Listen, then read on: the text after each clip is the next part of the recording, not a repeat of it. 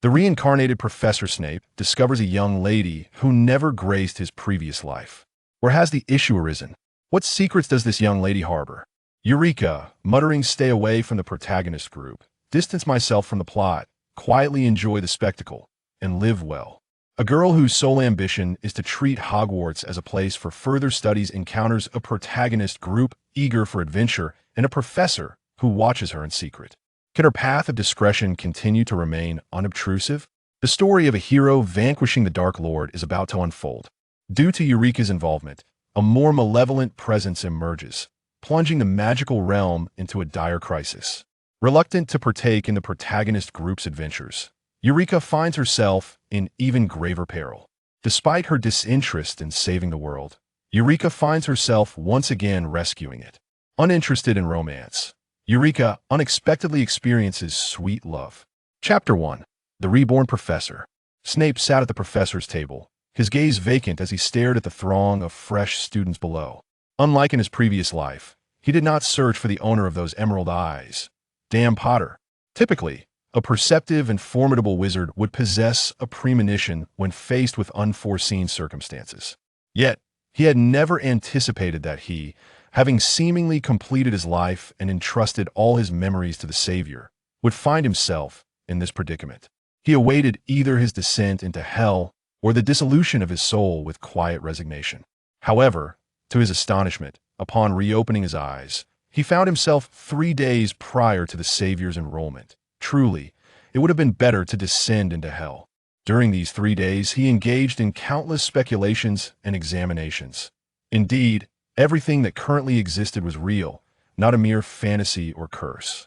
If one must attribute this occurrence, perhaps it is a prank of Merlin. It may be that in his previous life, he had already expended all he had to offer and accomplished all that could be done. Upon realizing his reincarnation, he found that the despair and anger he had long harbored had considerably diminished. He had given everything he could in his former life, even his soul. Now, he felt utterly exhausted.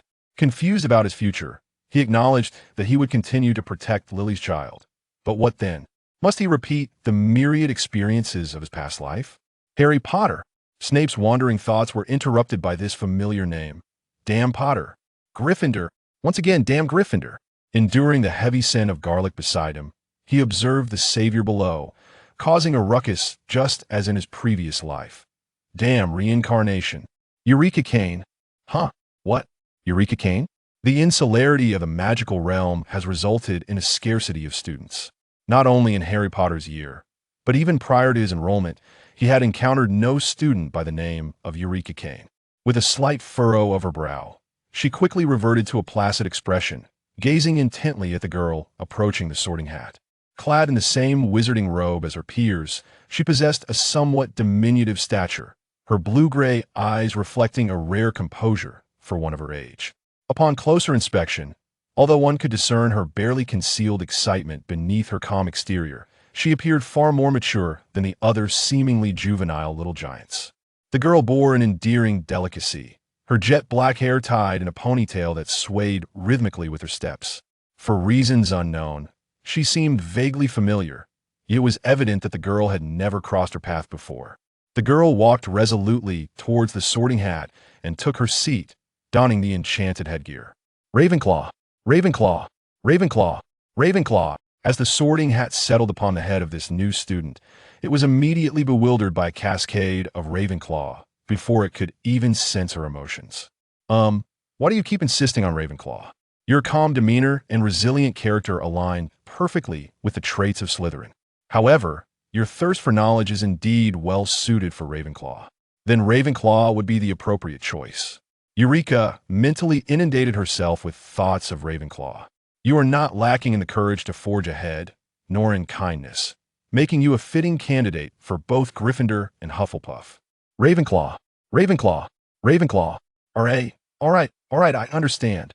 The Sorting Hat, clearly exasperated, promptly proclaimed with a relieved voice, Ravenclaw. Eulica let out a silent sigh of relief as she removed the hat and proceeded to the seats designated for Ravenclaw, following the positions of the other students. She felt secure. Eulica's heart swelled with reassurance. Distancing herself from the protagonists, the Expendables, and all characters from the Harry Potter universe. She was safe. Eulica Kane is a time traveler. In her previous life, she was a researcher in the field of chemical engineering, constantly either in the laboratory or en route to it. As her hair thinned and her knowledge expanded with age, she never perceived her existence as different from others. Naturally introverted and averse to socializing, her work at the Research Institute suited her well. Until one fateful day, a colleague who accidentally caused an experimental mishap laid the blame squarely at her feet. It was then she realized that this seemingly pristine sanctuary was not without its blemishes. The academic elite would not tolerate any challenge to their authority. Any hint of her groundbreaking discoveries that questioned their established truths would lead to her immediate obliteration. Undeterred, she sought to counter these injustices in her own way, yet everything culminated at that street corner, where a drunken driver snuffed out the life of a burgeoning scientific star. The whims of fate are indeed capricious, are they not? Yet those lurking in the shadows never considered that a series of pre-scheduled denunciation emails would exact a heavy toll upon them. The downfall of a band of degenerates and a sweeping purge within the scientific community served as a poignant tribute to the pioneers. When she opened her eyes once more, she found herself, as Eulica Kane, an orphan. She discovered her extraordinary abilities at the tender age of 4, during her first magical outburst, where levitating and exploding objects were accompanied by excruciating pain and special treatment in the orphanage, coupled with curious glances. Fortunately, her adult memories shielded her from greater harm inflicted by their malice. Both psychologically and physically, she could only protect herself and safeguard her hidden secrets. Following her initial magical outburst, a ring appeared on her left pinky. The ring, a simple black band, exuded an aura of mystery and subtlety, and most importantly, it was visible only to her, unremovable, unyielding, and it grew alongside her as she matured. She often pondered the nature of the world she had entered. Was it her original world, the realm of the X-Men, or perhaps the worlds of Marvel and Batman? As she lay bedridden, suffering from pain and enduring the scorn and abuse from those in the orphanage, she frequently gazed at the azure sky, wondering if a caped hero might descend to rescue her. Eventually, upon unintentionally overhearing an address, she realized her location, Privet Drive, the very beginning of the Harry Potter saga. From that moment onward, she resolved never to gaze up at the sky again. She understood that no one would come to her aid. After all, she was merely an ordinary orphan, not a savior, nor could she aspire to be the second Dark Lord to escape from an orphanage. Thus, she was compelled to continually suppress her emotions, employing her methods to alleviate the physical pain stemming from magical outbursts. She recalled that severe magical surges could lead to becoming a squib or even death, while she merely suffered physical injuries. Whether this was a stroke of luck or misfortune remained uncertain. Like wild grass, she fought for survival, enduring discomfort while working, striving to wear a smile to endear herself to others. As she grew older, she sought employment in the community, desperately saving every penny, all in anticipation of the day when, on her 11th birthday, an owl would tap on her window. On the day of her 11th birthday, she felt as if the gears of destiny had finally begun to turn. A letter, an acceptance from Hogwarts. When Professor McGonagall appeared before her, and, as she stepped into Diagon Alley for the first time, Eulica resolved to survive, to live discreetly away from the limelight of the narrative. However, she remains unaware that a variable has come into play. The moment her name was uttered, she had already captured someone's attention. The sorting ceremony and the headmaster's address unfolded as chronicled in the tomes, yet Eulica kept her gaze lowered, apprehensive that the intensity of her admiration might betray her to the illustrious headmaster Dumbledore. After all, she was surrounded by a sensitive, suspicious double agent and a concealed Dark Lord, both formidable in their own right. While it was unlikely that anyone would take notice of an excited little witch from the mundane world, Eulica nonetheless adhered to her self-imposed persona of a reserved and studious Muggle-born witch. With her head bowed, she quietly consumed her meal, her mind drifting through the narrative that had captivated her in her previous life. Though she had ultimately dedicated herself to research, she had once indulged in various readings during her academic years, among which was this globally acclaimed series. Initially, she perceived it merely as a children's book, but as she progressed through the volumes, she found herself in awe of the author's imaginative prowess, akin to chronicling a history that glimpsed into another realm.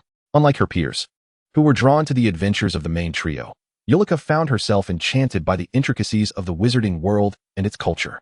It was a pity that the protagonists were so engrossed in their quests to vanquish Voldemort that they neglected a deeper exploration of the various disciplines.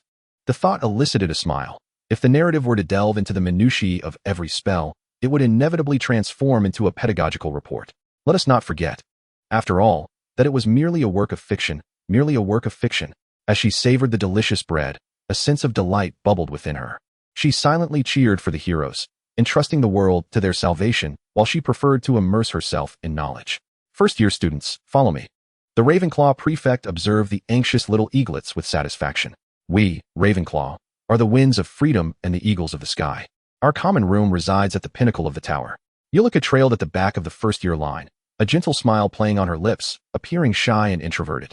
Seizing the moment, she tilted her gaze forward as if to meet the prefect's eyes. Yet in truth, she was observing the professors engaged in conversation.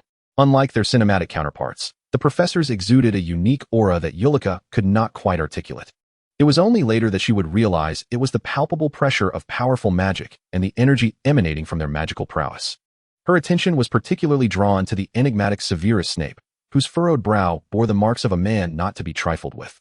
His cold, hollow gaze belied his relatively young age, instead emanating an air of weariness and age.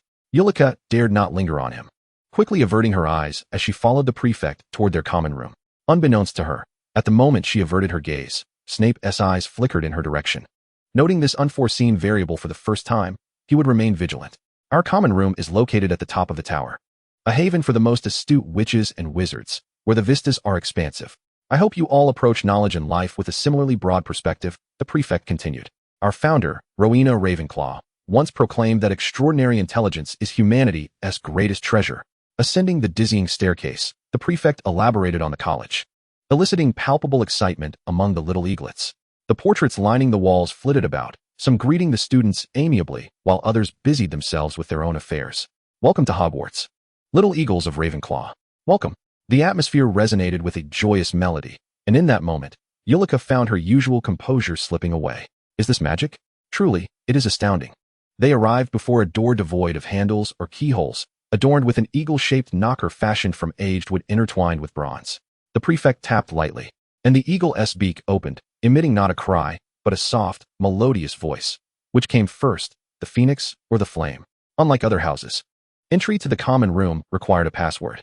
We Ravenclaws must answer questions here, a reminder of the importance of knowledge, the prefect explained. And what if one answers incorrectly? A newcomer inquired nervously. Then you must wait for someone who knows the answer to arrive, allowing you to learn something new, understand? Understood. The eager little eaglets were intrigued by this arrangement. The answer is a cycle without beginning or end. Well answered, the voice responded, and the door swung open with a graceful rotation. The vacant Ravenclaw common room was a spacious, circular chamber, dreamlike in its ambience. Arched windows adorned the walls, draped with silk curtains in the house colors of blue and bronze. By day, the Ravenclaws could relish the surrounding hilltop vistas, the sunlight favoring these little eagles, while the vaulted ceiling painted with stars complemented the deep blue carpet below.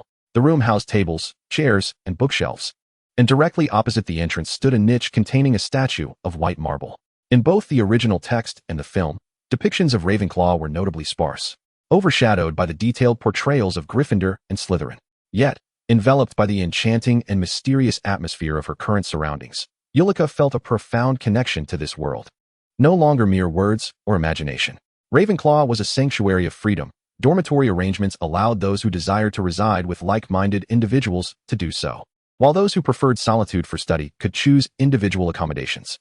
Eulica opted for a solitary room, unlike other newcomers eager to forge friendships. Having unpacked her belongings, consisting primarily of textbooks and an assortment of Muggle and magical literature, she found her possessions rather sparse. After all, she hailed from an orphanage. Although she could conceive various means of earning money, her age limited her earning potential. The tales of transmigrators who became wealthy moguls at the tender age of 3.5 seemed far more fantastical than the existence of magic itself. Nevertheless, upon entering the magical realm, she believed she could devise ways to earn some income. Potions were a promising avenue, fortuitously aligning with her previous profession. After acquiring the necessary textbooks and materials, she tentatively ventured into brewing a few, discovering it was not particularly challenging, perhaps due to the simplicity of the curriculum for lower years. After completing her evening routine and indulging in a bit more reading, she prepared to retire for the night. The phrase "go with the flow" aptly described her disposition. After all, having traversed into another world, what was there to remain unsettled about? Most of Ravenclaw's courses were shared with Hufflepuff, a pair of houses devoid of significant conflict. The independent nature of Ravenclaw and the understated, introverted demeanor of Hufflepuff fostered a harmonious classroom environment. Eulica placed great emphasis on foundational learning, attending classes with utmost seriousness. Employing the study methods from her past life, she prepared preliminary notes, took diligent class notes, and compiled summaries of extended knowledge afterward. Even a simple spell, such as the switching spell, nearly warranted a thick research paper. Although most Ravenclaws were deeply invested in acquiring knowledge, Eulica's grounded approach to the fundamentals astonished her professors. And within just a few classes, she garnered a reputation among many. Yet Eulica remained unperturbed, since her quest for knowledge necessitated certain channels. There was no point in hiding her abilities. After all, compared to someone wholly devoted to study, the attention of others would likely gravitate toward the savior, wouldn't it? It is said that as the new term commenced, the savior clashed with Draco Malfoy, a first year from Slytherin. Truly, these children are fascinating. With a heart brimming with joy, Eulica finally arrived at the potions class she had eagerly anticipated. She recalls being particularly captivated by this segment when she first watched the film. Curious about how potions exert their effects, are they akin to traditional Chinese medicine, where the combination of various substances produces a result? How much magical energy is required? And how many times must one stir? This seemed rather elusive. Such curiosity lingered until her initial encounter with potions, which offered her a glimpse of understanding, filling her with excitement. The potions class convened in a subterranean chamber, markedly chillier than the upper castle's main floor. Glass jars lined the walls, housing specimens of animals submerged in eerie liquids, sending shivers down one's spine. Yet Eulica accepted it all with grace, even taking the time to examine each specimen with interest, many of which were unfamiliar to her. This, indeed, is the allure of learning. Professor Snape entered the classroom punctually, and upon his arrival, he dramatically shut the windows with a wave of his hand, commanding an impressive presence as his robes billowed behind him. Sitting in the last row by the aisle, Eulica distinctly caught the scent of potions wafting from Snape, moving from a distance to envelop her, lingering but never dissipating. Like Professor Flitwick, Snape began the class by taking attendance. When he called Eulica Kane's name, she sensed his gaze linger upon her a moment longer, yet he uttered no words. It was to be expected. She was not the savior, merely an ordinary Ravenclaw student. Chapter 2. Greetings, Hermione. After completing the roll call, Snape's eyes scanned the classroom, dark and devoid of warmth, reminiscent of two shadowy tunnels. Eulica, usually immersed in the pursuit of knowledge, found herself momentarily distracted, reflecting on Snape, the tragic double agent. The great romantic, whose intense emotions overshadowed his other attributes, bringing tears and inspiration to countless souls. Whenever she encountered fanfiction depicting those who sought to save Snape, she couldn't help but think that if he were aware of these rescuers, he might regard them with disdain and anger. He did not require salvation. Every choice he made was his own, and even the misguided ones compelled him to atone in full. He owed nothing to anyone. To calmly arrive in this world and depart without burdens was liberation for him, not regret. Much like her own past life, where her demise, though regrettable, was not a source of resentment towards anyone. She had exacted her revenge where necessary and diligently pursued her responsibilities, feeling no shame toward her alma mater, nor guilt in her conscience. Thus, they required neither sympathy nor salvation. Snape surveyed the familiar faces before him, recognizing each without needing the attendance sheet, having taught them for 7 years. Among them was a student who calmly regarded him, eyes glimmering with subtle joy and anticipation.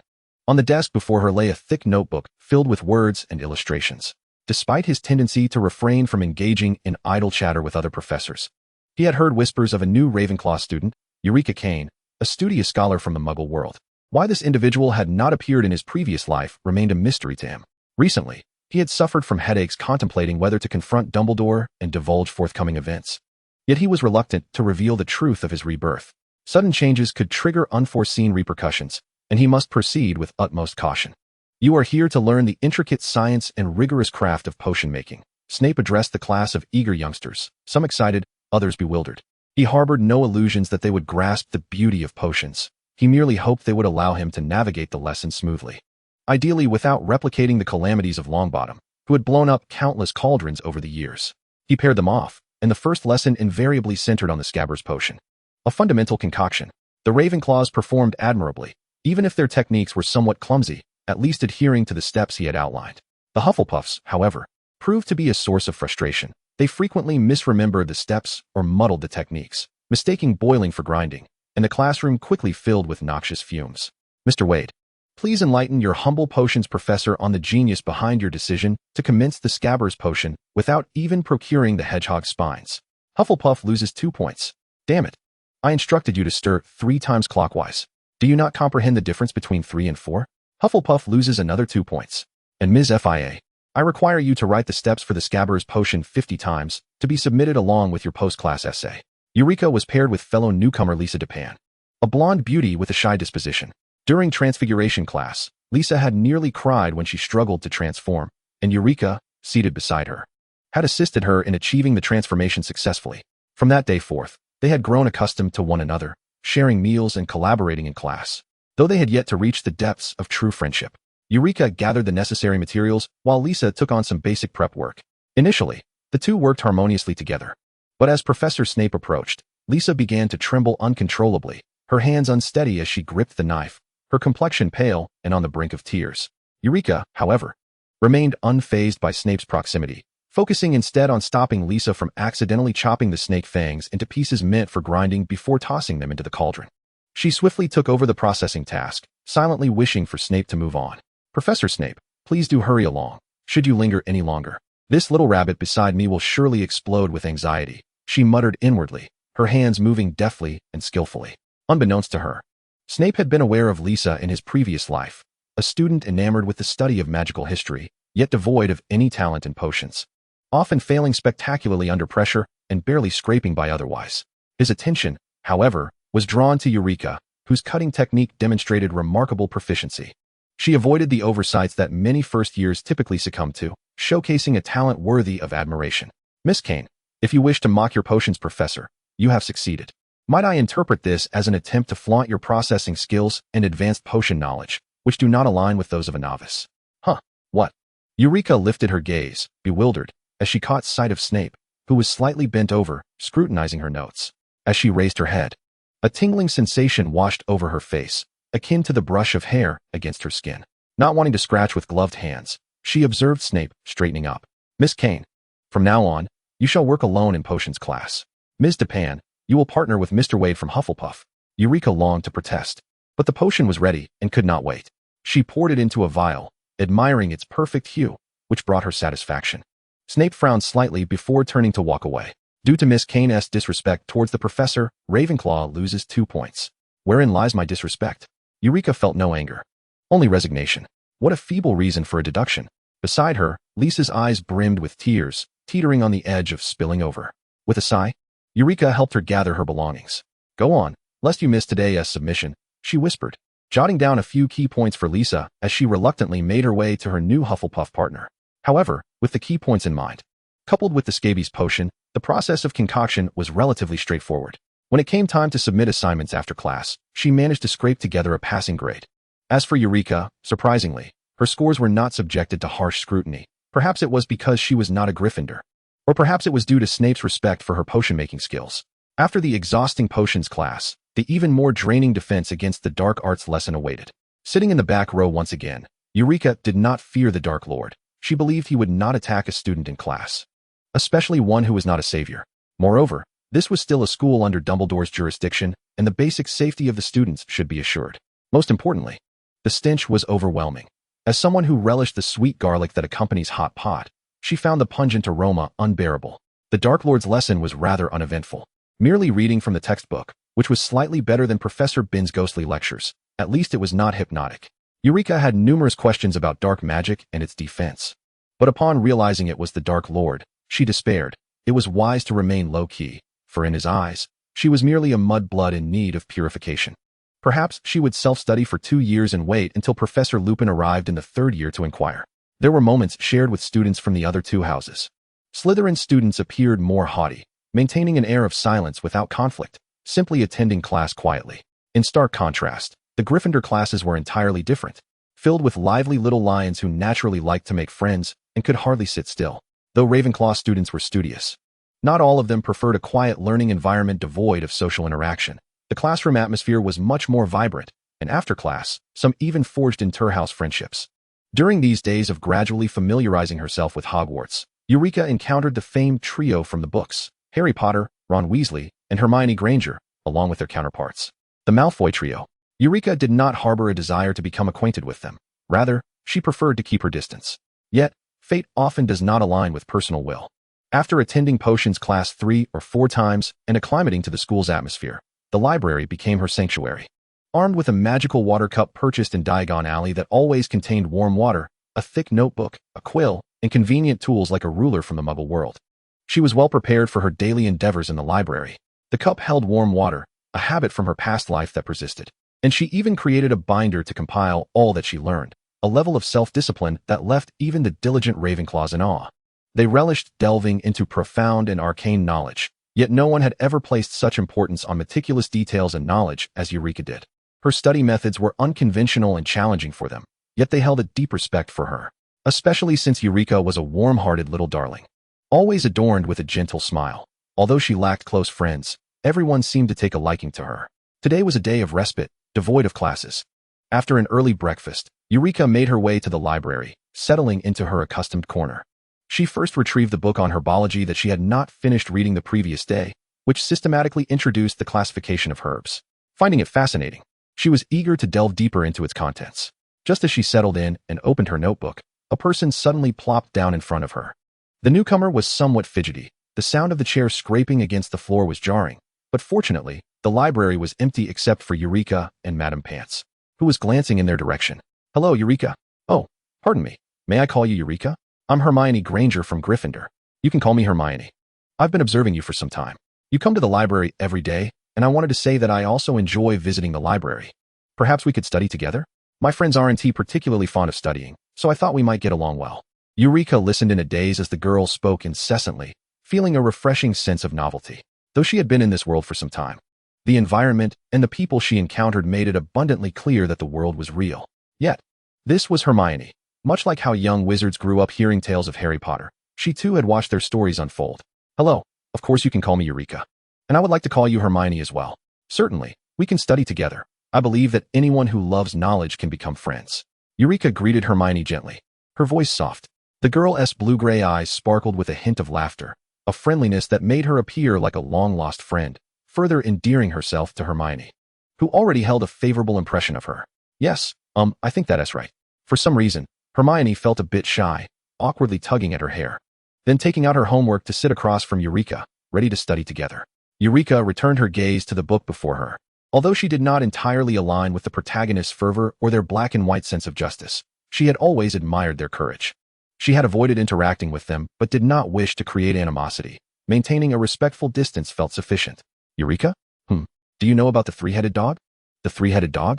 Eureka recalled the plot, remembering how Harry Potter and Draco Malfoy had arranged a midnight duel, only for Draco to not show up.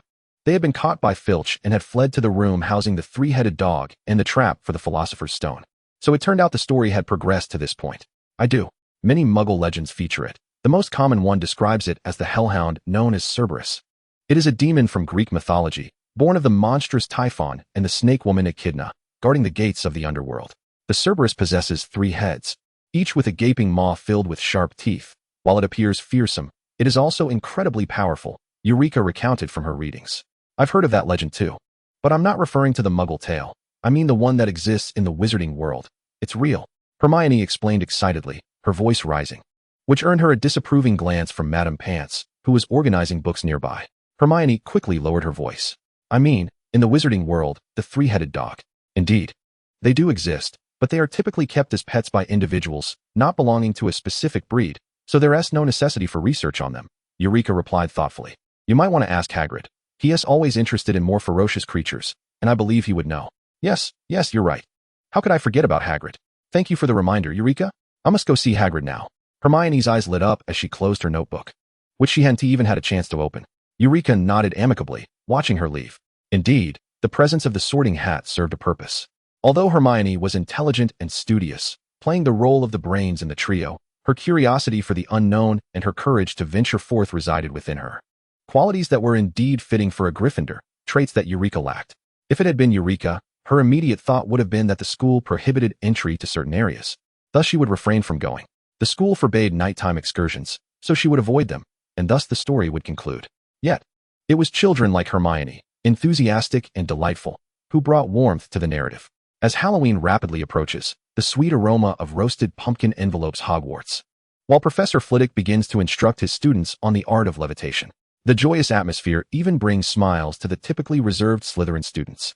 Severus Snape strides ominously through the throngs of foolish trolls, watching as they scramble to either side in a panic, his mood darkening further. Just wait, little trolls, today, you shall encounter a true giant. He had no intention of thwarting Dumbledore's plans for the Chosen One. Stopping this time might lead to even stricter measures in the future, all the while failing to evade Dumbledore's scrutiny. He merely observed the actions of the little trolls with cold detachment, but the paramount concern was the safety of the Chosen One. After all, the games must remain within the bounds of safety, for he is Lily's son. As Snape caught sight of Hermione rushing past him in tears, he was suddenly reminded of their first-year Halloween when they had faced a troll together. Following Hermione's retreating figure, he discreetly affixed a black button to the back of her robe at a corner. Although they had escaped unscathed in their previous encounter, it did not guarantee that this time would be free of misfortune. By attaching a marked alchemical item, he could ensure a swift response should she find herself in life-threatening peril, thus safeguarding the lives of those foolish little trolls. The Halloween feast at Hogwarts was undeniably captivating. Infused with the imagination of wizards who possessed the ability to conjure creativity, rendering this already fantastical holiday even more vibrant.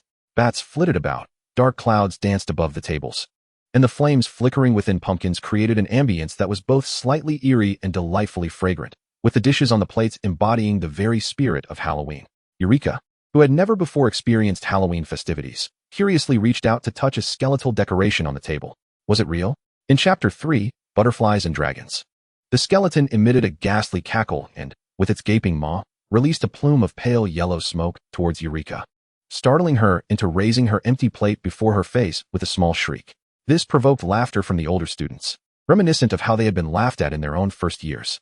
Eulica had always been perceived as a gentle, studious girl, known for her soft smiles preceding her words and her willingness to help others by providing notes or answering questions.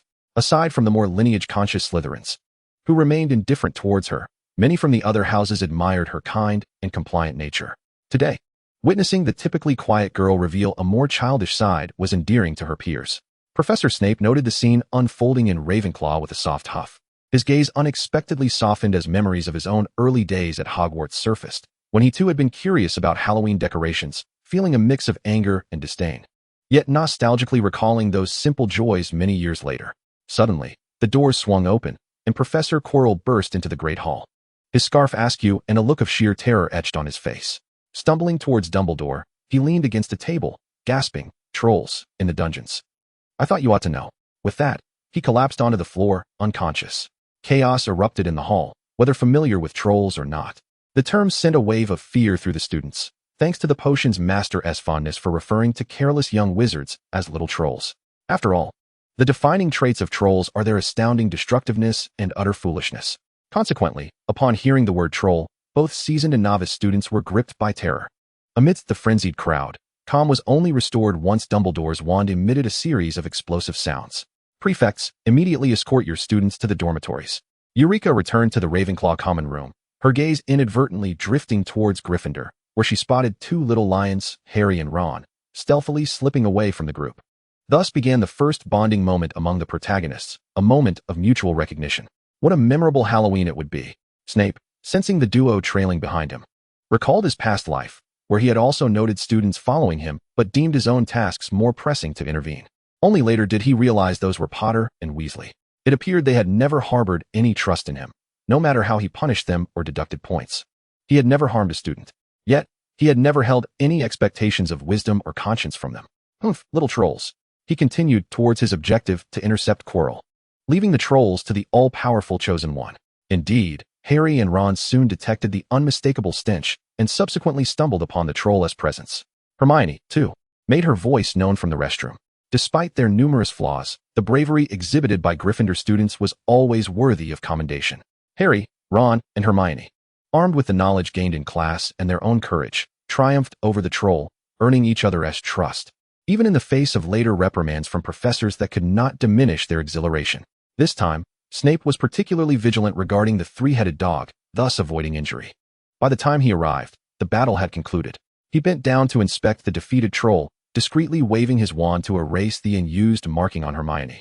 Unnoticed by anyone, expressionless, Snape stood aside, ignoring Professor McGonagall's admonishments towards the trio and her unwarranted points for supposed bravery, as well as their clumsy lies. He observed the unfolding drama as if it were a play, reflecting on why he had been so deeply entrenched in his past life.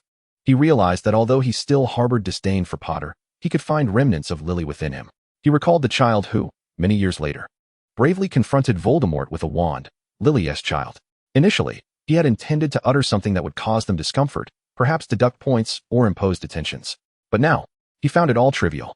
Protecting Lily's child and then departing Hogwarts to seek a quiet place devoid of Dumbledore and pesky little trolls to study potions and delve into research he had previously lacked time for.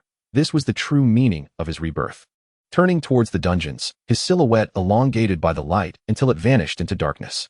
In the common room, having completed her evening routine, Eulica lay reading. Believing she was witnessing the birth of friendship, while in the dungeons, Snape, frowning and diligently grading papers, was unaware that he had inadvertently altered the course of history. Yet, even the smallest flutter of a butterfly's wings can invoke monumental change. Their anticipated tranquility was unlikely to materialize. Thus, the Quidditch match between Gryffindor and Slytherin commenced. And according to history, Snape settled into his position, ready to cast protective spells for Potter, that troublesome boy. Yet, when the match concluded, he did not hear Quirrell reciting any incantations. Potter, jubilantly brandishing the golden snitch, bore an uncanny resemblance to his foolish father. Snape furrowed his brow.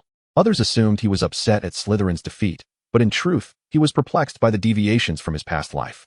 He did not intend to perpetually follow the traces of his past life. However, he dared not deviate significantly from certain pivotal plot points, such as his attitude towards Quirrell. He could easily exert control over Quirrell now, but what of the Dark Lord lurking in the shadows? Would he transfer his attention to another or simply depart? He remained uncertain of how Potter had managed to sever the soul in his previous life. Although Dumbledore had faith in him, there were still myriad secrets he kept hidden, such as the existence of Horcruxes. His own understanding of Horcruxes had come only later, after teaching Potter the mind-blocking spell, which allowed him to glean some insights from Potter's mind. Yet, at that time, he was still unaware of the concept of Horcruxes. It was only later, under the curse of Dumbledore's life, that he began to analyze what they truly were, regrettably still lacking the complete picture. Harry, splendid. You caught the golden snitch in the very first match. Absolutely marvelous, Ron exclaimed, standing beside Harry, his excitement palpable as he patted Harry's shoulder. In stark contrast to the disheartened Slytherins nearby, Gryffindor erupted in joyous cheers. Meanwhile, sitting in the stands, eagerly anticipating the encounter of the savior with danger, Eulica felt an ominous premonition wash over her. Instinctively, she glanced towards the teacher's area, only to find Quirrell conspicuously absent. Bang! Harry! Someone, come quickly! Harry, are you all right? Harry lay unconscious, his body drenched in blood, marred by the marks of the explosion, his hands particularly grievously injured with muscle protruding grotesquely. The nearby broomstick lay shattered. Debris scattered amidst the curling black smoke. Butterflies flitted gracefully, stirring the distant winds. Dumbledore, I examined the broom. It contained a delayed explosion curse. The magical energy is exceedingly potent, Professor McGonagall murmured to Dumbledore in the medical station. Dumbledore nodded, his usually benevolent smile replaced by a grave and concerned gaze fixed upon the still unconscious Harry. A series of determined footsteps approached, culminating in a loud crash as Snape entered the infirmary. Ah, what a splendid sport for self-destruction. The savior doesn't even require the Dark Lord's intervention. A few more matches like this, and he achieved the tragic accolade of being the first boy to perish due to participating in mindless activities. His caustic sarcasm flowed freely. Little did he reveal the turmoil that had ensued upon witnessing Potter's devastation, believing all was under his control, only to be confronted with such unforeseen circumstances. Severus, Harry did not wish for this. Please, do not be too harsh on him, Dumbledore interjected, his expression still adorned with a smile, as if oblivious to the dark scowl of the man before him. I presume my hearing is intact. I believe I just heard mention of a delayed explosion curse. Snape dismissed Dumbledore's words with indifference, seeking clarification instead. McGonagall glanced at Dumbledore, who nodded in affirmation. Indeed, it is a delayed explosion curse. Had it not been for Harry's fortuitous early capture of the golden snitch, the timing of the explosion would have coincided with his flight, resulting in far graver injuries. Snape nodded gravely, but said nothing further before turning to leave. Dumbledore, perplexed, turned to McGonagall. Why did he not mock me this time? After the troll incident, he eviscerated me for failing to recognize the dangers within the school. I expected a similar reprimand now, yet he merely left in silence.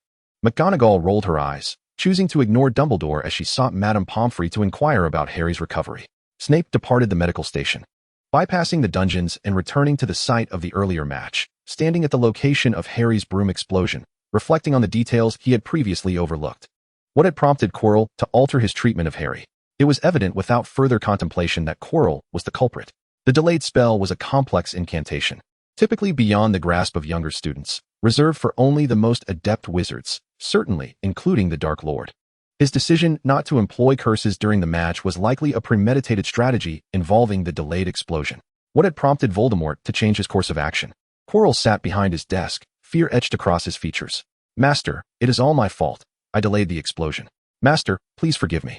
Indeed, it is entirely your fault. Fool. All you needed to do was cast a curse during the match, and that boy would have met his demise or sustained grievous injuries due to sheer accident. Instead, you risked detection by rigging the broom, which led to this disastrous outcome. You are a fool. Master, I implore your forgiveness. I shall not disappoint you again. I merely wish to ensure Harry Potter suffered greatly, hence my use of the explosion curse. He and his two sidekicks have been persistently in my vicinity, and I fear for your safety. But you have failed. This is your final opportunity. Otherwise, you know what awaits you. As you command, my master. The Quidditch match incident concluded with Harry remaining in the medical station for several days, and the aftermath was attributed to broomstick malfunctions. Everything seemed to return to an eerie calm, though whispers of discord between the Slytherin prince and the Gryffindor savior occasionally surfaced. Eulica, occasionally spotted in the library, even brought Harry and Ron along, achieving the delightful milestone of making the trio familiar with one another.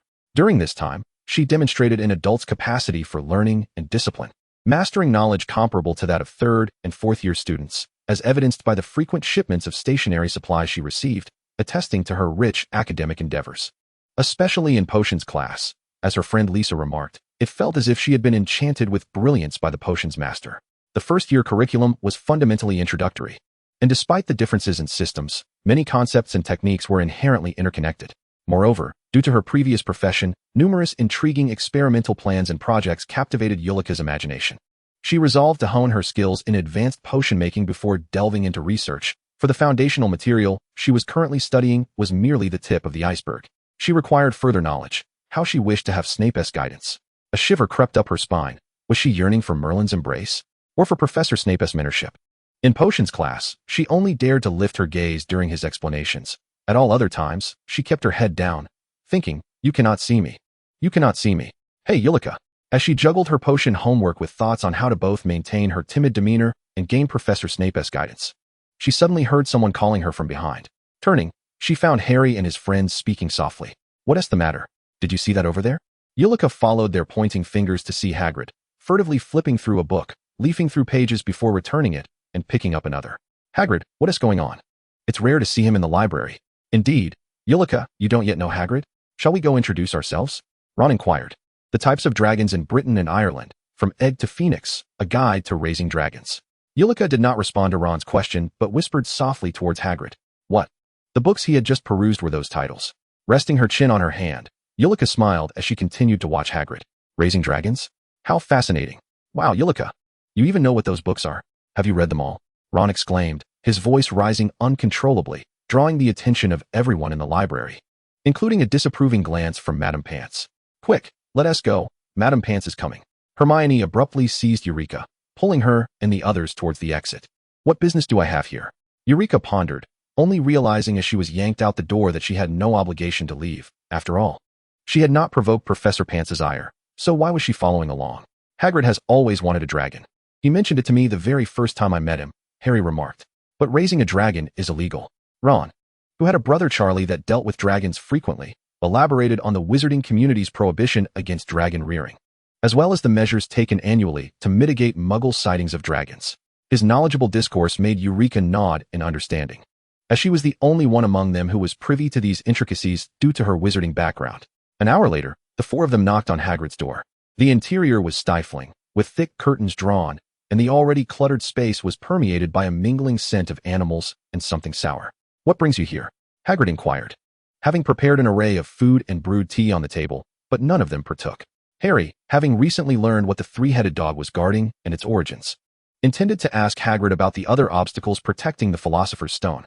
However, considering Eureka's ignorance on the matter, he deemed it a secret best left unspoken for now, opting instead to discuss other topics. At that moment, a kettle atop the fireplace suddenly toppled, spilling hot water all over Hagrid. Fortunately, he was unperturbed by the heat, but he anxiously rose and hurried over to kick the kettle aside. In the midst of the flames lay an egg, which was cracking open. The sound of the shell fracturing audible despite the crackling of the burning wood, accompanied by a faint, desperate roar. How could it hatch so soon? The book said it would take longer. What do I do? What do I do? Hagrid fretted. Brandy mixed with chicken blood. Yes. I need to feed it that at intervals after it hatches, but I'm not prepared. Oh dear, what is this? The group gazed curiously at the enormous egg. I want it playing cards. I found out about it in the library. It's a Norwegian ridgeback, Hagrid exclaimed excitedly. Hagrid, that's a wooden house. You can't raise it here. Hermione rationally interjected. It'll be fine. It's a good little creature, Hagrid replied, utterly disregarding the other's concerns, his gaze fixed on the dragon egg. Ron, being more knowledgeable about such matters, worried about the consequences if they were discovered. Yet, it was undeniable that the impending hatching of the dragon thrilled the two boys. While Eureka's attention drifted towards a gap in the window, as the shell cracked further, a small dragon struggled to emerge, its spiny wings appearing disproportionately large compared to its slender, dark body, exuding a vitality that permeated the air. Chapter 4, Magical Disturbance. Eureka furrowed her brow. Not because the dragon did not meet her aesthetic standards, but because her left hand, adorned with a ring, began to emit a faint heat, particularly around the ring itself, almost as if it were burning. This is bad. Someone is spying, Hagrid muttered, and Harry, having already opened the door to pursue, caught sight of a figure sprinting into the school. It was Malfoy. For the next week, Malfoy wore a mischievous smirk as he watched the Gryffindor group. This was the first time he had paid such attention to Eureka, the bookish girl from the Muggle world with a hint of academic talent. Someone he had only heard of but never expected to meet. Now, however, she was aligning herself with the boy who lived, a rather regrettable circumstance, as he intended to show her what true standards of friendship were. Unbeknownst to Eureka, she had captured Malfoy's interest. Her focus this week had been solely on her hand. After that encounter with the dragon, her hand had become unbearably hot, returning to normal once she left, but in the days that followed, she had tried to concoct excuses to revisit Hagrid's house, and each time she approached within a few meters of the dragon, her hand would ignite with heat, only to subside once she departed. What on earth was happening? Bang! Lost in thought, she was suddenly knocked down from behind in the corridor, colliding against the wall, where her head struck a protruding snake-shaped ornament, causing blood to gush from the wound. A few passing students gasped at the sight, quickly recognizing the assailant as a malicious Slytherin, and wisely chose to steer clear of the commotion. Dazed, Eureka pressed her hand against her bleeding forehead, attempting to turn and see who had bumped into her, when suddenly, a sharp pain surged through her head, and her left hand began to throb again, as if a sharp needle were twisting within her mind. The unbearable agony caused her to scream, and a surge of energy erupted from her body, manifesting as a magical whirlwind that swept through the corridor, lifting the Slytherin students still present. Those who had merely understood Malfoy's insinuations and sought to curry favor by bullying those he deemed mudbloods were caught off guard, crashing violently against the wall and losing consciousness in an instant. Eureka herself succumbed to unconsciousness at that moment, and the snake-shaped ornament abruptly vanished, along with a portion of her blood. The ghosts within the castle seemed to hear a haunting, anguished wail reverberate through the halls, although they could not articulate their fear. Moments later, they all forgot what had transpired, as if returning to their usual routines. Professor Snape, the closest to the scene, was the first to arrive. Taking in the sight of a bloodied girl and several Slytherin students nearby, unconscious and bleeding. A magical disturbance? He speculated as he approached, rather than using a levitation spell, which could disrupt her magical flow if it were indeed a disturbance. He knelt and gently lifted the unconscious Eureka, her delicate frame and pale face evoking a sense of pity. In the infirmary, Eureka and the other unconscious students were attended to. Professor Dumbledore stood at the foot of her bed, concern etched across his face as Madame Pomfrey cast diagnostic spells. Albus, this child is in a dire state. She suffers from severe anemia, developmental issues, and a chaotic magical flow within her body, with several internal organs displaced. Additionally, she bears numerous old scars. I swear, I've never seen such a multitude of physical ailments even among Aurors who frequently undertake dangerous missions. Her voice trembled with emotion as she continued. I cannot fathom how she has lived this long, and I fear for her future and lifespan. Professor Flitwick stood solemnly beside her, deeply affected.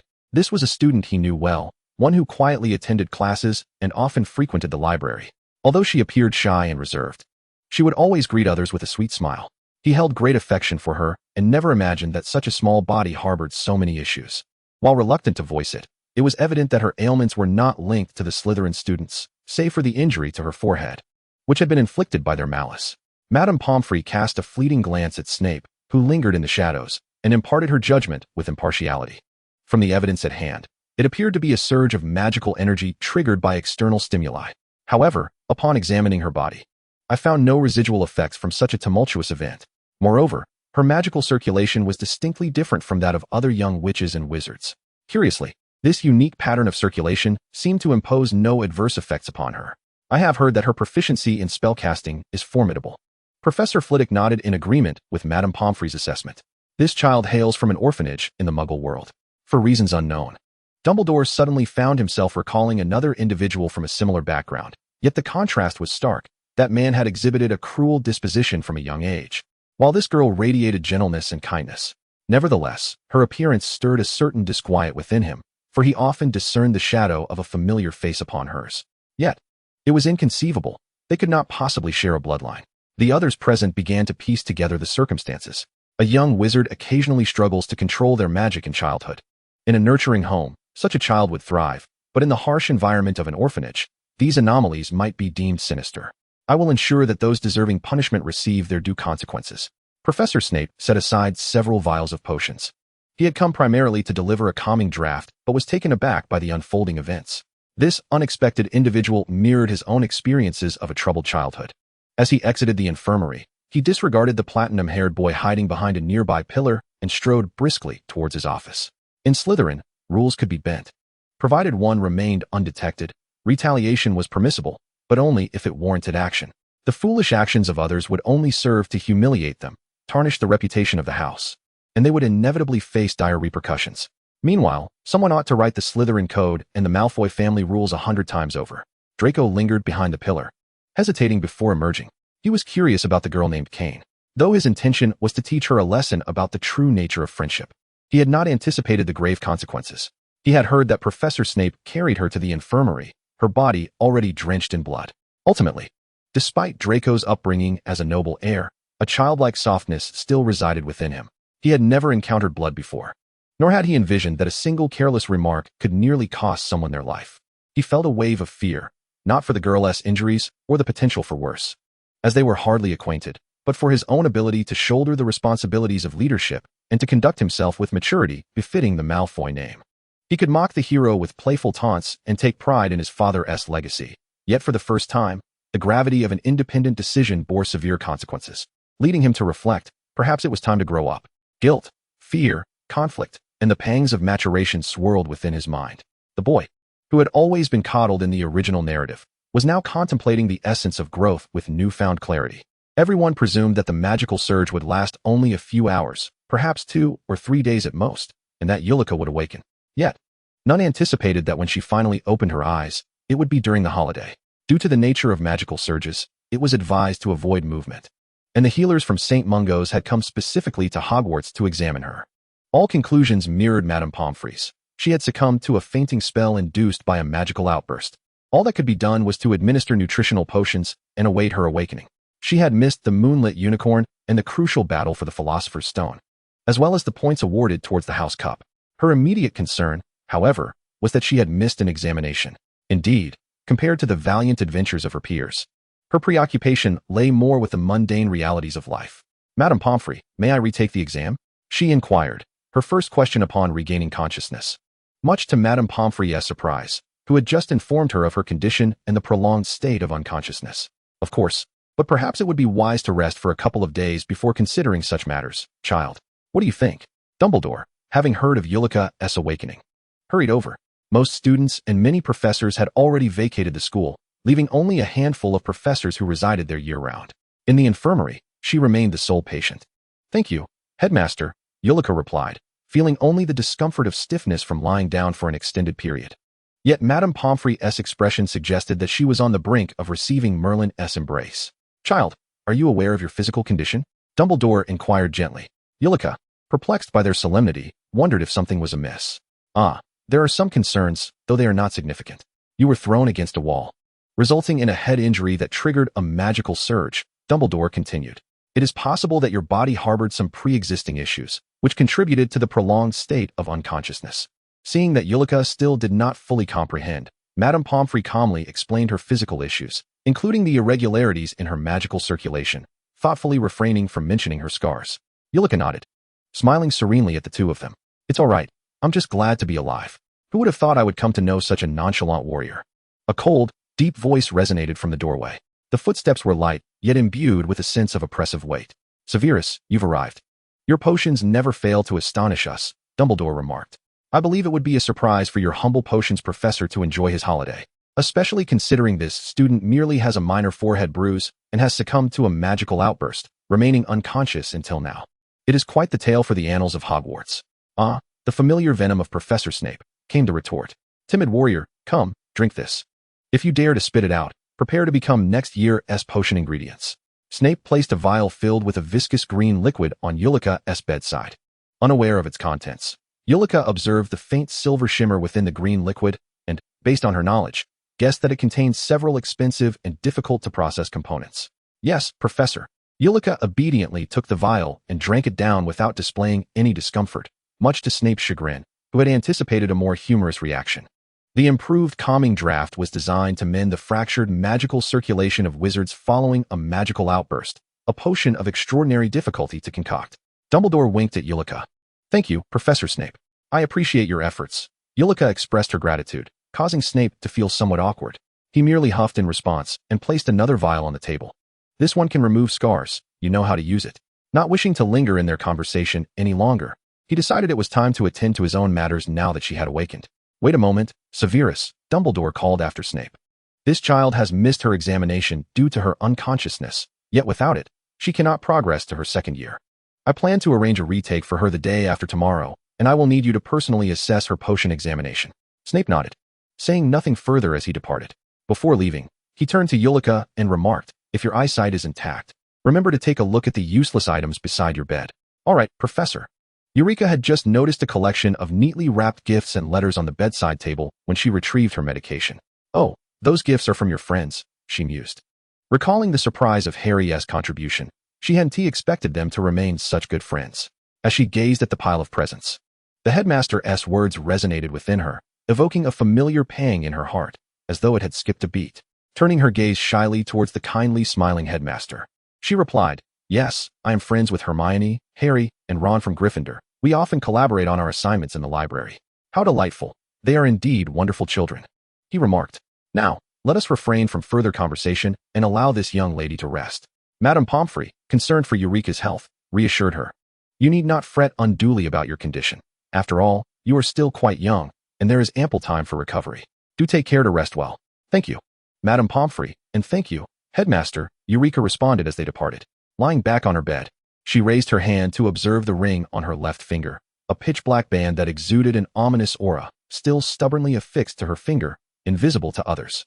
Reflecting on Madame Pomfrey's words regarding her physical state, she realized she had sensed something amiss for quite some time.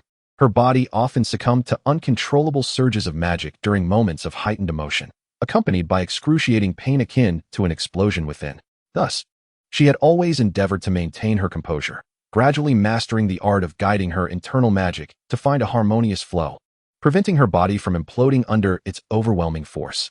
Dismissing these thoughts, she turned her attention to the items on the table beside her. Apart from a few familiar faces from Ravenclaw who had left carrying notes, 2 letters stood out. One was from Harry and his friends, offering words of comfort and recounting their thrilling exploits in saving the Philosopher's Stone. The other letter, upon grasping it, emitted an alluring fragrance, crafted from exquisite paper, adorned with ornate script, filled with superfluous noble phrases. She need not glance at the signature to know its author, Draco Malfoy. Amidst the sea of trivial pleasantries, a few salient points emerged. He would owe her a favor within certain bounds, as an apology for the injury he had caused her. A smile tugged at her lips. She hadn't anticipated that this unexpected, non-provocative incident would result in the Malfoy heir being indebted to her. Truly, he was still a young serpent yet to mature, with a certain childlike ferocity in his undeveloped fangs. Presumably, he wished to avoid escalating the situation, which, oddly, aligned with her expectations, thus earning her approval of his approach. As for the individual responsible for her collision and ensuing unconsciousness, she would not forget. Closing her eyes, Eulica slipped into slumber, the ring on her left hand flickering faintly. Draco concluded his lessons for the day at home, wearily rubbing his forehead.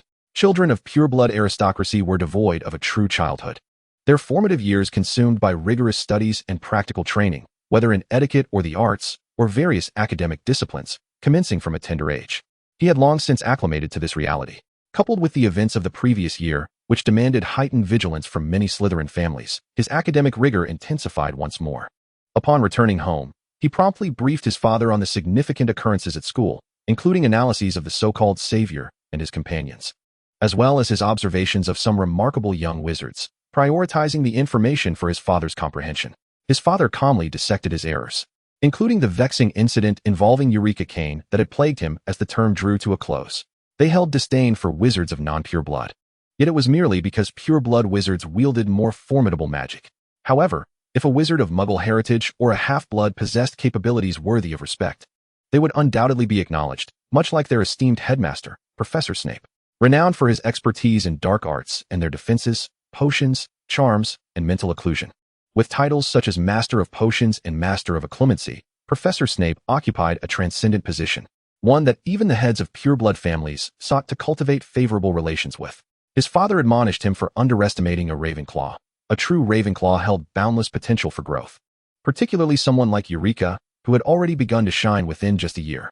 Draco, while grooming his slightly disheveled hair in the bathroom after training, caught sight of his reflection and suddenly recalled Miss Kane, whose eyes mirrored his own in a striking shade of bluish-gray. Well, given the similarity in eye color, perhaps he ought to treat her with greater kindness. Truth be told, had he not known himself to be the sole heir of the Malfoy lineage, as inscribed in the family tree, he might have questioned whether the girl was somehow related to his family upon first encountering her gaze. Chapter 5. The Malfoy Family. Malfoy Manor, Basement. A portrait situated lower on the wall had long remained blank, depicting an office-like setting. Unlike other portraits that engaged in whispered conversations, groomed their appearances, or slumbered, this particular portrait, once belonging to Lucius's father, Abraxas, was seldom occupied. Today, however, it unexpectedly ignited into flames without warning. Wizarding portraits were treasured family relics, encapsulating secrets and the knowledge of lineage, serving not only as a remembrance of kin, but also as a continuation of family prosperity. Some ancient portraits might fade into mere paintings due to the loss of magical support. Yet it was unprecedented for a portrait merely a decade old to suffer such an anomaly. Despite the esteemed lineage of the Malfoy family, this sudden occurrence incited panic, rendering even the proudest portraits to shriek and scuttle away, particularly those adjacent to the self-igniting portrait. Lucius sensed the disturbance in the basement and hurried to investigate, only to find the remnants of ash scattered across the floor, his handsome visage stripped of its usual aloof charm, replaced by an expression of unease and confusion. What on earth could have transpired? Lucius, you must remain composed. You are a Malfoy, urged the portraits, aside from a few still shaken by the incident, while the others regained their characteristic composure. Heeding his ancestors' counsel, Lucius recognized his own lapse in demeanor. Indeed, I shall maintain my composure. Donning a pair of specially crafted gloves, he carefully collected the ashes from the burnt portrait, sealing them in a small bag. With a few flicks of his wand against the wall, he found no traces of curses or dark magic, yet he prudently isolated the area and relocated the surrounding portraits. He needed to peruse the family archives to uncover the cause. Hogwarts. After a brief respite of 2 days, Eulica was faced with her own examinations. Due to the absence of several professors, aside from potions and charms, which were personally overseen by Professor Snape and Professor Flitwick, the remaining subjects were examined under the watchful eye of Dumbledore, who set the questions and supervised. In the minds of many from her previous life, Dumbledore had been sculpted into a figure akin to a white sorcerer, a cold and vengeful entity harboring animosity towards Slytherin. Eulica had once harbored similar inclinations, until her prolonged interactions in recent days unveiled the greatness and respectability of this elder. He took the time amidst his busy schedule to monitor the examinations for an ordinary student and patiently answered some of her queries at other times. The wisdom and compassion reflected in his eyes are genuine. Equally authentic is the wary vigilance he harbors against the extreme dark wizards. Of course, his fondness for sweets is also undeniably real. The final examination is potions, and as the others depart, only cold, indifferent Professor Snape remains, his gaze fixated on the little giant torturing him with its examination. Now, at this very moment, the exam begins. If your ears are not stuffed with weeds, I believe you understand my meaning. The professor leans against the desk at the front, clad in his dark robes, carrying a faint scent of potions. His irritation palpable due to Eulica's sluggishness in setting her belongings aside. Very well. Eulica hastily collects herself and approaches the potion-making station. Let us prepare a polyjuice potion. Shall we? With her head bowed, she is taken aback at the mention of this potion. Only upperclassmen are permitted to learn it. Surely, a first year's exam would consist of concocting a simple cold remedy, not a polyjuice potion. Professor, I am but a first year. Eulica cannot suppress her urge to explain. Her mind racing. Could Professor Snape have mistaken her year? A rare flicker of a smile plays at the corners of Snape's stern lips, sending a shiver down Eulica's spine. Accustomed to his sarcasm, venom, aloofness, and ferocity, she can typically brush them off, but his smile. Goodness, no, Merlin, could this be a dreadful omen? The fear in Eulica's eyes pleases Snape. After all, someone who has already delved into potions in the dark and the revival of potions should find the polyjuice potion a mere trifle. Those 2 books were borrowed from the Ravenclaw library before her unconsciousness. How does he know? Is he surveilling her? Or perhaps he investigated her while she was incapacitated. But why would he surveil or investigate her? Suppressing her doubts and unease, Eulica reasons that although she is yet to master the mental sealing charm, she believes Snape would not employ legilimency or veritaserum on an ordinary student. Hence, she must remain calm. Professor, I have indeed perused those 2 tomes. But what? That she cannot perform it? That she does not comprehend it? That she has yet to learn it? Snape's icy gaze remains fixed on the young girl before him, unwavering. Do you know? I recently went to procure potion materials and discovered that many of the intermediate ingredients in my usual shop had been completely bought out, alongside several materials for advanced potions. I was curious, who could be purchasing such items? Eulica's downcast eyes focus on the table, her long lashes obscuring her expression. Yet what intrigues me further is that a potion master capable of crafting perfect intermediate potions and 2 types of advanced potions is selling them. From where do those advanced potion recipes originate? The answer lies in Potions in the Dark and the Revival of Potions. What was that potion master's name? KK? Eulica herself is KK Kane Professor. I recall now. I can indeed brew the polyjuice potion. I shall commence at once. Never did she imagine the magical world was so vast that purchasing and selling potions could lead to such scrutiny. At this moment, she must swiftly change the subject. If she lingers on the notion that a first year cannot undertake such a task, Snape might soon compel her to brew veritaserum, a feat she cannot accomplish. Do you believe I have the luxury to wait for you to finish the polyjuice potion? You, who do not even know whose potion Professor KK is, lack the time. Proceed to another workstation and continue with the subsequent steps. This is your examination. Snape refrains from directly addressing the KK topic, leaving her in a state of unease. After delivering his remarks, he moves to a nearby table, engrossing himself in a book. Eulica steadies her nerves and approaches the adjacent workstation, where a potion is left abandoned in the cauldron, clearly a failed endeavor, now cooling and settling. The color is off, the temperature non-existent, and she is utterly unaware of what step to take next. It would be more straightforward to declare to herself, "You have failed the examination." Snape glances up momentarily, observing the usually calm and gentle girl now filled with anger and turmoil, and he is satisfied as he diverts his attention back to the book before him. The potions she concocted during class have always been commendable. She ranks among the finest potion students he has encountered. Yet, upon discovering the perfect potion being sold in the apothecary, his curiosity piqued. How could a person capable of crafting perfect potions settle for merely intermediate ones? Following some investigation, he discovered it was indeed his own student behind it. This revelation captured his full attention, especially upon realizing her identity. The potions she provides for him are the superior versions, while the ones sold for gold galleons are the flawless ones. He cannot fault himself for that. The potion before him is merely an abandoned concoction left behind by a student, and it is not even a polyjuice potion. Today, he intends to challenge this girl. If it were he could effortlessly transform this failed brew into a polyjuice potion, but for a student, it would be a formidable task. As time ticks by, Snape finishes reading the entire book, only to realize much time has elapsed. Furrowing his brow, he wonders if he has overestimated her abilities. "Professor, I am ready." The girl's voice is tinged with fatigue. Snape looks up to see Eulica approaching with a potion vial, the liquid inside shimmering with a perfect hue. Even without inhaling its aroma, he can ascertain its success. He slightly lifts his chin, signaling her to set the vial down. As he takes the potion bottle, he scrutinizes it closely. Excellent quality, though not perfect, yet still impressive. What was that previous concoction? Snape's gaze remains fixed on the potion as he inquires of Eulica. A failed blood-replenishing potion. The failure stemmed from using too high a heat instead of a gentle simmer. Eulica understands that when facing a Slytherin who knows her true nature, her best option is to speak the truth, no concealment. Indeed, Eulica Kane. Potion grade, O. It is neither E nor A, but O, far beyond her expectations. Internally, she is elated to the point of wanting to run laps in celebration. Yet her face betrays only a modest smile, appearing rather restrained. Her joy stems not from the high score, but from receiving the acknowledgement of Master Potion Maker Snape. With her prior life-s experience, she approaches the material handling and potion-making steps with logic and reason, making her current proficiency inevitable. Yet, Snape is one of the industry's foremost masters, and that alone stirs her excitement. In comparison to those imbeciles who cannot even distinguish between mandrakes and weeds, she is indeed a touch smarter. However, I would prefer that this clever mind remembers one crucial fact.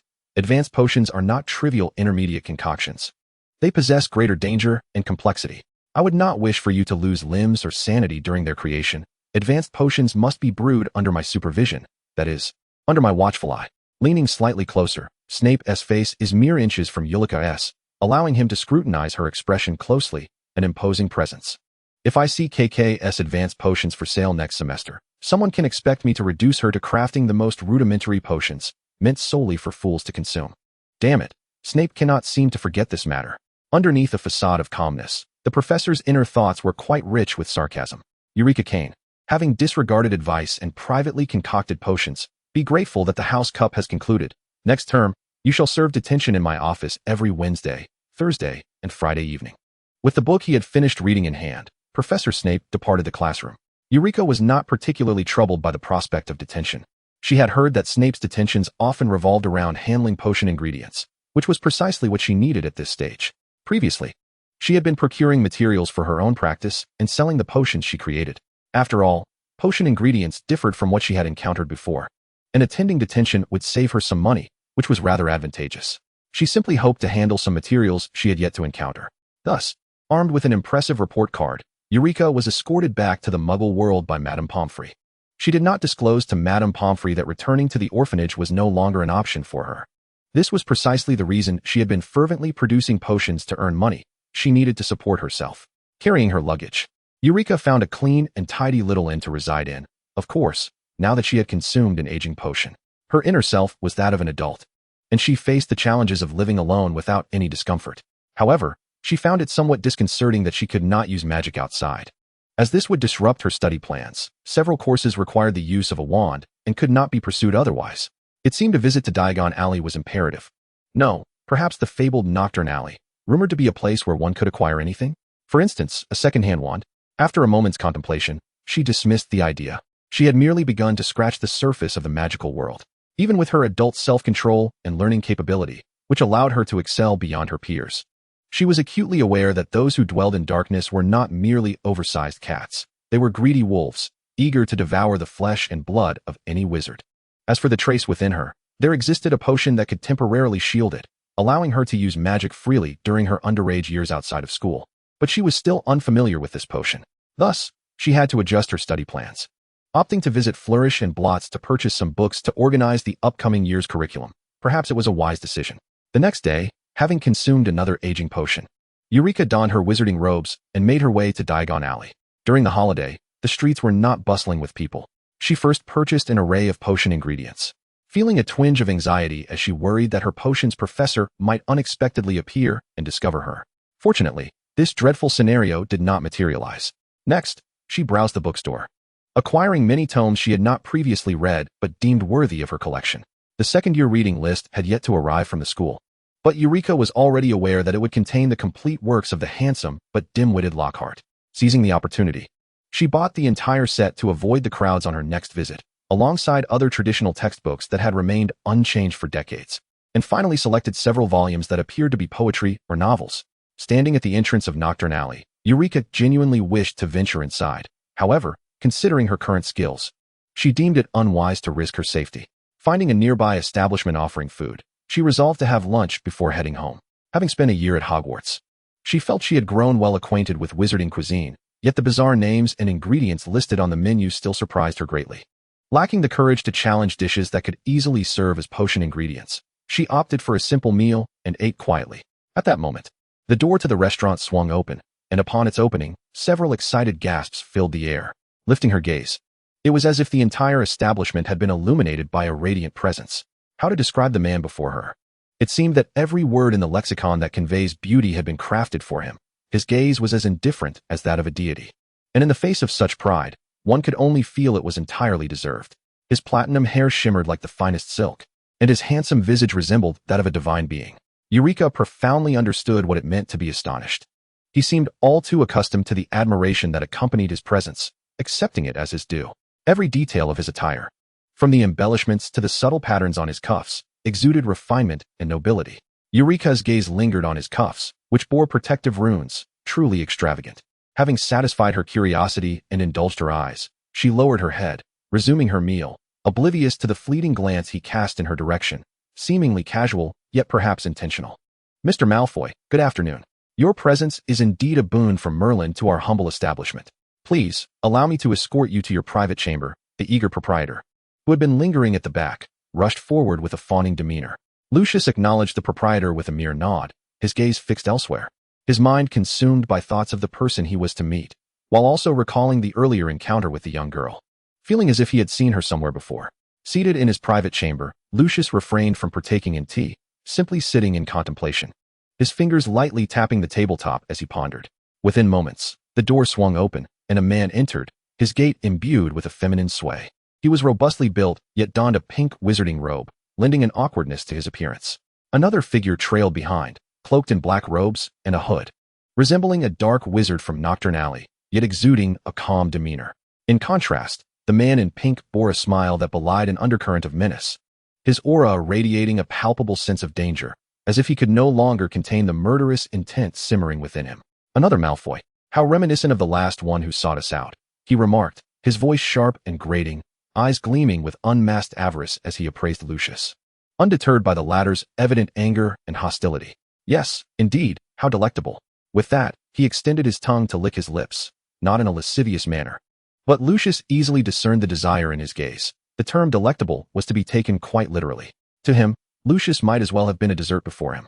"May I request introductions from you two gentlemen, as I believe it would be rather impolite not to," Lucius said, inclining his head slightly, his eyes regaining their composure and haughtiness, betraying no hint of urgency.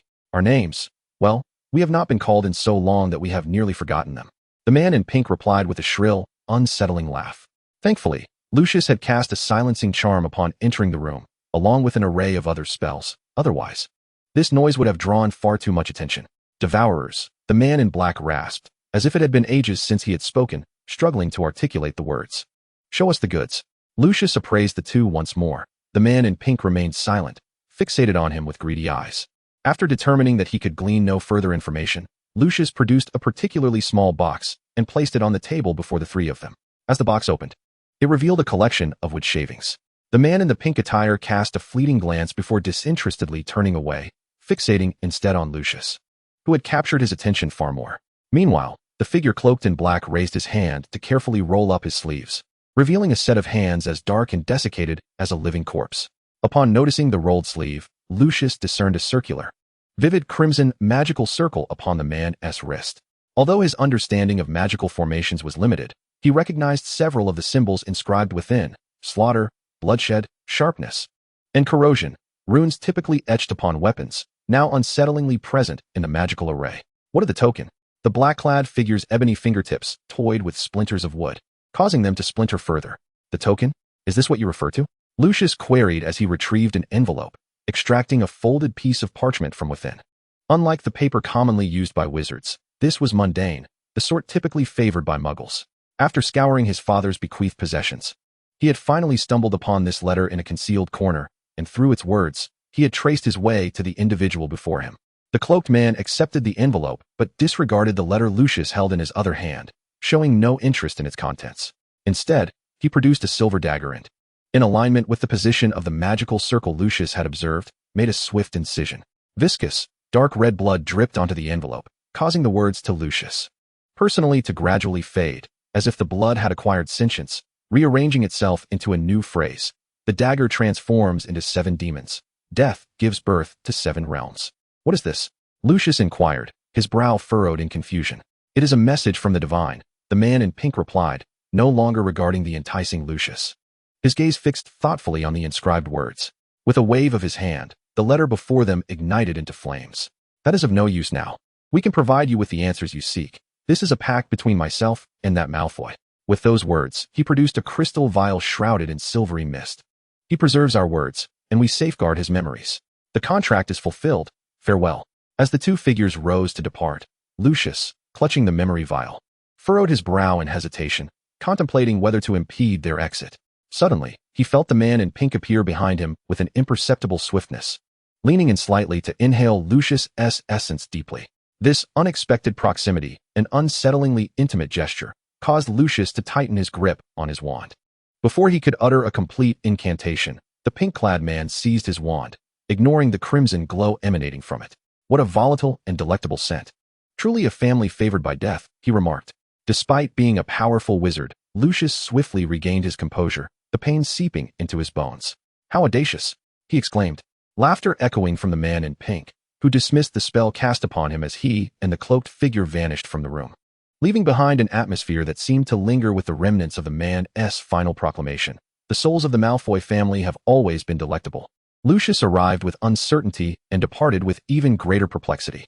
Upon returning home, he glanced once more at the letter left by his father, which could hardly be deemed a letter, but more of an urgent message. The once elegant and exquisite handwriting of his father appeared hurried and scrawled. Had he not been familiar with his father's script, he might have mistaken it for a forgery. If my portrait ever ignites, please set ablaze this wooden carving for a transaction. I am the sinner of the Malfoy family. I am sorry. Within the envelope lay a diminutive rosewood carving, appearing to be a mere trinket of the lowest quality. Lucius, after employing numerous detection spells, found no anomalies and chose to trust his father, igniting it. Subsequently, he received a letter delivered by a raven, detailing a rendezvous point. Lucius reread his father's letter, having perused its contents many times, yet remained in the dark regarding the circumstances. He brought the crystal vial filled with memories to the pensieve and immersed himself within. There, he beheld his father, radiating joy, arriving at a manor, a place that sent chills down Lucius's spine, for it was the estate of the Dark Lord. Following his father's demise, he had visited this place countless times. Upon entering, his father's expression shifted from elation to the calm demeanor he typically displayed. After being announced, he entered the Dark Lord's study, where Lucius recognized the familiar madness reflected in the Dark Lord's crimson eyes. Master, Abraxas bowed respectfully to the Dark Lord, who, at that time, regarded his father as a friend, abstaining from any extreme displays of subservience, merely adhering to the norms of nobility. Yet Abraxas' deference was sincere. Pleased by Abraxas' presence, the Dark Lord rose from his seat and approached him. My friend, I have heard of a joyous occasion in your household. Is that so? How delightful. This is a triumph for purebloods. Hearing this, Abraxas' countenance softened considerably as he responded, Indeed, my master, it is splendid news. Lucius and Narcissa are expecting a child. The next generation of Malfoys is soon to arrive. What splendid news indeed.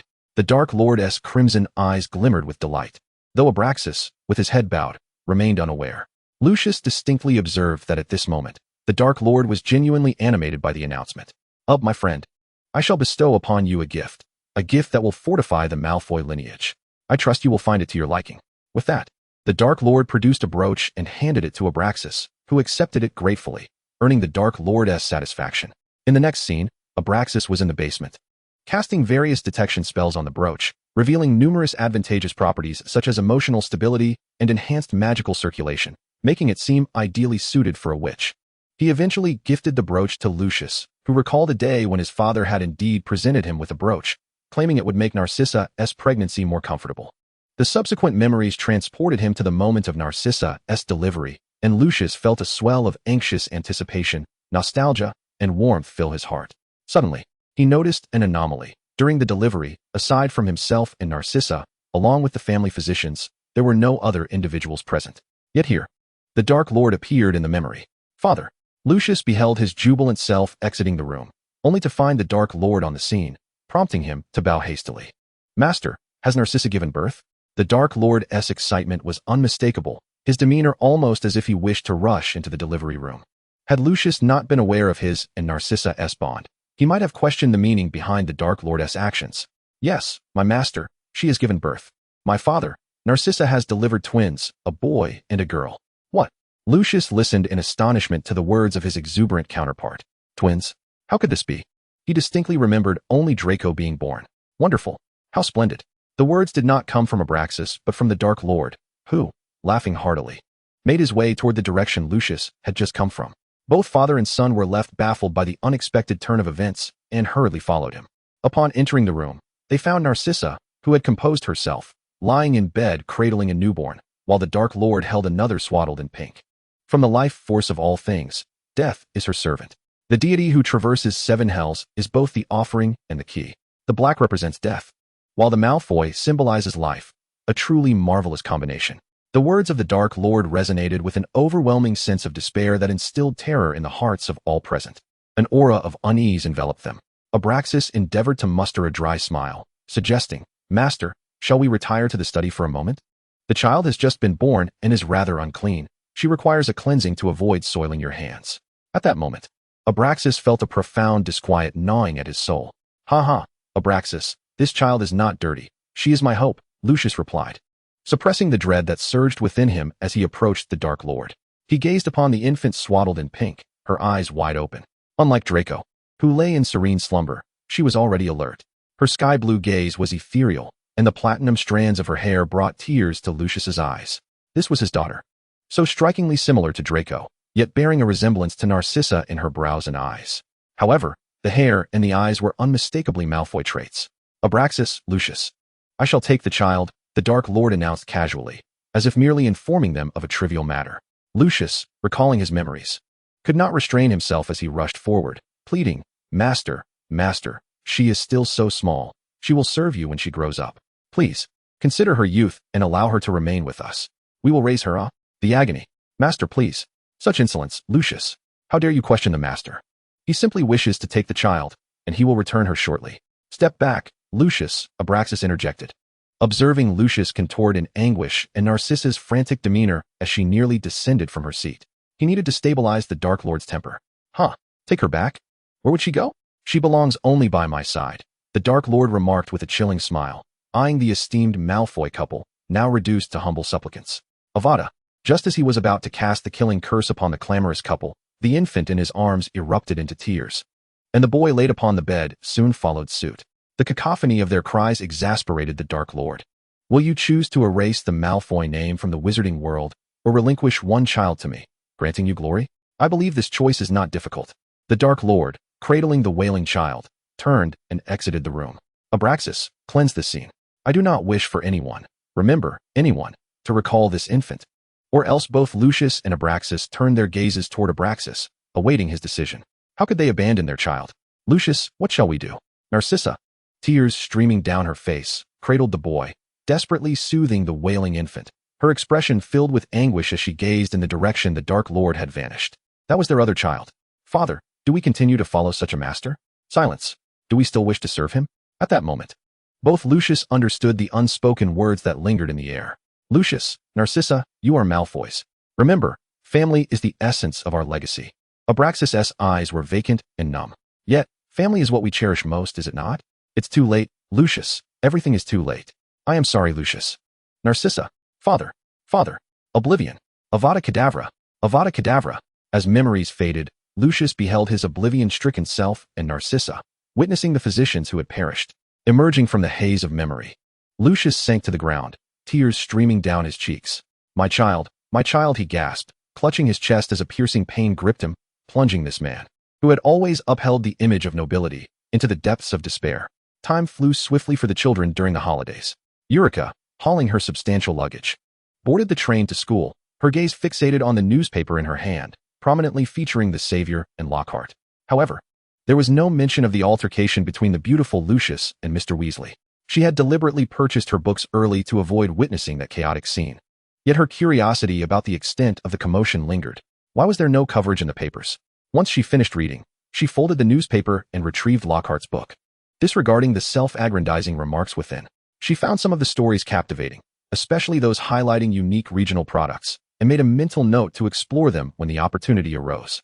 She wondered who the individuals were that Lockhart had cast the oblivion charm upon. They must have been formidable indeed. "Eulica, finally, I've found you." "Hermione, it's been ages." During the break, Eulica and Hermione had been in constant correspondence, sharing book lists and growing closer. "Eulica, have you seen Harry? I've been searching for him everywhere." But still no luck. "No, perhaps he arrived late." But the train is about to depart. Hermione stood at the window, scanning the crowd, where only a few individuals lingered on the platform. Alas, Ron hasn't shown up either. Boys can be so unreliable. Eulica smiled at Hermione, appreciating the warmth and enthusiasm of youth. She knew that Hermione was likely trying to prevent Harry from attending school with her own understanding, especially with the impending events of the second year, which promised to be thrilling, only to be cautious once the basilisk made its appearance. As the train departed and the feast commenced, Gryffindor was still without Harry and his friends. Whomping Willow, you've been hard at work. Eulica muttered to herself while munching on food. Turning her gaze to the professor's table, she noted that Professor Snape was absent, presumably off to retrieve the newly arrived Harry and Ron. Meanwhile, a man with a dazzling smile was engaging merrily with those around him. It was Lockhart. Eulica, are you feeling all right? I heard you fainted last year. We all wanted to check on you, but Madame Pomfrey wouldn't allow it. Lisa whispered to Eulica. I'm fine, just a magical surge. Humph. Those Slytherins are such bullies. Rest assured, if you retaliate against them, I will certainly lend my support.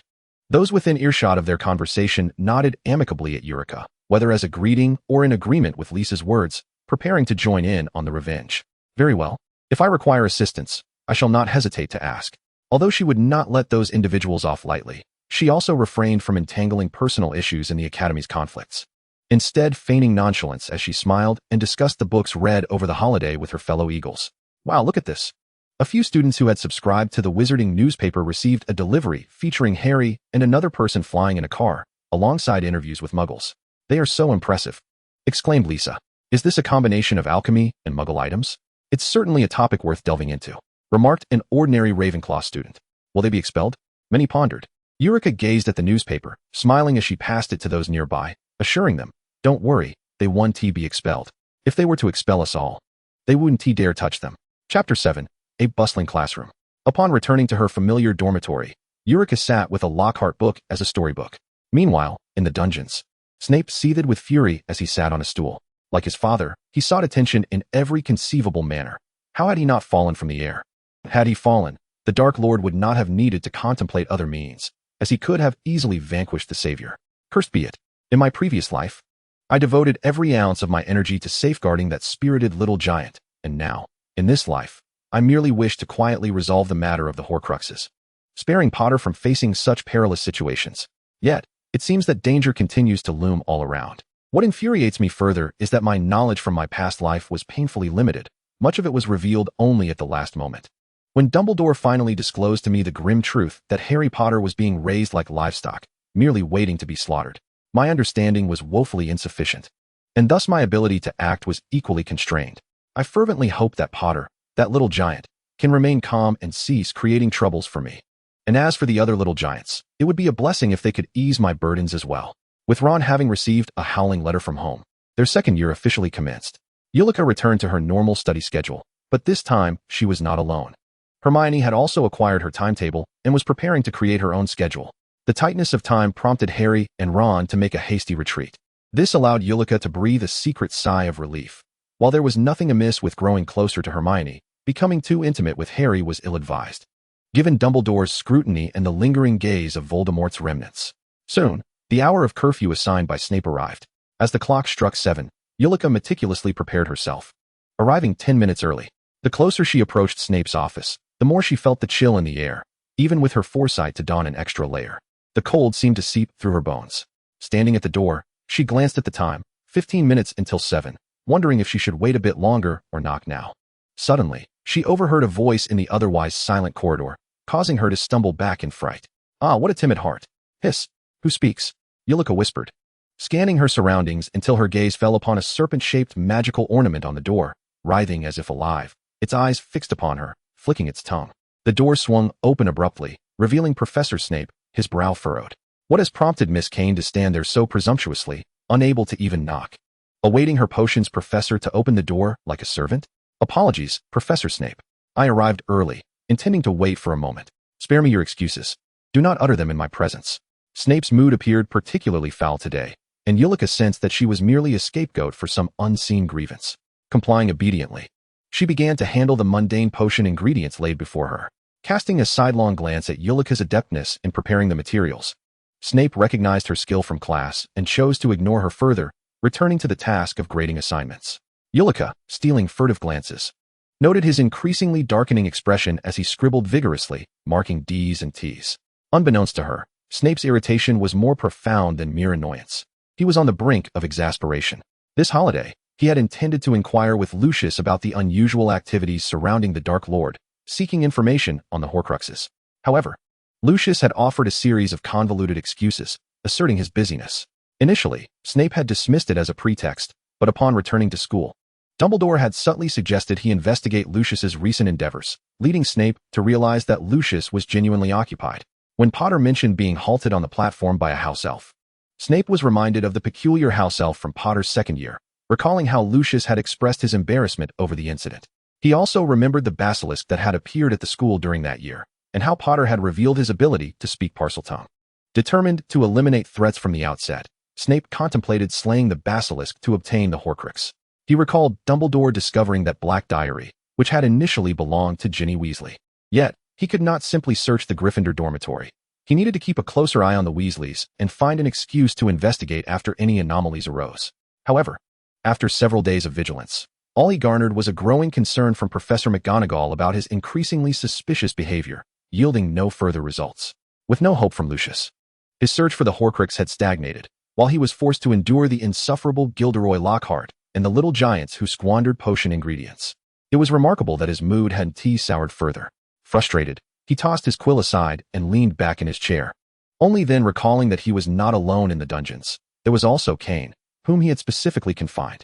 His reasoning for locking her away stemmed from concern that this somewhat talented student might misuse her free time to delve into advanced potion research, which could prove dangerous. He intended to observe her before deciding how to handle this unexpected variable that had not existed in his previous life. The girl worked quietly, her movements deliberate and smooth as she meticulously organized the materials.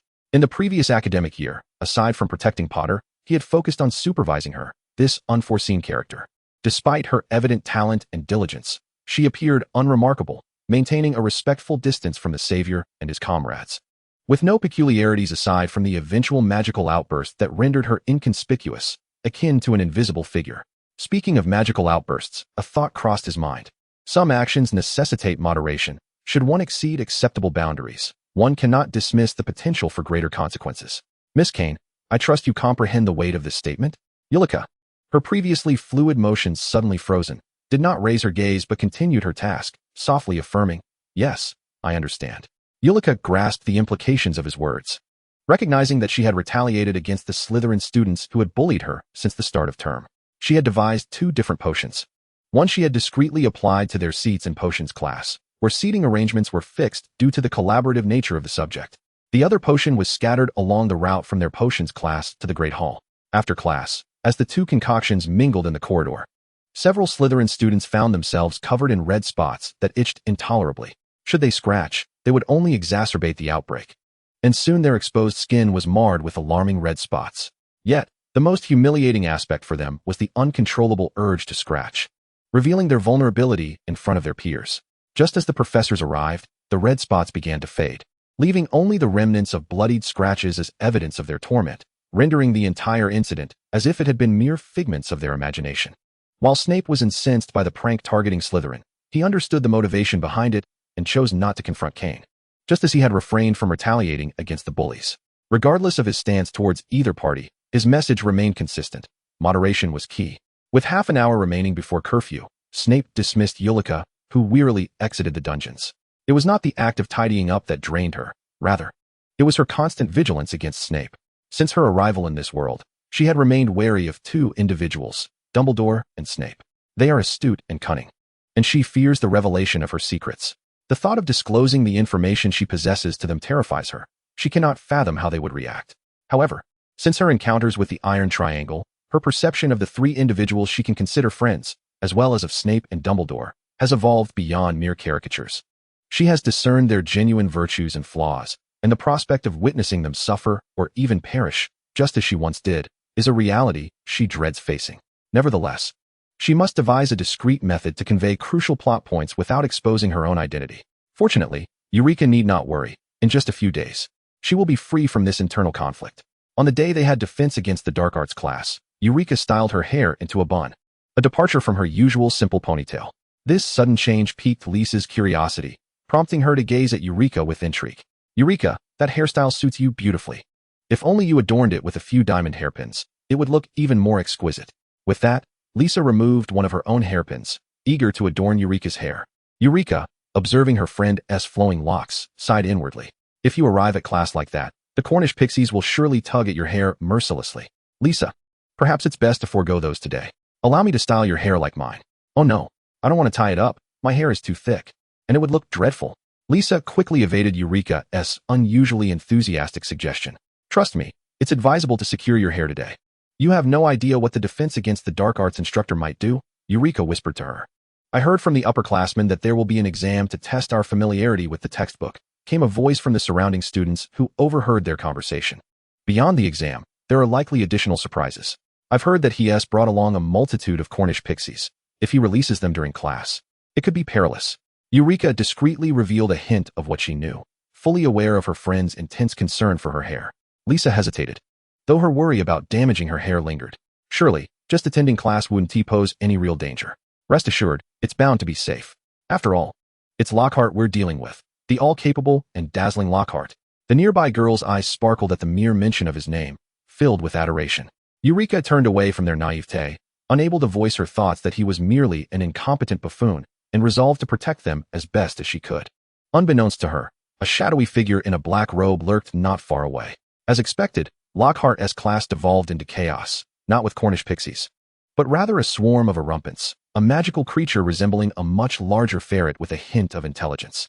Upon being released from its crate, it relentlessly shrieked at Lockhart, alternating between the words idiot and fool. Eulica breathed a sigh of relief upon realizing they were not facing Cornish pixies. Of course, I am in Ravenclaw, and this class is shared with Hufflepuff. Harry and his friends must be contending with the pixies. To showcase his supposed prowess, Lockhart varied the content of each lesson. The initial classes had revolved around exams and self-praise, followed by reenactments from a textbook. His ego had swollen over the past few days, leading him to bring forth an erumpent, dismissing it as merely a small creature, unaware of the havoc it would wreak. The Ravenclaw students curiously awaited Lockhart's reaction, while the Hufflepuff students were primarily captivated by the magical creature. To them, magical beasts and plants were far more alluring than the human element. Oh dear, what a naughty creature. But fear not, I shall employ a simple charm to make it obedient. Let me think, it must be gentle. A little incantation should suffice. Lockhart pondered for a moment, recalling a rarely used spell, before uttering it quietly. Eulica felt an unsettling apprehension. While the creature was indeed less rambunctious than a pixie, could Lockhart truly manage it? No, that wasn't he right. The spell might be correct, but the wand gesture was entirely wrong. Boom. The crate containing the erumpent exploded outward, and the creature rapidly expanded in size. What had once appeared endearing in its smaller form now loomed threateningly, reaching human height. Get back, Eulica urgently warned her classmates. Most, like her, scrambled for cover, save for a few of Lockhart's devoted admirers, who hesitated to react. As Eulica had anticipated, the ensuing chaos vividly illustrated the consequences of a clumsy wizard facing a magical creature gone awry. To her astonishment, Lockhart managed to evade the tumult, showing little regard for the second-year students who were at risk of encountering a potentially dangerous creature. The classroom echoed with frantic screams as students ducked and weaved, some barely managing to cast spells, none powerful enough to serve as a genuine offense. Everyone, gather around me. Don't scatter, Eulica called out, her instinct for self-preservation overshadowed by the urgency of the situation. Several students had already been scratched by the erumpent's sharp claws. She swiftly cast a series of spells, directing them toward the nearby desks and the creature itself. Under the transfiguration spell, a desk morphed into a sharp wooden blade, thrusting toward the menacing beast. With a flash of binding light, the erumpent was ensnared, yet it thrashed violently, threatening to break free at any moment. Though Eulica favored potions over charms, her limited spell repertoire still proved more effective than that of her peers. With a leader at the helm, the atmosphere in the room began to stabilize.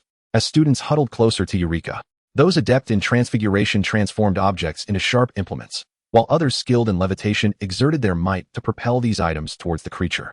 Eulica relentlessly assaulted the creature, determined to delve deeper into her studies of spells this term. Windblast. Just as her classmates gathered their sharp objects in proximity to the creature, Eulica invoked a spell she had encountered in another book. A gust of wind surged from her wand, turning ordinary objects into instruments of harm, leaving the creature with numerous wounds. The erumpent cried out in pain. With the situation under control, Eureka exhaled in relief and cast another binding spell. Unlike her classmates, who were visibly fatigued from their magical exertions, she felt only a slight weariness, wondering if her reserves of magic were more abundant than she had previously assumed. Contemplating whether she should seize an opportunity to send someone for the professor's assistance, the classroom door swung open. "Children, are you all right?" Entered Professor Flitwick alongside Professor McGonagall, who were slightly behind Snape as he retracted his wand and approached the fallen creature. How amusing. A defense against the dark arts teacher incapable of handling an erumpent. Is this truly the standard by which Dumbledore selects his candidates? It's hard to imagine what might have transpired had we arrived a moment later. How many of these bumbling second years, flailing their wands without a single offensive spell, would have survived?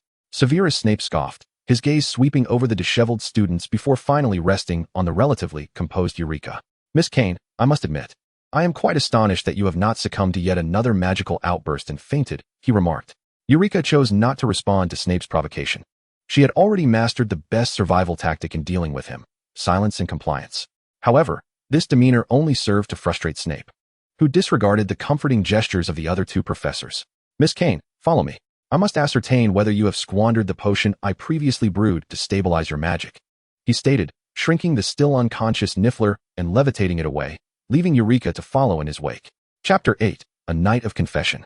Within the shaken room, even the injured students felt less miserable, at least not facing the same fate as Eureka, who was being escorted away by Professor Snape. With no choice but to comply, Eureka trailed behind Snape as they made their way to the dungeon. Snape's brisk pace forced the petite Eureka to alternately jog and walk, creating a scene both awkward and somewhat amusing. Hearing her erratic footsteps behind him, Snape turned to glare at the girl. "Do not move about like a foolish rabbit." Yet, upon noticing the beads of sweat forming on her brow from the exertion, he slowed his pace considerably. As they approached the potions office, Eureka felt her breath steadying amidst the stillness of the corridor. The only sounds were their footsteps echoing in the absence of paintings, the flickering candlelight casting elongated shadows of their figures that danced along the walls. "Miss Kane," Snape spoke, his back to her, not bothering to glance back as he continued at a leisurely pace. "I am curious to know why you believe that this defense against the dark arts class would involve the house elves from Cornwall. Why, of all things, Cornwall's house elves?" Eureka Kane froze, a sense of foreboding washing over her. The question seemed innocuous, yet it stirred unease within her. I heard that Professor Lockhart brought many house elves from Cornwall, so I thought he would use these creatures to teach us," she stammered. Snape turned to regard her with a bemused expression, as if gazing upon a simpleton, peering deep into her soul. The door to the office swung open, and as Snape entered, he paid no mind to the girl lingering at the threshold. Eureka's mind raced, replaying every word she had spoken, trying to pinpoint what she had said incorrectly. He proceeded to the chamber where live potion ingredients were stored, securing the still unconscious Niffler within a specialized cage. Upon returning to his office, he sealed the fireplace and cast a series of spells around the room, some of which Eureka recognized, such as the soundproofing charm, while others remained a mystery. He then settled into his high-backed chair, gesturing with a smile for Eureka to take a seat at his desk. Nervously, she sat down, instinctively avoiding Snape's gaze, her eyes fixated on the row of buttons on his fitted robes. "Miss Kane, might I indulge the curiosity of a head of Slytherin? Do you harbor resentment towards the Slytherin house due to some grievances with fellow students? Or perhaps even harbor ill sentiments towards the Malfoy family?" What sort of question is that? Ill sentiments? I don't have any," Eureka exclaimed, genuinely confused.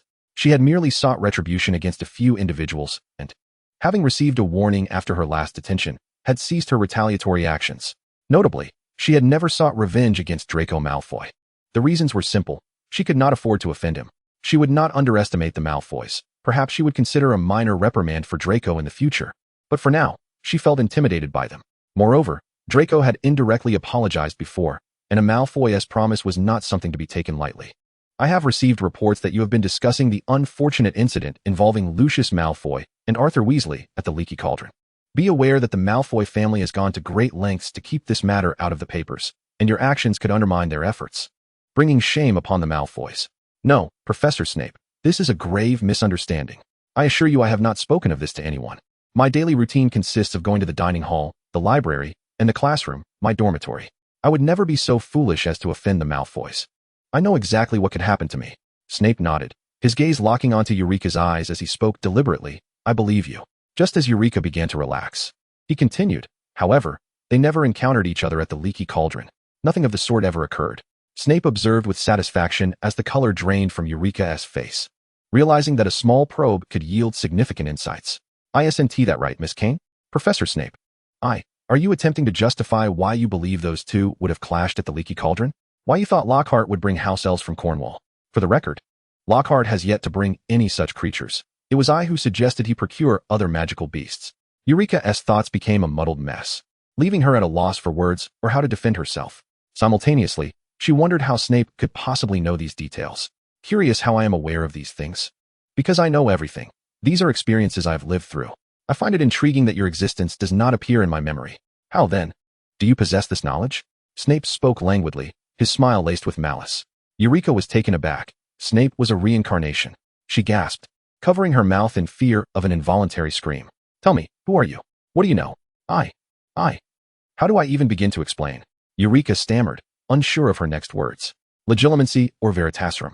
Which do you prefer? Given your apparent awareness of many matters, you must also know my identity. I could easily employ Legilimency or administer Veritaserum to a student. Snape rose from his chair and approached her, his presence imposing as he regarded her intently. Professor Snape, I know you are not a Death Eater. Please do not do this. Eureka reminded herself to remain calm, knowing only authenticity could convince Snape of her innocence. You are aware of my identity? Eureka averted her gaze. So you do know. His voice turned cold, patience clearly wearing thin. I will grant you one final opportunity to divulge everything. Eureka pondered for a moment before producing her wand, extracting a silvery strand. This is my memory. She had previously attempted this method and found it effective for retrieving memories from her past life. It would allow her to leave the specialized matters to the experts. After all, the former Snape had been immensely powerful, and if he understood the narrative upon his rebirth, he would surely avoid many misfortunes. The uncertainty of how Snape would treat her after learning everything gnawed at her. She could not allow anyone to strip her of her most cherished memories. Clutching her wand tightly, she resolved to protect them at all costs. Snape accepted the crystal vial containing her memory and moved towards the pensieve, the room already sealed by his spells, rendering any escape impossible. He had no fear of her fleeing. After a moment of dizziness, Snape plunged into a hazy recollection from 7 years past. The images within the memory were not particularly clear. Both the people and the backgrounds were blurred and indistinct, resembling something less like a memory and more like a dream. Yet, considering the girl likely shared a similar fate, the ambiguity was perhaps understandable. However, many of the images etched in his memory revolve around Potter. Yet, it is precisely because of this that he has finally come to comprehend numerous matters that had previously eluded him, particularly the most crucial one, the identity of the Horcruxes. In the final scene, he beheld Potter bestowing that name upon his child, Albus Severus Potter. How dare he associate himself with Potter? An affront, undoubtedly an affront. Ignoring Potter's praises and respect directed toward him, his anger was solely fixated on that name. Eureka was perplexed by Snape's expression. She had anticipated that he might experience relief, satisfaction, or confusion, but never such rage. Could it be that he was incensed out of embarrassment? She never imagined that Snape would be driven to fury by a mere name. Professor Snape, I have divulged everything to you. Therefore, do not erase my memories. Why are you absent from my recollections? Were you in Gryffindor? Snape still recalled his own inquiry. Even if he too had been reborn, he ought to remember her. I am uncertain. I suspect I might be a ghost, lingering near Harry Potter and his companions, and that is how I know. Eureka was at a loss for her own words, fabricating a tale rather than admitting she had merely read a few books and watched some films. It was easier to claim the ghost narrative. I am well acquainted with the ghosts of Hogwarts. You are not among them. I do not even know when I manifested. I have simply been by Harry's side. Snape refrained from pursuing this line of questioning further. The memories he had witnessed today were rather astonishing, and he needed to examine them more closely. Leave the memories. You may go. I hope Miss Kane learns the proper spelling of discretion and prudence and refrains from attempting anything inappropriate. Eureka nodded, her previously anxious heart now steady. As if walking on clouds while exiting the cellar, leaning against the adjacent wall, her body felt utterly devoid of strength. Phew. I am safe now. Hiss. You are sweating profusely. Do not let it touch me. A chilling voice echoed from the corridor, a tone she had heard before. Hiss. A thought struck her. She shifted her gaze to the snake emblem on the door beside her, which was still fixated on her. Are you the one speaking? Hiss. How can you comprehend my words? Are you Parseltongue? The Hogwarts experience continued, devoid of novelty aside from the increasingly disappointing defense against the dark arts class. Quidditch remained a focal point of interest, and Draco Malfoy's new broomstick, the Firebolt 2001, briefly usurped the conversation surrounding the defense against the dark arts professor. Eureka remained engrossed in the library's tomes, occasionally concocting intermediate potions for profit and surreptitiously attempting some advanced potions. Thanks to her friend Lisa, whose relative was a potion buyer in the American wizarding community, she was able to connect with the market. However, the Americans only accepted orders for advanced potions. This arrangement worked perfectly. She could sell intermediate potions in Diagon Alley while exporting the advanced ones, thus allowing Professor Snape to remain unaware. Though she understood Snape's concerns, he failed to recognize her expertise in ensuring safety during experiments. After all, many viruses and bacteria posed far greater dangers than potion ingredients. She continued to attend the potion classes according to schedule, while Snape would provide her with instructions and then disregard her, as if the events of that fateful night had never transpired, and he had not returned that memory. In recent times, her interactions with Hermione had significantly dwindled, consequently reducing her time spent with Harry and Ron. Eulica speculated that her previous offhand comment, labeling Lockhart as a fool, had offended Hermione, a devoted fan of Lockhart. Even now, Hermione, though gaining some understanding of Lockhart, still found it difficult to accept, feeling angered by the insult to her idol. Eulica reflected on her actions, acknowledging that she had indeed overstepped. If someone she admired were ridiculed, she too would feel indignant. Therefore, she resolved to prepare a gift to comfort her friend. Although Hermione adored books, gifting her another tome would feel insincere. Instead, she decided to craft a handmade alchemical hairpin. Alchemy classes were only offered in the 6th year at Hogwarts, and only students meeting numerous requirements could enroll. The standards were exceedingly high. The library, however, allowed her to freely peruse alchemical texts, and Eulica had also ordered several books from other schools available for sale. Based on the content, she created a few small trinkets that were both intriguing and original. First, she fashioned a gold and red bow, meticulously inscribing gentle runes commonly etched onto the garments of nobility. Below, she engraved runes symbolizing calmness and peace, believing that a tranquil study environment would be quite beneficial for a dedicated learner like Hermione. She also wanted to enhance its aesthetic appeal. She recalled a spell she had encountered during the holidays that could preemptively avert danger. Incorporating this incantation would indeed amplify its power. But would it risk conflicting effects with the runes? Eulica rummaged through her books, seeking the one that contained the relevant information. Wait, what is this book? Eulica discovered a tome she had not previously read nestled within her stack. This cannot be. I have perused all my books. Even if some details elude me, I would certainly remember whether I had read the content. Quidditch Through the Ages? She had never cared for Quidditch, so it was unlikely she would purchase any related literature. Perhaps it had been inadvertently included during her book buying, unnoticed until now. After a moment's consideration, she placed the book aside. She had acquired it, and it could provide entertainment during dull moments. Finding the book she sought, she realized that the spell she had intended to use did not suit the material of her creation, as it required a higher quality of ingredients that she could not procure at the moment. Reluctantly, she set it aside. After some time, she finally set down the exquisitely crafted hairpin, retrieved a wooden box, and waved her wand to carve beautiful patterns upon it. Placing the hairpin inside, she took out a piece of paper to compose an apology note. Just as she began searching for paper, she sensed something amiss on her desk. Upon closer inspection, she discovered the oddity. The earlier book, Quidditch Through the Ages, had inexplicably transformed into ancient poetry. How could this be? She had distinctly placed that book here. How had it changed? Opening it, she found that its contents were not about Quidditch at all, but rather a collection of poems. What is this book? Eulica placed it before her, then prepared Hermione's gift and apology letter, intending to present them during dinner. She fixed her gaze on the book, awaiting any alterations for quite some time. Opening the book revealed the same poems. There was no author, and the writing lacked fluidity, appearing as though it had been hastily penned by someone. Taking out a wooden box, she set the book inside, locked it, and buried it deep within her cabinet before stepping out. During dinner, Eulica's proactive approach and gift swiftly led to Hermione forgiving her, as she was not truly angry. In fact, I too believe he is not as remarkable as I once imagined. Hermione's cheeks flushed slightly, but I still think the adventures written in that book are genuine. Let us not dwell on him. It might affect our friendship. By the way, where are those two? I haven't seen Ron and Harry. The usual trio was conspicuously absent. Harry went to practice, and Ron followed to watch. The Quidditch match is approaching. Upon hearing this, Hermione's mood soured as she recalled the incident during their practice when Draco had called them mudbloods. Eulica, are your parents both wizards? Hermione suddenly found herself intrigued by her greatest rival's friend, whom she admired immensely for both her intellect and discipline. She mused that Eulica's parents must be exceptionally remarkable to have such a splendid daughter. I don't know. I have no idea who my parents are. I grew up in an orphanage, Eulica replied, her voice tinged with a hint of discomfort. I'm sorry, I didn't mean to bring it up. It's all right. You didn't cause me to become an orphan, Eureka laughed lightly. You're quite adorable. With a gentle smile, she affectionately ruffled Hermione's slightly disheveled hair. Here, use this. I've infused it with several useful runes. Wow, I hadn't noticed.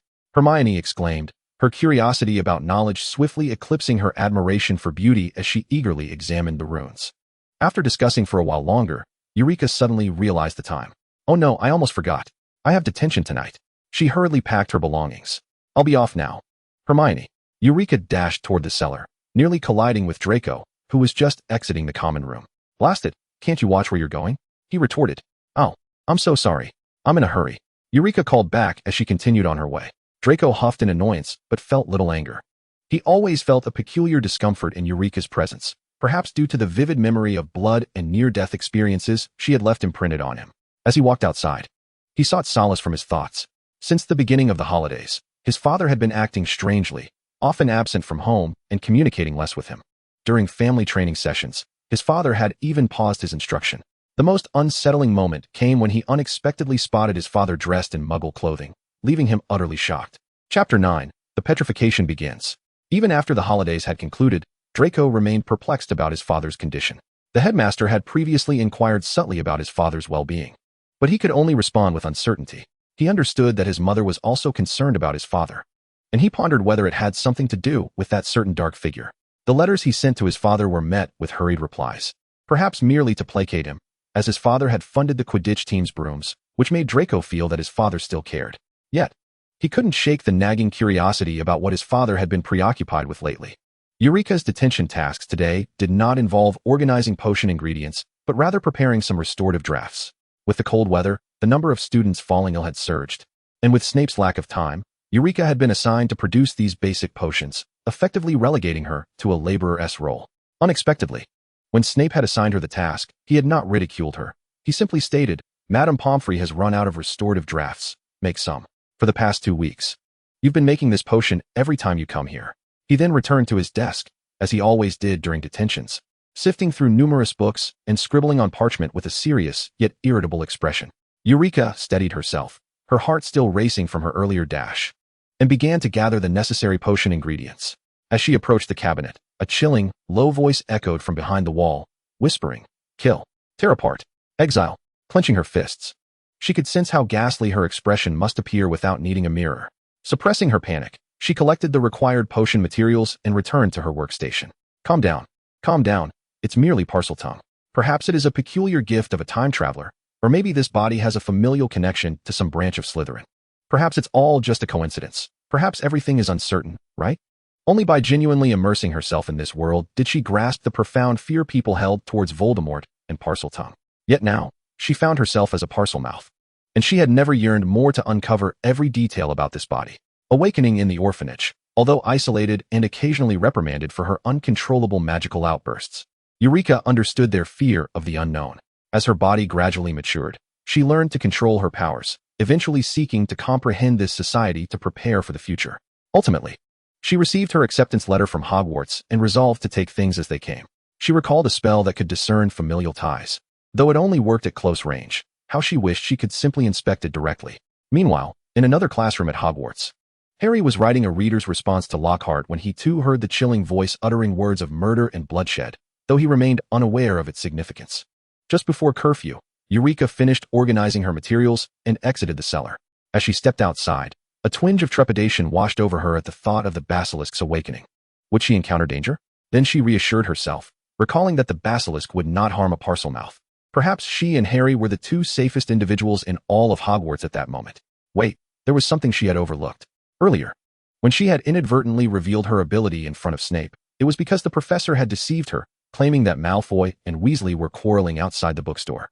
Which was not the case at all. If there had been no altercation, it meant that Lucius Malfoy had not slipped the diary to Ginny. So why had the basilisk awakened? After a moment's hesitation, she cast a disillusionment charm to conceal herself and made her way to the 8th floor. She had to investigate the room of requirement. Upon arriving, she recited the incantation, I require a place to hide everything. The door to the room of requirement swung open, and Eureka stepped inside. The room was astonishingly spacious, far larger than she had anticipated. Before her stood a wall made up of thousands of objects.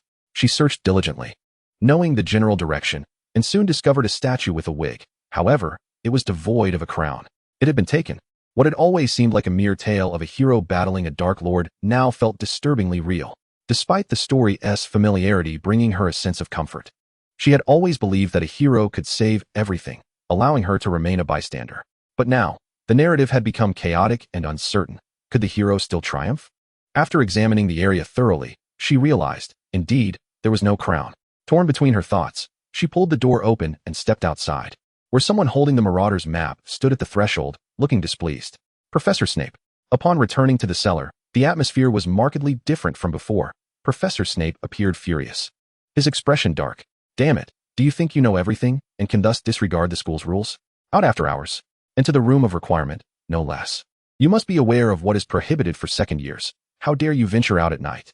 But, Professor, the crown is gone. It's missing. Eureka's voice quivered as she spoke, believing that the man before her was the only one who could comprehend her plight. To her surprise, Snape exhibited no sign of astonishment. Did you take it? Eureka quickly realized that Snape understood the situation. He knew how the Horcruxes could be obtained. You went seeking it today. Should I assume the Sorting Hat made an error, placing a foolish Gryffindor lion into Ravenclaw? You knew full well what it was. How could you dare to take it? Snape's voice was low and menacing, hissing like the parcel tongue she had heard before. It dawned on her then, her earlier confusion. Professor Snape. Since there was no altercation outside the bookstore, it means the diary did not reach Ginny. The crown is in your possession, which implies that the basilisk should not have awakened, correct? No, the basilisk has awakened. Severus Snape did not conceal anything from Eureka. I had set up a small device in a pipe that could sense magical creatures, which was triggered, prompting me to investigate the diadem. It remains there, a constant source of unease, so I decided to take it away. Are there other Horcruxes? It's unclear, but it should not be Lucius. He has not been seen for quite some time. At some point, the two began to analyze the situation on equal footing, perhaps because everything was known only to them, engaging in mutual scrutiny to avoid overlooking any details. Professor Snape, are you really going to contact him directly and ask? Eureka inquired. Snape regarded her with an expression of incredulity. Oh well, Eureka dared not press further. It seemed they were employing the serpentine, convoluted communication style characteristic of Slytherin. If it weren't for the notebook, which is the most likely culprit, then who could it be? There have been no reports of trouble at Gringotts. So it likely isn't the cup. The Slytherin locket is in Creature's possession, so it should not be involved. Could it be Gaunt's ring? As Eureka pondered the plot, she muttered to herself. Miss Kane. Huh. Eureka snapped out of her reverie, looking up at Snape. Though you possess memories that others do not, allowing you to arrogantly believe everything is under your control, I must insist that if you wish to avoid peril or unpleasantness, you should completely forget these matters and return to being a mere student. I will retain the previous memories. Otherwise, a simple legilimency could expose everything. I have not. Eureka protested. Professor Snape, I do not feel superior. If you hadn't deceived me, I certainly wouldn't have said anything. I am not arrogant. I have done nothing. Eureka felt somewhat wronged. It was Snape who arrogantly believed he could save everything and confront all dangers. She had merely trusted him, which is why she confided in him. There's no best outcome here. I do not wish our next meeting to be at a funeral. Your funeral. Now, leave this place, return to your dormitory, and sleep. Furthermore, Ravenclaw loses 10 points due to your Gryffindor recklessness, and you need not return to detention again. Fuming, Eureka stormed out the door. No wonder so many people disliked him. Even his tragic past could not mask his unpleasant nature. It was infuriating. Eureka forgot the threat of the basilisk, neglected the curfew, and walked briskly, her mind swirling with various imaginative scenarios of how she might torment Snape, which lightened her mood considerably. She soon reached the entrance to her dormitory, answered the questions posed to her, and stepped inside. Unbeknownst to her, a shadowy figure had been trailing her from the cellar back to her dormitory, the very source of her ire. Only after ensuring that the restless girl had returned safely did he turn and depart. Arrogant Snape, detestable Snape, so insufferable, always bullying me. Laying on her bed, Eureka clutched her pillow and pounded it, as if striking someone. But he did this for your safety, didn't he? A voice in her mind remarked. Yet, the anger persisted. She struck the pillow a couple more times, then decided to let it go. Lifting her head from the pillow, her hair in disarray, she noticed her desk was cluttered with the books she had read during the day. She had intended to wash up and go straight to bed, but suddenly remembered the book she had hidden in the wardrobe earlier. Retrieving the sealed box, she speculated about its contents. Having acquired the book during her holiday, if there were any issues, they would have occurred by now. So she did not worry about its safety. As she opened the box, the book remained the same poetry collection, unchanged. Why is that? After a moment's hesitation, she resolved to undertake what might be a futile endeavor. She meticulously read through the book, finding the obscure and disjointed poetry somewhat challenging to memorize. By the time she had committed it all to memory, dawn was approaching. Luckily, there were no classes that day. It was Halloween. She returned the book to the box, placed it at a distance, and after a quick wash-up, fell into a deep slumber. When she awoke again, it was already noon. Her first instinct was to check the box. Inside, the book had transformed into a complete guide to witch attire. Just as she began to open it, she set it down again, refraining from perusing its contents, and locked it away. Eureka! Eureka! Just as she sat down at the dining table, she heard someone calling her. It was Harry and the others. Eureka! I've been looking for you. You didn't go to the library today, Hermione remarked. Yeah. I stayed up late last night and got up a bit later today, Eureka replied, stifling a yawn. We're heading to Nearly Headless Nick's 500th Death Day party tonight. Would you like to join us? Hermione asked excitedly. We can conduct a lot of research and learn about ghostly lore. Sure. Eureka, equally curious about ghosts, agreed without much thought. That evening, dressed warmly, she met up with them. The fuzzy hat made her appear even smaller, while the others wore less than she did. Together, they made their way to the dungeon.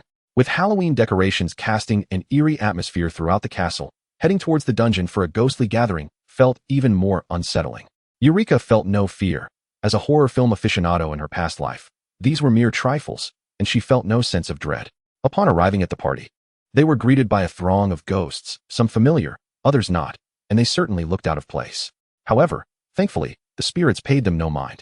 In this realm, Eureka and her companions encountered an important ghost, the Weeping Myrtle, whose peculiar nature and sensitivity to others' opinions made her seem familiar. Eureka realized she had never actually visited that lavatory, always deliberately avoiding it. Ghosts represented an alternative lifestyle. They discussed death and reminiscences, and aside from their unpalatable dietary habits, Eureka found much to appreciate. Even Hermione seemed unable to accept the ghost's strangeness. Before long, Ron and Harry expressed their desire to leave, primarily due to their hunger. The maggot-ridden and moldy food was simply too unkind to their stomachs.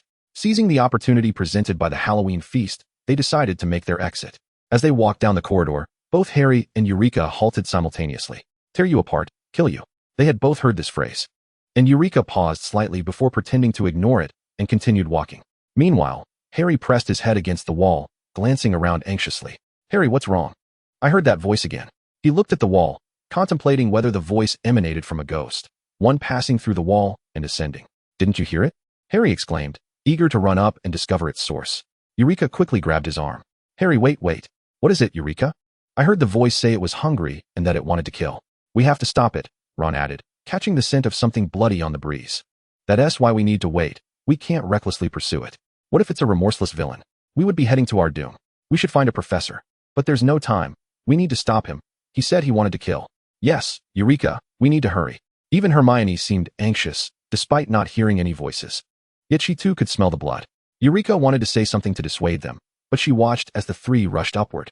In that moment, Eureka understood the professor's exasperation with Gryffindor. One must not act without careful consideration.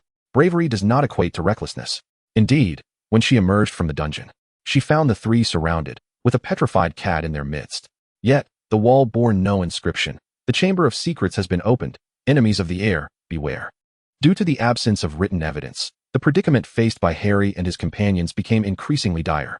To the multitude present, particularly in the eyes of Filch, they were merely three students accused of having killed his beloved cat, Mrs. Norris.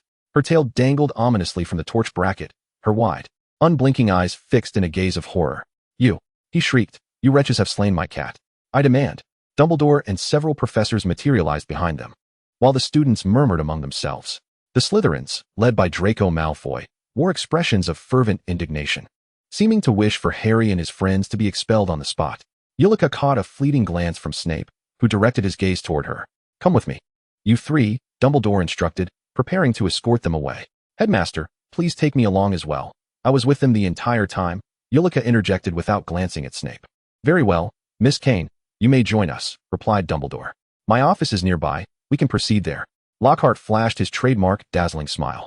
Eulica lowered her head, trailing behind Harry and the others, and as they passed Snape, she distinctly heard his contemptuous snort. This was not good. He was angry once more. It was Eulica's first visit to Lockhart's office, which was adorned with an array of his photographs, revealing a rather narcissistic disposition. Dumbledore examined the cat and reassured Filch. Fear not. Mrs. Norris has merely been petrified. It was them. It was undoubtedly them.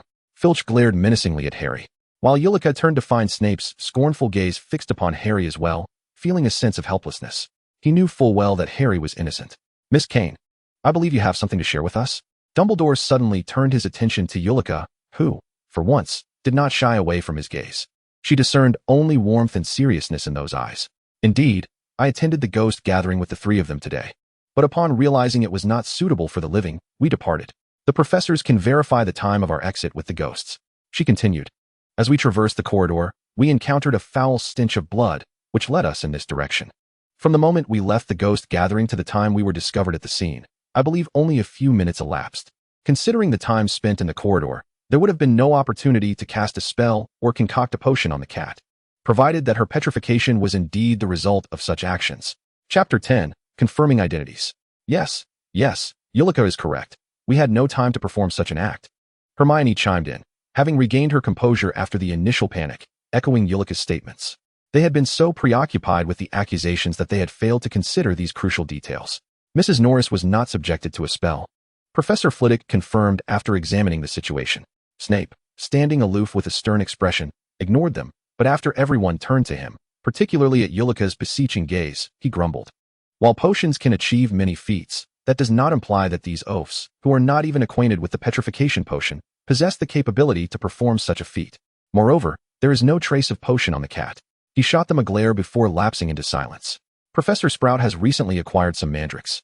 Once they mature, we can brew a potion to reverse the petrification, so there is no need for excessive concern, Dumbledore reassured the still fuming Filch.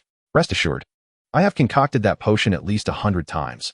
I am quite well versed in restorative potions and can prepare them even in my sleep, Lockhart asserted with unwavering confidence.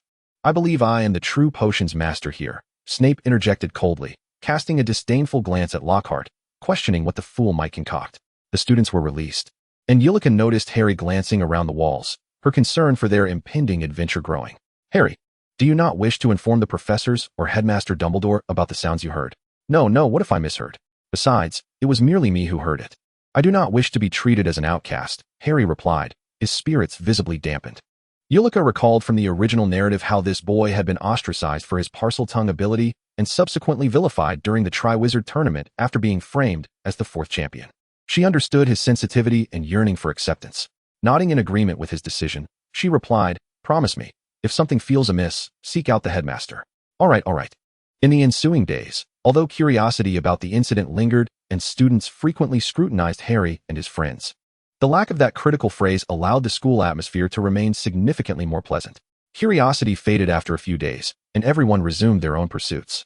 Initially, Eulica kept an eye on Harry and the others, but once they were either caught by Snape during nighttime escapades or confined to detention, she redirected her focus to her own discoveries, namely, that remarkable book. She realized that if left unopened, the book would transform into another title after a while. However, if one began to read it, they were obliged to finish it entirely before it would change again. Furthermore, the nature of the book it morphed into depended on its surroundings. For instance, when placed next to a Transfiguration textbook, it would become a book pertaining to that subject. If placed beside a blank piece of parchment, it might turn into a guide on how to create parchment itself. Such an astonishing find was a veritable treasure for Eulica. Over the past few days, she had devoured several books she had never encountered in the library, each filled with captivating and novel spells. Because of this book, she had not set foot in the library for many days, until one fateful day when, during lunch, she learned of a second petrification incident involving a first-year Hufflepuff named Dean Feather, a student of Muggle parentage. He had been discovered at a window, and his petrification sparked rumors among the Slytherins about the expulsion of students with Muggle blood. While Eulica found it peculiar that the victim was not someone she recognized, she understood that the plot had veered far off course, making anything possible. Yet, she pondered, Professor Snape must be aware of this situation. Surely he would devise a means to vanquish the basilisk or drive it away. Why had there been no action? Was it because Harry Potter's ability to speak Parseltongue had not been revealed yet? Her eating slowed as she contemplated a hypothetical scenario. What if she were to uncover the Chamber of Secrets herself? She could easily fabricate a story for Professor Snape, perhaps claiming a legacy from a previous life that endowed her with the ability to speak to snakes. Surely, that would suffice. The priority was to eliminate the basilisk. After all, for now, it was merely petrifying individuals. If luck were to run out, the next victim could very well be someone like poor Myrtle. Calm down, Eulica. You are not a hero. Snape knows of Harry's uniqueness. He must have a plan in place. There is no need for you to intervene. Yet, what if he simply did not care? What if his only concern was for Harry's safety, without regard for others? But could it be true that the basilisk would not kill someone who spoke its language? What if it could be slain? Torn by her thoughts, Eulica set down her spoon. Eulica Kane. A voice, tinged with a tone of mockery, called from behind her. Without needing to glance, she could already guess the identity of the speaker. Mr. Malfoy, what is it you require? Professor Snape requests your presence immediately, right now. Draco Malfoy's eyes gleamed with malicious delight. Being summoned by Professor Snape could only mean trouble. Is there something amiss? Eulica asked, puzzled. Since their last unpleasant encounter in the dungeons, Professor Snape had not sought her out, prompting her to wonder what had transpired. Draco regarded her with a strange look. What makes you think I would share anything with you? Do not squander your days associating with the likes of Gryffindor's Scarhead, pureblood traitors, and mudbloods, for such company will only serve to diminish your intellect. Is this the upbringing of the Malfoy heir? To hurl insults at others? Out of envy for the identity of the savior, jealousy for friendships that elude you, or resentment towards those from the Muggle world who effortlessly surpass your achievements? Eureka is not one to coddle this boy. In her eyes, he is merely a spoiled aristocrat, possessing a few redeeming qualities but overshadowed by far more detestable flaws. As Draco angrily pointed his wand at her, Eureka maintained her composure while tidying her belongings, an act that only served to further humiliate him. As if she could hear the mocking laughter echoing from Slytherin. Disarm. Expose your weapons. With her back turned to Draco, she effortlessly countered and sent his wand soaring away. Without a backward glance, she strode towards the cellar, thinking, I'm braving the basilisk. Why should I fear you? Moreover, I have never feared you. My only concern is your father stirring trouble. Upon entering the cellar, Eureka was greeted by the sight of Lucius Malfoy lounging on the sofa. Just as she had finished dealing with his son, here came the father, and the timing seemed rather swift. As she stepped into the room, she noticed Severus Snape standing to one side, then turned her gaze to the handsome Malfoy. Professor Snape, you wish to see me? Good day, Miss Kane. I have matters to discuss with you, Lucius replied, rising, his face adorned with a faint smile, devoid of the arrogance and coldness Eureka had anticipated. His voice was smooth and melodic, lacking any ostentatious airs, making him seem quite approachable. Lucius, I believe it would be prudent to consider your words carefully. Snape cautioned his friend. Oh, Severus, you must learn to trust your friends. Lucius winked at Snape, an action that elicited a grimace from him as he turned away, picking up a book and retreating to his desk. Good day, Mr. Malfoy, Eureka said as she took a seat opposite Lucius. His penetrating gaze instilled a peculiar unease within her, as if he were peering through her very soul. Miss Kane, how rude of me to be so direct. May I call you Eureka? Of course, it is my honor, she responded politely, relieved she was not a child of her age. For such a serious atmosphere in the presence of a formidable wizard would have undoubtedly left her trembling with anxiety. You may call me Lucius. Very well, Uncle Lucius. May I inquire about the purpose of your visit? Eureka, still unaccustomed to the elaborate dialect of the aristocracy, directly posed her question. Indeed, it is somewhat embarrassing. While purchasing potions in Diagon Alley, I discovered the works of KK. Without your consent, I ascertained that KK is your title, and I wish to apologize for this. I found KK's potions to be exceptionally crafted, which is why I sought you out to negotiate the possibility of purchasing your potions directly in the future. Rest assured, the price will be agreeable, certainly exceeding that of Diagon Alley. Eureka furrowed her brow slightly. While her potions were indeed perfect, they were not unique. And he had no need to treat her with such courtesy. The arrogance of the Malfoy family could be observed in Draco. So why was this man so amiable from the outset? Of course, I am willing to sell to anyone, but selling to you is a matter of convenience. Eureka displayed an appropriately measured surprise, though Lucius, accustomed to mingling with various crowds, could discern her confusion, and the absence of genuine joy was palpable. Nonetheless, such a beginning was already a source of delight for him. That is splendid. He handed her a two-way mirror. Take this, you can contact me through it if needed. They exchanged further pleasantries, with Lucius inquiring about her habits and preferences. Were it not for the affection in his eyes, Eureka might have doubted the sincerity of this man's intentions towards her. Oh, Eureka, it has been a pleasure conversing with you, but time is of the essence. You have classes to attend, I assume? I wouldn't want to delay you. Severus has spoken highly of your talents as a student, which is splendid. Indeed, Uncle Lucius. I must be on my way. Please excuse me. Eureka rose, and Lucius followed suit, stepping closer to her and affectionately patting her shoulder. Until next time. Goodbye. She reached the door and turned to Snape, who had been engrossed in his book. Professor Snape, I am leaving. Farewell. As she stepped into the corridor, she absent-mindedly touched her hair, pondering whether she had truly felt a stirring in her head or if it had merely been a figment of her imagination. Once she departed, Lucius returned to the sofa, the lightheartedness of earlier vanishing, replaced by an overwhelming fatigue, As if he had traversed countless mountains, his gaze dejectedly fixed on his hands. "It is her. I can feel it is her," Lucius murmured softly, his palm cradling a strand of black hair. A remnant of Eulica's that he inadvertently plucked during their embrace. "Well then, if you cannot divulge everything, do not compel me to speculate about the reason behind your foolish actions akin to a victim of the Cruciatus curse. Is there anything else? If not, kindly vacate my office." Snape leaned on his clasped hands, mocking his friend. I do not know how to articulate this. I have been uncertain about the reality of what I have seen. I hope it is true, yet I fear the implications of its truth.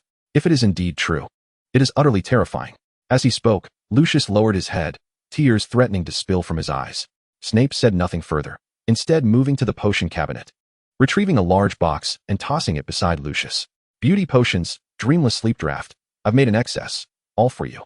Do not return here looking like a specter, devoid of any Malfoy dignity." "Indeed, all for the Malfoys," Lucius chuckled softly, though his voice was hoarse and strained.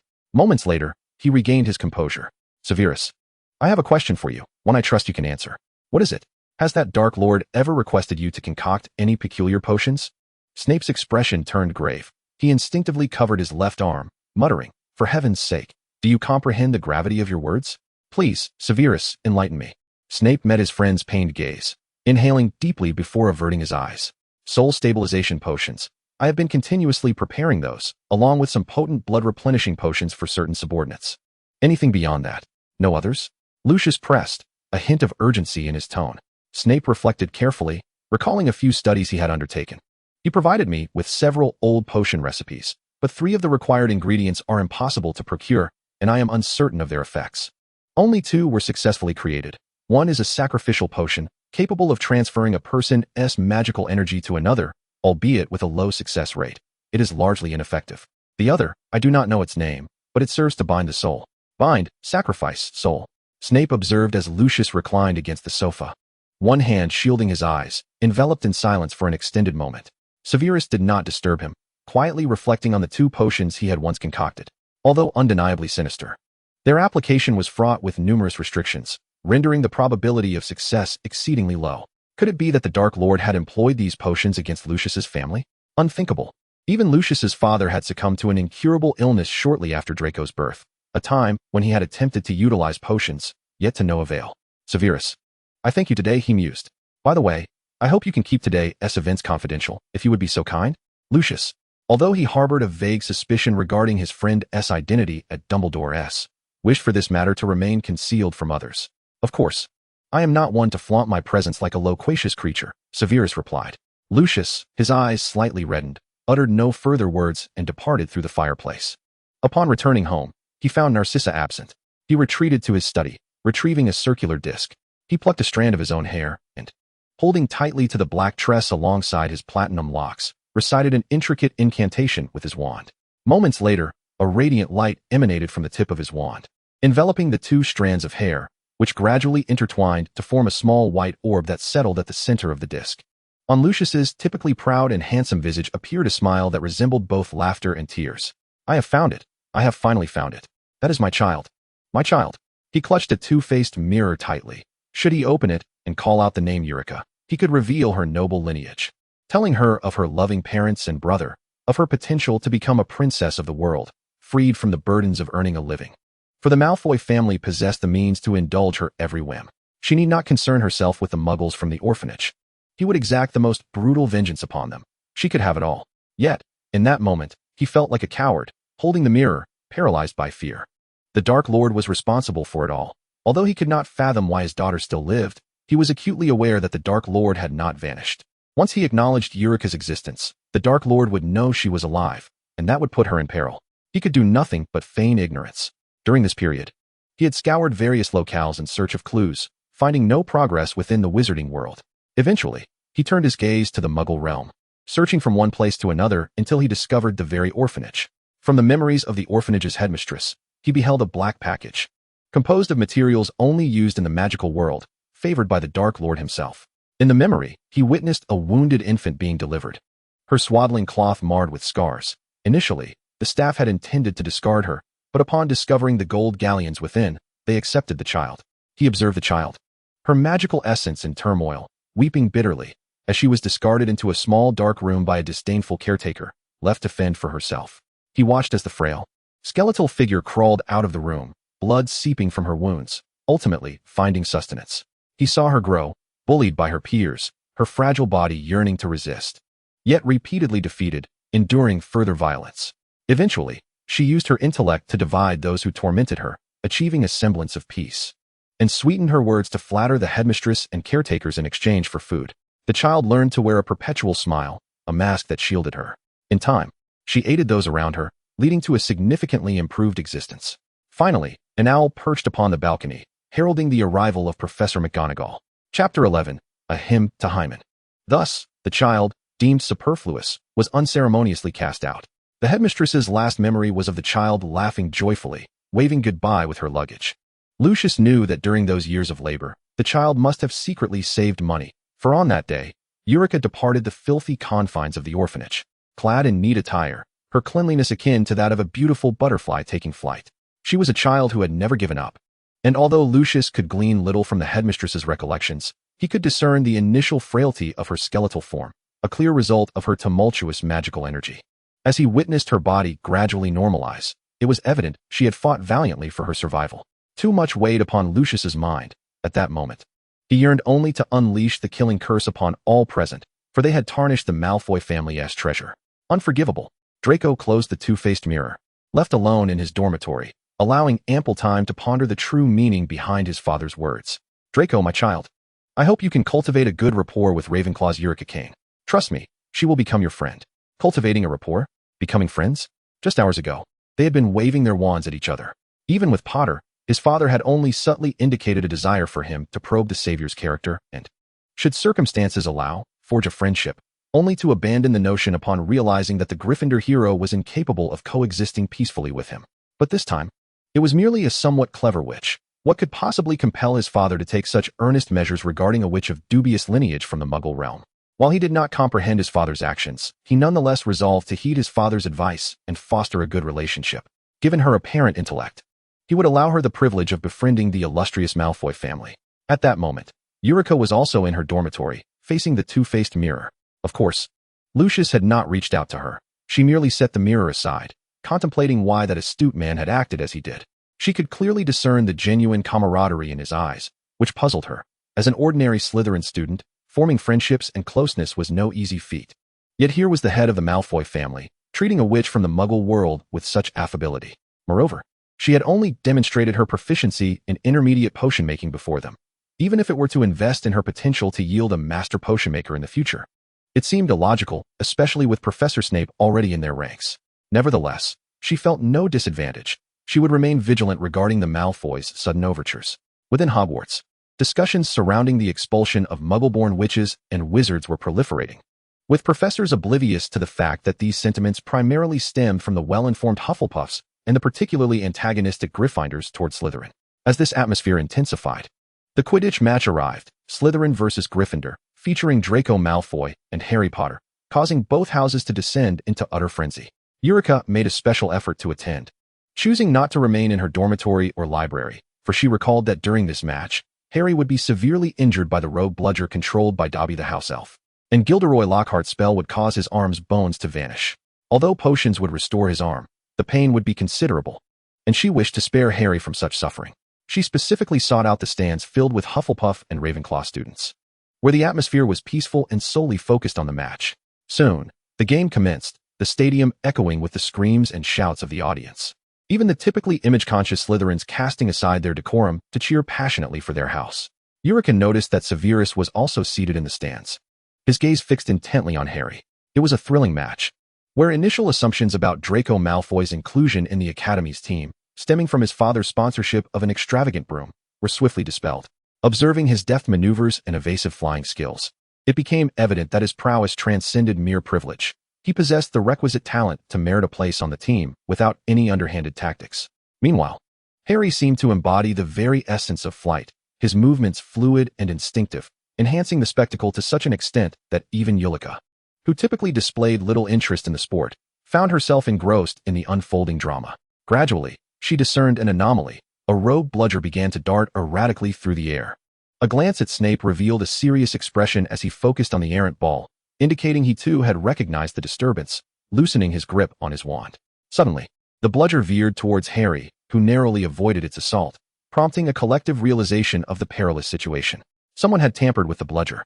Fred valiantly struck the rogue ball away from Harry, though the impact left his hand tingling painfully. Yet, the match could not be halted. A pause would signify defeat. This must be Slytherin's plot. They intend to harm Harry, George fumed, swiftly dodging. Don't worry, I've got this, Harry reassured, though fear lingered beneath his resolve. I'm going to find the golden snitch. Madam Hooch approached them, inquiring, can the match continue? Of course, Harry replied, diving downwards, the bludger ominously trailing his path. The unfolding chaos captured everyone's attention. Some spectators expressed concern for Harry's safety, while others admired his bravery, and a few even hoped for his downfall. Regardless, the match pressed on. As he maneuvered close to the edge of the playing field, the crowd erupted with cheers, their excitement surpassing that of a typical match. This daring escapade was precisely the thrill sought by those of their age. Even those who typically derided Harry felt an inexplicable urge to join in the jubilant outcry. In a moment of clarity, Harry spotted the golden snitch and darted towards it. Draco, who had been nonchalantly observing, also caught sight of the snitch, a mischievous grin spreading across his face as he elegantly pursued it on his broom. At that instant, the bludger began to tremble unnaturally, oscillating in place, a clear sign that Professor Snape was casting a spell. Eulica, now outside the match, resolved to tackle the underlying issue. Given her familiarity with the unexpected incidents since the term began, it became evident that Dobby was likely covertly attempting to protect Harry, even resorting to harm in a desperate bid to ensure his departure. To resolve this peculiar predicament, she needed to locate Dobby. From her pocket, she retrieved a small box containing a few experimental flies she had created during her alchemical studies. Failed creations, indeed, as they were somewhat oversized, resembling beetles more than flies. Nevertheless, she had refrained from discarding them. Channeling magic into the flies, she released them into the air. As they scattered, she experienced a flurry of blurred, rapid images. Far from the stable surveillance she sought, the size was also an inconvenience. Stifling her discomfort, she scrutinized the fleeting visuals and soon spotted Dobby, his expression fierce in a shadowy corner. Quickly ensnare him, Eulica called out, casting a spell from a distance. She understood Dobby's misguided notion of protection, believing that as long as he didn't perish, he was fulfilling his duty. However, she had pressing questions for him. The wizard had captured Dobby, who lamented. Dobby must protect Harry Potter. Dobby has failed. Dobby is a bad elf. Dobby cannot do anything right. Before Eulica could interject, Dobby's tirade continued, his voice grating. Dobby, let's converse. I will release you, allowing you to continue protecting Harry Potter. Dobby, eyeing the approaching witch, recognized her as the one who had thwarted him. Oh no. Dobby cannot say. Dobby must punish himself. Dobby will throw himself into the oven. Silence. Dobby clamped his hands over his mouth, his eyes wide with a mix of fervor and fear as he gazed at Eulica. She gleaned from his expression and his unfinished sentence that he possessed knowledge worth uncovering. You attacked Harry Potter, did you not? Dobby nodded, wanting to speak, but silenced by her command. It is because you perceive him to be in danger at school, correct? He nodded vigorously. Did someone throw something into Hogwarts? Dobby shook his head vehemently. If nothing was thrown in, how could he sense danger? You may speak now. Elucidate why you believe Hogwarts poses a threat to Harry Potter. Dobby could not divulge. It was a secret. Dobby is a bad elf. He cannot reveal this secret. In a moment of desperation, Dobby began to bash his head against a nearby pillar, blood oozing forth. Eulica realized that she might not extract further information. Yet she had confirmed at least one thing. The notebook had not been thrown into Hogwarts. Dobby, tell me, do you know me or recognize me? The jubilant cheers from the match reached her ears, indicating that Harry had likely seized the golden snitch. If Slytherin were to triumph, the clamor would not be so jubilant. Fearing the presence of others, she hastily posed her question. Dobby covered his mouth, nodding and shaking his head in equal measure, before vanishing without a trace. Oh no, Harry! Eulica's heart raced, hoping the bludger had not gone rogue and that his hands remained intact. Emerging from behind the pillar, she beheld the scene in the arena. Harry, hoisted aloft by his teammates, triumphantly brandishing the golden snitch, sunlight casting a radiant halo around him. His smile was bright and beautiful, releasing a sigh of relief. Eulica allowed a smile to grace her face.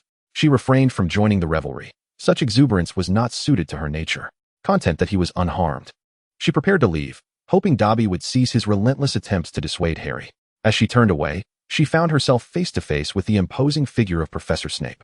Leaning against a pillar, his gaze icy and penetrating. Miss Kane, he intoned, if you were not so mired in folly, you might comprehend the concept of evading danger. This is my final admonition to you. If you wish to remain inconspicuous, adopt a more subdued demeanor. With that, he strode away, his robes billowing like dark clouds. Evading danger, adopting a low profile. Indeed, she had once been resolute in avoiding contact with the Golden Trio, yet gradually, she had forgotten that initial conviction. Especially after befriending Hermione and acknowledging Harry and Ron, her ties to them deepened. The audacity of seeking out Dobby for Harry's sake was once unfathomable, but now she acted without hesitation, remarkably, without regret. As for Snape's notion of drawing attention, did he refer to Dumbledore? Those surrounding Harry invariably caught Dumbledore's watchful eye. After all, the wizarding world sought a savior, a beacon of courage and light, ensuring that no external influences would sway him. Eulica had steeled herself for a conversation with Dumbledore. Yet the anticipated summons never arrived, leaving her to fret unnecessarily for an extended period. The hairpin gifted to Hermione has recently captured her attention towards alchemy. However, she remains uncertain whether it is due to her magical prowess being less potent than Eureka's or for some other reason. Despite employing the same magical runes and utilizing identical crafting techniques, Eureka consistently produces alchemical items that meet expectations. While Hermione encounters a myriad of complications, whether it be incompatibilities between the runes or difficulties in channeling magical energy. The incessant trials leave Hermione oscillating between the desire to give up and the determination to persevere. Hermione, perhaps you should take a break for a while. You might find success after some time has passed, Eureka suggested. Today, after yet another meticulously crafted pendant ended in an explosion of failure, Hermione furiously struck the laboratory table, causing Harry and Ron, who had accompanied her to either learn or simply partake in leisure, to instinctively hunch their shoulders in trepidation. I simply cannot comprehend it. I am following your method to the letter, using the same materials, the same runes, the same steps, and meticulously channeling the magical energy. How can it possibly fail? Hermione's fear of failure was overshadowed by her frustration at her inability to identify the source of her errors. Eureka recalled Madame Pomfrey's words regarding the unique nature of her own magical energy circulation. Could that be the reason? No. For Hermione does not fail in all her endeavors. Her success rate remains considerable, which indicates that the issue does not lie in the flow of her magic. Never mind. You're right. I shouldn't become too engrossed in this. I have not been diligent in my studies lately, and with exams approaching in a few months, I ought to prioritize my revision. Before Eureka could offer her comfort, Hermione had already composed herself. A smile involuntarily graced Eureka's lips. For this was the essence of her fondness for Hermione. Though at times her thought processes may lack maturity, her heart is that of a resilient and kind-hearted girl. She would continue to grow, becoming more mature, beautiful, and powerful, and as her friend, Eureka would stand witness to this journey of growth. Hermione, you must persevere. Strive to reveal your most radiant moments. Absolutely. I shall take my leave now to organize my notes, create a schedule, and commence my revision. With renewed vigor, Hermione addressed Harry and Ron, who were still perplexed by her abrupt shift from anger to elation. I shall also assist you in drafting your plans. Eureka could manage her own schedule. It was only Harry and Ron left for her to oversee. No, that's unnecessary. Indeed, we are perfectly fine as we are. Ron and Harry quickly waved their hands, recalling the potent impact of Hermione's schedules from their first year. There remains ample time before the exams. Please, no? Hermione disregarded their protests. And after tidying her belongings, she dragged the two of them away. Eureka, will you join us? Not just yet. I need to finish up my work. As they closed the door to the abandoned classroom behind them, Eureka slowly began to tidy her desk. The location of the room of requirement is not a secret to many. She could not brew potions or conduct experiments in the dormitory, so she had sought out an abandoned classroom early on. Such classrooms are plentiful at Hogwarts, devoid of portraits, armor, or any adornments. Upon entry, aside from some dilapidated desks and chairs, there was merely a frame that had transformed into a mundane portrait, featuring a landscape painting. Eureka had organized this space as her research sanctuary, and she had not concealed it from Hermione and the others. However, they seldom ventured here, deeming it too remote and desolate. Setting up her potion brewing apparatus, she prepared to concoct several advanced potions. Her previous sales abroad had met with considerable acclaim, prompting many purchases. This time, a specific potion had been requested, complete with the raw materials and recipe sent to her via post, and she was eager to experiment. The name was quite intriguing.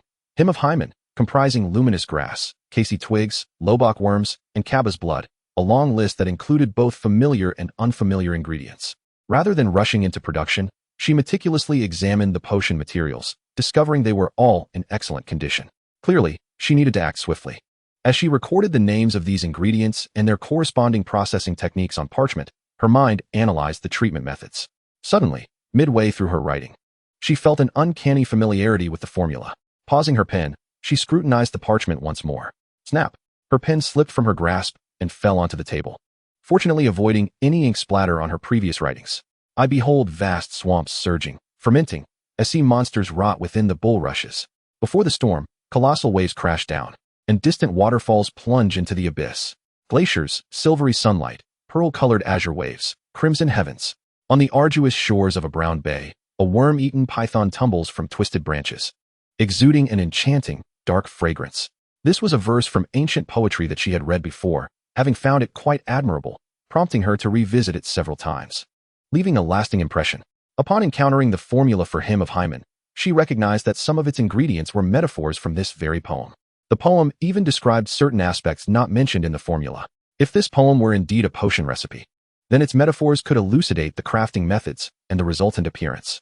The crashing waves before the storm symbolize stirring before channeling magical energy, while the enchanting dark fragrance reflects the potion's color and aroma at that stage. Taking a deep breath, she pondered, if this poem serves as a potion formula, could the other poems she had deemed mediocre also be potion recipes? Chapter 12, Arlambo.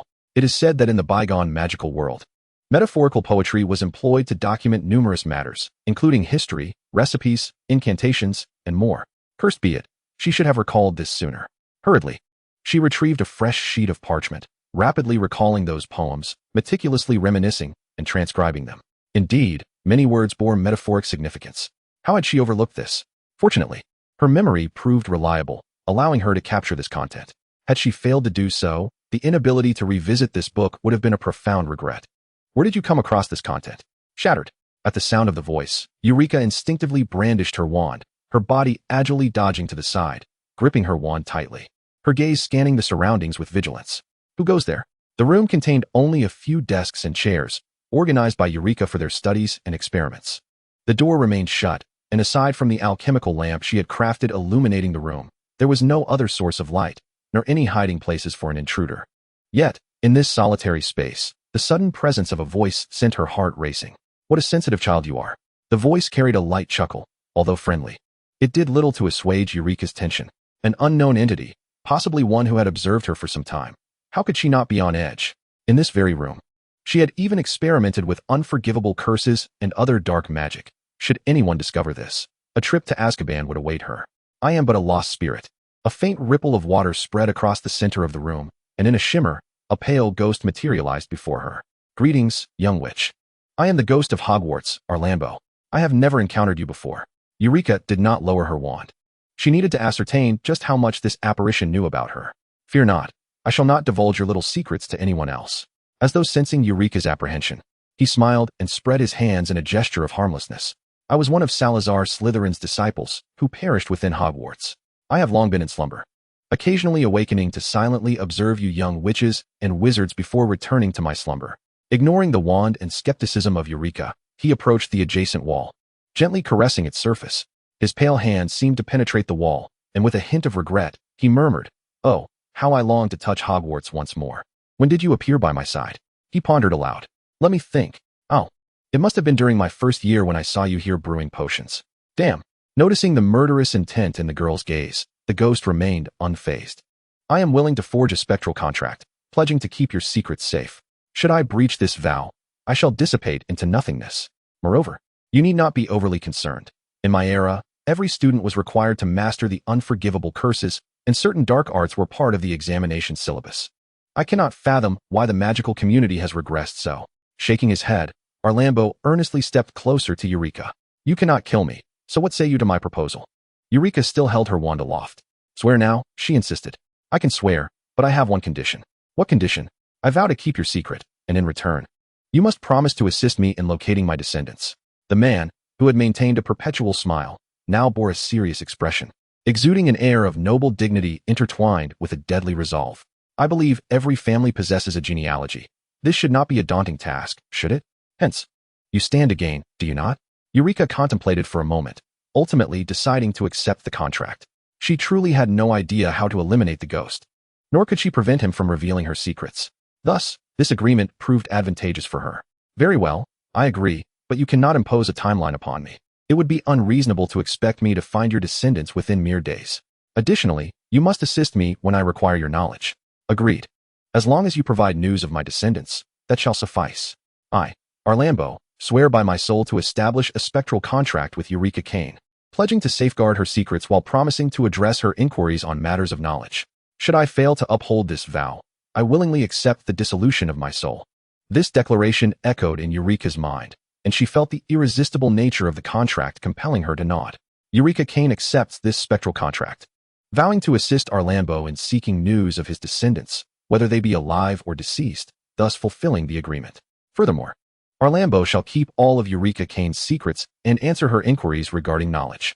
Should he breach this contract, he shall bear the corresponding consequences. Eulica pondered extensively, striving to perfect the terms of their contract. Upon completion, a parchment filled with the stipulations of their agreement rolled up before them.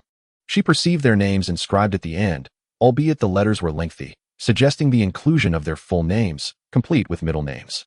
She was unaware of her full name and regrettably could not discern the details. The contract ignited, scattering luminous sparks that entwined around their wrists, only to vanish moments later. Eulica retracted her wand, gazing at the ghost before her with a smile, entirely devoid of the previous tension. Greetings, it is a pleasure to finally meet you. I am Eulica Kane, hailing from Ravenclaw. Hello, I am Arlambo. You may call me Al. I am from Slytherin and also a disciple of the Slytherin professor. The ghost before her, though pale, exuded an air of classical nobility, his multifaceted character inciting curiosity. He oscillated between sunny warmth, stern seriousness, and haughty arrogance during their contract signing, now radiating an aura of refined elegance, a truly enigmatic individual. Impressive, a Slytherin. Eulica mused, her impression of Slytherin being relatively favorable. She believed them to be individuals who understood boundaries, albeit excessively concerned with class and bloodlines. However, as someone from the ordinary world, she knew she did not belong to their ranks and could only admire from afar. Indeed, I take immense pride in it. Al's eyes sparkled with reverence for Slytherin. Just then, he seemed to notice something down the corridor, his expression tinged with confusion. I believe I hear the voice of Voldemort, he whispered to Eulica.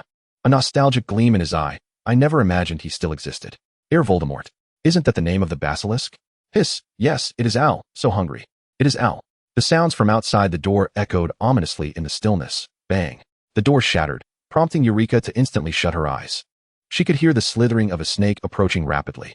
Just as she prepared to close her eyes and evade, she noticed the ghost joyfully rushing forward. Voldemort.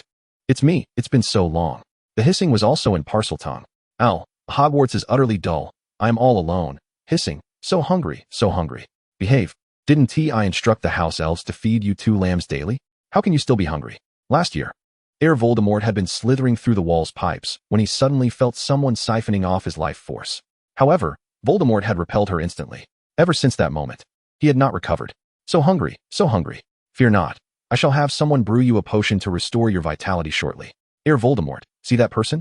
This is Al's friend, Eulica. You can give her any unwanted snake skins. She will brew plenty of potions. Eulica, with her eyes still closed, sensed the enormous serpent crawling toward her. She understood that escape was futile and could only hope Al would honor their contract, as she still needed to assist him in finding his descendants. Remaining calm, she stood still to avoid the dangers of a panicked flight. The cold touch brushed against her clothing and arms, and beads of sweat broke out on her skin. Eulica, do not worry. Voldemort is the pet of Slytherin. He will not harm the students of Hogwarts. Al, if you have been at the school, you must know that the petrification incidents and the girl who died in the bathroom were all due to encounters with the basilisk. Hiss. The voice emerged from deep within her throat, hoarse and dry. While she was not frightened of snakes, her fear was reserved for the larger ones, especially for such a basilisk. Voldemort will not harm any students. Salazar would not allow it. He merely plays with them. When he finds them, they turn to stone. As long as they drink the bitter potion, they will recover. Voldemort is obedient. Hiss. Voldemort rubbed against Eulica, expressing friendliness, sniffing her scent. So strange. Why do you have a soul overlapping? How peculiar, yet it smells delightful. Voldemort likes it. Oh, why do you also carry the scent of Voldemort? Eulica pretended not to understand Voldemort's words and continued speaking to Al. If you can control him, please spare me, a mere child. I still have a chance to seek your descendants. She heard Al's gentle laughter in response. You shall be called Yu. Your name is quite difficult to pronounce. Yu. Listen to me. You have yet to tell Voldemort why you possess his scent. I do not understand. I cannot comprehend what the basilisk is saying. However, it mentioned having its scent, which reminded her of last year's incident when someone had absorbed its life force and was then repelled. She recalled being knocked against the wall, where a small snake-like sculpture had been. It was that very sculpture that had caused her head to collide with the wall, and she distinctly felt a surge of energy enter her body, leading to her magical outburst. Could it be that she had absorbed its life force back then? Yet she had done nothing. Oh, right. She seemed to have felt a burning pain in her left hand at that time. Was it due to this ring? In the first grade, when I first encountered the dragon raised by Hagrid, the ring grew unbearably hot, returning to normal only after I left. During that incident, when my magical power surged uncontrollably, I also felt the ring's heat. Yet at this moment, the ring bore no sensation at all. If it were to become heated upon encountering magical creatures, why did it not react this time? You, Halbo, speak to me. A hissing, chilling voice echoed in my ears. Eulica feigned ignorance, while Al could not resist chuckling at her exaggerated expression of confusion. Eulica, did you not realize that you were speaking Parseltongue just now? What? Eulica exclaimed, covering her mouth as she processed his words, coming to the realization that indeed, it was Parseltongue. Halbo. Our conversation has been in Parseltongue, Al reiterated, further complicating Eulica's thoughts. How can you speak Parseltongue? I don't know why I can. Aren't you called Al Rambo? ISNT Parseltongue unique to Slytherins. Only their descendants can speak it? Stop making wild assumptions. It's not just descendants. In our time, many could converse in various magical creatures' languages. I can speak lion, owl, mermaid, and dragon languages, and many others. It's not unusual. Open your eyes. Basilisks cannot harm a Parselmouth, nor can they petrify them. With reluctance, Eulica slowly opened her eyes, only to be met with the sight of a massive serpent head looming before her. She could distinctly see her own reflection in its golden, slit-like pupils. The basilisk even nudged her nose, its pungent scent almost causing her to faint. Your eyes are truly beautiful. Ahem, Halbo, yours are lovely too. Eulica felt as though her calmness in addressing the basilisk was akin to a different version of herself from another world, her heart screaming while her expression remained composed. This left Al, who had been silently observing, feeling a tinge of regret. Halbo, you desire a potion, correct? Very well, I shall prepare the ingredients shortly. Splendid. Yu is the best. However, Halbo must refrain from frightening the other students. Halbo listened to Yu but expressed loneliness, saying, Al has no body, so I cannot follow him. But you have a lovely body, Yu. I want to stay with you. With that, Halbo gradually shrank until becoming a slender shape, climbing onto Eulica's attire. Maintaining her composure was one thing, but fear was another. She shook her head at Al, who pretended not to see and turned his gaze to the wall. Halbo, aren't you going home? Following me to class is quite dull. Eulica endured the cold sensation of the serpent slithering across her hand, trying to persuade. I'm not afraid. Halbo often listens to your classes in the pipes. It's far more interesting than being alone in the chamber. Eulica felt a pang of familiarity with that loneliness. She too had always been solitary, whether in this life or the last, experiencing others' joy in a crowd, believing it would bring her happiness, only to return home alone to the desolation after the noise subsided. Then let us agree that, when others are around, Halbo should not suddenly appear, so as not to scare the little wizards, all right? Agreed. Oh, Al, remember to remind the house elf to deliver my daily lamb to UU's residence. I want to stay with the lovely UU. Halbo, I believe it would be better to keep my dormitory tidy. Please return home for your meals. And let us keep my room clean. No, don't go to the chamber. Halbo grew larger again, rolling on the ground. Eulica quickly levitated her potion-making tools to prevent them from breaking. They were rather expensive. After much negotiation, they settled on Halbo returning to his chamber via the pipes during mealtimes, while he would accompany UU otherwise. Following this playful conflict with the mischievous Halbo, Eulica's fear of him dissipated, much to Al's amusement. Halbo was no longer lonely, having someone to keep him company, and thus, no further petrification incidents occurred at Hogwarts. The discussions surrounding the expulsion of Muggle-born wizards gradually faded. However, Harry Potter's ability to speak Parseltongue was still exposed when Lockhart established a dueling club. Eulica observed Snape's impatient dismissal of Lockhart as he effortlessly sent him flying, noting his foul mood. She understood that Professor Snape had been seeking opportunities to approach the chamber while attempting to conceal Harry's Parseltongue, looking for alternative avenues to access it. Today, he was likely here to prevent Harry from using Parseltongue. Indeed, when Draco unleashed a serpent, Lockhart, in his foolishness, provoked it, directing it towards Gryffindor's Steinfellery.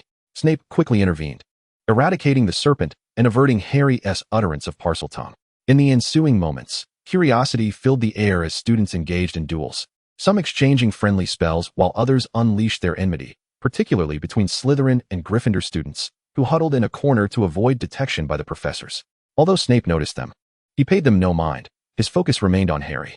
His attention only shifted momentarily when he saw Eulica ascend to the dueling platform. Eulica's opponent was Lisa. Although it was termed a duel, Eulica did not put forth any effort, even guiding Lisa on which spells to use against her. They practiced joyfully. While Hermione contemplated challenging Eulica, though she was intent on helping her house triumph over Slytherin. Let us be more enthusiastic. Let us challenge. Let us conquer. Just like every adventure of mine, filled with passion and tension. Oh, how splendid is youth. Lockhart, standing at the periphery, praised the duel, making it appear as a theatrical performance. Uncertain if his encouragement had a genuine effect, the rivalry between Slytherin and Gryffindor intensified, a fervor that filled Eulica with an ominous premonition. Chapter 13, Serpents and Mice. Snape disapproved of Eulica's playful approach to the duel, deeming it a waste of time. He glanced at her, but quickly turned to observe others. Noticing the escalating chaos between Slytherin and Gryffindor, he was about to intervene when a stray spell veered off course, heading towards Eulica's direction. Sensing the surge of magic, she instinctively dodged, only to be struck by Lisa's spell, the successful disarming charm. Eulica's wand was sent flying, and she leaped into the air, catching it with her other hand, miraculously unharmed. However, the sleeping halbo coiled around her wrist lost its grip and was flung away. Eulica felt the chilling touch glide across her wrist and, upon inspection, saw the mini halbo bounce away. Due to his small size, halbo fell unnoticed to the ground, even Snape merely observing a small object drop without concern. But soon, chaos ensued. "Ah, Scabbers, let go! Let go!" Ron's voice mingled with the chaos of spells. Not particularly loud, yet the two individuals sensitive to the name became alert. Not far off, a tiny serpent clamped tightly onto a mouse, which emitted a pitiful squeal. Snape coldly regarded the unfolding spectacle, recalling that after his rebirth, he had initially forgotten about Peter Pettigrew's filthy rat. Later, upon remembering, he had used a special potion on the mouse, ensuring he could track it no matter its location, thus he had neglected it all along. As for the foul mud in Azkaban, only a madman would willingly assist in his release. Let him remain there to have his mind washed clean, let nature take its course. Who would have thought that today would yield such an unexpected turn of events? It appears that the wretched rat is on the verge of having its identity unveiled. Hiss! Release it! Harry, standing beside Ron, witnessed the commotion as Scabbers was bitten and hurriedly intervened. Yet he failed to notice the profound silence that enveloped the room upon uttering those words. Parseltongue. The identity of the speaker was lost, but in an instant. Those beside Harry recoiled. Bewildered by the fearful gazes directed at him, Harry wondered what was amiss. Eulica lamented once more the marvels of fate. Despite numerous alterations, they inexplicably found themselves retracing the paths of the past. Much like her instinctive utterance of snake language to Al and Erbo in the abandoned classroom, both she and Harry, even Voldemort, found themselves uncontrollably speaking Parseltongue in the presence of serpents. Eulica rushed forward, intent on persuading Erbo to relent, but dared not speak, opting instead to tug at the rat she recognized.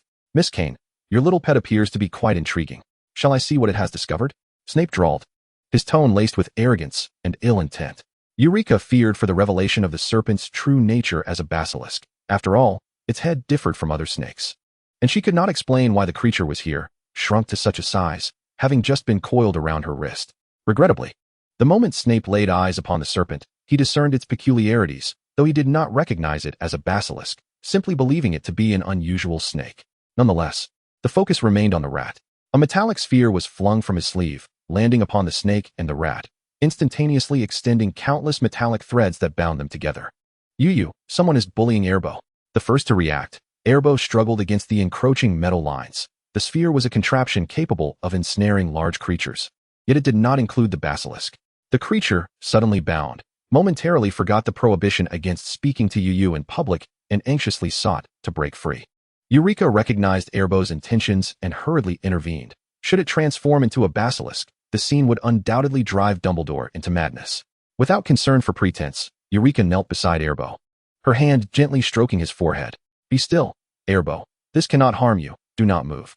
With her wand, she flicked it a few times against the metallic threads encircling Erbo and the unconscious rat, which slowly receded, reverting to the original metallic sphere. Seizing the opportunity, Erbo climbed back onto Eulica's wrist, this time wrapping around more tightly, fearful of falling again. Eulica never lifted her gaze as she secured the metallic sphere back onto the unconscious rat, the threads once more winding around it. Indeed, when she finally raised her head, She found the surrounding onlookers regarding her with the same astonishment reserved for Harry Potter.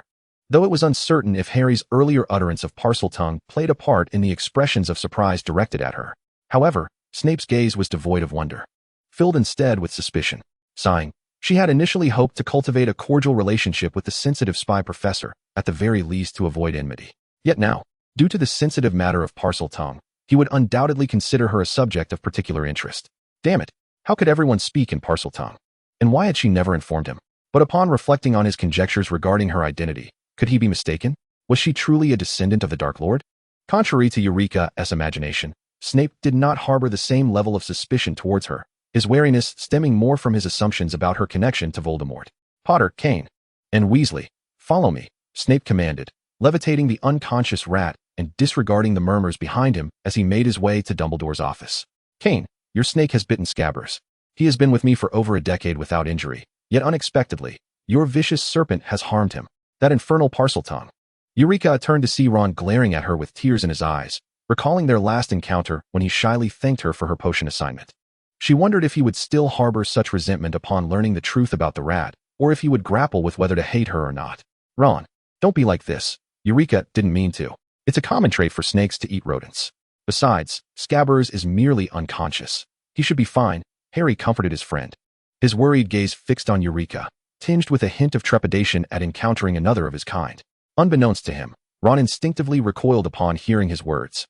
Eureka, I never expected you could speak to snakes. I discovered my own ability to converse with them during a childhood visit to the zoo. When did you realize yours? Harry, ever so innocent, was like a sunflower growing toward the light, brave yet naive. It was no wonder Dumbledore was discreetly grooming him to become a capable leader. Harry, Parseltongue is a language of darkness, associated solely with the serpents of Slytherin. The infamous He Who Must Not Be Named also speaks it. Ron's concern remained fixed on Harry. He could unleash harsh words upon Eureka, for their friendship was largely due to Hermione. Their relationship, though amicable, was merely that. Now, with her pet having harmed Scabbers, he could not forgive her. My apologies. As a serpent of Slytherin, I am compelled to inquire of the esteemed Mr. Weasley. How has your noble rat survived for over a decade? Is it nourished by the mucus in your brain?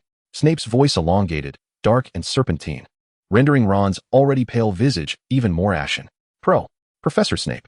Altering the professor's name casually, lacking respect, would cost Gryffindor 10 points. Insulting Slytherin House would incur another 10 points from Gryffindor. Eureka had envisioned various scenarios in which her ability to speak Parseltongue would be revealed, even imagining the possibility of sleep-talking in public, but she had never anticipated that she would inadvertently expose herself. She had always sought to avoid the limelight. Yet it seemed evasion was no longer an option. A cold hand brushed against her wrist. Was it Al? He inscribed a line in her palm. Cockroach cluster. Snape ground his teeth as he read it aloud, each command steeped in such macabre humor. The door to the headmaster's office swung open, and a group entered. Dumbledore was seated behind his desk, engrossed in writing, casting a perplexed gaze upon them. Severus, and a few young friends, what brings you to my office? Please, make yourselves comfortable. Would you care for some freshly prepared cockroach clusters? They've been reformulated for a tastier experience. Dumbledore opened his snack box, pushing it towards them. Harry and Ron obediently took their seats, while Eureka sought a spot at the edge, blending in. Snape, however, did not sit, instead disdainfully tossing the rat bound by the metallic sphere onto the snack box, causing it to land with a thud among the cockroach clusters, scattering them across the table. Dumbledore winced at the sight, but upon discerning the nature of the object, his demeanor shifted to one of seriousness. Today's dueling club had indeed yielded significant revelations. First, the discovery of a defense against the dark arts professor who could barely wield a wand, followed by the uncovering of 2 Parseltongue speakers, and lastly, an elderly rat missing a toe, surviving for over a decade. What a delightful day it had been. Dumbledore drew forth his wand, his aura now devoid of the previous gentleness. The magical pressure and intensity thick as a chasm, causing the young wizards to struggle for breath. You lot, get to the back. Severus Snape watched the 3 bewildered trolls with palpable irritation, forcing them into a corner. He tightened his grip on his wand, his gaze fixed on the mouse that Albus Dumbledore was pointing at. Dumbledore first unfastened the metallic sphere, unlike Eulica, who had to locate several magical structures within it. Dumbledore merely tapped it with his wand, and the metallic sphere automatically reverted to its original shape. Eulica placed her left hand behind her back, feeling the searing pain in her hand once more. What magical creature had she encountered this time? Previously, she had faced a dragon and a basilisk. Her eyes shifted to the phoenix perched on a nearby shelf, This time, it was due to the phoenix. The situation with the ring remained unclear, but maintaining silence in the current circumstances seemed prudent. Professor, is Fong all right? He was bitten by a snake. Ron expressed his concern for his pet, casting a fierce glare at Eulica. Miss Eulica, could you please allow me to examine that snake? Eulica placed the small snake coiled around her right wrist on the headmaster's desk, a distance from the mouse. The pitch-black serpent curled into a small ball on the desk, continuously flicking its tongue. Snape frowned slightly, but quickly resumed his previous state of annoyance. Oh, a lovely little snake, though it is indeed venomous. Dumbledore inspected it, perplexed as to why the snake's venom seemed so severe despite appearing less potent. However, if his suspicions were correct, some matters would require careful planning. With a flick of his wand, a softly glowing phoenix soared from the tip of his wand. Minerva, please come to my office. The password remains unchanged. This was indeed the Patronus charm, a skill both useful and convenient. At that moment, Eulica was perhaps the most relaxed individual present, given the circumstances. Acceptance and confrontation were her only options. Wow, headmaster, what is that? It's incredible. What spell is that? When can we learn it? The inquisitive spirit of Ravenclaw possessed Eulica, her face alight with curiosity, adding an incongruous tone to the tense atmosphere. This is a spell you will learn in your upper years. It has many applications, though I most enjoy using it to deliver messages. Dumbledore continued to observe the mouse's wound, while Eulica felt an urge to interject, urging them to stop observing and administer the potion instead. After all, it was a basilisk, and its venom was far more potent than Nagini's. Had it not been for her extraction of the venom and shedding only days prior, the mouse would have perished the moment it was bitten. Severus, please prepare an antidote. We must first counteract the venom. Indeed, truly the great Dumbledore. A mouse deserving of my potion, Snape muttered, yet his feet obediently carried him out. Once Snape departed, the tension in the room lessened considerably. Ron wished to check on Fong, but Harry restrained him, feeling that it was best to keep a distance from Fong for now. Headmaster, I wish to inquire. Both Harry and I can communicate with snakes. Isn't that a skill all wizards possess? Why do people regard us with such strange expressions? The ever-curious Ravenclaw spirit resurfaced in Eulica, prompting her question to Dumbledore. Typically, descendants of Slytherin can speak Parseltongue, as they inherit the lineage of high magical creatures. Dumbledore paused, casting a complex gaze at Harry, then at Eulica. It was understandable that they feared Parseltongue, given that Voldemort could speak it. Ron's face turned pale, his body trembling, while Harry exhibited signs of unease, the pain stirred by the name palpable. Refer to him as Voldemort. Children, always use the correct name for things. Fear of a name only enhances fear of the thing itself. Dumbledore patiently instructed Harry, urging him to confront and overcome his fears. Does that mean we are descendants of Slytherin? That's impossible. I come from Muggle ancestry, Eulica questioned, perplexed. Yes, my parents are certainly not their descendants, Harry added, contemplating the same dilemma. Do not fret, children, there is another possibility.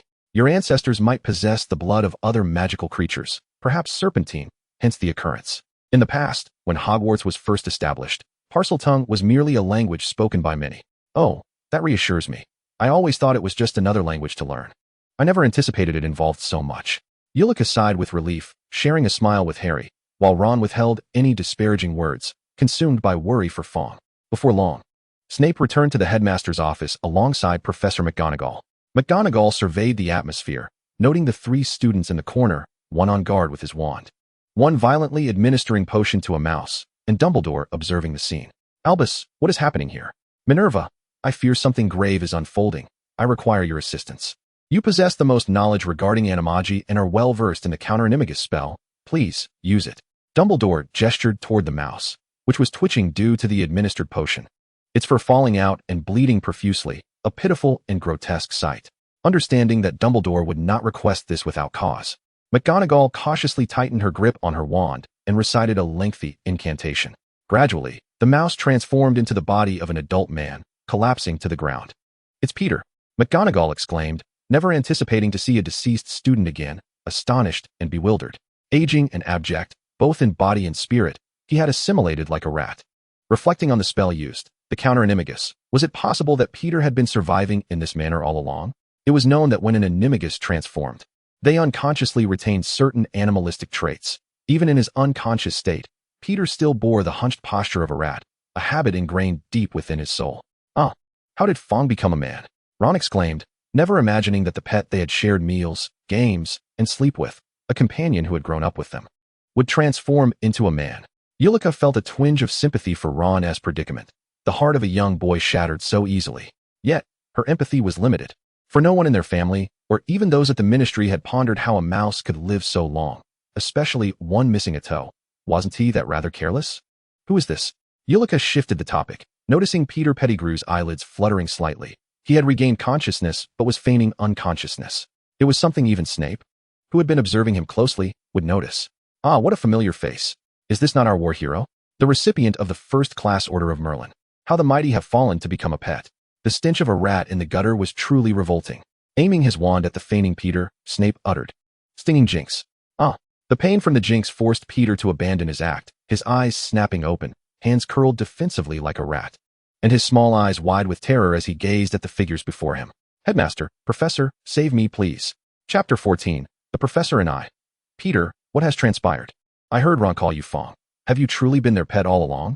McGonagall's inquiry brought Peter to tears. "I'm scared. I witnessed Sirius blow up a street. It was terrifying. I could only feign death to escape. I yearned to hide within the Weasley household, for they are members of the Order of the Phoenix and would undoubtedly ensure my safety. I am terrified. Save me. I am frightened of that individual, the one I cannot name." "Poor Peter, you should have confided in us sooner. We could have aided you." Professor McGonagall found these justifications somewhat tenuous, yet she understood Peter. He had always been the most timid among their group. Snape clapped mockingly, rendering the atmosphere unexpectedly awkward. What a moving scene. "I believe we ought to celebrate the hero's return, do we not? The finest libations are in order, I think." He produced a bottle of a long-prepared potion, Veritaserum. No, you cannot treat me this way. I implore you, Headmaster, I beg you." Tears streamed down Peter's face, presenting a pitiful sight, in stark contrast to the imposing potions master before him. "Pettigrew, I wish to know the truth," Dumbledore spoke calmly. Snape easily subdued him, pouring a few drops of the truth serum before casually leaning against the wall, his wand held tightly in hand. "Name: Peter Pettigrew. Why did you flee back then?" "Sirius was relentlessly pursuing me. Before I transformed, he cornered me with no avenue for escape, so I detonated the entire street with my wand, killing everyone, and then fled into the sewers with the other rats." "My word." Professor McGonagall covered her mouth in shock. She had never anticipated hearing such words. Moments ago, she had felt sympathy for her student. How could it have come to this? Why did James and Lily meet their demise? When Dumbledore posed this question, Snape's expression turned vacant. He had not employed a clemency in ages to shield his thoughts, and the mere mention of Lily's name caused him profound anguish, guilt, and confusion. In a past life, he had sacrificed everything, even his soul, to aid their child. He had believed his sins were absolved, that death would offer him peace. Yet, he found himself reborn, questioning why he could not return to the moment he heard the prophecy. Perhaps his guilt could never be cleansed, perpetually dragging him into despair and suffering. Sirius suggested that James and Lily change their secret keeper to me. I informed the master, who then came and killed them himself. The man's voice, under the influence of the truth serum, was unervingly calm. The affectionate reference to the deceased paired with his betrayal made Harry realize precisely who stood before him. "Damn it. You do not deserve to utter my parents' names. Who is Sirius? Tell me why. Why did you do this?" Harry shouted, charging towards Pettigrew in fury. "Fool, let him finish," Snape said, without a hint of hesitation, waving his wand to release ribbons that instantly bound Harry and sealed his mouth. "Peter Pettigrew, what was your purpose in hiding at the Weasley household?" "Because of my information, the master was defeated by Harry Potter. I feared the Death Eaters would seek revenge on me. I had to hide. The Weasleys provided me with magical community news, and being members of the Order, I felt safe among them. Their family is very poor and cannot afford other pets, making it suitable for a rat to hide. So, from the beginning, you were one of the Dark Lords?" "No, I never intended to follow him initially, but what could I do? I was terrified. I just wanted to survive. Lacking the family power of James and Sirius, and without the headmaster's favor like Lupin, I had nothing. Cowardly and timid, much like their followers. I knew they all looked down upon me. I merely wished to prove myself. The Dark Lord could offer me everything, so why not follow him? In his presence. As long as you achieved something, you gained recognition. He did not care for my humble beginnings, nor would he mock or belittle me." "Oh, what a truly moving display of friendship," Snape mocked, then turned to leave, intent on vindicating that foolish dog. He had no desire to linger on such matters. "Harry, you and your friends should return with Professor Snape. Prolonged delays in class are ill-advised." Dumbledore waved his hand to release the bound Harry, then bound Peter with several additional loops. "But Headmaster, Pettigrew caused my parents' deaths. We cannot let him go." Harry struggled against his restraints, still agitated, realizing that much of his misfortune stemmed from the man before him. Had he not betrayed his parents, he would not be an orphan. Rest assured, Harry, I shall deliver him to the Ministry of Magic, and his life will still be of use. Indeed, Harry, you should depart now. We will keep a close watch on him. Ron, we will also inform your parents, so there is no need for concern. Very well. Both boys bore expressions of reluctance. Eulica, meanwhile, sidestepped several individuals, grasping the snake she had long overlooked, and after bowing to the headmaster and Professor McGonagall, followed suit in leaving. Snape stood at the doorway, initially intending to taunt Potter, but upon seeing Eulica emerge with him, he refrained. Someone who understood him too well made him feel like a coward, venting his frustrations on Potter's child rather than facing the truth. Kane, come with me. Let me see just how charming your little pet is. That it warranted the waste of a bottle of my sparkling potion. Eulica hurried to catch up, glancing back to bid farewell to Harry and the others, only to find them lost in thought, completely unaware of her departure. In the potions office, Eulica sensed a chill in the air, perhaps due to the presence of the potions master, who returned several vials to their designated spots, previously occupied by antidotes. The typically meticulous potions master always arranged his potions by efficacy, from low to high. Now, the foremost position was missing a vial. A high-grade antidote capable of neutralizing venom from serpents like Nagini was not required, for the top-tier antidote was too extravagant, and I had only produced 2 bottles as a precaution. I never anticipated such a contingency would arise today. It took 3 drops to neutralize every toxin on the market, yet I had unwittingly administered half a bottle to that foolish rat before it proved effective. Extracting the remaining half bottle from my pocket, I placed it in the foremost position. The shimmering quality of a top-tier potion was captivating, and this was my first encounter with such brilliance. It was truly beautiful. Perhaps the day's events had overwhelmed me, having been on guard against the headmaster in his office. I felt much more at ease in the presence of the more trustworthy Professor Snape, failing to notice the probing undertones in his calm demeanor. In a moment of folly, I inquired, Professor Snape, why didn't you use the antidote back then?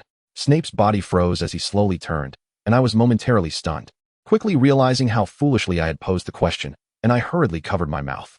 I apologize. I didn't mean to. It's just that since you have this potion, I thought. Please disregard that. Let us not discuss it. I was wrong. Babbling incoherently, I flooded the air with my apologies, losing track of my own words. Snape, initially vexed, observed the girl's flushed face and took a deep breath, choosing not to remain angry with her. What was the point? She was simply thoughtless. Had she any sense, she would not so carelessly divulge her memories. Besides, she might still be tied to Malfoy or that other individual. There was no need to delve too deeply. In the future, should I devise a potion to enrich the human mind and alleviate its emptiness, you shall be the first to be my test subject, to ascertain if it can restore you. With a sharp glare directed at the seemingly docile Eulica, I demanded, show me your pet. Eulica extended her right hand, ready to release the serpent. I meant that one, the one that bit Petaloo. What an audacious gaze, Eulica thought inwardly, yet reluctantly extended her left hand. Hairbow was coiled tightly around it, refusing to budge. She could only raise her arm and approach Snape. Instinctively, he recoiled slightly, his wand poised against the girl's pale palm, ensuring her hand remained at a safe distance from him. The girl's skin bore an unhealthy pallor, while the dark green serpent, lengthy and coiling twice around her wrist with some slack remaining, bore a vivid red feather upon its head. At that moment, the serpent had its eyes closed. Were it not for the gently swaying tail, it would resemble an ordinary ornament. The peculiar beauty of the girl's slender wrist was accentuated by the creature's presence. The instant Snape recognized the serpent, he stepped back, turning his gaze aside in furious indignation, muttering that the foolish rabbit was devoid of intelligence. Eureka, Kane, you've infiltrated the ranks of Ravenclaw like a dim-witted lion. Your mind cluttered with nothing but books. How could you? How dare you harbor a serpent? You ought to be confined to Azkaban alongside that foolish dog. Both of you reveling in your folly, especially since you both seem so fond of that arrogant Potter. Professor Snape, it's all right. It's quite tame and obedient. She replied. Perhaps due to the frequent barbs from Snape, Eureka had developed an immunity to his venomous remarks. Although somewhat irked by his analogy, why did he liken others to hulking trolls while she was merely a simple, small creature capable of spitting venom? It hardly seemed imposing. Had Snape been aware of Eureka's preoccupation with his choice of words, she would have surely faced an even fiercer barrage of his scathing criticism. Are you a Parselmouth? Has that been the case for long? Cover its eyes, for heaven's sake. Snape prodded Hairbow with his wand, yet the serpent remained unperturbed, its tail swaying in a steady rhythm. No, I discovered it just a few months ago. Perhaps it was a result of the surge of magic? Eureka pondered. Snape regarded her with the eyes of one observing a simpleton. The most dreaded occurrence for young witches and wizards was indeed a magical surge, which had rendered many into mute shells or, in more severe cases, led to their untimely demise. It is a stroke of luck that you emerged unscathed from that magical surge, yet you are foolishly optimistic, thinking that you acquired the ability to speak with snakes afterward? I cannot say for certain. During my childhood at the orphanage, I often encountered snakes yet never understood them until suddenly I did. Eulica speculated that her newfound ability was somehow linked to her magical surge, though Al had mentioned that many wizards once possessed numerous languages, leading her to believe she might be a case of the same. Additionally, there was that ring on her finger, invisible to others, which might hold secrets yet unknown to her. Professor Snape, she called, her voice unexpectedly softening, almost sweetly, as though she were attempting to curry favor. What are you doing? Snape scrutinized the serpent closely, inadvertently lifting Eulica's sleeve with his wand, revealing concealed scars. Memories flooded back when he had held her during her unconsciousness. He had glimpsed many scars beneath the tattered fabric of her sleeve and trousers, initially assuming they were inflicted by the magical surge. He had even administered a potion to heal her skin, yet it appeared to have been ineffective, as these scars were remnants of a long-past injury. I have Herbo's venom and shed skin, she remarked, her gaze now fixed upon him, her fair face adorned with a faint smile, seemingly unfazed by his cold demeanor. This calmness, a sensation Snape had not experienced in many years, compelled him to avert his gaze, feeling somewhat disconcerted. Professor Snape, may I continue to attend detention? I could assist you with potion ingredients and brew some potions, if that pleases you. What do you desire? Slytherin was never one to trust unsolicited kindness or gifts, and he found himself perplexed by the girl before him. Initially, she had chosen to remain an observer, yet out of concern for her friend, she had revealed her secret of rebirth. Now, she was offering something she needed in return. What were her intentions? I wish to gain your guidance on potion making, of course. Not the trivial matters of trolls that would waste your time. Additionally, I seek assistance regarding certain aspects of dark magic defense. After a moment of contemplation, Snape nodded. Very well, but first, there is one essential skill you must acquire. To prevent your mind, cluttered with the thoughts of a simple creature, from becoming a playground for others. You must first learn the art of mental occlusion. I trust you will take this seriously to protect your secret. Snape's gaze remained fixed on the girl, whose expression had soured. She knew far too much about him, and he could not simply erase her memory. Thus, she must be taught the art of mental defense. Understood. Though I am reluctant, I must learn it first. Even with my trust in Snape, I would rather he not see my innermost thoughts. It would be best to master it before he instructs me. Let us commence at the next detention, next Wednesday. If you can master it by then, it would be ideal. I have no desire to delve into the mind of a simple creature. What sort of image did Snape have of her? That he constantly referred to her as a simple creature? Eulica exited the potions office, shaking her head in exasperation. Oh, thank you, she said to the empty space beside her, the hissing sound echoing softly in the dungeon corridor. It's nothing. Your headmaster is someone I have observed for many years. He is sensitive and suspicious, yet possesses a strong sense of justice. However, his notion of justice is pure, and for the sake of the greatest good. He is willing to sacrifice much and expects others to do the same. The presence of Herbo may lead him to form some unfavorable opinions about you, but your ability to speak with snakes has alleviated some of the pressure on that savior classmate of yours. Al, I wish to learn the art of mental occlusion. Do you know where I might find books on this subject? I saw some material in the library, but it was quite superficial. In the restricted section, I recall there are a few books that cover it. Al mentioned, and Eulica cast a wistful glance in his direction. The area remained blank, as Al was invisible. I've never set foot in the restricted section.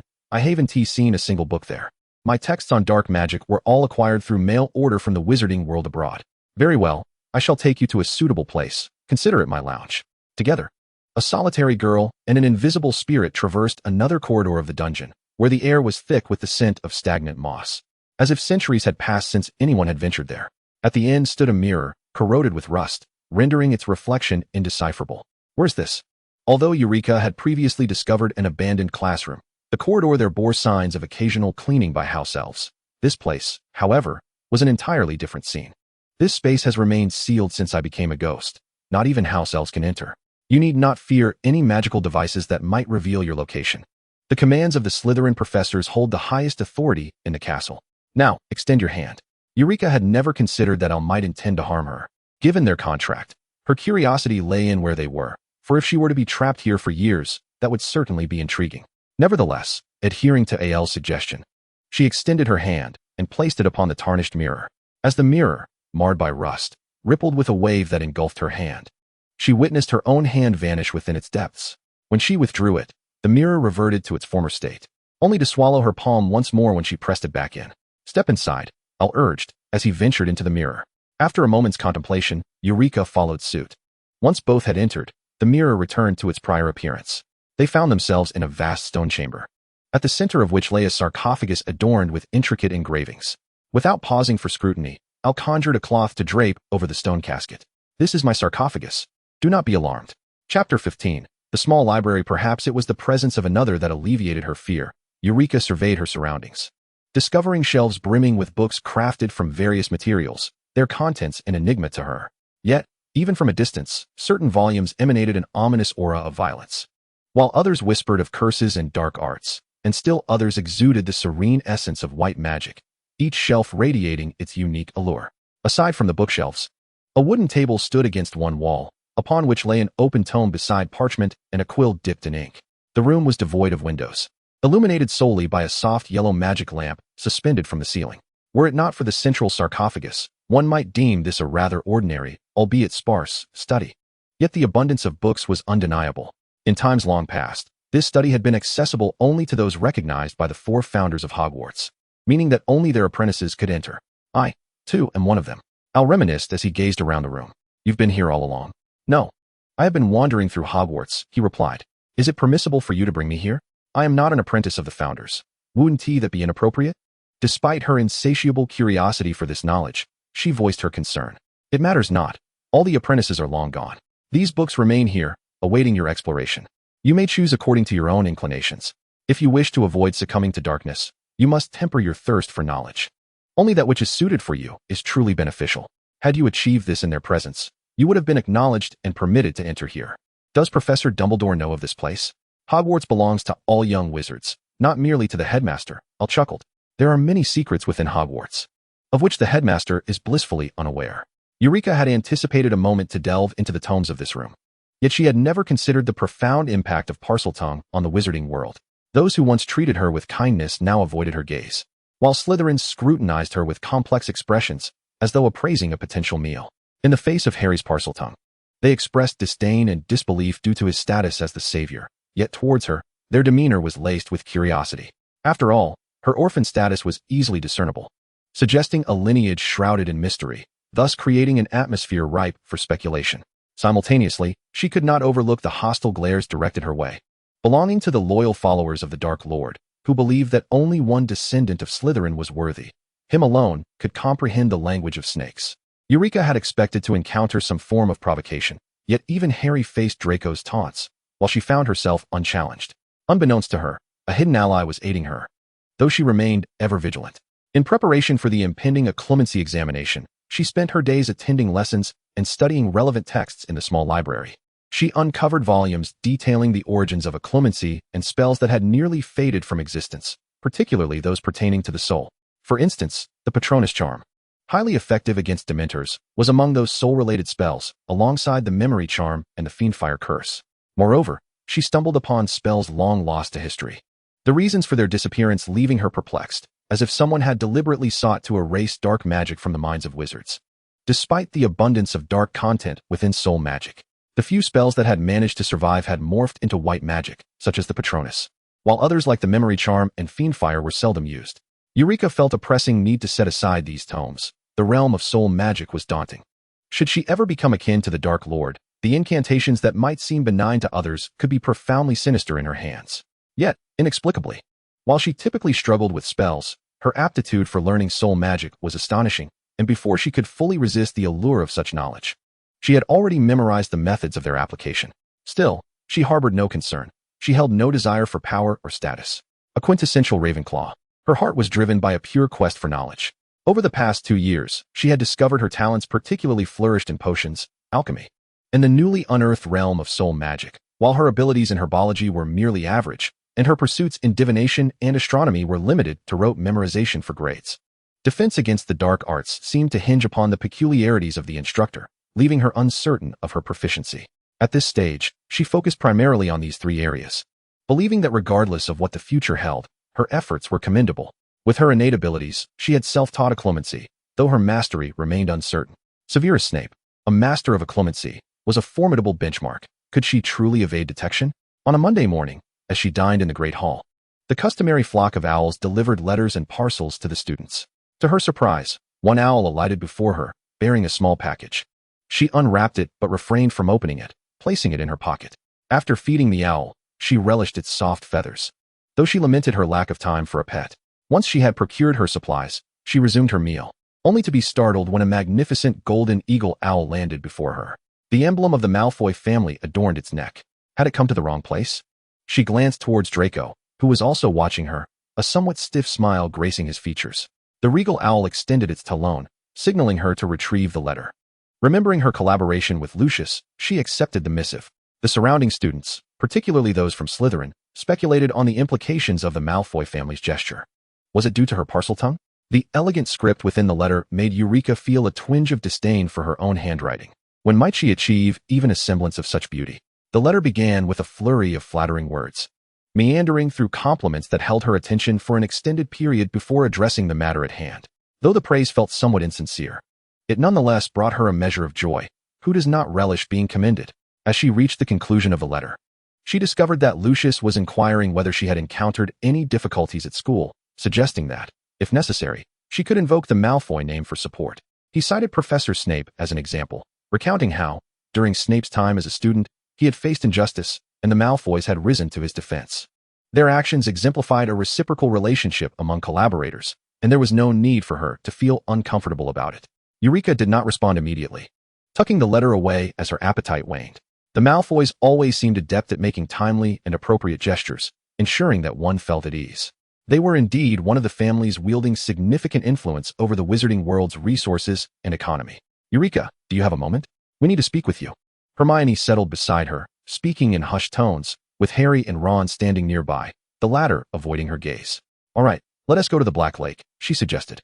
After calculating the time, realizing they had a while before potions class, they followed her to the lakeside. With practiced ease, she cast a silencing charm around them, a technique learned from Snape, essential for whispering secrets regardless of the setting. Wow, I saw this spell in the third-year textbook.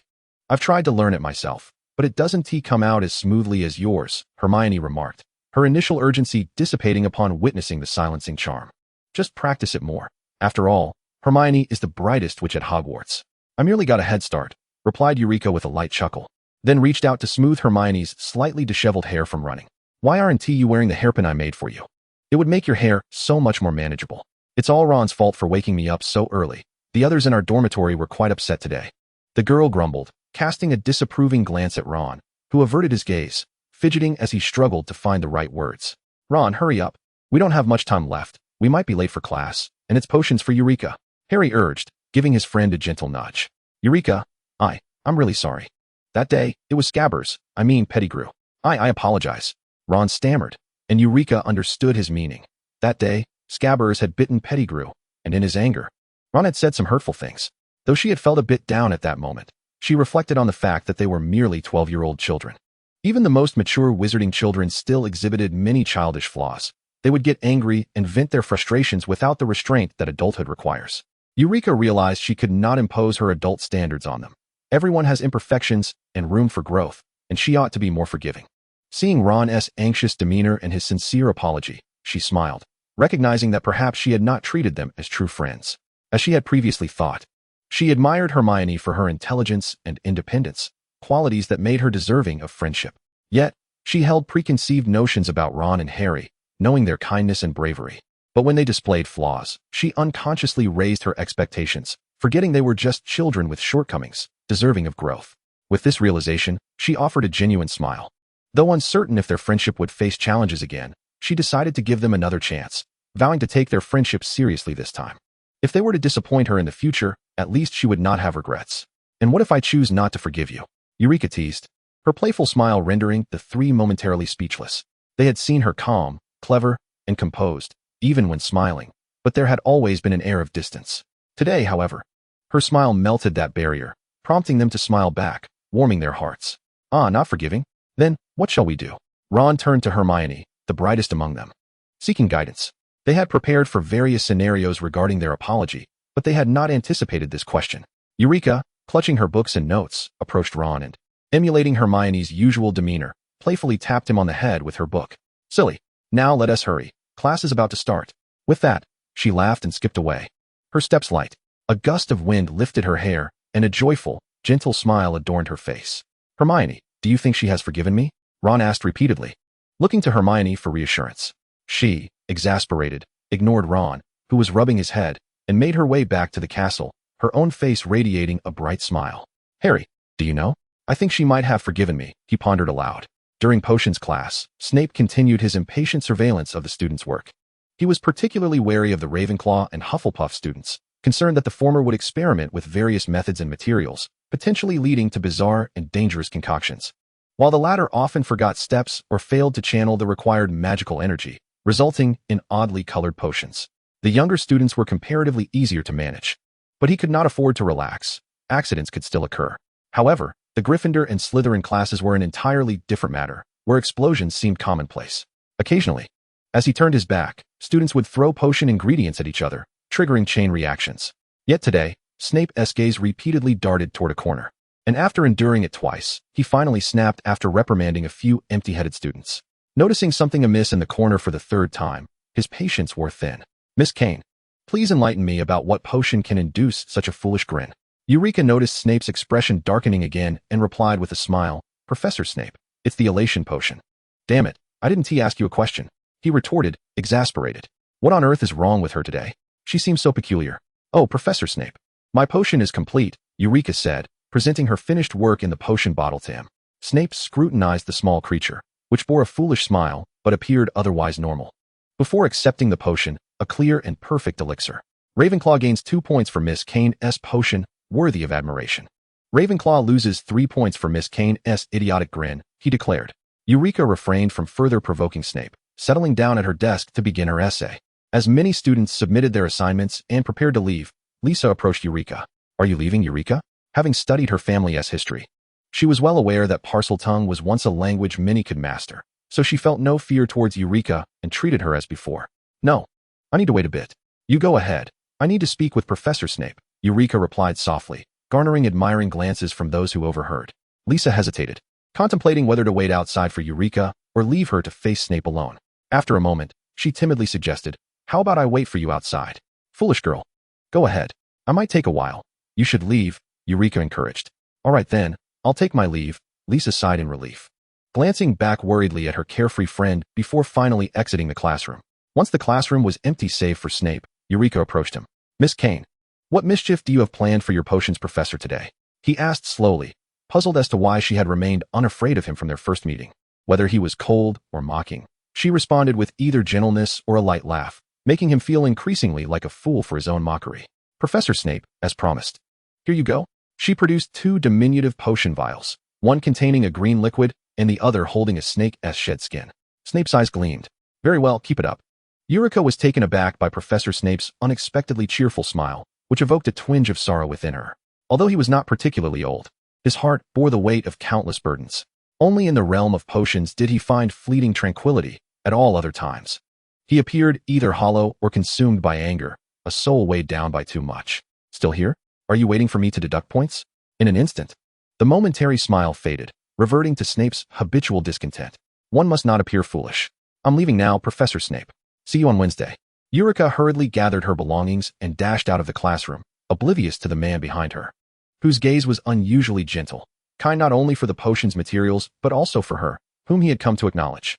In the following days, the effects of Parseltongue gradually waned, and the truth of Lockhart's ineptitude became widely known. Eulica had transformed her defense against the dark arts lessons into a self-study session, boldly placing a book under a charm of confusion on her desk, an account of the history of soul curses, from which she could not extricate herself. Miss Kane, what is your perspective on my duel with the vampire as discussed in my book?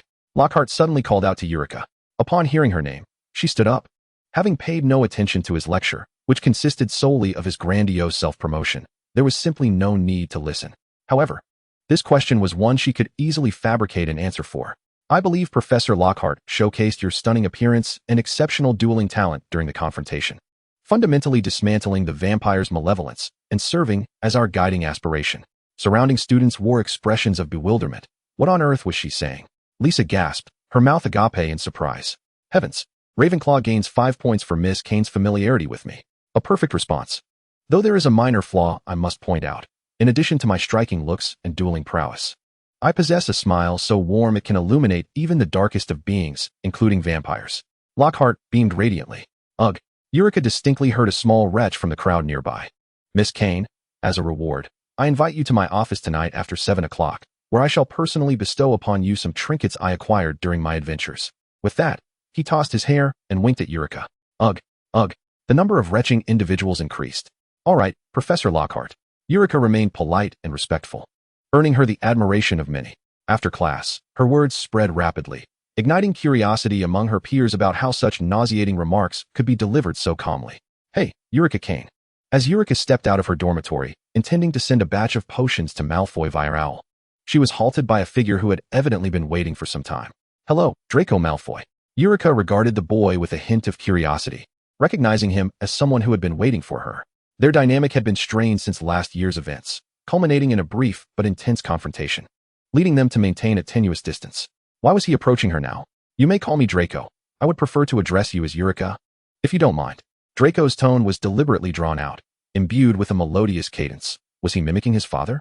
Yet, the Lucius she had encountered had not spoken in such a manner. She deemed it inconsequential and nodded. All right, Draco. Were you waiting for me? Is there something you wish to discuss? Draco was pleasantly surprised that the matter he had contemplated for several days had been so effortlessly broached. He sighed in relief, regaining the composure instilled by his air training. Aside from his encounters with Potter, Draco typically maintained the demeanor of a consummate noble heir. It is this. My father informed me of your collaboration with the Malfoys, and I feel honored. Your capabilities have garnered the admiration of numerous professors, particularly in potions. Okay, thank you. Eureka responded, uncertain of his intentions, yet following the flow of conversation. Students passing by cast curious glances at the pair, puzzled by their interaction. Slytherins usually lingered in the lower levels of the castle, rarely seen in Ravenclaw's vicinity, stirring intrigue but not prompting any inquiries, just quiet observation. Draco, originally intending to share more congenial remarks, adjusted his approach. My father suggested that you could deliver potions directly to me in the future. This would simplify matters for both of us. Long-distance mailing can be quite cumbersome, and it would be more convenient at school. Eureka nodded in agreement, recognizing the practicality of such an arrangement. As long as she exercised caution, she could avoid being labeled as a Malfoy associate, aware that their family had many adversaries. She felt quite satisfied with their consideration. Here, take these. Just pass them along to your father. As for the profits, we can settle them every 3 months. Initially pondering a longer time frame, she reconsidered due to her alchemical expenses, settling on the shorter interval. That's perfectly acceptable. My father mentioned that he has already set up an account for you at Gringotts, where your earnings will be deposited in batches. Additionally, if you need to procure supplies, you can use this seal to facilitate the transactions. The deducted amounts will be accounted for here. Draco casually handed Eureka a small box containing the seal, maintaining an air of nonchalance that led her to believe it was merely a token for financial exchanges. Unbeknownst to her, this seal was one of only 5 in the Malfoy family. Draco did not fully comprehend his father's regard for Eureka, speculating that perhaps her remarkable talent warranted investment. He also recalled her unique Parseltongue ability, which sparked his imagination. Regardless of his thoughts, Draco outwardly maintained his usual demeanor, adhering to his father's wishes, a principle he had long upheld. Deep down, he harbored a genuine fondness for Eureka, a girl from the Muggle world, who had swiftly risen to become one of the most talented and capable students in their year at Hogwarts. While the Gryffindor know-it-all had superior grades, her arrogance and incessant need to prove herself were qualities he found contemptible. In contrast to the overly proficient know-it-all, Eureka, with her prowess in potions and respectable skills and charms, aligned more closely with his standards for friendship. He could not fathom why she consistently surrounded herself with that trio. Their interactions had been simplistic in their first year, yet they had grown increasingly intimate of late, filling him with a subtle sense of dissatisfaction. He felt Eureka ought to be studying and socializing with him instead. Regardless, he had made a friend, and he resolved to engage with her more frequently, gradually enlightening her on what constituted true friendship. Yes, that was the plan. Eureka, may I inquire if you have completed your potions essay? I heard that your format differs from ours, and I find myself quite curious. Might I borrow it for reference? In exchange, I can share my essay with you. For a Ravenclaw, what could capture attention more than such an academic exchange? The answer was clear, nothing. As anticipated, Eureka did not object. Sure, I've just finished mine. I'll fetch it for you. Wonderful. Here is mine. Draco handed Eureka the essay he had prepared in advance. Eureka returned to her dormitory and soon re-emerged, holding her potions assignment. I shall take my leave now. Once you've reviewed it, we can discuss further. Draco offered a smile to Eulica. momentarily causing her to pause before she nodded and watched him depart. This was Eulica's second visit to the Office of the Defense Against the Dark Arts professor. During her first year, she had persistently avoided Chilo, whether in class or in the corridors. She would sit at the back during lessons and leave promptly after, ensuring her presence was never felt where he was. Additionally, during the incident with the Philosopher's Stone, she had been unconscious in the infirmary, thus further avoiding any encounter with him. Prior to her second year, during the petrification incident, she had visited this office with Harry and his companions. But her focus was solely on devising a way to help them evade suspicion, leaving her oblivious to the room's details. Upon her return today, she was struck by an overwhelming sense of brightness. The room was filled with portraits, each adorned with the blindingly bright smile of Lockhart. Struggling to concentrate on the boastful Lockhart seated before her, Eulica settled into the chair opposite his desk. The man was indeed handsome, a fact that undoubtedly endeared him to many witches, yet his exaggerated gestures marred that appeal, which he seemed to believe enhanced his charm. Yes, Eulica, look here. This is the perfume gifted to me by ghosts I encountered in the Death Desert, rumored to preserve eternal youth, one of my many secrets to beauty. Lockhart chattered incessantly about his regimen for maintaining his looks and physique. Suddenly, Eulica thought of Malfoy, wondering if he too employed such elaborate measures to ensure his beauty. After all, he had Professor Snape at his disposal. Surely, there was no potion he could not concoct. Lucius's remarkable appearance must surely be attributed to Snape's expertise, and she recalled that Malfoy had a father even more striking than himself, known as Abraxas. How she wished for an opportunity to behold his visage, wondering if a portrait of him existed. With a serious expression, Eulica attentively regarded Lockhart, occasionally nodding in agreement, which only encouraged him to expound further. Yet, her mind drifted to thoughts of Lucius, recalling their encounter in the cellar, where he had spoken to her. No, wait. Why was she recalling this? It felt as though someone was compelling her to remember. She felt a gentle nudge from her wrist, where Halbo sensed her distress. It was the Imperius curse. Damn it. Lockhart was attempting to invade her mind. He was encroaching upon her thoughts, and she needed to shield her mind from his probing. No, she couldn't retaliate. A student capable of resisting such influence would be deemed suspicious. Lockhart's unexpectedly formidable magical prowess unsettled her. She had to maintain her composure. Fragments of memories began to swirl chaotically in her mind. In the cellar, she was punished by the potions professor, alone, gathering potion ingredients, devoid of conversation or company. She had been bitten by a snake in her childhood, granting her the ability to comprehend Parseltongue. In the dining hall, a golden eagle from the Malfoy estate had delivered a letter, sternly admonishing her for speaking languages she ought not to know, referring to her as a mudblood. Eulica slowly applied her learned skills to weave a tapestry of false memories, yet her head spun, overwhelmed by the scent of the perfume Lockhart had introduced. Damn it, this fragrance carried the essence of a confounding agent. Eulica, do you perceive anything unusual at Hogwarts? I do not know, she replied, her gaze growing vacant, her tone monotonous. I shall gift you something, but promise not to tell anyone, all right? All right.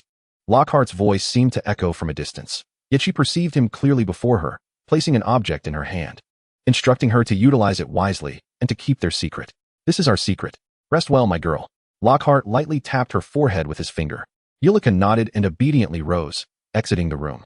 She ascended the staircase slowly, making her way back to the dormitory. Once the door was closed behind her, her vacant gaze instantly regained its spark. She exhaled deeply, feeling her previously suppressed heartbeat race with sudden urgency, wiping her forehead with her arm. It was as if she sought to erase the oily chill Lockhart had left behind. How could this be? Was Lockhart not a fool? Was he not incapable of even driving away house elves, failing at every task, merely stealing others' memories to embellish his own incompetence? Seated on her bed, the mattress sagged gently beneath her weight, yet it did little to soothe her troubled mind. A wizard possessing such formidable magic, capable of employing the Imperius curse, could hardly be deemed a buffoon.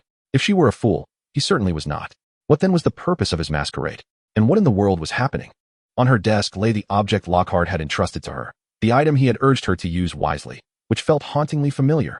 It was a notebook, inscribed with the name Tom Riddle. Wasn't he this supposed to be in the Malfoy residence?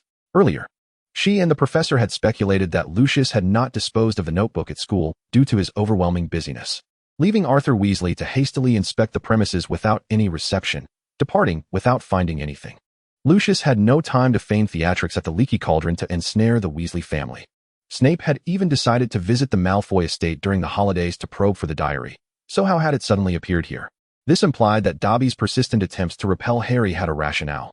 He understood that this notebook would find its way to the school. aware that someone intended to harm Harry Potter. Was this a gift from Lucius to Lockhart, or had it been misplaced? Lost in a whirlwind of thoughts, she hastily stowed the notebook in a box, glancing at the time. There was still a while before curfew. She retrieved her purchased invisibility cloak. Though it could not compare to Potter's Deathly Hallow, it would suffice. Casting the disillusionment charm, she feared that a wizard of Lockhart's caliber might detect her. But she had no qualms about others. Her concern lay solely with him. Thus she opted for the invisibility cloak this time. Halbo, awaken, do not slumber any longer. Eulica shook her arm and gently prodded its forehead. Hiss, is it time for a lamb's dinner? All you think about is eating. Halbo, could you do me a favor? Of course, what is it? We might need to bite into something shortly. I wanted to check with you in advance. No problem, I can bite anything. Oh, but not little wizards, that's a pact with Salazar. Rest assured, even if you wish to, I wouldn't allow it. Together, a girl and her serpent, cloaked in invisibility, traversed the corridor. As curfew approached, they encountered few individuals, Eulica treading cautiously, the cloak feeling oddly cumbersome. Soon, they arrived at Snape's office door, and before Eulica could knock, the door swung open from within. Upon realizing there was no one at the threshold, Snape initially felt perplexed, but soon grasped the situation. Extending his hand to grasp Eulica's invisibility cloak. Come in, Professor Snape, Eulica acknowledged, unperturbed by his discovery of her presence. She was aware that the Marauder's map was in his possession, and thus, even having learned of some concealed shortcuts from Albus, she did not dare employ them, opting instead to ascend the stairs obediently. In truth, Snape seldom scrutinized the map, particularly knowing it had been crafted by individuals he held in contempt. He had recently been studying its mechanics, intending to recreate it.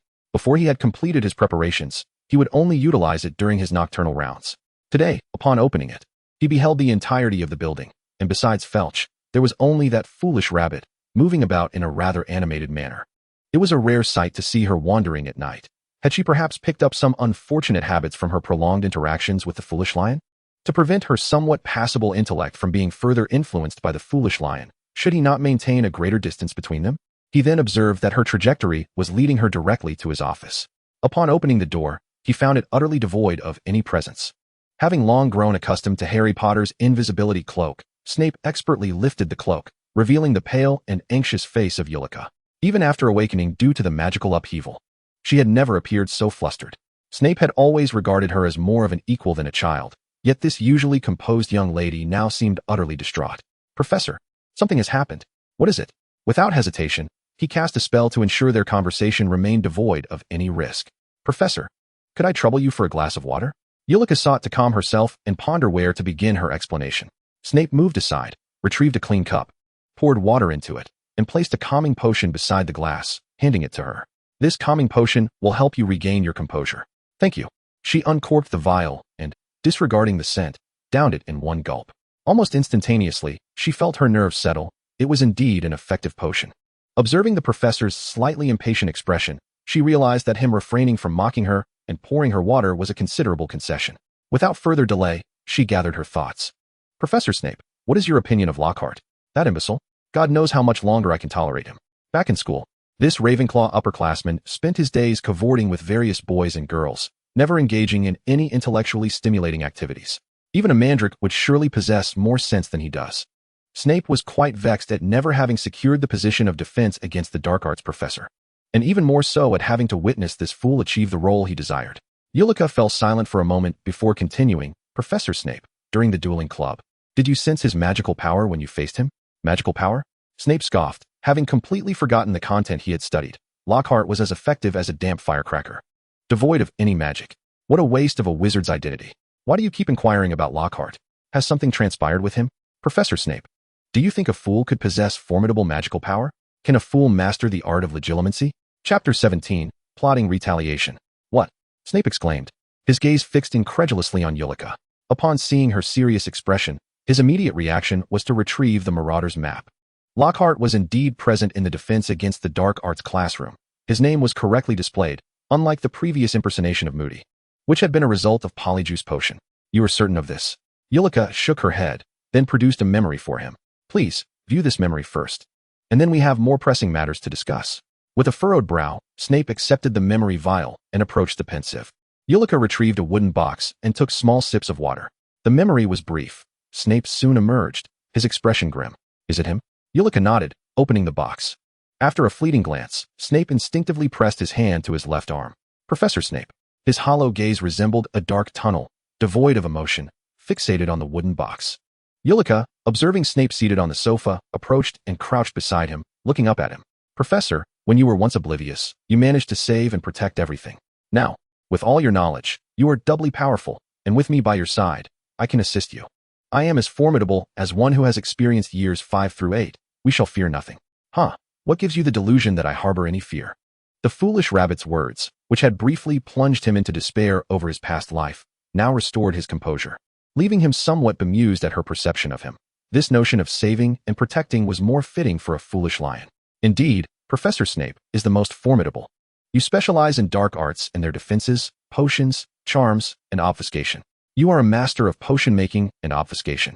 Casting a look at Eulica, who was smiling beside him, akin to observing a slug, he replied, "Speak properly and return to your seat." "All right, no problem."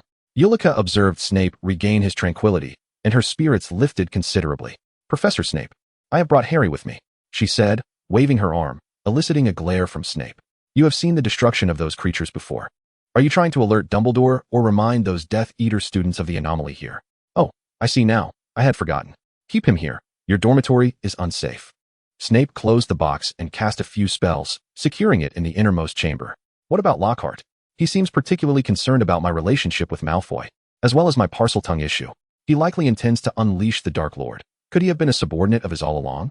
Yet, during school, there were no signs of this. Since graduating, all I've heard of him is his various adventures and publications." At this point, Snape paused, his expression darkening. "I believe I won't need to visit Lucius over the holidays. I just recalled something, in my past recollections. Lucius joined the Death Eaters after his father's sudden demise to protect the family from being consumed by other forces, and only years later did he marry and father Draco. However, upon reflection, I realized something. In this timeline, Lucius's father didn't pass until the year Draco was born. That shouldn't be a significant issue. It's akin to your world prior to my existence." Eulica contemplated explaining the disparities of parallel worlds, but chose to simplify her explanation. "No, what I mean is that previously, when Lucius was married, the Dark Lord was the witness, and he gifted Lucius a present. At the time, I was unaware of its significance. But now I suspect it was the notebook. In this timeline, however, since Abraxas is still alive, the Dark Lord merely attended briefly and did not bestow that gift." Snape's expression darkened further, a hint of self-reproach for not recalling this sooner. "Thus, the Dark Lord bestowed that gift upon another, and that person is Lockhart. So he has been feigning ignorance all along." Snape scoffed, never having imagined someone could so thoroughly deceive him. "Professor Snape, perhaps he has been acting the fool for 2 lifetimes."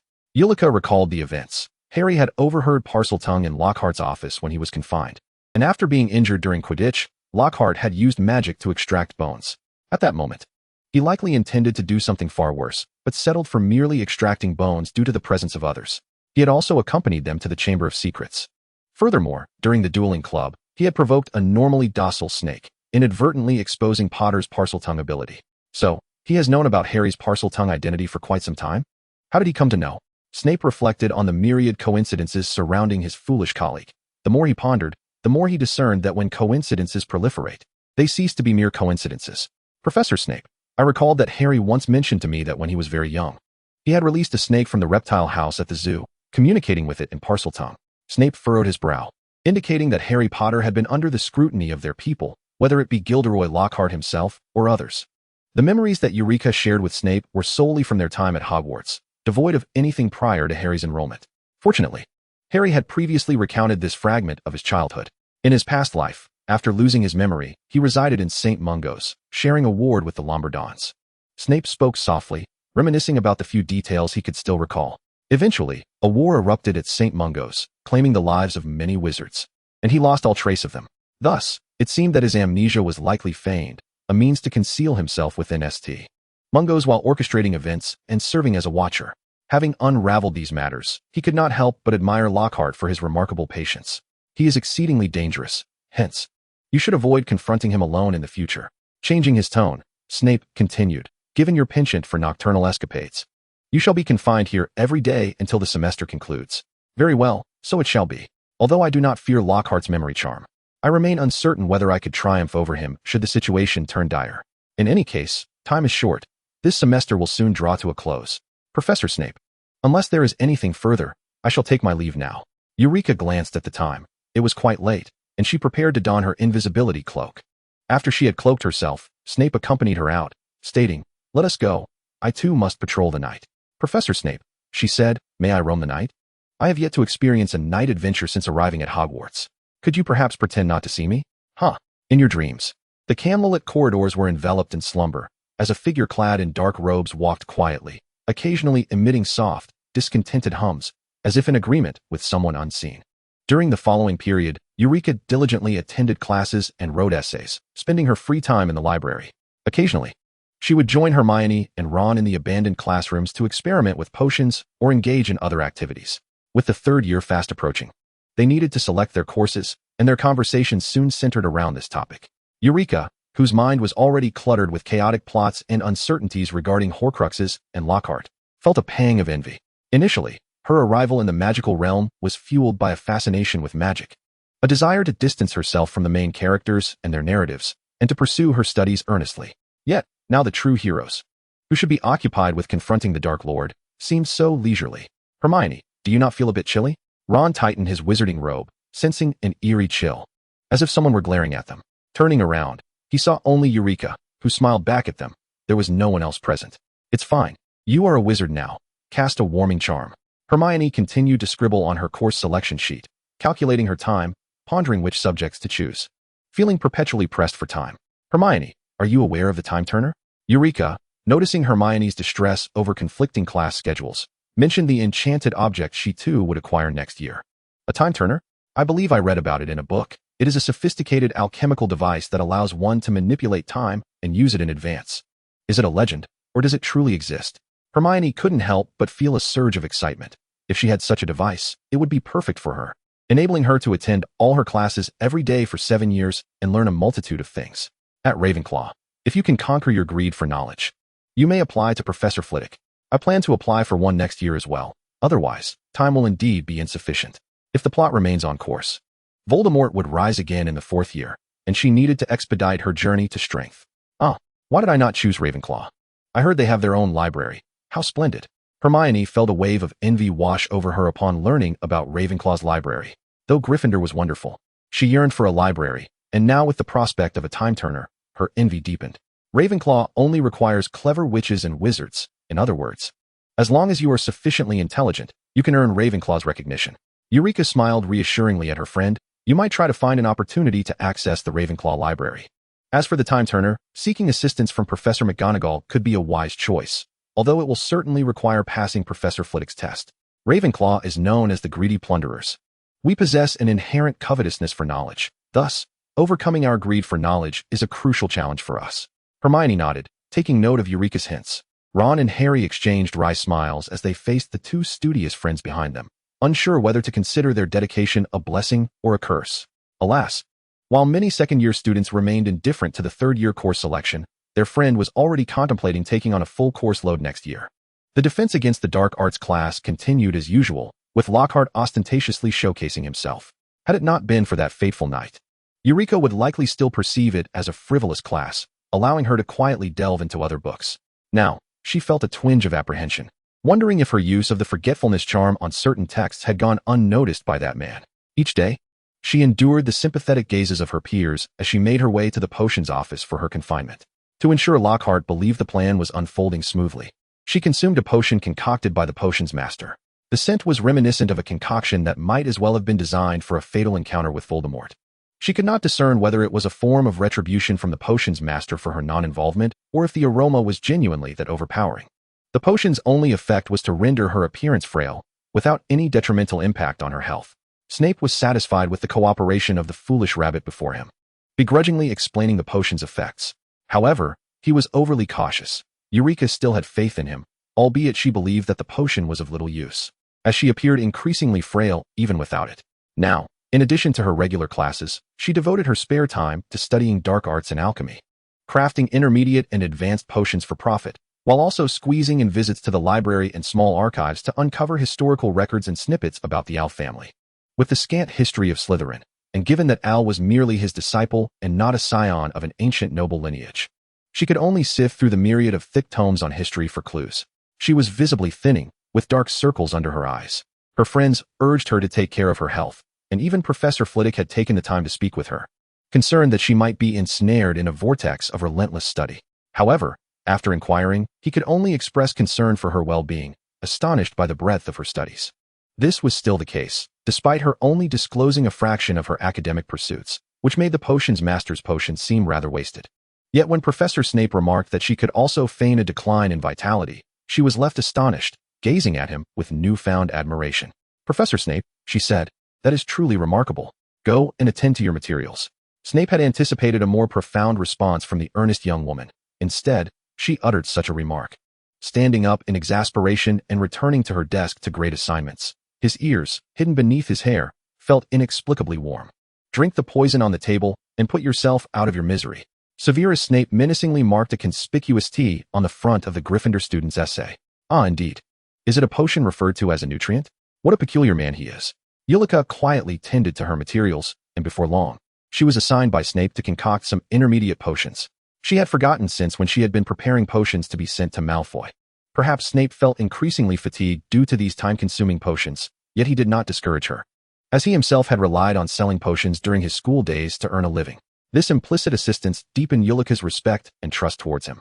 Although Lucius had advised her not to rush with the potions, subtly suggesting that she could always use the seal ahead of time if she needed help, her reluctance to owe anyone a favor compelled her to persist in her daily potion-making routine. Eulica's physical frailty was evident, and even Dumbledore had hinted to Snape whether the confinement time could be reduced somewhat. Her friends expressed concern for her, but Eulica felt perfectly fine. Even though she appeared gaunt and weary, her body was steadily growing stronger, especially in terms of her magical prowess. During a meal, Lisa piled an abundance of Eulica's favorite foods in front of her, eager to plump up her friend. Eulica, who generally ate little, obliged out of gratitude for her friend's kindness. Suddenly, a commotion erupted from Gryffindor, where a girl shouted in anger, "George, that's too much." Ginny, furious, hurled a large spider at the laughing twins, prompting even more uproarious laughter. Clearly a prank. "I'm Fred," he asked George. "My dear little sister, why did you unwrap the gift I was preparing for Ron?" The twins delighted in their game of Guess Who I Am, relishing in pranking others, but especially enjoying teasing their younger siblings. Eulica held a particular fondness for the twins, regretting that she had never had the chance to know them well, as her social circle was quite limited, and the library was not their favorite haunt. This innocent joy was something she had never experienced. After that remark, not only did Ginny flare up, but Ron, who was dodging the enormous fake spider, also became incensed. This prank prop, which transformed into a quill, was originally meant for him, but in a moment of panic, Ginny had mistakenly grabbed the wrong quill. This small toy, which morphed upon contact, turned into a frightening spider, genuinely terrifying Ron, who had a long-standing fear of such creatures. In an instant, Gryffindor was even more animated, and Eulica's gaze remained fixed on Ginny, this future formidable witch, who at that moment was still a shy girl idolizing a savior, becoming flustered at just a glance from Harry. However, in time, she would evolve into an independent, powerful, and beautiful woman. In her past life, at this moment, the girl would have been engulfed in anxiety. Back then, her notebook had facilitated numerous events. In this life, without the notebook, she was joyfully savoring her bittersweet journey of growth. Should she also adopt a semblance of normalcy, at least to placate Lockhart? Otherwise, would he resort to more severe antics? She needed to find other clues and related individuals without directly confronting him, before she could devise a plan that wouldn't harm others yet appeared as if orchestrated by a mysterious entity. Valentine's Day arrived, heralding a nightmare. Chapter 18, An Awkward Holiday. The hall was adorned with lavish clusters of vibrant pink flowers on every wall. Heart-shaped confetti cascaded continuously from the pale blue ceiling, littering the plates below. Lockhart, clad in a flamboyant robe that matched the decorations, waved his hands to silence the crowd. The other professors wore stern expressions. Snape chastised himself for forgetting what day it was. He felt like a fool, thinking he ought to be hiding in the dungeons. Otherwise, he would have gladly dispatched this man with an avada, erasing all traces of him. "Happy Valentine's Day, everyone," Lockhart boomed. "So far, 46 individuals have presented me with cards, and I extend my gratitude to them. Yes, I took the liberty of arranging a little surprise for you all, and there is more to come." Eulica stifled a laugh, fearing that her ally Snape would despise her, yet it was genuinely amusing. She wondered if she would witness Harry's embarrassing moments today, his eyes as green as a pickled toad. "Forgive me, Harry." With a clap of his hands, Lockhart strode in, flanked by a dozen grim-faced dwarfs, unlike any ordinary dwarfs, for Lockhart had adorned them with golden wings and harps. "My friendly, card-bearing cherubs," Lockhart exclaimed cheerily, They'll be wandering the school today, spreading love by delivering Valentine's cards to those yearning for romance. Of course, my colleagues are also eager to partake in this joyful endeavor. You may consult Professor Snape on the art of crafting love potions, or seek out Professor Flitwick for tips on becoming more enchanting. Trust me, he knows a thing or two. Professor Flitwick buried his face in his hands, muttering to himself that Lockhart was undoubtedly not a Ravenclaw. Snape's expression suggested that anyone who dared to consult him was in for a dose of poison. The dwarfs proceeded to create mayhem, delivering gifts and cards or reciting love poems. Eulica witnessed Harry being confessed to in real time and initially planned to intervene to spare her friend from such social embarrassment. But she was taken aback by the dwarf's remarkable tenacity. The corridors prohibited magic, and as she attempted to pull Harry away from the dwarfs, who had unexpectedly blocked his path, she was jostled aside, only to be caught by Draco, preventing her from tumbling down the stairs. "Thank you, Draco. I could have fallen," she said, patting her chest. Although she would have floated and remained unscathed, the sudden prospect of falling was indeed alarming. "Be careful," Draco replied, casting a disapproving glance at the increasingly disheveled Harry, who was currently pinned to the ground by dwarfs, surrounded by scattered books and supplies, with even an ink bottle smashed. Draco remarked coldly in a drawling tone, "Wherever the savior is, it's quite the spectacle." A crowd had gathered during the scuffle, and Harry, infuriated and humiliated, struggled to free himself from the dwarfs. At that moment, he was merely embarrassed, but soon he would wish to escape this world altogether. How dreadful. "This is your melodious Valentine's gift. His eyes are as green as a pickled toad, and his hair is as dark and slick as a blackboard." Eulica, her back to Harry, turned to glance at the staircase, her trembling shoulders betraying her suppressed laughter, but many around her lacked such sensitivity. Laughter erupted, particularly from the Slytherin students, with Draco laughing so hard he could hardly stand. Although he too had received confessions today, they were likely from Slytherins, and their phrasing was far more subtle, merely enhancing his charm, while the scene unfolding before him was utterly horrifying. "Malfoy, what are you laughing at?" After finally wriggling free from the dwarfs, Harry spotted Draco's mocking expression and Eulica standing beside him, feeling a surge of discomfort. Angrily, he shouted at Malfoy. Originally, Draco had intended to merely observe the spectacle, but seeing Harry in such a state ignited something within him. "Laugh, you scar-headed toad with eyes as green as pickled frogs." Enraged, Harry recalled a spell learned in the dueling club, and unexpectedly, Draco, who had been loosely gripping his wand, found it abruptly dislodged, nearly tumbling down the crevice of the stairs behind him. Eulica stood right there, promptly leaping up to seize the wand.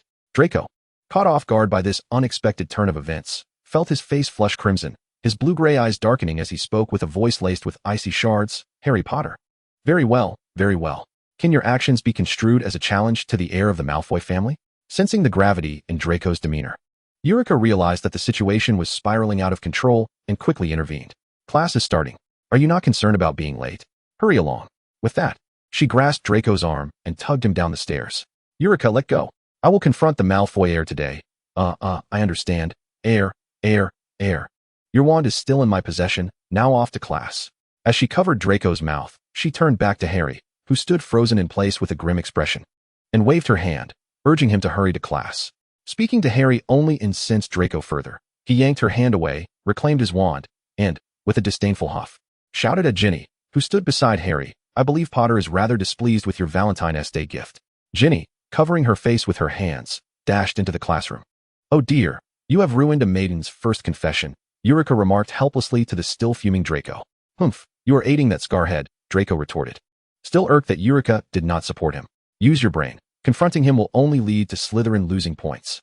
What good will it do to make it known that the Malfoy family despises the savior? What if that person returns one day? You would have firmly aligned yourself with him. You know how much Uncle Lucius sacrificed to erase the traces. You're not oblivious to that." Eulica chose to ignore Draco's fearful expression upon hearing that person's name. After calming him, she hurried off to class herself. Had she not felt that Lucius had always treated him quite well, she might not have bothered to remind Draco. Continuously challenging the savior with such an antagonistic image would only serve to strengthen his black and white view of justice. All Slytherins are evil. All Gryffindors are righteous. This conflict is detrimental to both Draco and Harry. Eulica understood that she lacked the power to alter these dynamics.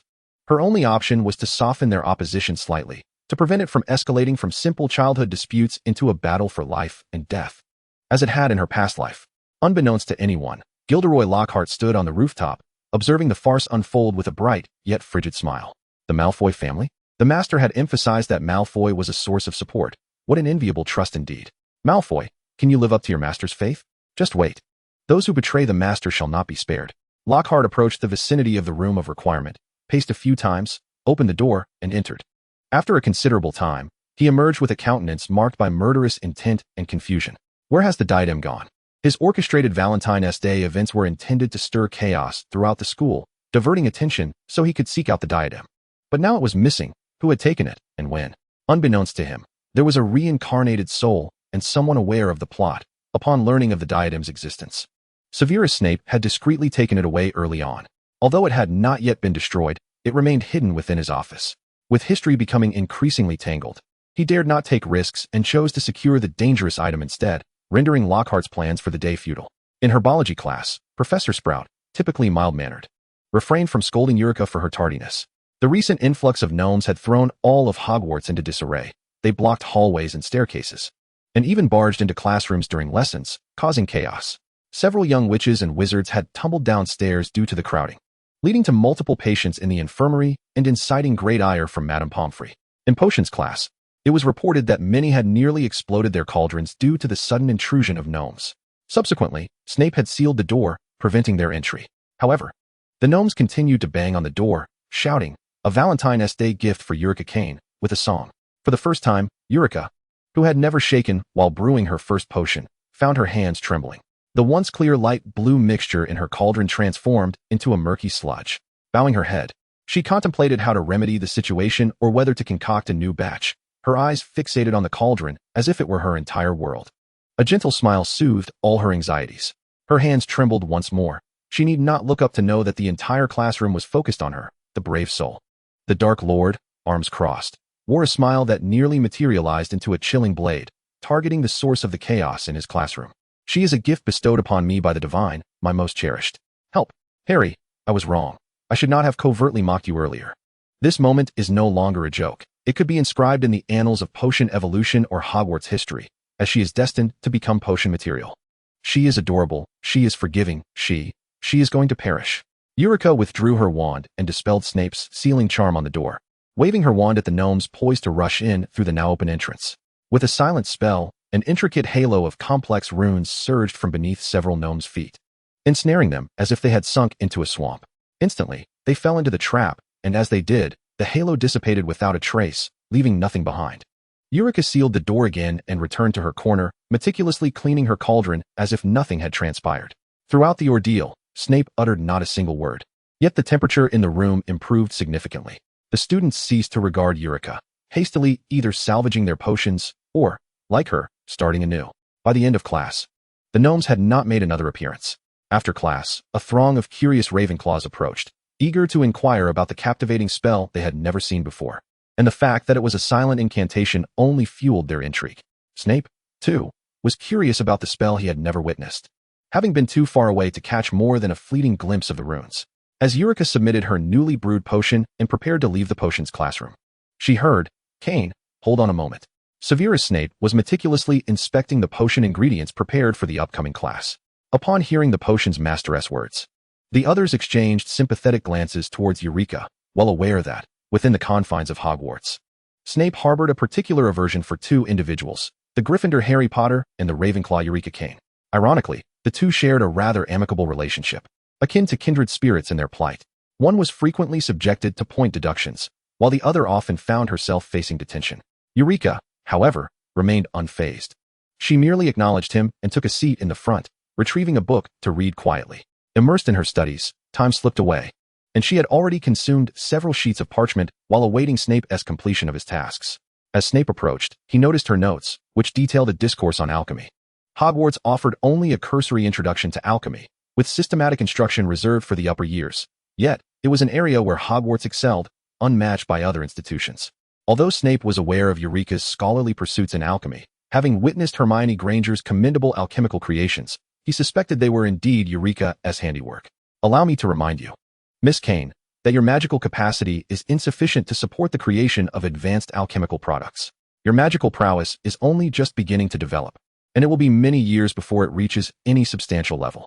Undertaking such ambitious projects prematurely could lead to dire consequences." Snape remarked languidly as he set her notes down. "I have not attempted anything beyond my means, Professor Snape. Rest assured, I am fully aware of my limitations. The petite girl replied, her complexion pale and wan. Snape frowned slightly, regretting having administered that simulation potion to her, as it seemed to have a considerable effect. Unbeknownst to him, Eulica had been overexerting herself with various spells, incantations, and magical arrays, pushing her body to its limits. While the ever-increasing magical energy within her created a sensation of impending magical upheaval, this excessive exertion, coupled with the effects of the simulation potion, had left her looking increasingly frail. "Oh, Miss Kane, there you are? You've proven quite elusive," a greasy, flamboyant voice called from the doorway, interrupting their exchange. Gilderoy Lockhart lounged against the frame, beaming brightly. "Professor Lockhart, good day," Eulica greeted. Knowing that Snape would not speak and eager to maintain her persona as a compliant student in front of Lockhart. "Miss Kane, I have heard rumors that you've engaged in some unsavory activities concerning our beloved lovable house elves. I've been unable to locate them. Thus I've come to inquire if you might enlighten me as to their whereabouts. After all, many are eagerly anticipating their declarations of love today, are they not?" Lockhart approached Eulica with his usual air of vacuity, though the other two present no longer regarded him as such. "My apologies, Professor Lockhart. They have been outside during class," she explained, glancing nervously at Snape, effectively portraying the timid demeanor of a student cowed by the potion's master's notorious severity. "I had no choice but to use a spell I came across in a book to relocate them. They are still within Hogwarts, though I cannot say where." Lockhart, initially merely curious about Eulica's current state, became intrigued by her revelation. "Oh, what spell did you use to relocate them?" "I believe it was called the Pardon of the Magical Spirits," Eulica replied, fixating on Lockhart. The initially oily expression on his face flickered with surprise before promptly returning to his customary smile, as if the moment of astonishment had been naught but a figment of her imagination. Eulica recalled a conversation she once had with Al. "Your defense against the dark arts professor. I once encountered him in the teacher's secret chamber. He and Voldemort have both visited that chamber. The artifacts within are protected by enchantments, rendering them unstealable. However, they did transcribe some of the texts. The chamber is merely a place for the professor to rest occasionally, and the collection is modest. Later, concerned about the frequent disturbances to the chamber, I sealed it off entirely, leaving only a portion accessible, namely, the room of Air Balba." Eulica maintained her expression, caught between guilt and helplessness. Chapter 19, The Battle of the Chamber. "How unfortunate. I suppose I must deduct 10 points from Ravenclaw. Also, Miss Kane, you are to report to my office this evening to apologize to the house elves properly. Pardon the interruption. In my classroom, discussing matters unrelated to lessons during class dismissal is quite unbecoming. I wish to remind certain individuals whose minds seem occupied solely with frivolous literature that they are still expected to serve detention with me this evening." Snape sneered. "Kane, gather your belongings and accompany me to my office." Eulica hurriedly collected the potion samples and assignments from the desk, bowed to Lockhart, and followed Snape out of the classroom. Even after they had walked some distance, she could still feel the chilling gaze upon her from behind. "Eulica, Eulica." Eulica struggled to keep pace with the man in front of her, slightly out of breath, not from her petite stature, but because he walked at an unreasonably brisk pace. Just as she was about to call out to him, reminding Snape that she was still trailing behind, she spotted Ron and Harry hiding nearby, frantically waving her over and whispering for her to come. Eulica pointed at Snape, then at the pile of items she was carrying. "Kane, have you glued your feet to the floor?" As she prepared to speak to Harry and the others, she noticed Snape's disapproving glare fixated on her and quickened her pace. No, I'm coming right now." Snape cast a disdainful glance at the stone column nearby, remarking, "For failing to greet the professor and showing disrespect, 10 points will be deducted from Gryffindor. Kane, keep up." Continuing their descent into the dungeons, Snape's pace slowed slightly. After a considerable time, 2 figures emerged from behind the stone column, exhaling in relief. "That old bat is utterly intolerable. He deducted points from us." Ron and Harry expressed their dissatisfaction with Snape's actions. "Deduction of points is preferable to detention, though. Look at Eulica now. I've heard that during detentions, the old bat extracts her liver for potion making." "Ah, that explains why Eulica's health is deteriorating," Harry said, concerned about how to rescue her. "Hermione is still waiting for us to bring Eulica to the Great Hall. What should we do?" Ron fretted, discussing with Harry how to save their increasingly frail friend from Snape's torment. "I suppose we'll have to find Hermione first and see if she has any ideas. That seems the only course of action. We had originally intended to see what surprise Professor Dumbledore had in store for us." "Indeed. I wonder what kind of surprise it could be." "Harry, why do you think those little love-struck gnomes have disappeared?" "Ron, be quiet. Are we not friends anymore?" "Do not mention the gnomes." The 2 carefree boys headed to the Great Hall in search of their friends, all the while concerned for their other companion. The trio shared a consensus. Even though the Philosopher's Stone incident later proved not to involve Snape, they were convinced he was indeed a villain. The villainous Snape, meanwhile, was engaged in his own nefarious schemes, glaring malevolently at the frail girl before him. Why do you persist in provoking Lockhart? Do you believe your life has extended too long? Should you wish to hasten your demise, I possess ample poison. Eulica initially presumed that Professor Snape summoned her to inquire about the spell she had cast, recalling the glimmer of intrigue in his eyes following her incantation. Yet, now he seemed entirely disinterested, not even broaching the subject. It hardly seemed like a provocation, Professor Snape. I am merely preparing to petrify a few individuals around the school to observe your reaction. Shall I summon the basilisk? Are you fearful that Dumbledore might overlook your machinations? He has certainly taken notice of me now. I can feel it. Snape felt a twinge of regret. His frequent imposition of confinement upon her stemmed from a desire to prevent her from inadvertently engaging in advanced potion-making. Recently, however, it was due to the necessity of shielding her from the perilous influence of Lockhart. He had forgotten that such actions could indeed attract Dumbledore's attention. After a moment of contemplation, he scrutinized the diminutive figure before him and declared, "Cain, I have decided to take you on as my apprentice. What say you?" Apprenticeship holds profound significance in the realm of magical heritage. Within esteemed families, it can even lead to disputes over inheritance rights. Alaric was the apprentice of Slytherin, granting him control over the small library in Slytherin's absence, thus allowing Eulica entry. In contrast, Voldemort, despite his lineage, remained oblivious to the library's existence. Having merely stumbled upon fragments and texts within the Chamber of Secrets, "It would be the greatest honor of my life," she replied earnestly, her excitement palpable. You. Where are you? Are you here? I sense your presence." Eulica had intended to inquire about the necessary procedures with Professor Snape when a hissing sound emanated from the walls of the office belonging to Reborn, who had just returned from his meal. What is it? Snape's keen perception caught Eulica's momentary distraction as she gazed at the wall behind him. Reborn is calling me from within the wall, Eulica pointed. Snape promptly rose, his usual forgetfulness about her companion momentarily eclipsed by an unsettling feeling at its sudden emergence. "Professor, may I let him in? He seems to be in a hurry." Snape instinctively nodded, only to realize too late what he had consented to. The wall, intact moments before, suddenly bore a smooth crack, through which a colossal serpent's head emerged, cold and malevolent, its green body still coiled within the wall, writhing as it advanced. A red feather was embedded in its head, its eyes tightly shut. Was this truly the basilisk? In his previous life, he had learned about the basilisk only later, during his instruction of Harry Potter in mind-blocking techniques, and had not anticipated its sheer size. Damn Harry Potter, risking his life to challenge a basilisk. What has happened to Reborn? Snape mused, the hissing sound reminding him of Nagini and the Dark Lord from his past. They had once been as frigid, their gazes hollow. He lost his train of thought, forgetting his intention to reprimand Eulica. Professor, a voice called out, tinged with worry and tension. How could it be? Who would be concerned for him? Professor. A small hand tugged at his sleeve, fingers brushing against his hand, a cold, delicate touch. He jolted from his stupor to see his sleeve nearly distorted from her grip. Let go. Oh, Professor, are you all right? Foolish child, how could I possibly be unwell? Then, Professor, shall we visit the Slytherin creature chamber? Reborn informed me that Lockhart ventured inside and threw some items about. Perhaps we should investigate? The creature chamber? You mean the Chamber of Secrets? Snape's immediate thought was of the enormous serpent skin from Potter's memories, carelessly trampled by them.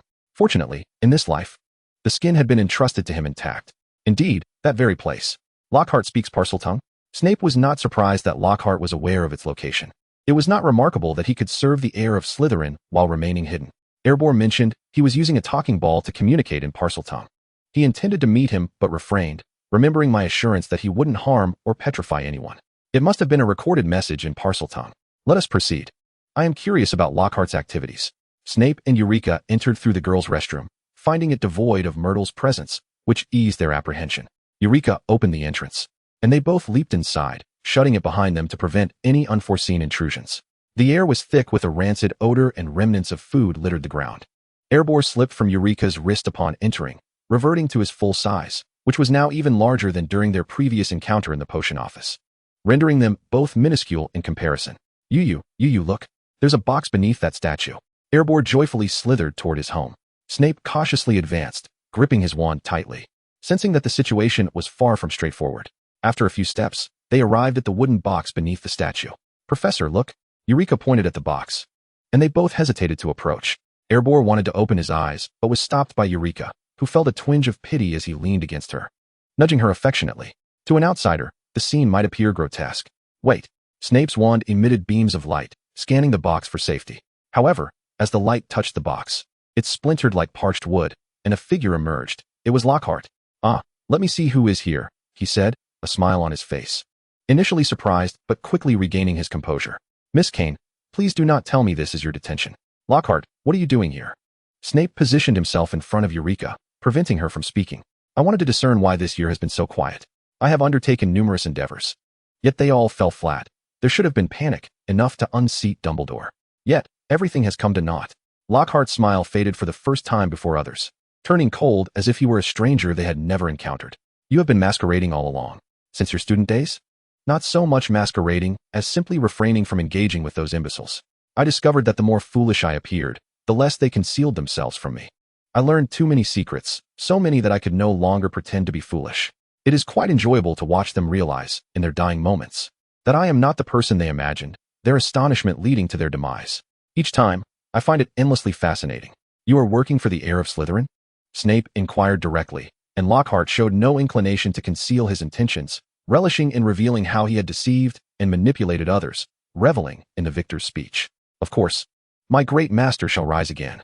He is immortal, fearless, and will emerge from the realm of death bearing the gifts of the Grim Reaper, becoming the eternal king." Lockhart's fervor transformed his once handsome features into a grotesque visage. "The notebook you gave me, what was its purpose?" Eulica asked, voicing her question yet still confined behind Snape. "You truly surprise me, understanding Parseltongue and wielding spells from the long-sealed library of Slytherin. I am genuinely curious about your identity. Can you reveal it to me?" Eulica Kane. Lockhart stood still, disregarding their defenses, a look of assured confidence etched upon his face. Snape scoffed upon hearing the incantation from the Slytherin chamber, pondering how much the foolish rabbit had concealed. "You have also ventured into the Slytherin chamber, have you not? And yet, you lack the gift of Parseltongue." "Indeed, Parseltongue. A language only befitting one's true master. How could you and that savior presume to wield it? As for the chamber, it is a boon granted by the master, who bestowed upon me his memories. With the master's guidance, I uncovered Slytherin's chamber, awaiting the day of the master's return. Alas, the savior, huh? The savior has grievously wounded my master. Harry Potter vanquished the Dark Lord. It was Harry who struck him down." Eulica could not restrain herself from exclaiming. "Silence. No. My master is immortal. You remain unaware of how he cannot be slain. Cannot be slain."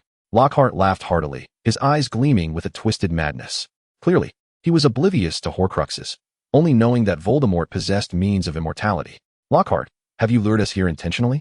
Snape calmly deduced the reason for Lockhart's presence, suspecting that Hale's guidance was part of his scheme.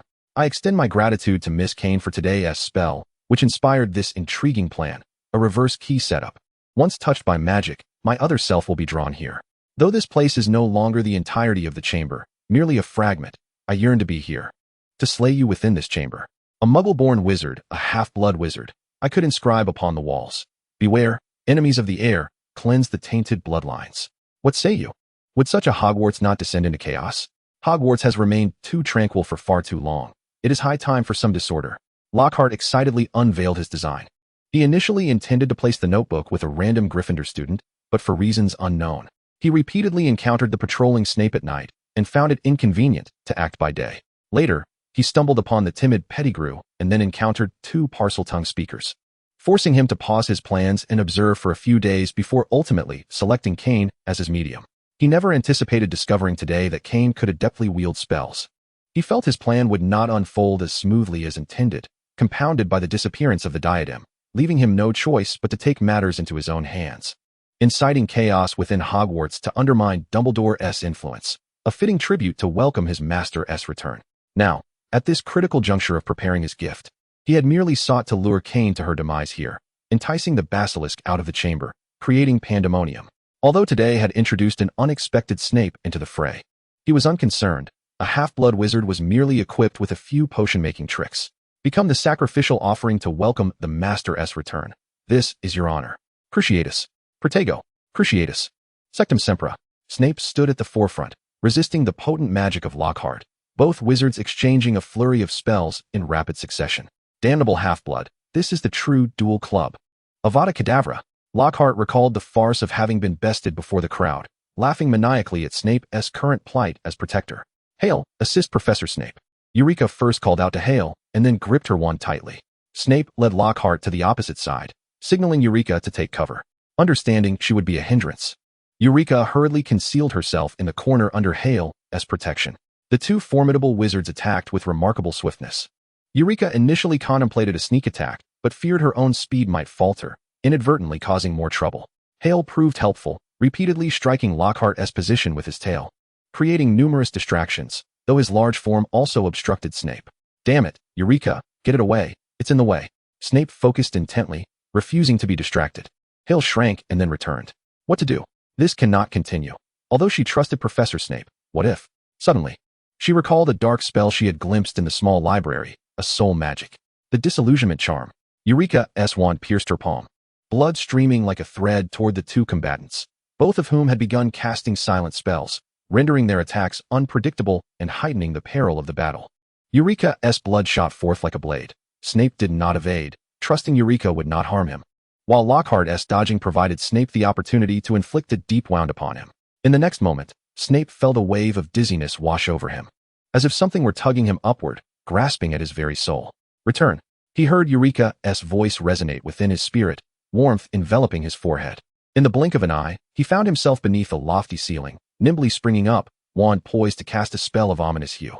He soon discovered his adversary sprawled upon the ground, as if kissed by a dementor, his complexion gradually turning a ghostly pallor. Visible to the naked eye was a soul, identical in appearance to Lockhart, entwined in chains, forcibly extracted from its body. At that moment, the spirit appeared to scream, though no sound reached his ears. The source of the soul's chain firmly in Eulica's grasp, the chain's blood red, perhaps not merely resembling blood, but indeed blood, extending from Eulica's palm, tightly binding Lockhart's soul. Chapter 20. The True Her. Yet, from Eulica's trembling form, it was evident that this spell demanded immense energy. She could not hold on much longer. Obliviate. Snape directed a spell at Lockhart, whose previously resisting soul instantaneously lost its strength, split in twain, one half returning to the body, the other suspended in the air, ensnared by Eulica's crimson chains. At that moment, Eulica too succumbed to exhaustion, collapsing, the chains shattered, and the suspended soul instantly disintegrated and vanished. Snape swiftly gathered Eulica into his arms, relieved that she had merely fainted from magical exhaustion, letting out a sigh of relief before firmly restraining Lockhart to ensure he could not escape should he regain consciousness. Hiss! Beneath him, the shrunken Hale struggled to climb up Snape's robes. Snape placed Hale upon Eulica's hand, where he coiled around her. Unaware, Hale hissed curiously, "How peculiar. Why is you so strange, such strange power?" Snape levitated Lockhart, first transporting the two away from this place, then preparing to address Dumbledore. Perhaps remarking on the unreliability of the dark arts defense professor he had summoned, laboriously extracting the unconscious Eulica from the winding passage. Snape felt his already fatigued spirit further wearied. "Ah, look what I have discovered." Moaning Myrtle giggled, approaching Snape. He was about to tell her to be silent when he heard her say, "What's the little Malfoy doing roaming the girls' lavatory at night? Has he been caught?" Snape completely misunderstood her words, following Myrtle's gaze to the girl cradled in his arms. Strange yet familiar. The familiar platinum hair, the familiar visage, reminiscent of another Draco. Yet slightly different, softer, with long hair, rendering her oddly unfamiliar. Snape instantly draped his cloak over the girl's face, then fixed a cold glare upon Myrtle. "I, as the head of Slytherin House at Hogwarts, command you to forget you have seen this scene." Myrtle's smile abruptly vanished, her eyes hollow, her voice ethereal as she promised, "Yes, head of Slytherin, the ghost shall heed the head's command." Bang! The door slammed shut. Alas! How did I end up by the faucet? Woe is me. In the ladies' restroom, Myrtilla wept as she did each day. Severus placed Eulica in his bedroom, casting a glance at her hair and visage before draping a blanket over her entirely. He exited the room and secured several locks, ensuring that no one but himself could enter.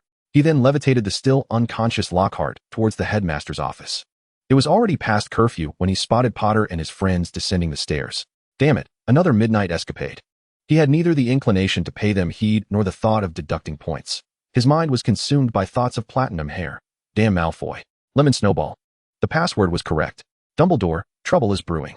Severus intended to state this upon entering, but upon sighting Dumbledore and the man seated opposite him, he was filled with disdain for that loathsome, nauseating figure, a man he found insufferable throughout eternity.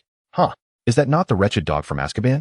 Severus regarded Sirius with the disdain reserved for refuse, prompting the joyously reunited Sirius to exclaim, "Damn you, snotty brat. What are you doing here? Severus, you've arrived. Do you need something?" Dumbledore hastily intervened, attempting to pacify the two men who had already drawn their wands, then noticed Lockhart, sprawled on the floor, covered in injuries and still unconscious. What has transpired?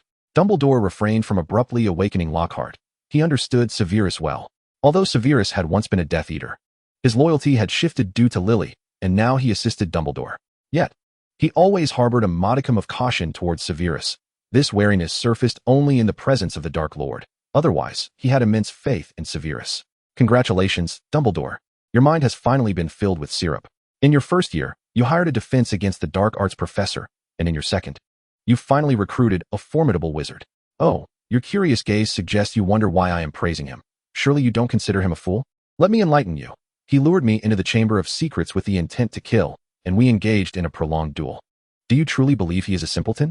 The Chamber of Secrets. Dumbledore recalled that previous headmasters had mentioned that Hogwarts indeed harbored many secret chambers, some of which even the headmaster might be unaware. Perhaps you should be more concerned about what Lockhart, who has long concealed his abilities, intends to do and what his true identity is. Identity. Surely that must pertain to your associate? Sirius derided Severus, using his wand to prod Lockhart's left arm, where a tear in his clothing revealed a patch of skin. Sirius, noticing this, tore the garment further, exposing the dark mark beneath. Good heavens, who would have thought? Dumbledore was genuinely taken aback. He had merely sought to employ a Hogwarts graduate. Based on his accolades and abilities, Lockhart seemed quite impressive. How could this be? Severus, awaken him.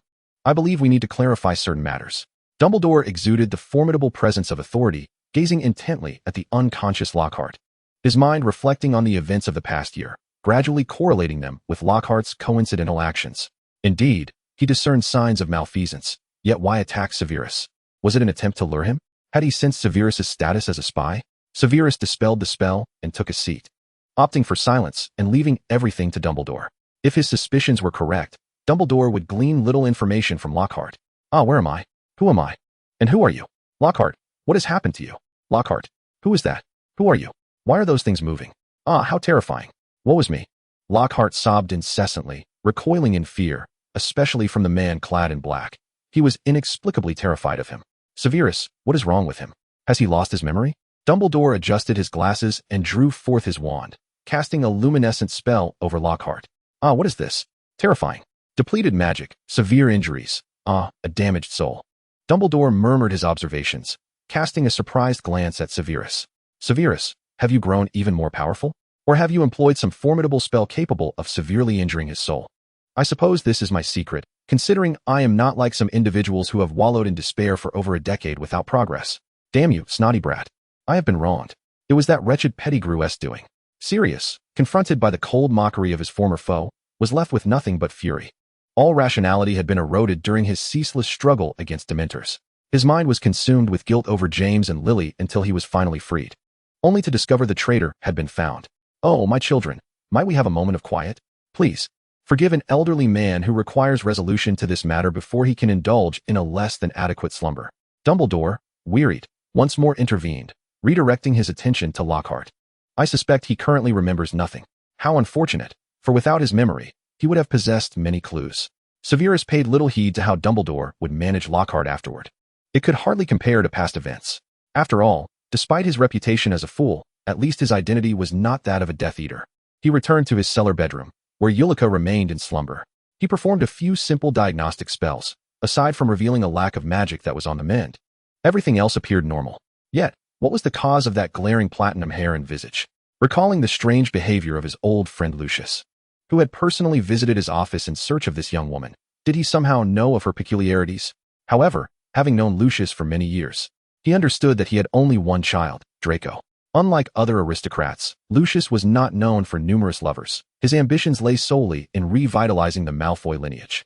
Moreover, Lucius's father, while quite the romantic, had only one child. So who could resemble Draco, possessing the distinctive Malfoy hair color? A poor orphan from a Muggle orphanage and one of the most powerful families in the wizarding world. How could they possibly be connected? Lucius's actions indicated he certainly knew something. But was Eulica aware of this? No. She likely remained oblivious. She had acted entirely normally in the presence of Draco or Lucius. He retrieved a vial of magical replenishment potion from the potion cabinet and administered it to Eulica. She grimaced at the taste, tightly closing her lips. Open your mouth and drink. Severus's irritation, compounded by the day's events, chilled his voice further. Whether it was fear or Eulica sensing his presence, she trusted Severus. Parting her lips and consuming the potion. Before long, her magical essence gradually returned, and her elongated face and hair resumed their former appearance. Severus tucked her in. Glancing at the time, it was already past 2 in the morning. He made his way to the office sofa, enlarging it and reclining upon it. What a cursed day! In the ensuing hours, Hogwarts returned to its usual tranquility, marred only by the absence of a defense against the dark arts professor. At the graduation banquet, Eulica listened to her friends discussing their holiday plans, joyfully contributing her ideas about what to bring on their outings. Her arm bore nothing now. Halbo could not leave Hogwarts and was sulking due to Eulica's impending departure. Eulica resolved to retrieve some lamb chops to soothe him. Although the entire academic year was filled with numerous events, it passed relatively smoothly overall. There were no basilisks, no secret chambers, and certainly no last-minute points to alter the outcome. The House Cup remained firmly in Slytherin's grasp, much to Severus Snape's relief, who, recently burdened by the dark aura surrounding him due to Sirius Black's temporary takeover of the defense against the dark arts class, appeared considerably uplifted. Euphoric, Eulica offered Snape a smile of congratulations, only to receive a sharp glare in return. While she remained oblivious to the events of that fateful night, which had left Snape regarding her with such a conflicted gaze, it was evident that his demeanor towards her had softened significantly. His speech had become more straightforward, devoid of the usual sarcasm. Following Gilderoy Lockhart's removal by the Ministry of Magic, the confinement in the cellar ceased, allowing Eulica to consume the potion that lifted the simulation, visibly improving her health, though she still remained rather frail. Consequently, she continued to brew her own potions, albeit with the knowledge that this man had discovered her clandestine dealings in high-grade potions, a slight annoyance, as she believed he should not meddle in the affairs of foreign potion suppliers. On the train home, Eulica set aside her book and leaned against Hermione's shoulder, observing Harry and Ron engaged in a spirited discussion about Quidditch. Such tranquil moments felt truly delightful, serene, and gentle. As she disembarked with her luggage, she noticed a throng of parents awaiting their children. After exchanging greetings with Hermione's parents, Eulica devised an excuse to leave, wishing to avoid them escorting her home, as she could not very well disclose her uncertainty about her own living arrangements. Soon, she planned to visit Diagon Alley to exchange some galleons for pounds before seeking a place to stay. Indeed, a home of her own was becoming a necessity. As her thoughts wandered, she heard a familiar baritone voice calling her name. Following the sound, she encountered a strikingly elegant couple, accompanied by a boy whose expression was rigid yet proud. "Good afternoon, Uncle Lucius. This beautiful and noble lady must be your wife, I presume? Greetings, I am Eulica Kane, a classmate of Draco." Although Eulica was not well versed in the intricacies of aristocratic etiquette, she executed her respectful introduction with grace. Narcissa, while puzzled by her husband's sudden interest in a Muggle-born which from the previous year, recognized, owing to Severus's precedence, that Eulica was a person worthy of Lucius's attention, irrespective of her blood status. Thus, she refrained from showing any disdain toward Eulica. Moreover, the young girl before her was simply enchanting. Narcissa had longed for a daughter and had even sensed during her pregnancy that she would bear a girl, only to discover, after giving birth, that she had a son instead, a reality she had struggled to accept. Eulica embodied the daughter she had always envisioned, charming, intelligent, gentle, and well-mannered. Without waiting for Lucius to introduce her, Narcissa took a few steps forward and, to the astonishment of those present, gently embraced Eulica. "Hello, you may call me Narcissa. Dear little girl, is it all right if I call you Yuyu?" Draco had never witnessed his mother display such warmth outside the confines of their noble expectations. Since turning 5, she had not embraced him in such a manner, which stirred a tinge of jealousy within him. They remained oblivious to Lucius, who, despite his smiling visage, gripped his cane tightly, his fingertips turning pale from the exertion. "Of course, Aunt Narcissa," Eulica replied. "Even Halbo calls me Yuyu, so I see no issue." She noted how the Malfoy parents exuded an angelic aura, approachable and visually striking. As for their somewhat aloof son, she had come to recognize his feigned adult demeanor, ultimately finding herself quite fond of them. "Come, let us not linger here, it is rather crowded. Yuyu, where are you headed? We can accompany you." Lucius intended to spend more time with his daughter, yet Eulica felt compelled to decline. "I need to visit Diagon Alley first. It's quite convenient to take the night bus." In truth, Eulica had hoped to find a taxi, which, although not yet widely available, still existed. Lucius, however, would not allow his daughter to ride the night bus. "Not to worry, we are headed to Diagon Alley as well. I have a property agent to meet there." Draco found it strange that they weren't returning home first, as they typically would after school. A quick change of clothes and a family meal awaited. Questions were best saved for later, so outwardly, the three of them tacitly agreed to head to Diagon Alley. Eulica did not further refuse, settling into their luxurious carriage, which had been enchanted to create an impression of vast space and opulence, adorned with exquisite details that spoke volumes of the family's illustrious heritage. Even the simplest teacup bore the hallmark of antiquity from the East. Eulica felt no sense of inferiority or disconnection from the moment she entered the carriage. Lucius and Narcissa engaged her in conversation, avoiding the flowery and convoluted language typically employed by aristocrats, instead opting for a more genuine dialogue that, despite their unfamiliarity, felt precious. Eulica smiled sweetly, her demeanor markedly different from the polite and composed persona she maintained at school, evoking warmth in those around her. Draco wondered if he had awoken in a dream. His parents were behaving unusually, and even Eulica seemed oddly transformed. Before long, they arrived at Diagon Alley, and during their conversation, Eulica inadvertently broached the subject of purchasing a home. Thus, she found herself accompanying Lucius to a restaurant, where they were to meet the estate manager specifically assigned to the Malfoy family. Before she knew it, she had unwittingly acquired a quaint estate in the Muggle world.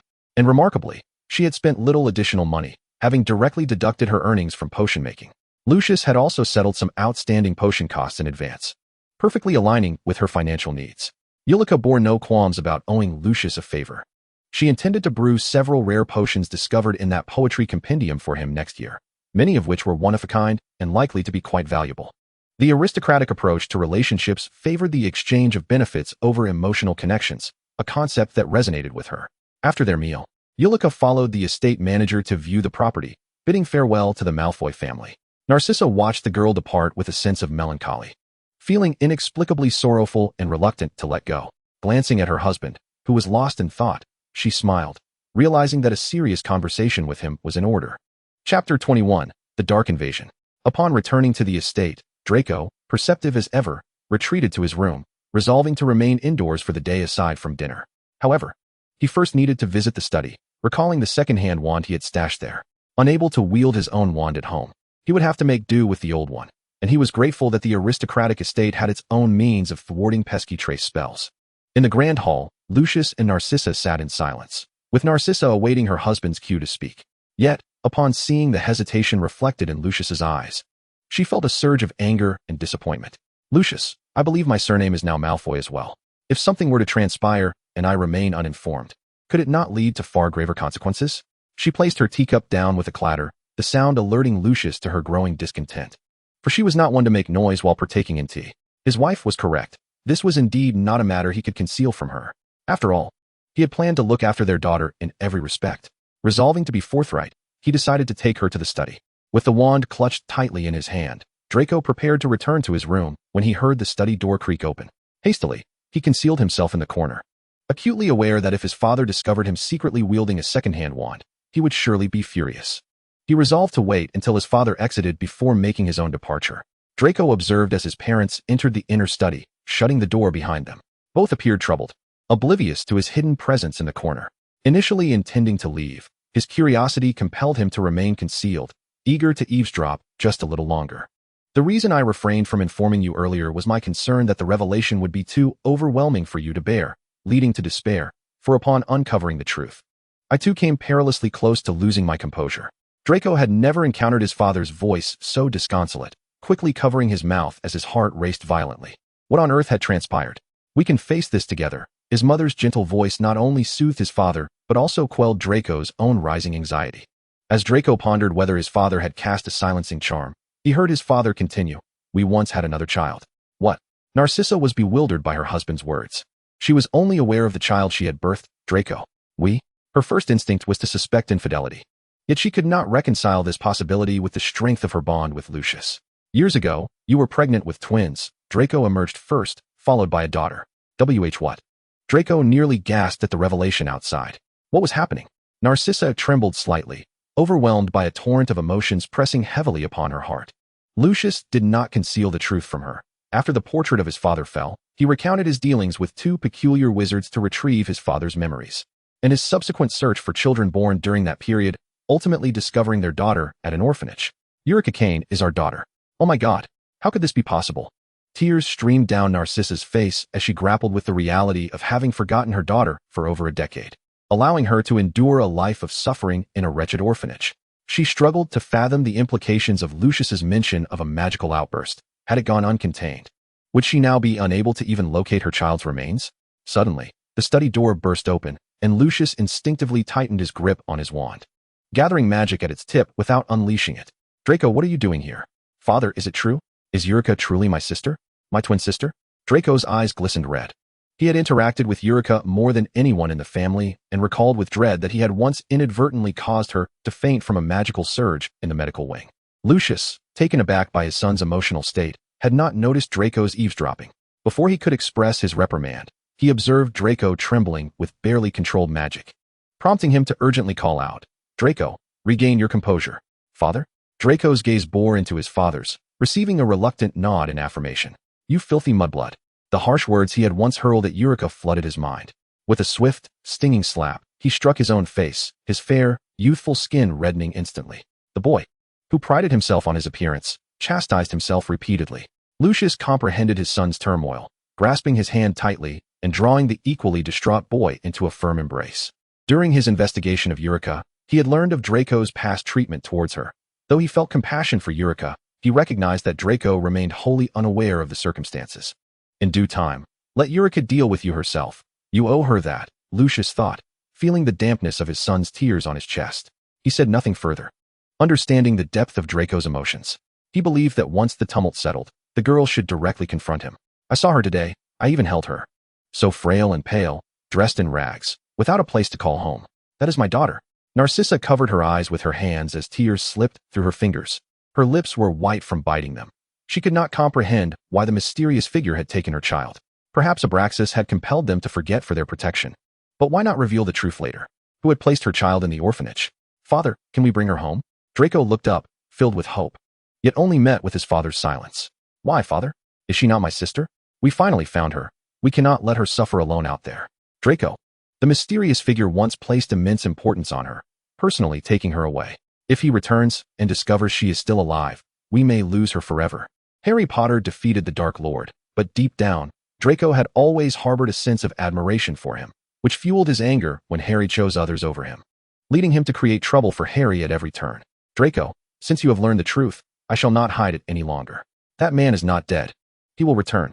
With that, Lucius rolled up his sleeve, revealing the ominous mark, still a pale gray, but now pulsing with an unsettling vitality. "What if we secretly acknowledge each other, even if she only knows she is not alone?" Lucius shook his head in anguish. "Father, she is so thin. She cannot care for herself. She often skips meals in the Great Hall, spending all her time in the library, unlike other girls who adorn themselves in finery. She wears only her school uniform, occasionally donning an unembellished black robe. She is still a kind soul, maintaining amicable relations with several in her house. Yet she has few true friends, appearing quite lonely."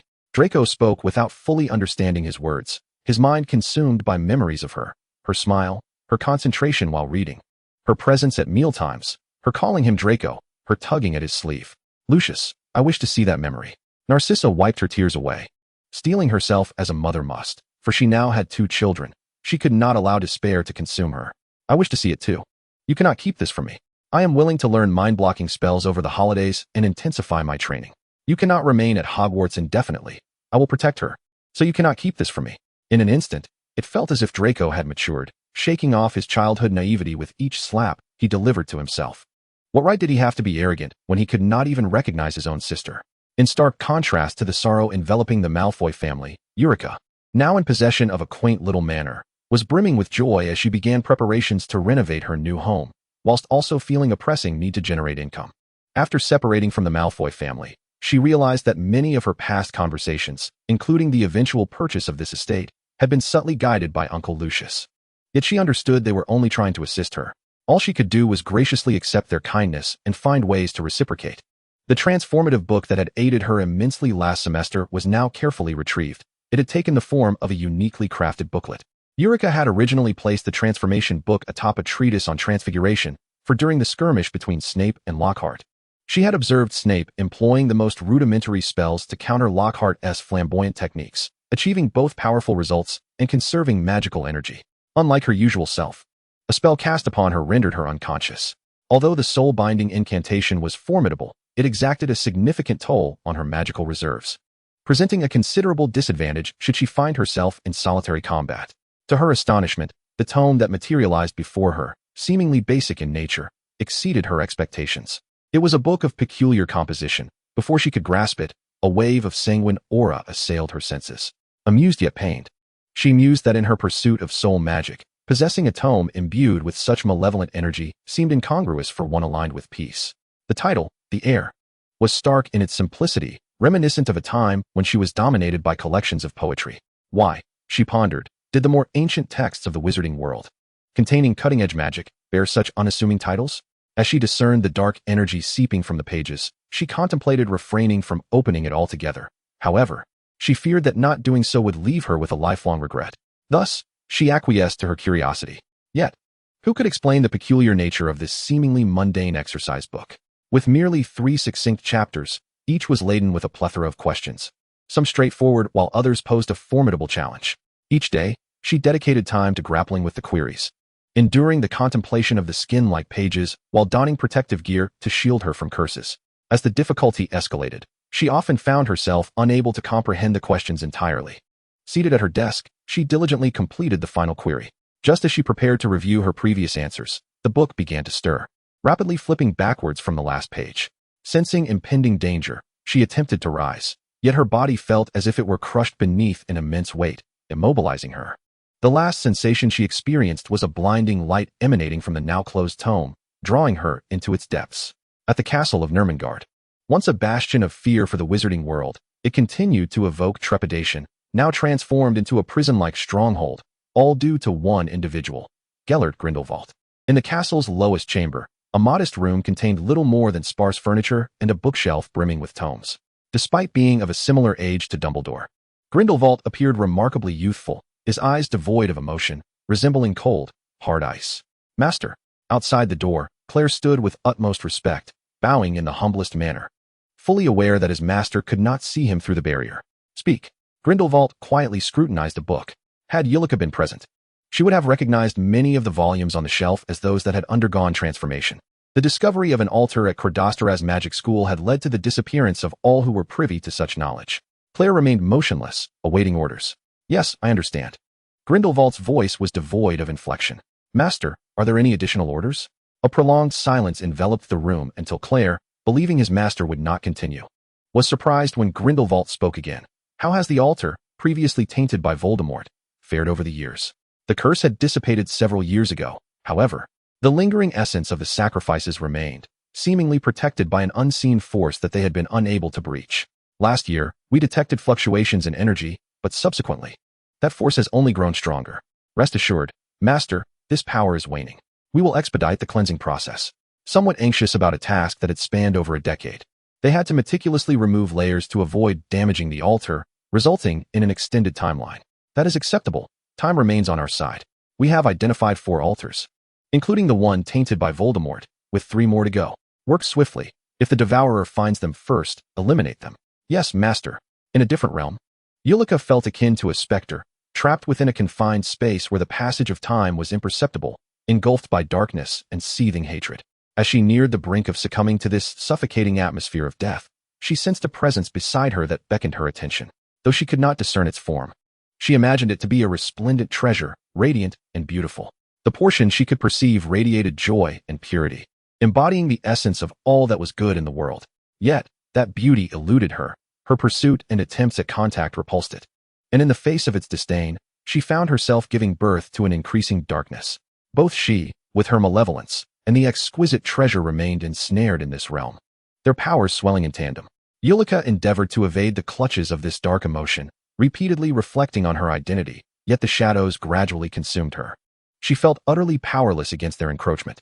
Just as she was about to plunge into eternal darkness, she glimpsed the silhouette of a middle-aged man in the distance, a faint light glowing behind him. Though his features were obscured, an instinctive certainty assured her that he meant her no harm. She fled toward him, the light behind him growing ever brighter. Breaking free from the darkness, she traversed into the light, only to lose sight of the man behind her. It seemed an entity lamented her departure with a sigh, though she could not discern the words spoken in the darkness. From the intertwining of life and death, a child born, the eternal offering shall awaken the slumbering deity. I adore this vessel. Just a few more times, and she shall be mine. Before Eulica lay a ravaged world, the ground strewn with unrecognizable magical creatures and human corpses, alongside oddly dressed men and women, their faces twisted in anger and anguish. 7 beams of light ascended from the earth, her body shattering into fragments amidst the radiance, cascading down to the ground. Gasping for breath, Eulica pressed her hand to her chest, her magic surging chaotically within her, the room littered with remnants of furniture. Is this yet another magical upheaval? Eulica murmured quietly, skillfully channeling her magic to stabilize her energy. Other wizards might encounter a magical surge perhaps once in a lifetime, or maybe during their childhood when they first discovered their powers. Her frequency of such events was indeed miraculous. Why does this keep happening? It was simply too much to bear. Thankfully, there were no onlookers. Otherwise, she would surely be discovered. At least I had the foresight to brew a potion that masks my presence for a time. Tomorrow, I shall consume it and follow up with the muggle-repelling charm. Eulica, her head throbbing as she surveyed the wreckage around her, had no intention of replacing her furniture. Yet, given the circumstances, it seemed she would have to venture to Diagon Alley the following day. Lying in what had once been her desk, now a heap of wood splinters, she noticed that the transformation book had become the complete guide to magical furniture. What was going on? Having completed the exercise book, it offered no feedback on correctness, instead thrusting her into a holographic experience before releasing her, followed by yet another inexplicable magical upheaval. What was that confounding book? It was utterly vexing. At that moment, she failed to notice the subtle crack forming in the ring on her left hand, as all secrets began to unravel. Chapter 22. A Stroll Through Upside-Down Alley. Eulica had overestimated her physical state. The following day, she could barely manage some simple spells, conjuring a bed to avoid lying on the cold ground. She consumed the potion she had prepared in advance. The only wizard who carried a potion to alleviate magical surges was she. Eulica downed the potion in her hand in one swift gulp, grimacing at its unpleasant taste. She resolved to experiment with its formula herself someday, hoping to improve its flavor. She lamented her lackluster constitution, foreseeing that her encounters with this potion would not be few in the future. However, she noted with relief that her infrequent need for it had diminished significantly since childhood, from a frequent necessity to merely once a year. Once her magical powers stabilized, she anticipated that such situations would become a thing of the past. Yet, she pondered the peculiar occurrence yesterday when Draco had unexpectedly contacted her using Uncle Lucius's two-way mirror. She was still contemplating how to retrieve it when it had vanished altogether. Perhaps it had been mistakenly taken? Eulica had not considered that it might be a newly minted brother attempting to reach out to her, recalling her father's words about the necessity of secrecy for her safety. A few days after returning home, Eulica found herself once again in Diagon Alley. The streets were relatively quiet, perhaps due to the recent holiday. She first visited a furniture store, selecting an array of new furnishings, followed by a trip to acquire some everyday items and new robes. As she wandered, she felt as if she were shopping in a past life, though the items she purchased were imbued with a touch of magic. Inside the apothecary, a cacophony of unpleasant odors assaulted her senses. Bundles of feathers hung from the ceiling, alongside strings of magical creatures' fangs and claws. Herbs, roots, and various powders were neatly stacked against the walls, while numerous barrels on the floor contained an assortment of raw materials. Upon her arrival, she coincidentally stumbled into a moment of organization, as the shopkeepers were replacing outdated and substandard materials with quality ones. Eulica had not come to buy anything today. Her previous purchases were still unused, but rather to collect a few ingredients that her owls could not deliver. Having previously consumed an aging potion, she entered the store clad in a black robe and presented a stamp to the shopkeeper. Good day, Miss KK. The materials you requested have been prepared in advance, along with a complimentary, disposable magical box. After checking her order, Eulica inquired about the liquid grass, adding, I forgot to mention that in addition to those harvested under a full moon, I also require some that are gathered in complete darkness. Do you have any? The shopkeeper, perplexed by her request, explained that it was uncommon for individuals to seek liquid grass harvested in such conditions. I'm afraid we don't have any. But if you place an order, we can notify you once we obtain it, though it may be a bit pricier. That will suffice. After paying a deposit, Eulica noticed that she still had some time before the effects of the aging potion wore off, prompting her to venture into Nocturne Alley. Last year at this time, she had been too timid to enter, but now she felt a calmness wash over her. In stark contrast to the tranquility of Diagon Alley, Nocturne Alley enveloped her in a chilling atmosphere. Most shops merely stood ajar, adorned with disquieting trinkets at their thresholds, devoid of any signs of life. Occasionally, a scream would echo from the depths of the alley, yet passers-by either hurried along or cast greedy glances, indifferent to the horrors surrounding them. Eulica easily located Borgin and Burke's, the largest establishment in the area. Upon entering, she immediately detected the oppressive aura of dark magic, toxic candles, withered human heads, and numerous unidentified objects exuding a sinister energy. Ah, a newcomer, I see. A middle-aged man with a peculiar accent greeted her as she casually inspected the items. Mr. Borgin? Good day. I'm here to see if you have what I need. Her overly polite response amused Borgin, who hadn't seen such vibrant life in a long time. In Nocturne Alley, being lively was often considered a sin, as it marked one as prey for those with darker intentions. He noted the many pairs of eyes now observing her with keen interest. What is it you seek?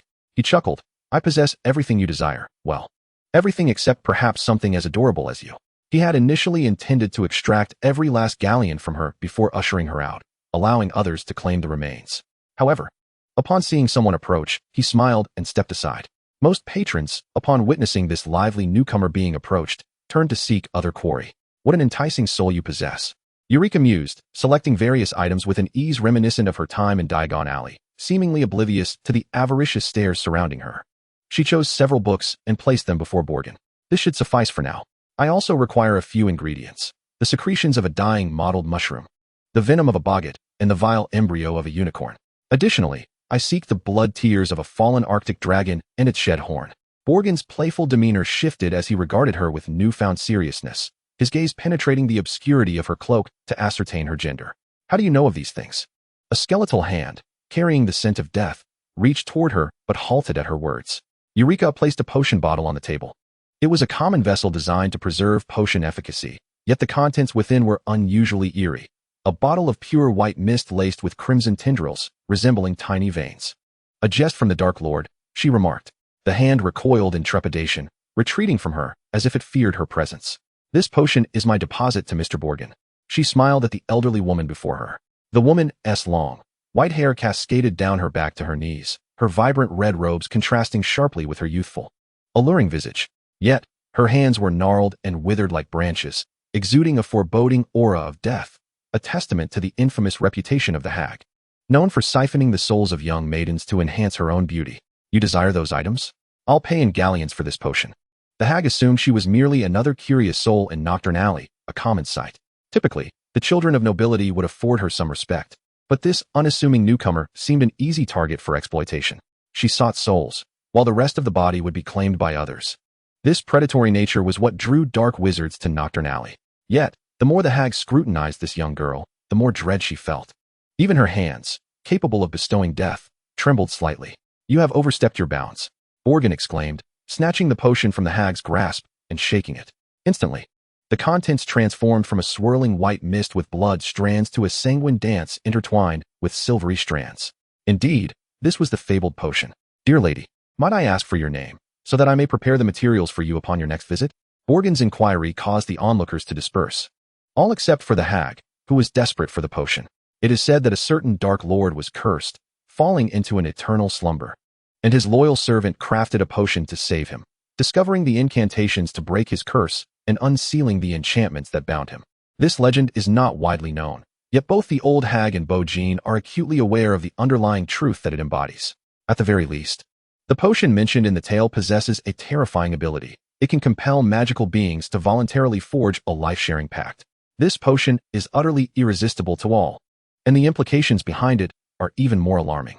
Once successfully concocted, even when placed in the most exquisite vial, one that guarantees the potion's eternal efficacy, it will be rendered ineffective. Upon its creation, it possesses a mere 1-month shelf life. After that, it will vanish without a trace. The potion's current validity indicates that either the individual or someone they know has the capacity to create such a concoction, an achievement that even the most skilled potion masters might struggle to replicate. Consequently, the old hag and Jean set aside their previous animosity and covetousness, adopting a surprisingly conciliatory demeanor. In the realm of Upside Down Alley, power and influence grant one certain rights to survival. Those who lurk in the shadows typically refrain from provoking the powerful. Naturally, should one incite them, their response will hinge upon the weight of one's own influence. However, in this place, it is not merely authority that matters. The strength of the individual reigns supreme. As the principle of might is the eternal law of Upside Down Alley. In truth, the old hag and Jean have been misled by the legend. This potion is not particularly difficult to create, though the prerequisites are quite stringent. It is not challenging because Eulica, despite her inability to concoct many advanced potions, can indeed create this one, indicating its relative simplicity. The high threshold lies in the fact that even potion masters may not be able to produce it. The requirements necessitate mastery of soul magic, while crafting other potions demands the infusion of one's own magical energy. This particular potion requires the essence of soul magic. Eulica found the process intriguing. Possessing the requisite ingredients at hand, she followed the recipe outlined in the tome of potion poetry. She recalled that the author of that poem was none other than Bojin himself. Thus, she surmised that the Bojin of Upside Down Alley must be his descendant. Undoubtedly familiar with this potion, her intuition proved correct. Even if she were mistaken, she bore an arsenal of various potions capable of incapacitating a wizard in an instant. How could she venture into Upside Down Alley unprepared? Simply call me S. May I request another dose of this potion? The old hag was keen to avoid any conflict with Bojin. Although she held no fear of him, she preferred not to offend. He was akin to a ravenous wolf, tenaciously clinging to his adversaries. In exchange, she continued, you may select 2 of my collectibles. After a moment of contemplation, she stated her negotiable quantity. 5, 3, 4. The old hag hesitated before revealing her bottom line, for was the absolute maximum she could offer. 3. Along with a request from you. S proposed a condition that immediately garnered the old hag's acquiescence. Her options for cooperation were limited to acts of violence, which she deemed inconsequential. Please follow me. Eulica bid Bojin a polite farewell, a courtesy that previously might have been misinterpreted as weakness. Now, her politeness radiated composure and charm. Strength is the ultimate reality. As she exited Bojin's establishment, she encountered a figure approaching, Severus Snape. Those within Upside Down Alley would never dare provoke Snape, revered for both his magical prowess and his status as a potion master. He was treated with respect and caution. Even the old hag nodded at him before continuing to guide her companion towards her domain. Snape regarded the person behind the old hag with curiosity. The cloak obscured their appearance, revealing only the pale lower half of their face, with soft, pink lips curving into a gentle smile. The familiarity of that smile prompted Snape to follow them without hesitation. Moments later, he tightened his grip on his wand, realizing who it was. Truly a harbinger of trouble. How could she come to Upside Down Alley like this, having just exited Bojin's shop, and dare to walk alongside the old hag? Clearly, she was courting danger. Quickening his pace, he grasped Eulica's hand. Come with me. You have overstepped. The old hag interjected, her eyes icy as she extended a gnarled hand, revealing fingers stained with a deep, toxic green. Do you wish to test my freshly brewed poison, or are you interested in my wand? Snape pointed his wand at the old hag, pulling Eulica behind him. Even with the age-enhancing potion, he towered over her, his solid form acting as a formidable shield. Had she been recognized? Eulica felt a mix of exasperation and gratitude. As the tension escalated, she quickly intervened. Mr. Snape, I am merely here to finalize a transaction. If you are concerned, you are welcome to accompany us. Is that acceptable? Stepping out from behind Snape, she addressed the old hag. Very well. Noticing the growing attention from onlookers, the old hag felt the weight of the moment. There was little risk in following someone, especially when aware of their identity. Snape frowned, irritation evident, yet he complied, maintaining his protective stance behind Eulica, gripping her hand firmly. Should the situation turn dire, he possessed the means of escape. The old hag owned a shop in Upside Down Alley, though she seldom spent time there. Her establishment was manned by a wizard with an expressionless visage, his eyes devoid of pupils, as though he had never possessed eyeballs. He sat vacantly in place. I shall retrieve the items, the old hag declared, moving toward the attendant. Bring me box number 1. The attendant obeyed, parting his robe to extract a silver dagger, plunging it into his chest, and slicing downward with force. Yet not a drop of blood fell. Eulica felt a surge of fear, biting her lip but forcing herself to observe. This was not a peaceful world, and she would face even harsher realities in the future. She must acclimate. Snape subtly shifted, positioning himself in front of Eulica, saying nothing but tightening his grip on her hand. His hands were large and strong, calloused from years of potion-making and wand use. Eulica gently patted his hand, urging him to relax, then stepped beside him. Snape's disapproving gaze prompted Eulica to reveal a genuine smile. Ms. S, please make your selection. A dragonhide magical box was placed before Eulica, the old hag waving her wand to unlock it. The contents revealed within astonished even Snape, who had encountered numerous perilous magical artifacts. What precisely were they intending to trade? And who was this Ms. S? He recognized the name Eulica used when crafting potions, yet this S was a mystery. Mr. Snape, could you assist me in my selection? I need to choose 3 items from within, and ideally, one should be a wand. Snape did not respond to Eulica's query. He could assess the items himself, but each emanated an increasingly sinister aura, far too dangerous. Ultimately, he begrudgingly selected a pendant and a wand-like object. These 3 wands are all acceptable. You may choose one from among them. Snape gestured to 3 wands. one crafted from black crystal, another seemingly ordinary, yet crowned with a claw from an unknown creature, and the last fashioned from stone. Eureka delicately placed her hands upon the 3 wands, and upon making contact with the third, she felt a sudden warmth emanating from the ring on her left hand, which was that wand carved from stone into a slender shape. This one, please. Along with the other 2 items Mr. Snape mentioned, packaged together. She promptly stowed the new wand into the blank wand pouch she had prepared in her right hand. The old hag signaled to the shop assistant to organize the items, then handed them to Eureka in a dragon hide bag, simultaneously presenting her with a metallic card. Should you require anything, feel free to send anyone directly to Nocturne Alley to find me. Present this card, and state the name of our traded items as proof. You have 5 years. If not utilized within that time, it will become void. One hand extended with the card while the other reached out, demanding something in return. Do you need preparation time? A token, perhaps? A potion that had previously appeared in Borgin's shop re-emerged in the hag's grasp. Swiftly clutched as if it were a precious treasure, so fast that only a fleeting glimpse of the potion bottle was visible to Snape, triggering memories of a legendary elixir. Chapter 23, Spinner's End. Curiosity piqued. Snape's inquiry followed as they exited Nocturne Alley. What was that? Once outside, he released her hand, directing his question towards Eureka. Which one do you mean? She replied, perplexed. Damn it, come with me. You need to explain your whereabouts today.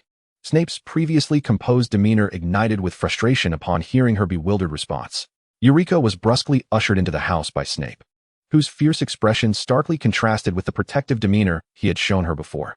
You wait. Professor, the aging potion is due soon. May I use your room? Taking a deep breath, Snape ground his teeth and gestured towards the second floor, the room on the left. Oh, thank you. As she settled onto the sofa, Snape's fury simmered beneath the surface. How could she, so young, dare to venture into Nocturne Alley? The use of the aging potion and that mysterious traded elixir. How did she come by it?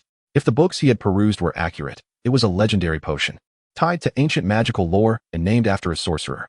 How could this girl, hailing from a Muggle background, possess such knowledge? The red threads amidst the mist. The key to contracts with magical creatures. It was rumored that utilizing it could forge a bond between a human and a magical being. He had once contemplated studying it further after reading about it, but the relevant texts were elusive at Hogwarts, and with his disputes with Lily at the time, he had lacked the motivation to pursue it. Yet here it was, suddenly in front of him. He understood the implications of the potion's shelf life, 1 month. Who had crafted this? The sound of footsteps echoed from the staircase. Professor Snape, why haven't you cast a permanent cleaning charm in your room? There is so much dust. The casual tone only exacerbated Snape's headache. Do you owe me an explanation? Rest assured, I'm more concerned about my own life. I would never jest with it. The pendant she had possessed was an alchemical ornament capable of thwarting the effects of the Patronus charm. Although there were many items that could serve this purpose, that particular piece had the added benefit of crafting a false memory, one that could be placed within a pensieve. Snape's explanation sparked a glimmer of interest in Eureka. While she was unafraid of the Patronus charm, a piece of alchemy that could extract false memories was indeed appealing. And what of that twig? She inquired, her curiosity deepening. I am uncertain what it is. Hence, I allowed you to choose it. The fact that he was unaware of its nature was astonishing. A material that exuded potent magical energy, yet left even a master potion maker perplexed, was something to behold. Of the 3 items, 2 were treasures of immense value. She extracted the stone wand, acknowledging her inability to discern its core, yet recognizing its significant utility. It would allow her to wield magic freely without concern for trace records. Previously, she had relied on potions to temporarily circumvent trace detection, which was cumbersome and required frequent consumption. This wand would provide a convenient alternative. Eureka brandished the wand and performed a cleaning spell, instantly banishing the dust that had accumulated in the surroundings. The wand operated smoothly. It was comparable to her primary wand in performance. Now that we've exchanged pleasantries, will you divulge what potion you traded away? Snape pressed, his curiosity piqued. It's a rather trivial potion, a jest of the sorcerer, she replied. As Snape softly uttered its name, memories of the potion's description from his readings surged forth. While the information was scant, its connection to magical creatures immediately elevated its rarity and value. It facilitated the voluntary signing of a life-sharing contract between magical beings and the user. By Merlin, such a powerful effect. Regret washed over him for allowing Eureka to part with such a significant potion. It was not merely the exchange that felt unequal. The potion's implications for life enhancement were too enticing to overlook. However, there existed a substantial drawback. One must locate a magical creature and ensure it consumed the potion for it to take effect. Catching a unicorn, for instance, was relatively simple. Yet their lifespans were not vastly superior to that of a wizard. Even if a contract were signed, its efficacy would be limited. The challenge of persuading a powerful, ancient magical creature to ingest the potion was daunting. Moreover, the most significant drawback was that once a life-sharing contract was established, the weaker party would become part of the stronger party's species. Eulica elucidated the potion's disadvantages, noting that the sorcerer's jest was hardly benevolent. Such a cruel trick could lead those with great expectations to plummet into despair. Snape nodded, refraining from further inquiries. In dealing with a collaborator shrouded in secrets like Eulica, he could only trust her within certain confines and not pry into her mysteries. As long as he could safeguard Potter, he was indifferent to the rest. Professor, may I propose a request, or rather, a collaboration? Eulica's sudden declaration drew Snape's attention away from his thoughts.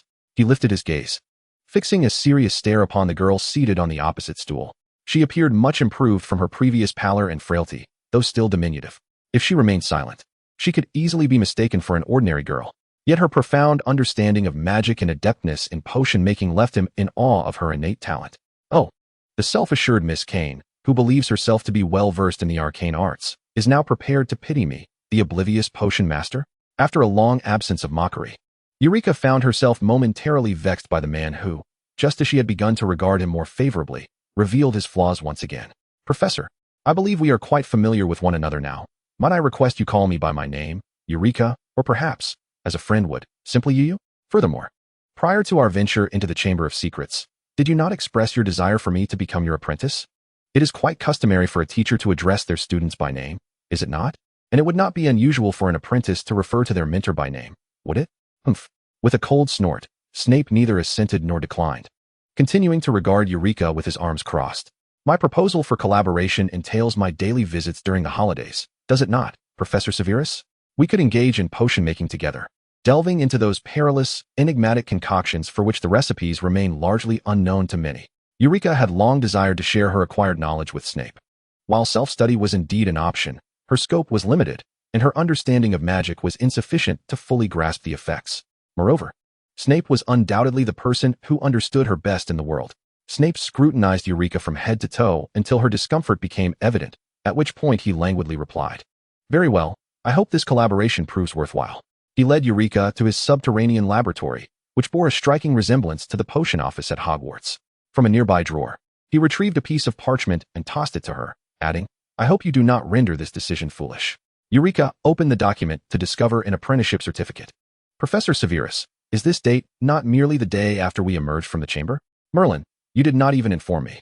She felt akin to a fan elated by praise from their idol, joyfully pacing before Snape with her ponytail swaying, mirroring her exuberant mood.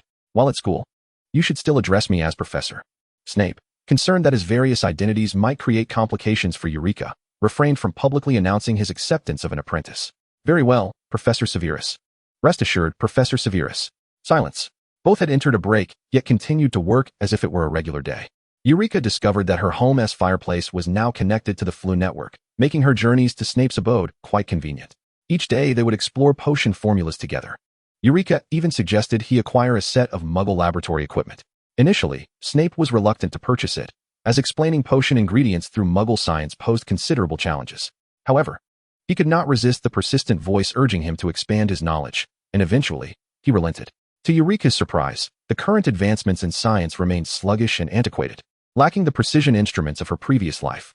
Perhaps this was due to the world of Harry Potter, or perhaps the era had yet to evolve to her desired standards. She felt a twinge of disappointment, but Snape discovered a newfound interest, particularly in the realm of microbiology. The transformations within potions inspired a plethora of ideas for him regarding their enhancements. The two enjoyed their time together, occasionally receiving letters from friends, including gifts from the Malfoy family, which made her holiday feel exceptionally fulfilling. She sent the promises and cards from the Banshee to Uncle Lucius, as she wished to repay the Malfoys for their many kindnesses. After her encounter with the Banshee, she contemplated that perhaps the Banshee, disregarding both the light and dark factions, would be better suited to handle some perilous matters for the Malfoy family. They refrained from discussing their past lives, Horcruxes, or the urgency of searching for the remaining Horcruxes, instead savoring the simplicity of their discussions. Until one day, when Eulica arrived at Snape's residence only to find him absent, she speculated he might have gone out. She proceeded to the laboratory to continue her potion making from the previous day, losing track of time until the door swung open, revealing a visibly excited Snape with his eyes alight. From the cool demeanor he had always maintained, even when smiling in a sardonic manner, he now displayed genuine exhilaration. prompting Eureka to regret not bringing a camera to capture the moment for posterity and to sell at Hogwarts, thus ensuring her fortune. We did it. Snape's voice was slightly elevated, and his smile softened his typically stern visage. What? The soul-severing potion. What is this potion? Before Eureka could inquire further, Snape eagerly shared, it can harm souls. Administered to a person, it would injure their soul. However, if used against a Horcrux, it should eradicate the soul contained within. How remarkable! Eureka marveled at the elated man before her, acknowledging his extraordinary talent. They had planned to eliminate the Horcruxes during the holidays. But feeling a sense of pity for the Founder's possessions, they wished to avoid destroying them with a basilisk or fiend fire. Thus, the idea arose to utilize potions instead, leading Snape to conceive the idea for the soul-severing potion. As a master potioneer already recognized by Voldemort for his adeptness in crafting soul stabilizers, Snape possessed an innate talent for potions concerning souls, and he had not anticipated such swift success in his conceptualization. You truly are a genius in potion making. Eureka praised him wholeheartedly, albeit with a hint of regret. She wondered if his life would have been happier had he lived without the burdens of sacrificing for others in his past life. Faced with Eureka's candid admiration and reverent gaze, Snape sought to evade her praise, yet an unfamiliar joy blossomed within him. He had long forgotten the last time he felt genuine delight during potion making, but at that moment, he realized it had been far too long since he had experienced such emotions. And now? Eureka gazed at Snape with anticipation. Shall we eliminate the Horcruxes? I have been eagerly awaiting this moment. Snape nodded, and they proceeded to a clearing adjacent to the laboratory. He had just returned from Hogwarts, where he had retrieved the Horcruxes, securely kept in his room, which was accessible only to him, fortified by the castle's protective wards. He had placed the separated Horcruxes there, and upon realizing the potion's success, he had gone to fetch them. First, he produced a notebook. Eureka, with her acute sensitivity to souls, could distinctly sense the essence within, lying dormant. He inscribed a magical circle to contain the magical energy, then unveiled the notebook. The alterations the circle induced awakened the slumbering soul within, which sensed an impending threat. Who are you? A strikingly handsome man emerged from the notebook, devoid of the terrifying visage that would later characterize him, even in youth. One could detect the inherent coldness and arrogance within him. Voldemort regarded the unfamiliar man and woman before him. The man's empty eyes bore no expression as he stared back without answering the question, merely producing a vial of potion, its vivid red hue unknown to him. The girl, however, observed him with a smile, her eyes equally devoid of emotion. What is it that you seek? He was but a fragment of Voldemort. Yet his cognitive abilities remained formidable. Although he was uncertain of his future, he believed he would ultimately reign over the world. Thus, the demeanor of these two individuals warranted contemplation. Both were adept in mental occlusion, undoubtedly aware of their identities. They exhibited a fear of him. Yet their attitude was not one of humble supplication, and the ominous potion further piqued his interest. Power, status, love, strength? What is it that you desire? I propose we engage in a dialogue. The teenager Voldemort wore a composed smile, even as he teetered on the brink of danger. What do you want? World peace? Eureka displayed little trepidation in the face of Voldemort, even less so than when she encountered the enchanted puppet at the hands of the Banshee of Calamity, which had been constructed while the wizard was still alive. Silence enveloped the scene. Severus Snape was resolute in avoiding any form of communication with the Dark Lord. Whether through gaze or words, he believed that verbosity could lead to missteps. His singular intent was to obliterate them. Very well, I shall comply, Eureka murmured, covering her mouth. Standing obediently to the side, her wand gripped tightly in hand. Voldemort pondered how to navigate the situation, incessantly probing the two with words. The adult male appeared oblivious to his surroundings, pouring a potion into a crystal bowl while murmuring incantations. Voldemort strained to listen but discerned nothing. His attention shifted back to the young girl, who observed the man's spell-casting with keen curiosity, occasionally glancing at him, her eyes brimming with inquisitiveness. Child, reveal to me your name. The man's voice dripped with allure. Eureka heard him and yearned to respond, yet when she attempted to speak, she hastily bit her lip to stifle the words. Voldemort was taken aback. She had resisted his seductive enticement. His voice, under his deliberate control, could serve as a potent psychological suggestion, a power he had validated in many others. How could she withstand it? Child, tell me, I seek to know. Snape, unaware of Eureka's inner turmoil, wondered why she clutched her ears so tightly. Yet he understood that all of this stemmed from the Dark Lord. Endure, it shall soon pass. A voice incessantly echoed in her mind. Tell him, divulge everything, trust him, you must trust him. No, that cannot be. She admonished herself, drawing her wand. She cast a soul-calming charm, a rather trivial incantation, whose sole purpose was to instill tranquility, akin to a cleaning spell, except that the cleaning spell applied to environments and objects. While her calming charm was designed to stabilize her emotions, a technique she frequently employed since mastering soul magic, aimed at harmonizing her magical essence. Chapter 24, The Gunter Manor. Such uncharted magic, what an intriguing girl you are. Can you share your secrets with me? Hissed Voldemort suddenly, his voice cold and chilling. Within the corner, among the potion ingredients, several live magical components were housed, including 2 venomous snakes bred for the regular extraction of their poison. At that moment, the usually docile serpents began thrashing violently within their enclosure. Eulica furrowed her brow, remaining silent as she glanced towards Snape, who had just completed an incantation, transforming the potion into a dark, crimson concoction, which he poured from the crystal bowl. At that instant, the venomous snakes broke free from their box and lunged towards Snape. "Get out of here. Hiss, leave," Eulica commanded, pointing her wand in Snape's direction, forming a protective barrier. "Parseltongue, you understand it? Who are you?" Voldemort's eyes glowed a fierce red, his body weakened from the effects of the cleansing potion. The girl who spoke the snake language further destabilized his already trembling soul. "Release me. Curse you. Who are you? Another descendant? Save me." Within the confines of the magic circle, he could not escape, continuously crashing against its boundaries, his form fading and screaming in desperation. Snape pressed his left arm tightly, the proximity to Voldemort's unstable soul causing him immense discomfort, particularly for one marked by the dark mark.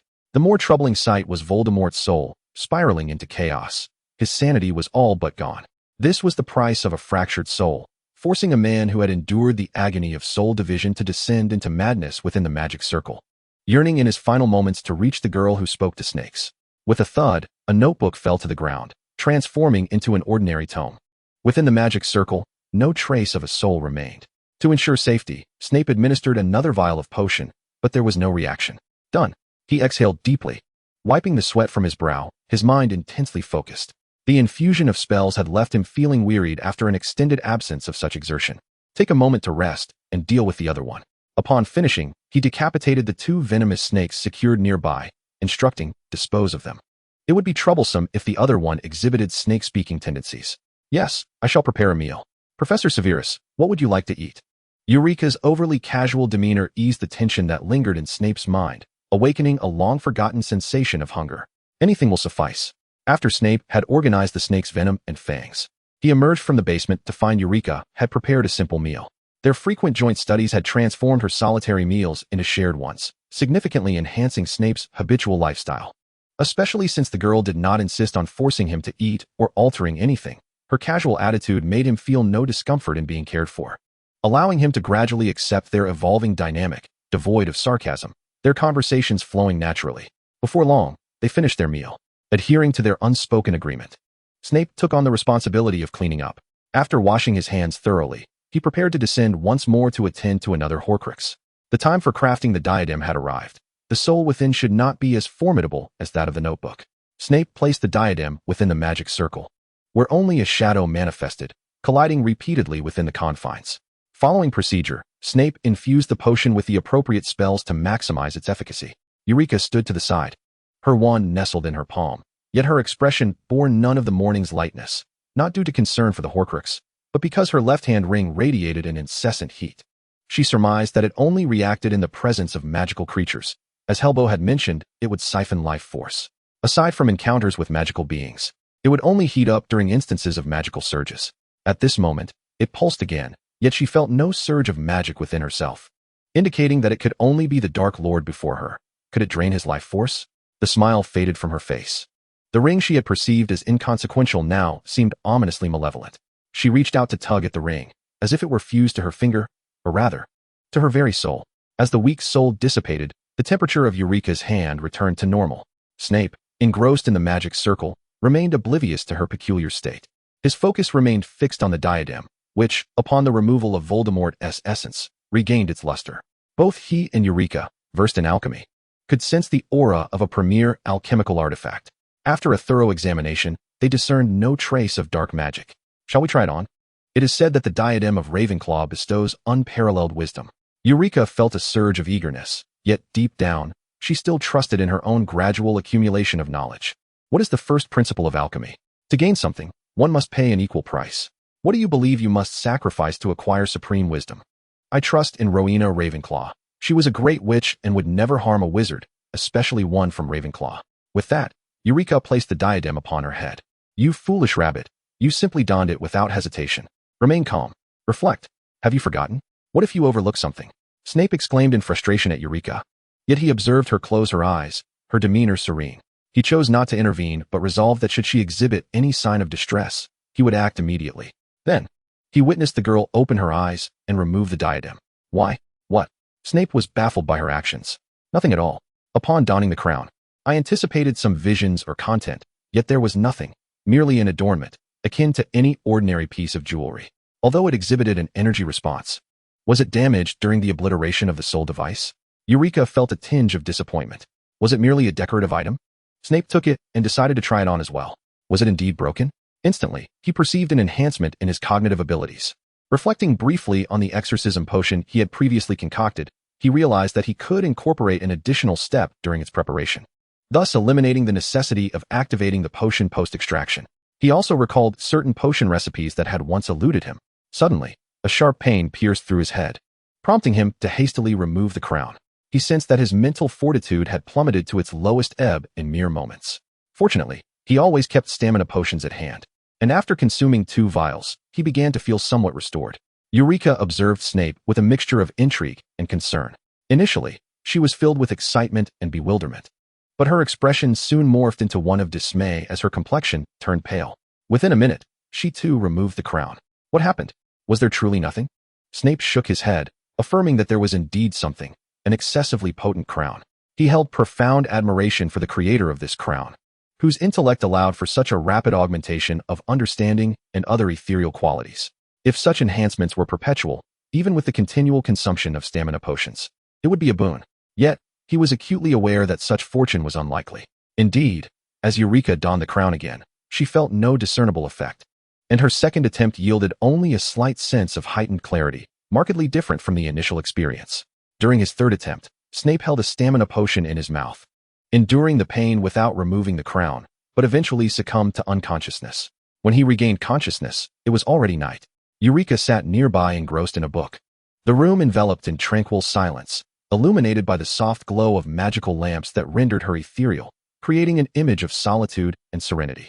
Professor, you're awake? She inquired. The crown must have a time limit. You must remove it after 1 minute each time you wear it. Seeing him awaken, she felt relieved.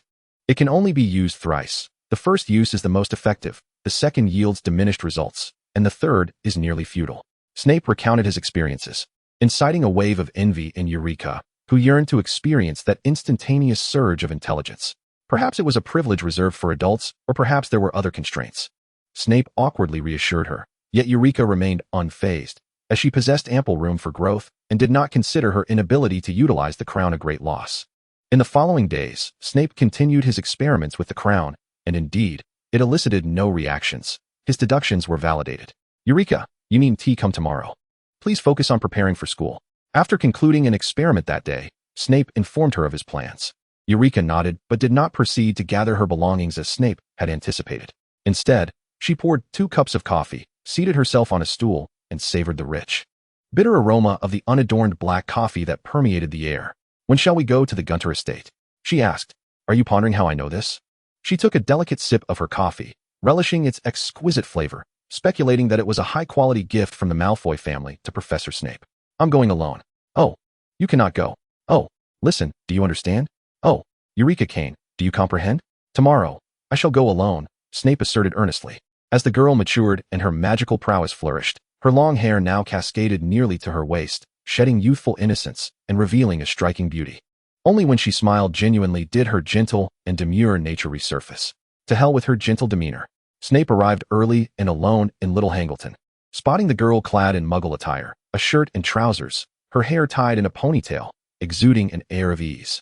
Although Snape himself was dressed in Muggle clothing, his ensemble, a complete waistcoat suit, along with his commanding presence, made him feel out of place in such a dilapidated locale. Good morning. I told you not to come. Have you stuffed your ears with straw or filled your head with mandrake? Eureka, with a positive demeanor, accepted her mistake, bowing her head to listen to his reprimand. Once he finished, she approached him as if nothing had transpired, unfurling several sheets of paper in her hands. Professor, look. This is the information I previously gathered regarding the Gunter estate. The pages bore details about the Gunter family and the estate. accompanied by distant photographs of Little Hangleton and Great Hangleton. The descriptions were not particularly detailed, containing only snippets of surrounding witnesses' accounts. Investigators missing. Strange phenomena encountered during investigation. Specific address untraceable. The Muggle exclusion charm. Eulica pointed to the line about the untraceable address, addressing Snape. It indicates that someone from the magical community has been here. Severus. The Death Eater perused the content once more, but found nothing of value. I'm not certain. I previously hired a well-regarded Muggle detective agency, and these were their findings. I suspect the missing investigators may have fallen victim to an attack. Let us investigate. Although Snape inwardly wished for her to stay behind, he acknowledged their shared intelligence. Yet faced with an unknown adversary, he knew she lacked the necessary experience. I want to leave. If you don't allow me to accompany you, I will find another way, independent of your supervision, and may encounter even greater dangers. Therefore, you should let me tag along. It would ease your mind. Eulica adjusted her belongings, which included 2 wands, a dagger, and weapons previously procured through the detective agency. Seeing that further persuasion was futile, Snape could only glare at her coldly. Stay behind me. The duo swiftly located the address of the Gunter estate, yet it was devoid of any signs of life. The Muggle exclusion charm, thief detection charm, and anti-intrusion charm mingled with a heavy aura of curses. Such a convoluted setup around the Gunter estate led Eulica to ponder the narrative when Dumbledore arrived. Aside from the final dark magical traps and the curse inherent in the ring, there were none of these arrangements. How had they encountered so much after their arrival? Having long been accustomed to the differences between past lives, Snape was not particularly swayed by the former happenings and was well prepared. He retrieved 2 vials of potions from his clothing, handing one to Eulica, who drank it, then consumed the other himself. Once they had imbibed the potions, they became as if cloaked in the disillusionment charm, effortlessly slipping past the defensive spells. Upon entering, they discovered a scene of utter disarray. The ancient walls were covered in moss, the house was in a state of disrepair, and the surrounding area was overrun with dense nettles. Most striking was the S-shaped dead snake hanging from the door, a testament to Salazar Slytherin's pure-blood legacy, marking its tragic demise. Eulica glanced in Snape's direction but could not see him, leaving her unaware of how he, as a Slytherin student and the current head of the house, felt in this moment. Those who had always upheld nobility and honor as Slytherin tenets, when confronted with such a sight, would their beliefs shatter? A hand grasped her arm, its owner impatiently tugging her along. It seemed the other party was not as troubled as she had imagined. She remained oblivious to the fact that Severus Snape had long borne witness to the degradation of Slytherin's honor during those years of his previous life. After assuming the role of headmaster, he dedicated himself to safeguarding the young serpents, imparting wisdom on how to navigate and thrive amidst prejudice. The defeat of the enigmatic figure that Slytherin represented and the triumph of the Gryffindor champion merely marked the inception of a far greater narrative. Subsequently, Slytherin encountered increasingly biased treatment, with the House Cup becoming a mere vessel to elevate the savior while simultaneously serving as a tool to undermine Slytherin. He recognized that while Dumbledore valued all students, his considerations often leaned towards the greater good. In pursuit of an absolute benefit for all, he would readily sacrifice everything, even his own self. Conversely, the Slytherins were inherently self-serving, prioritizing familial and personal interests. All he could do was navigate the narrow margins to protect them, while also safeguarding the savior, for that child was Lily's offspring. He had betrayed the dark figure, yet he had never forsaken Slytherin. Eulica sensed Severus inscribing words in her palm, 5 individuals. With meticulous attention, she discerned their positions and reciprocated by tracing letters in Snape's palm. Perhaps unaccustomed to such contact, Snape's hand shifted slightly, and he discerned the locations. Among the 5, 3 were within the room, while the other 2 were situated, one in the distant woods and the other not far from the first. Act now. Upon finishing his writing, a crimson beam struck the individual before them, rendering him unconscious instantly. Snape then emerged from concealment, his figure becoming distinctly visible. Shall I proceed inside? Snape crouched to examine the fallen figure, then subtly shook his head. I have an idea I wish to test. Remain cloaked. With that, he withdrew a potion vial from his garment. Eulica, intrigued, glanced at his finely tailored attire, pondering how many potion vials it concealed. Snape plucked several strands of hair from the man's head and placed one within the potion, tucking the others away. Moments later, the potion transformed into the likeness of the man before them. He donned the man's cloak and discarded him amid a pile of rubble. I shall venture in, he declared, adjusting his clothing before stepping inside. The dilapidated house was shrouded in filth, with mud caking the windows, yet the living room was somewhat tidied, presenting a semblance of cleanliness. Snape moved forward with an air of composure, though his mind was alert, scanning his surroundings. At the end of the room lay a staircase leading downward, illuminated by light and pulsating with magical energy. In the basement, 3 wizards clad in cloaks sat on the ground at a moderate distance from one another, their wands waving rhythmically in silence. One paused his incantation to pour a potion onto a stone-carved magical circle, its intricate runes and patterns dazzling yet unstable. As the potion was dispensed, the man resumed his spell, while another mirrored his actions. One of them, spotting Snape descending the stairs, halted and rose to his feet. "Come on, hurry up. Is it really taking you this long to use the restroom?" The voice was hoarse and weary, tinged with a peculiar accent. Snape said nothing, taking a seat in the space previously occupied by the other.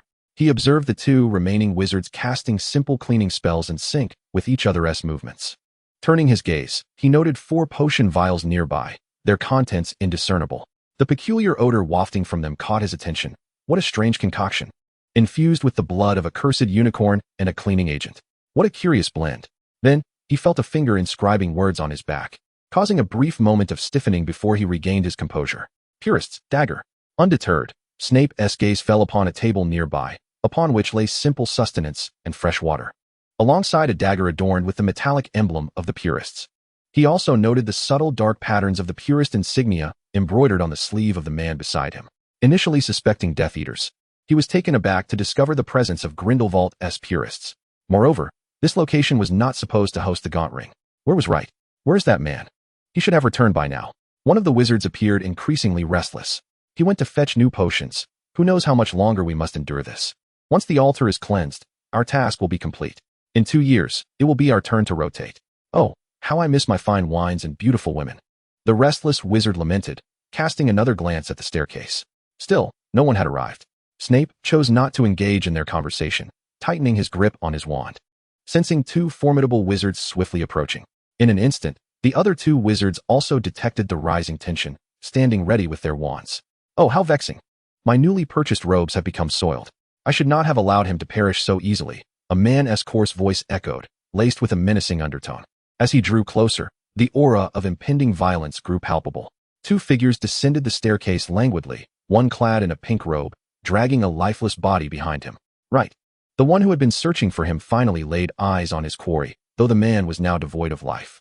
Unlike the wizards who employed the unforgivable curses to extinguish life without external signs, this victim bore the marks of countless cutting curses, his skin shredded, blood drained. A testament to utmost cruelty. Are you Purists? Beside the pink-robed figure stood a man in black robes.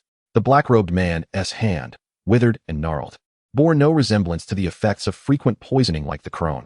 He appeared as though he were a mere animated corpse, conversing with you as if you were merely an echo of his thoughts. Should you wish to avoid conflict with the Purists, depart. Haha, if Grindelwald were to appear, I might feel apprehensive, but you 2 are hardly worthy of causing me to retreat. The man in pink carelessly tossed Right's body toward the altar, where the 2 Purist wizards hurried to catch it, fearful of even a drop of blood falling. Dagger transforms into 7 evils. Death gives rise to 7 realms. We, the Devourers, are destined to usher our great master back into the world. It is time for the entire wizarding world to remember us. The figure in pink, who had previously exchanged tokens with Lucius, paid no heed to the wizards before him, striding confidently toward the altar. In an instant, beams of light surged forth, and he countered with effortless grace, as if conducting an orchestra, while the wounds appearing on the 2 men's bodies became the notes of his symphony. What are you waiting for? Attack! The 2 urged Snape, prompting him to spring into action, though he did not exert his full strength, opting instead to evade. At that moment, he could only hope that the foolish rabbit would swiftly find a hiding place or escape. Faint. Snape feigned being struck, collapsing against the wall. The other 2, cursing and struggling, attempted to disapparate, only to find the area ensnared with an anti-disapparition charm, leaving them with no choice but to resist. The man in pink relished the encounter, while the man in black approached the altar, scrutinizing it closely before seizing one of the potions they had left behind, opening it to inhale its contents. Are you attempting to cleanse the lingering souls of the offerings upon the altar? Do you intend to utilize the altar? Grindelwald was indeed a madman, striving to manipulate the very essence of life itself. Such extreme self-indulgence would undoubtedly yield the most dire and perilous consequences. The man in pink swiftly ensured that only the 2 of them remained within the room, and he approached casually, flicking the blood from his wand. He relished the exhilarating sensation of being drenched in blood. It was laughable that both Voldemort and Grindelwald coveted this place. The only glimpse they could catch was of the magical realm, a mere prison. The pink-clad man squatted down, his fingers gently brushing over the inscriptions on the altar. Then, the tip of his wand began to gather magical energy, an unmistakable gleam of excitement shining in his eyes. No, wait. The man in black interrupted him, drawing out his own wand to shoo away a fly, lest it tarnish the Master's altar. A beam of green light shot towards an empty corner of the room. Armor. Eulica's expression soured as she revealed herself, her magical energy causing her to emerge from her hidden state. She anticipated the sharpness of his senses. The man in pink wrinkled his nose and inhaled deeply, puzzled as to why he detected her presence. Her soul bore no scent. Yet, the aura of death surrounding her was even more potent. The man in black lifted his hat, revealing a skeletal visage, dark as iron, with hollow eye sockets that seemed to fixate intently on Eulica. He extended a hand, thin skin clinging tightly to the bony structure, a tattoo on his wrist glinting momentarily. Dead yet alive. How fascinating, he mused. Gluttony, do not kill her. I desire her. The skeleton opened its mouth, straining to produce sound.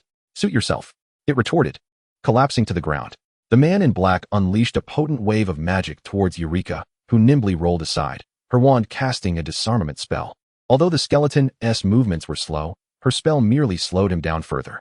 The figure known as Gluttony leaned against the doorway, blocking Eulica's only escape route, forcing her to dodge spells while running towards the exit. Piercing agony. Gluttony carelessly hurled a curse at the evasive Eulica, not wishing to waste time on such a trivial matter. Unexpectedly, his spell was obstructed by a table that appeared suddenly, shattering the ground into glass shards. Gluttony's gaze shifted to the man who had now risen, his wand pointed directly at him. To think there was still one hidden here. One should never underestimate a follower of Grindelwald. Gluttony assumed that the Snape under the potion's influence was aligned with Grindelwald. I had no idea the magical realm harbored such formidable wizards. If your head weren't filled with pink pus, you might consider revealing your true identities. Snape confronted them calmly, his gaze devoid of any concern for Eulica, as though she were a stranger. We can refer to ourselves as the Devourers. As for our master, you are not worthy to know. Rest assured, we harbor no interest in who rules the magical realm. As long as you do not disturb us, we shall not interfere with you. Gluttony's eyes glistened with avarice as he beheld the man before him. The purity of his soul compelled him to salivate uncontrollably. Wiping his lips, Gluttony offered a rare courtesy. Since you are destined to perish, may I claim your soul now? Snape disregarded the banter, his full attention ensnared by the two men before him. Eulica felt the strain. After all, she was merely a second-year student, though she wielded potent soul magic. Its use would leave her vulnerable. How could she turn the tide and escape? Her body was once more struck down, the skeletal figure seeming to toy with her, while her spells merely slowed its movements without effect. Snape was evenly matched against his opponent, but to rely on him to save her seemed an improbable hope. Moreover, depending on others was not Eulica's habit. Despite her current feebleness, she possessed a fearless and independent spirit. Her body was hurled against the altar, blood spilling forth and mingling with the inscriptions. Shattered. The debris from the altar erupted, sharp fragments piercing Eulica's skin. Clenching her stone wand, its tip stained with blood, she unleashed a bloodied blade towards the skeleton, which remained undeterred. Ah, what is this? The dark red blood blade pierced through the skeleton, crashing forcefully against the wall behind it, sending tremors throughout the entire basement. Gluttony frowned at the skeleton, perplexed as to how it had sustained injury. You dared to wound him? Gluttony's tone held no trace of anger, only pure curiosity. Fury, you are truly pitiful. Damn it, little toy, you've incited my wrath. The skeleton erupted in rage, freeing itself from the wall, while the blood blade transformed into a swirling black mist. Eulica gripped her wand tightly, feeling her magical reserves dwindling, yet she could still persevere. Supporting herself against the altar, blood trickled down her palm. They remained oblivious to the fact that her blood vanished upon contact with the altar, continuously devoured. But Eulica felt it. Her blood and the scant magical energy within her surged downward. She attempted to break free, but her hand became ensnared, glued firmly to the altar. Damn it. With no hope of survival, she had unwittingly turned herself into a target before them. Seizing the opportunity while Gluttony was momentarily distracted, Snape intensified his assault, landing several heavy blows, though he too began to show signs of distraction. Why does she remain there at the altar? Is something amiss?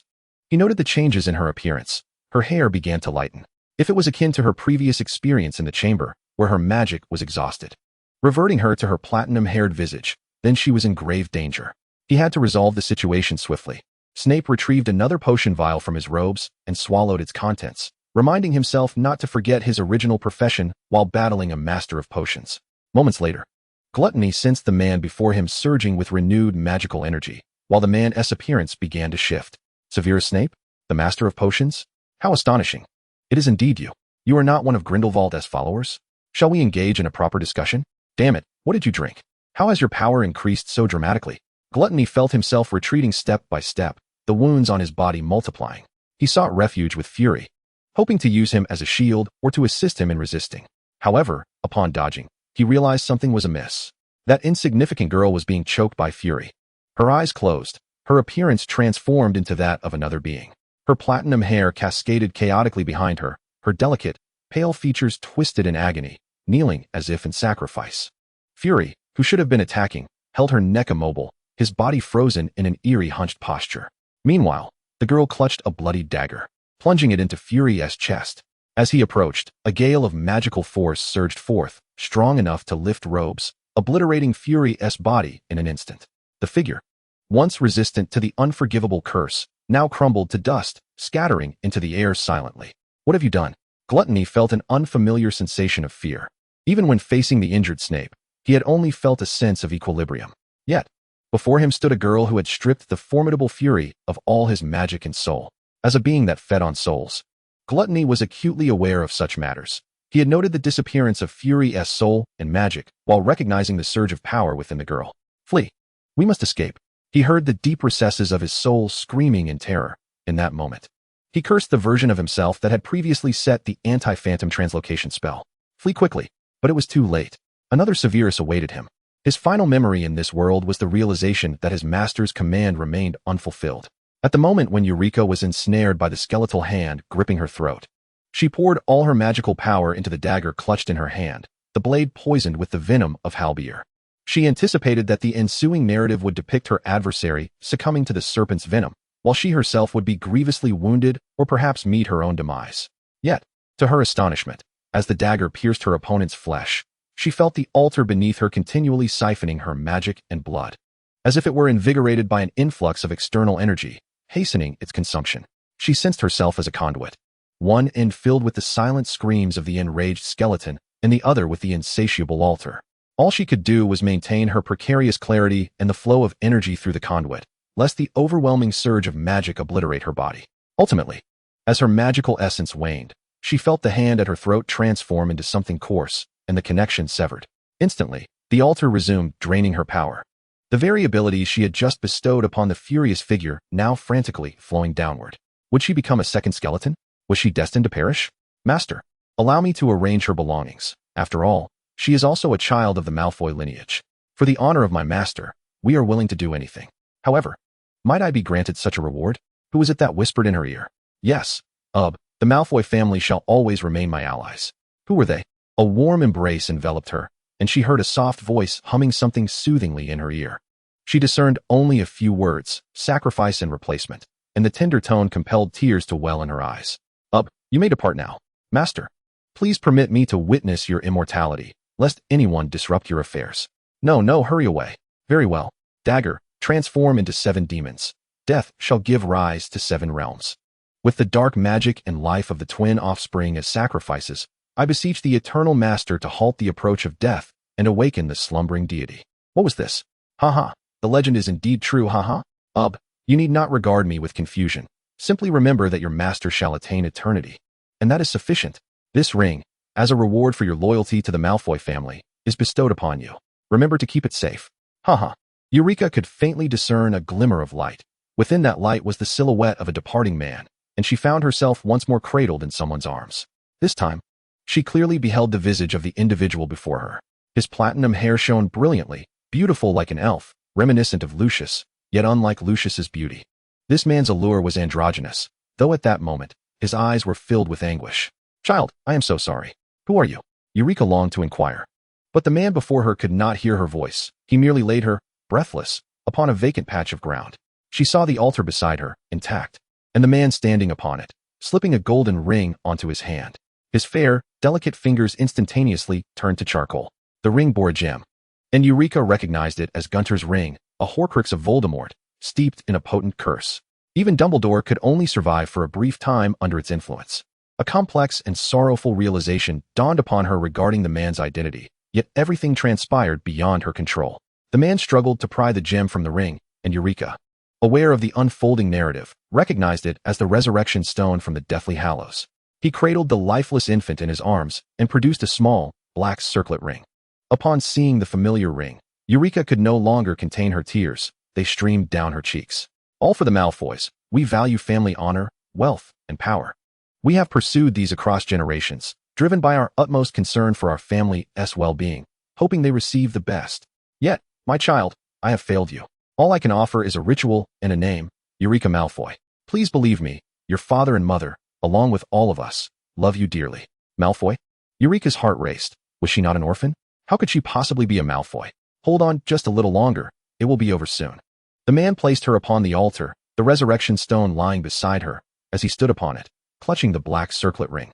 In the name of the Malfoy family head, I conduct the substitution ritual, offering my life, magic, and the resurrection stone in exchange for the life and magic of Eulica Malfoy. No, please don't do this. Eulica was voiceless, her heart sinking into despair. Insufficient sacrifice. She seemed to hear a voice from the void uttering these words. What more can I offer? The soul is eternally imprisoned. I am willing. Eulica felt the scene blur increasingly, and in those final moments, she sensed a warm kiss upon her forehead, imbued with gentle blessings. As her left hand adorned itself with the familiar ring. This is a ring treasured by our ancestors, possessing the power to summon deities. Although it can no longer invoke divine transactions, it will shield your unstable soul. Wherever you are, child, you shall never be alone. We love you always. Dobby. Master has summoned Dobby. Dobby is so happy. Dobby didn't he know another young lady would join us. Dobby is a bad elf, a very bad elf. Dobby, take her to the Muggle world, to a family with better circumstances, one that will care for and love her. Dobby does not understand. Dobby cannot grasp the Master's intentions. Dobby is a bad elf. Alas, time is of the essence. Dobby, take her to the largest orphanage in the Muggle world, and place some galleons in the swaddling.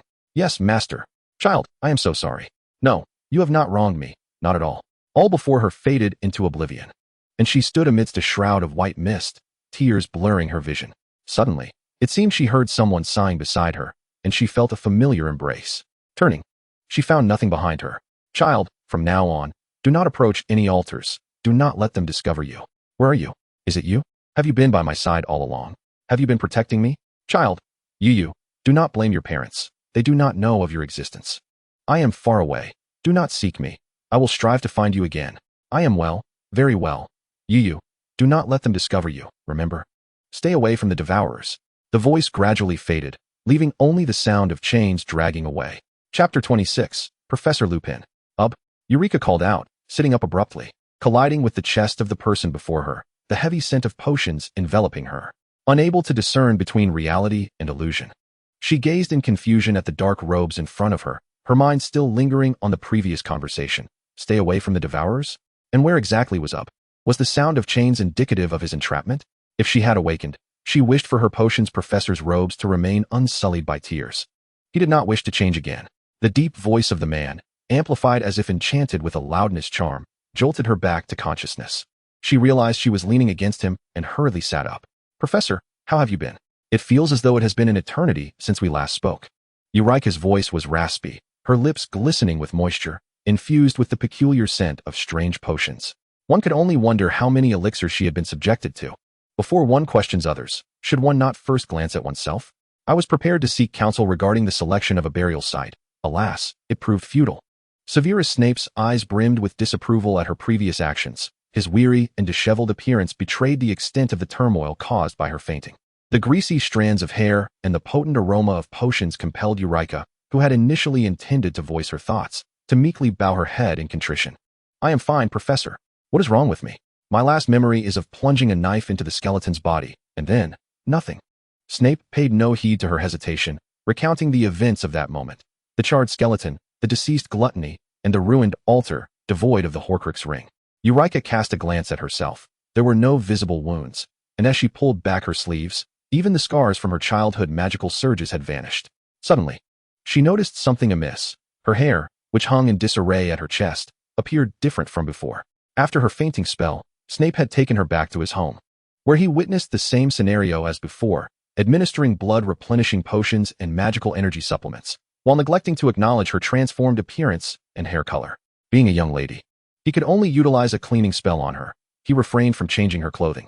Today marked the third day since her unconsciousness, and should she not awaken soon, it would jeopardize the commencement of the school term. Professor, do you have a mirror? Snape observed her grasping her hair, but refrained from suggesting the use of magic. For at that moment, the expression on the young girl's face resembled that of someone on the verge of tears.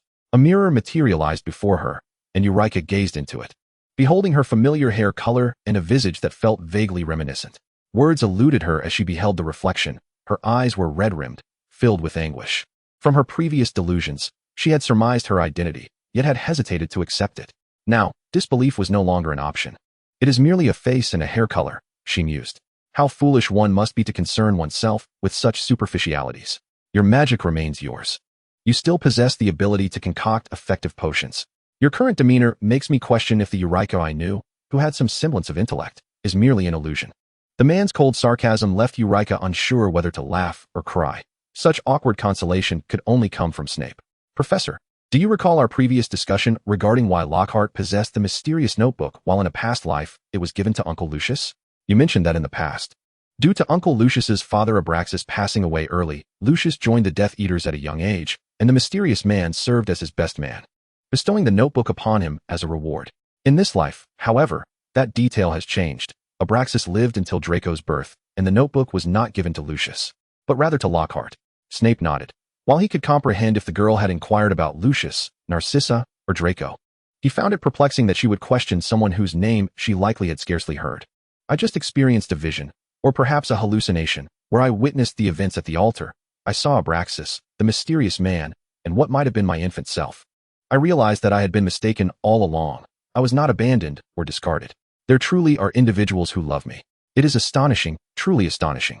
At that moment, the girl longed to confide her feelings, unaware of how brightly her eyes sparkled. The typically reserved and gentle Eulica appeared as though she had encountered the most astonishing revelation of her life. Astonishing? Yes, indeed. From the moment I can remember, I have been in an orphanage. I have speculated about my origins and fantasized about someone appearing at the orphanage door to rescue me or descending from the heavens to save me. Eventually, I realized that no one could rescue me but myself, leading me to wonder if my frail constitution or some fault of mine had caused others to despise and abandon me. The girl spoke calmly, her eyes still reflecting the joy she felt when recounting the miraculous, devoid of any mention of the pain of orphanage life, as if she had grown accustomed to it and was no longer affected. And then, Snape's voice, hoarse and low, barely sounded like his own. Then I discovered that there exists at least one person, perhaps even more, who eagerly anticipated my birth, who would go to great lengths to shield me from harm, who would trade eternal confinement for my survival. Though I know I should not think this way, I cannot help but feel so incredibly happy. A solitary tear cascaded down her cheek, yet her face was adorned with a radiant smile, a blend of joy and sorrow. The following day, in a train compartment, Eulica sat with Harry, Hermione, and Ron. During the holiday, she had initially kept in touch with them, but eventually, it was as if she had vanished without a trace. Did you know? My godfather and I explored his ancestral home. It was truly exhilarating. Although the portraits inside were rather unfriendly, it was undeniably fascinating. Ron, who typically engaged with Harry, merely nodded mechanically, unable to respond to the incessant chatter of someone who spoke of nothing but their adventures with their godfather. Ron, every house elf is quite peculiar. The Dobby I encountered last year was like this. And I met another much older house elf in the ancestral home who was equally eccentric. He simply enjoyed hurling insults at people, Harry continued, sharing tales of his holiday experiences. Eulica, who had been lost in thought, suddenly recalled the familiar name Dobby, remembering how he had acted oddly upon meeting her the previous year.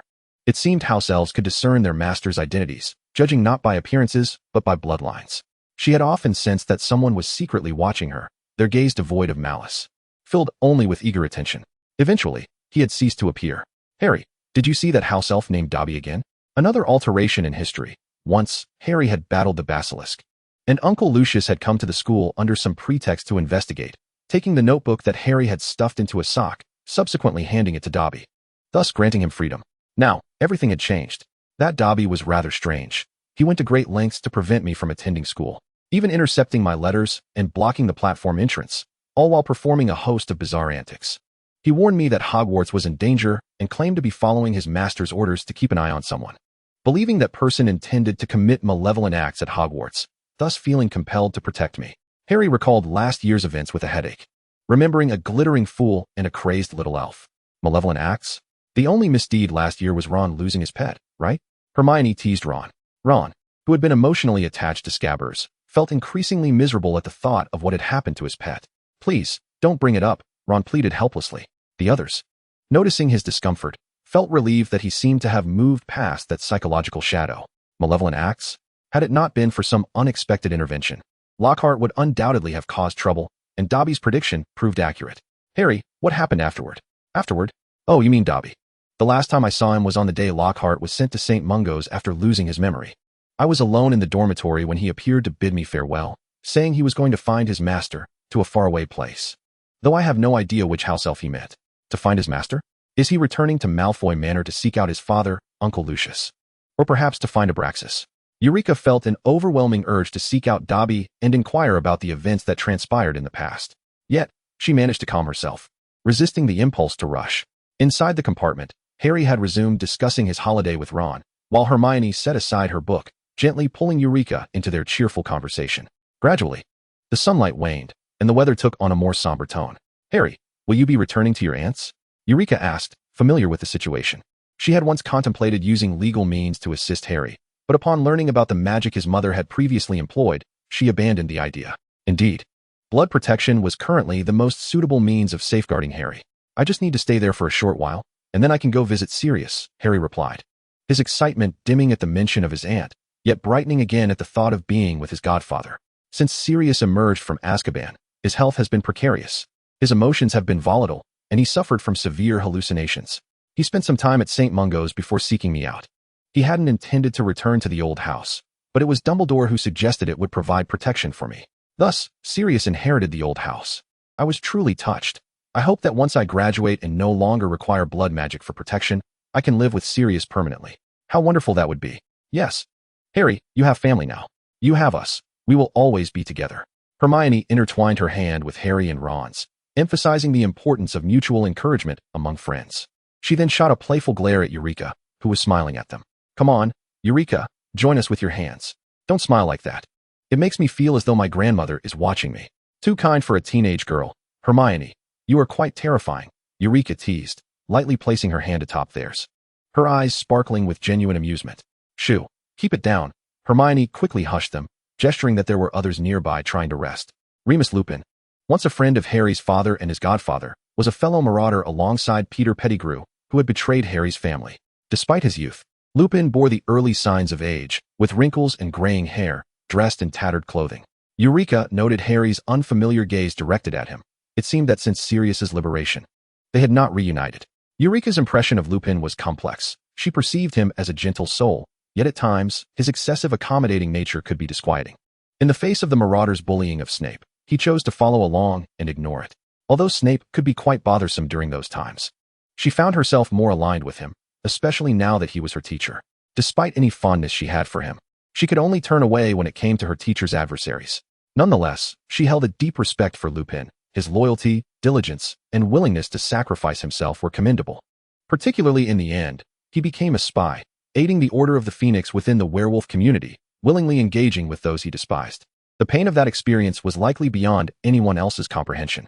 He must be the new defense against the dark arts professor, Hermione mused, recalling Gilderoy Lockhart with a hint of sadness. Oh, how I miss that dashing professor, despite his ineptitude. What do you think his skills will be like? I hope he is stronger than the ones we faced in our first 2 years. I dread the thought of graduating without having learned anything. I trust the headmaster. He'll be just fine. Harry and Ron, both of whom held deep respect for Dumbledore, echoed Hermione's sentiments. She, too, felt the same. Otherwise, she wouldn't have so resolutely chosen Gryffindor based on the book's descriptions of Dumbledore and the house. At that moment, a polite knock interrupted their conversation. Come in, Ron called, thinking it might be Neville or someone else. To his surprise, he found Draco Malfoy standing at the door, flanked by his friends, Gregory Goyle and Vincent Crabbe. These two brutes seemed born to serve Malfoy's whims, their frames large and muscular. What the hell are you doing here, Malfoy? Ron exclaimed, unlike their previous encounters. Malfoy, seemingly indifferent to Ron's presence, scanned the compartment until his gaze landed on his intended target, revealing a flicker of excitement before reverting to his usual haughtiness. Eureka, may I speak with you privately? The young master, unusually gentle, caught Eureka off guard. She had seen a similar face the day before.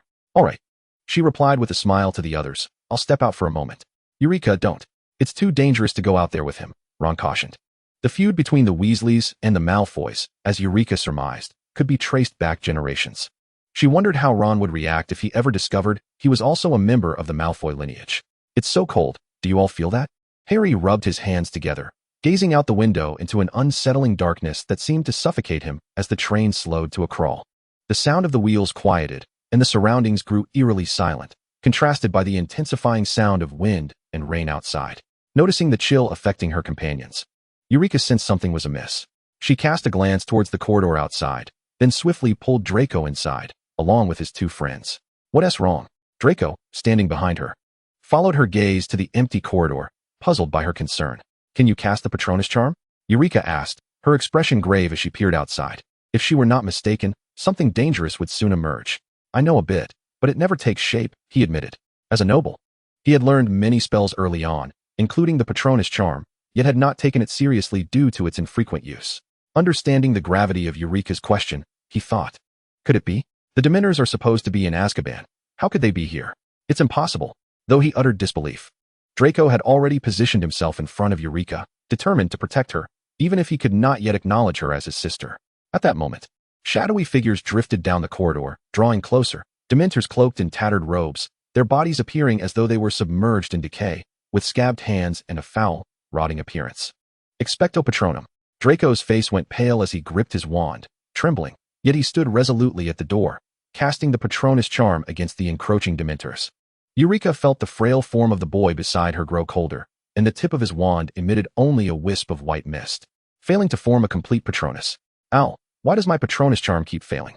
Happiness, the conviction to protect what is cherished, and unwavering emotion are the keys to successfully casting this spell. Ow, what do you think my Patronus would be? A raven representing Ravenclaw, or something else? Although I still cannot conjure my Patronus, I have already envisioned what it would be. Eureka's gaze lingered on Draco, pondering whether he had discerned something profound or if it merely stemmed from their friendship. She attempted to use soul magic against the Dementors, but it bore no effect. Instead, it drew their attention. Strangely enough, the Dementors showed no inclination towards Eureka. Their interest was predominantly directed towards Harry within the compartment. At that moment, a blinding light and the incantation of a man filled the air. Eureka felt an uncomfortable heat penetrate her body from the outside, only to dissipate almost instantaneously. It was unpleasant, yet bearable. Harry, are you all right? Ron anxiously patted Harry's face. After the Dementors had invaded, they all gravitated towards Harry, who appeared to have seen something terrifying. He stiffened and convulsed, tumbling down from his seat to the floor. Chapter 27. Anything Goes. Harry, are you okay? Ron asked, visibly tense. I'm fine, Harry replied. What just happened? Where did that creature go? Who was screaming? No one screamed, Ron replied. I heard screams, please, green light, and a man's laughter. It was horrifying, Harry murmured. A piece of chocolate will help immensely. A professor in the compartment offered Harry a piece of chocolate. It's all right. You'll feel better soon. I feel as though I will never be happy again, Ron mumbled. Although he did not react as dramatically as Harry and did not fall to the ground, he was still quite distressed. Draco, meanwhile, was leaning against Eureka's shoulder, eyes closed and pale-faced. It was rather surprising that he had stood at the door alone to protect them. Professor Lupin, oh, pardon me. We saw your name on your luggage. Are you our new professor? Was that a Demento we just encountered? I've read about them in books. Do they possess their own consciousness? How do they survive and reproduce? Lupin replied, are children today so eager to learn? You've barely recovered from the encounter with the Dementors and are already prepared to study them? Greetings, indeed. I am your defense against the dark arts teacher. Wherever Dementors pass, joy is siphoned away, forcing you to relive your most dreadful memories. You will feel a chill, and the mouths beneath their hoods can consume souls. They are stationed at Azkaban, and as for further details, I fear that little research has been conducted on them to date. Lupin's gentle manner of addressing their questions immediately endeared him to Hermione, igniting her anticipation for the defense against the dark arts class. During their conversation, Ginny and Neville approached. Ginny appeared significantly affected, but still managed to muster her strength. Upon seeing that Harry was unharmed, she quietly took a seat nearby. The compartment buzzed with life due to the increased number of occupants. Eureka made her way to her luggage, stating, I'm going to Draco's side. We'll be arriving shortly, and they need to change into their uniforms. She gathered the book she had been reading from the table and bid farewell to Lupin with a smile, saying, see you at the start of term, Professor. Her words caused a hush to fall over the room, as some averted their gazes or were puzzled by the awkward atmosphere. Thank you, Malfoy. Hermione was the first to break the silence, Recalling how everyone had witnessed Draco bravely standing at the door, even when the Dementors had entered, his courage was astonishing. "Thank you," Ron mumbled, glancing down at the floor, his voice barely audible. In the quiet compartment, it was a wonder anyone heard him. "Thanks, Mal." Harry began to react to what had just transpired, but was interrupted by the sight of the now-recovered boy standing, glaring at them with the disdain reserved for the most repugnant potion ingredients. His words stuck in his throat. "There's no need. It wasn't he for your sake. If it were you, I would rather have the Dementors kiss me. I did it for my sister. It's infuriating, seeing you all so close to her. You. Let us go." With that, he grabbed Eureka's luggage and strode out, regardless of Goyle and Crab's attempts to assist. "Hey, why are you calling me Yu? Only elders use that name. You can't be older than me, can you? Look at your height. How dare you think you're older?" Their banter gradually faded into the distance. Am I dreaming? Did Malfoy actually save me? I must write to my parents. I can hardly believe it. It feels like a nightmare. Ron shared Harry's astonishment, and they exchanged a look that conveyed an unspoken understanding of their brotherly bond. Upon entering the Malfoy family's private compartment, Eureka immediately spotted a family crest. She blinked, averting her gaze, and then sat down with a smile. The plush seats and the aroma of fine spices enveloped her, alleviating her fatigue significantly. "You two can head elsewhere. I need to rest for a bit," Draco told Crab and Goyle, who were quietly discussing the appearance of the Dementors. They nodded obediently and exited the compartment. Now, only Eureka, gazing out the window, and Draco, eyes closed and leaning against his seat, remained. The train finally set off again, and Eureka noticed a group of individuals outside, evidently including Aurors and some officials, seemingly conducting a search. Draco opened his eyes and straightened up to look outside as the train resumed its journey. As though the earlier incident had merely been a figment of imagination, he hesitated to speak to Eureka but finally managed a dry acknowledgement. "Yes, it should be. The newspaper will arrive soon, and we'll know more. By the way, did you call me over for something?" Eureka asked, her demeanor graceful as she smiled at Draco. Observing his growing discomfort softened her heart, making her feel like a bad sister or perhaps a bad sibling. "It's nothing. I just wanted to mention that in the future, you can hand your completed potions directly to me without having to send them by owl. It would draw less attention that way." Eureka nodded in agreement. "Sure, but wasn't that how we used to do it?" "Indeed, I'm such a fool. I used that very excuse when we were reconciling before. What should I do? Think seriously, you can do this.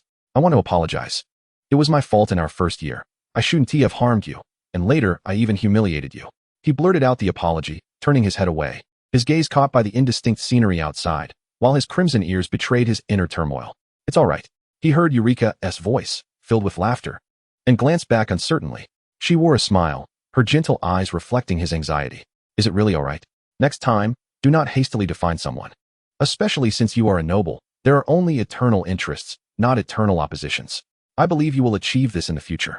So, why not aspire to be that person sooner?" Draco fought against the prideful smile threatening to break through, yet he could not suppress it. He longed to proclaim to the world that this intelligent, kind, and beautiful girl was his sister. As they entered the Great Hall, Eureka understood why the Dementors had appeared on the train. Silence. Dumbledore's expression was grave. "Welcome to a new academic year at Hogwarts. I have a few words to share with you, one of which is very serious, and I wish to clarify it before you become too distracted by the feast." Dumbledore cleared his throat and continued. "The Hogwarts Express has just faced an incident, as you are all likely aware. Our school will be hosting several Dementors from Azkaban, who have come here to carry out the Ministry's business." Dumbledore had always been gentle and amiable, yet at this moment, his expression was notably grim, revealing his profound discontent regarding the Dementors guarding the school. Eureka understood his displeasure, as one who had consistently wielded control over the institution. The incursion of outsiders was a personal affront to him. Furthermore, he sensed the peril facing his beloved students. They had stationed themselves at every entrance of the school. And Dumbledore continued, "During their stay here, I must make it abundantly clear that no one is permitted to leave the school grounds without authorization. The Dementors cannot be deceived by tricks or disguises, not even by the invisibility cloak." He added this last remark with a neutral expression, prompting Harry and Ron to exchange glances. It seemed imperative for them to master the Patronus charm swiftly. Eureka gently caressed the small creature in her hand, a heirloom, which had immediately appeared on her wrist upon entering the castle. According to it, Elle was once again ensnared and slumbered during the holidays, left solitary and bored within the castle's confines. As she stroked the noticeably plumper serpent, she mused that whether or not it was bored during the break was debatable. But the cuisine must have been splendid. Next, Professor Dumbledore introduced two new faculty members, Remus Lupin, the Defense Against the Dark Arts instructor, and Hagrid, who would teach care of magical creatures.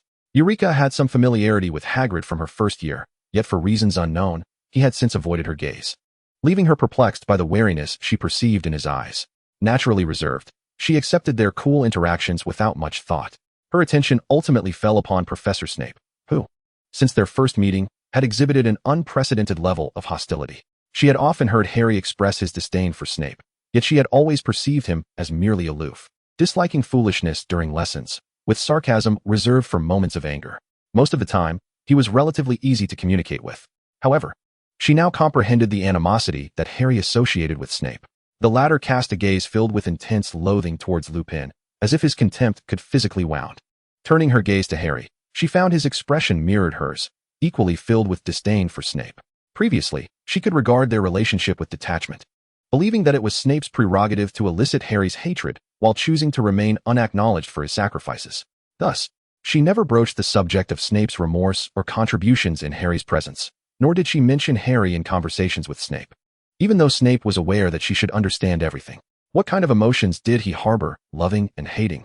While striving to protect those he cherished and those he despised, their children, Snape sensed someone watching him intently. He followed the gaze and noted the foolish rabbit, on the verge of tears. Had something occurred on the train? Should he inquire? No, she wasn't one of those dim-witted trolls. Rather than worry about her, he should be more concerned about the looming threats of werewolves and dementors at Hogwarts this year. His eyes drifted to the newspaper on the table. Significant prison break at Azkaban. The Ministry of Magic to deploy dementors to guard Hogwarts. The article listed the names of the escaped prisoners, including the deranged Bellatrix, the recently incarcerated Peter Pettigrew, and a host of Death Eaters. Was Azkaban so easily accessible to them? Truly, it was going to be a troublesome year. What concerned Eureka and Snape even more was another headline. Death Eater Bellatrix Lestrange makes first appearance after escape, sighted at Gringotts. According to Goblin accounts, she left with items from the Lestrange family vault and has since vanished. The accompanying image depicted Bella carrying a magical chest, with the body of a slain bystander at her feet. Eureka harbored a grim suspicion that Bella was after the Hufflepuff cup, fearing that it had already been taken. The cup, which ought to have remained safely in the vault, being removed prematurely posed a significant problem. Severus, could you come to my office shortly? I have a few matters to discuss with you, Dumbledore said to Snape, his gaze imposing and insistent. Very well. Snape paid little heed to Dumbledore's demeanor. He had long understood the nature of Dumbledore's feelings towards him. He had once remarked, "You make me feel revulsion."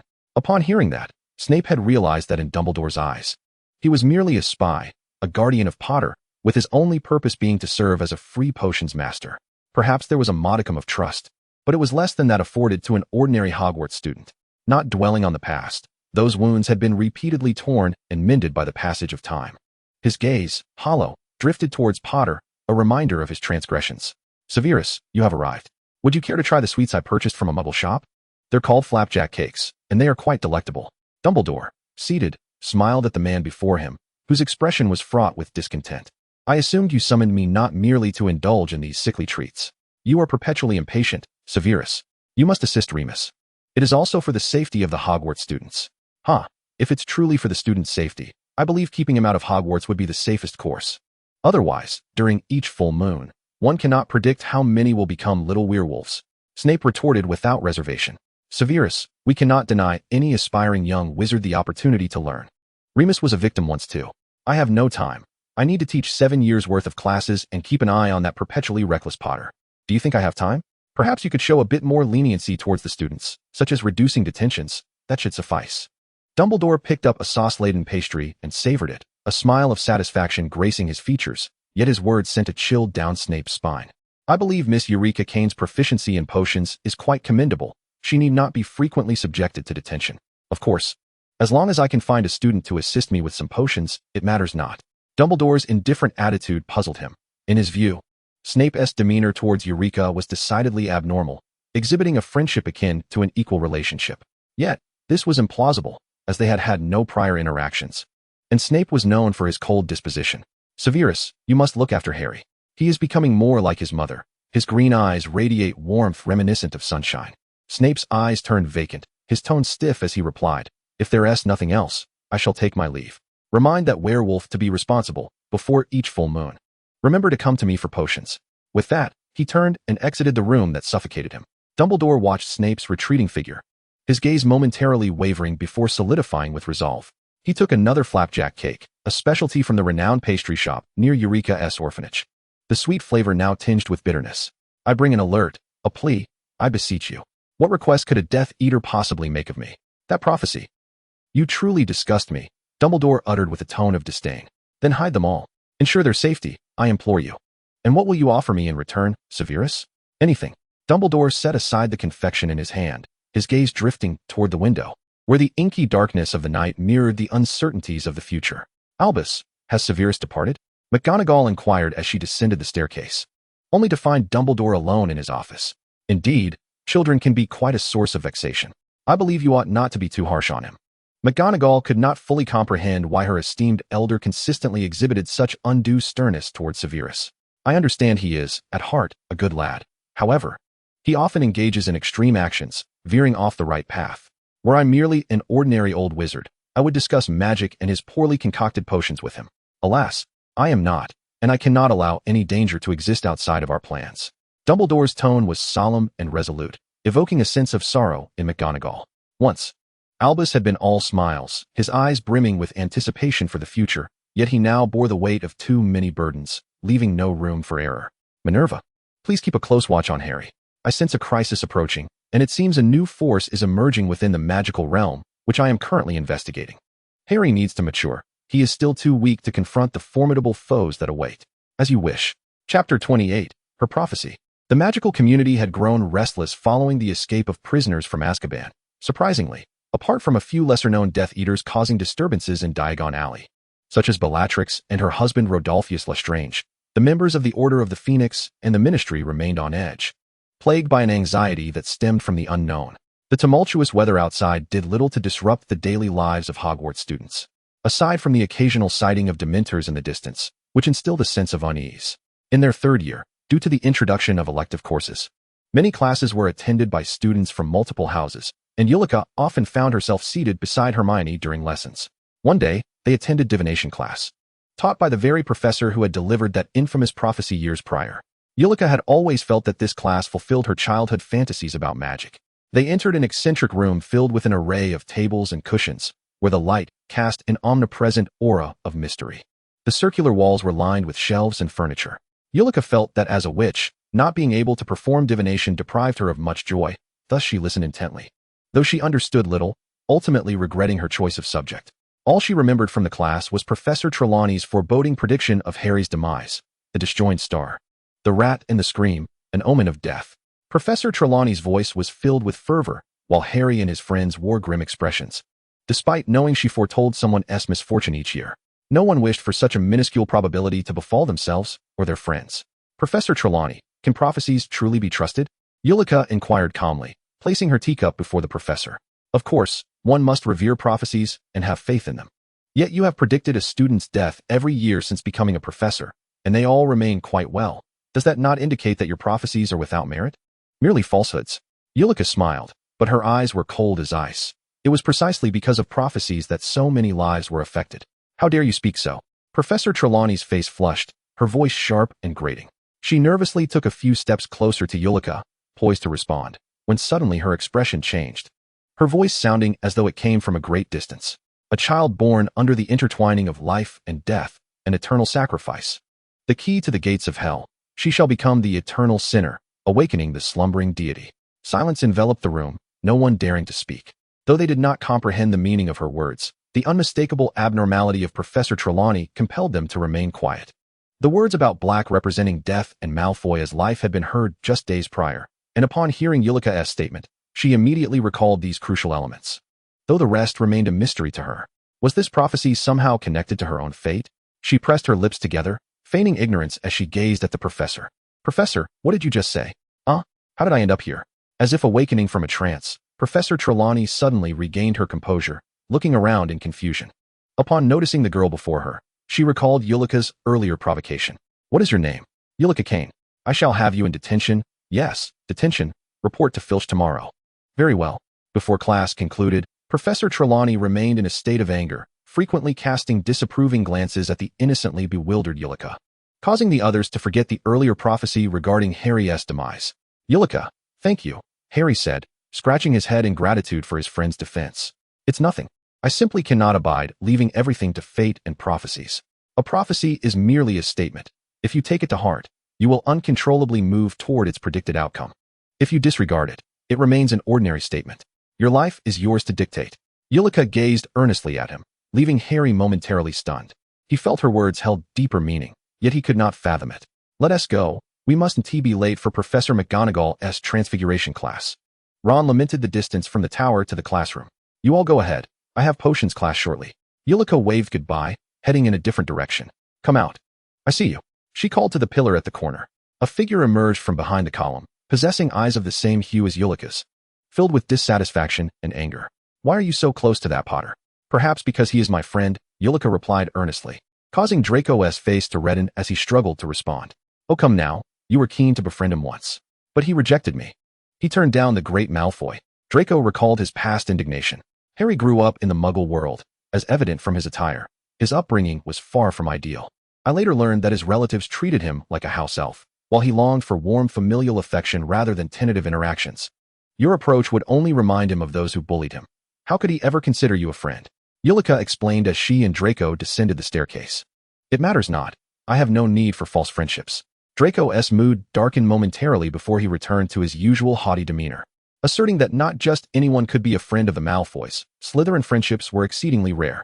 Indeed, noble Draco. What you ought to focus on now is that our class is about to begin. The girl quickened her pace down the stairs, her long ponytail swinging gracefully, leaving arcs of black in its wake. Draco's punctuality was of no concern to her, but she did arrive in time for potions class, secretly celebrating her good fortune as she settled into her usual seat, awaiting the lesson. Throughout the entire ordeal, she remained largely indifferent to the prophecy concerning her. Destiny was hers to command. During lunch, Eulica noticed that only Ron and Harry remained at Gryffindor's table. Hermione was absent, and both boys appeared troubled. She contemplated inquiring about the matter when Draco approached her. Excuse me, move aside. Draco addressed Lisa, who was seated beside Eulica, with an air of pride tempered by an unexpected politeness that left Lisa quite astonished. When had she ever encountered such a version of Malfoy? It's no trouble at all. You may sit. I've already finished my meal. With that, she promptly rose, tapping the table, and her used utensils were swiftly cleared away. Winking at her friend, she exited the great hall, utterly perplexed by Lisa's gesture. Eulica glanced at Draco, who towered over her. Do you not feel that it's somewhat out of place for a Slytherin to be seated here? Draco rested his left hand on the table, propping his chin, casting a nonchalant glance at Eulica. Not at all. I find it rather agreeable. You often visit Gryffindor as well. Why do you not feel out of place? All right. I concede. Eulica hastily finished the last bites of her bread. Have another. You're eating far too little. Draco offered her a piece of a soft pastry. Are you feeding a pig? Eulica shot him a resigned look. Do refrain from uttering such unrefined words. Draco frowned, convinced that his sister desperately required an elevation of her aesthetic sensibilities. Yes. She quickly finished the pastry and wrapped the table, signaling for it to be cleared away. Draco, is there something you wish to discuss with me? Here. A beautifully crafted wooden box appeared before her. My mother made these pastries. They are far tastier than those at Hogwarts, just for you. Is that so? How delightful. I truly appreciate it. Eulica refrained from revealing her lack of fondness for sweets, thinking she could learn to enjoy them, especially since they were a gift from him. Her expression betrayed no oddity. It was merely a token from a friend's mother. We have care of magical creatures class shortly. We shall attend together. Do be cautious. That individual has a penchant for perilous creatures. Draco grimaced at the thought of Hagrid, bewildered as to why Dumbledore would appoint such an unkempt person as their instructor. Very well, and you as well. I shall return to the dormitory to put the box away. After exchanging a few more words, they parted ways, one heading back to Slytherin and the other to the dormitory. What a youth to be envious of, Severus. It is rare to see a Malfoy with friends from other houses, mused Dumbledore from the staff table, observing the scene. I had thought Slytherin merely an ordinary house, with students no different from those in other houses. Snape, sipping his coffee, paused only briefly before responding to Dumbledore's remark. Such a controlling individual, curious about the friendships of Slytherin students. However, Draco's demeanor towards Eulica, does it imply he knows something? It may be time for a serious discussion with Lucius. Eulica placed the wooden box in her dormitory and fetched a particularly lively book, wondering whether Hagrid's class would prove excessively thrilling. Contemplating Hagrid led her to recall an issue associated with him, owing to the significant butterfly effect of their second year. Hagrid's eight-eyed spiders remained thriving deep within the Forbidden Forest. Their breeding was alarmingly rapid, and if not relocated or eradicated, they would pose a threat to both the forest and Hogwarts. Halbo, do you enjoy eating eight-eyed spiders? Eureka inquired of the small snake coiled around her wrist. Not particularly. There's little meat on them compared to lamb. Halbo replied, would you like to eat some? There are plenty in the Forbidden Forest. I could fetch some for you. Previously, Al had mentioned needing to eliminate them, claiming they were beginning to harm Hogwarts' protective enchantments. Halbo had not understood, only aware that Al said the spiders posed a threat to Hogwarts. Shall we consume them all? Halbo was quite pleased at the prospect of being able to assist Eureka. Let us wait. Perhaps we shall soon feast together on roasted delicacies. I adore roasted food. Halbo exclaimed, his excitement palpable as he moved rapidly along her wrist. Hagrid's class resembled more of a playful outing with children. Everyone gathered near the fence. Clad in a coat of moleskin, Hagrid's heavy scent of leather made him appear rather disheveled. Eureka tugged Draco back a bit. He shot a disdainful glance at Hagrid. Having never been fond of the giant, who reciprocated the sentiment, he could not fathom why the school allowed such a person to exist. Don't stand too close. You might not see clearly. Our first task today is to open the book. It was evident Hagrid had earnestly prepared his introduction, though still nervous. He spoke without any stammering. How do we open it? Draco drawled, his tone coolly languid. What did Hagrid say? How do we open the book? Draco repeated, his sardonic tone unmistakably fitting the archetype of a villain. Even with the family filter, Eureka felt an urge to reprimand Draco for his current demeanor. How do aristocratic families educate their children? The Book of Monsters, such a tome could bite, entirely reminiscent of a creature itself. Everyone either bound it or clamped it shut. Is no one able to open this book? Hagrid asked, somewhat disheartened, finding the book rather charming. Why did everyone shake their heads? You merely need to stroke it from top to bottom. He took Hermione's book and demonstrated, to everyone's surprise. The once frenzied book settled down and opened with ease. Yes, just like that.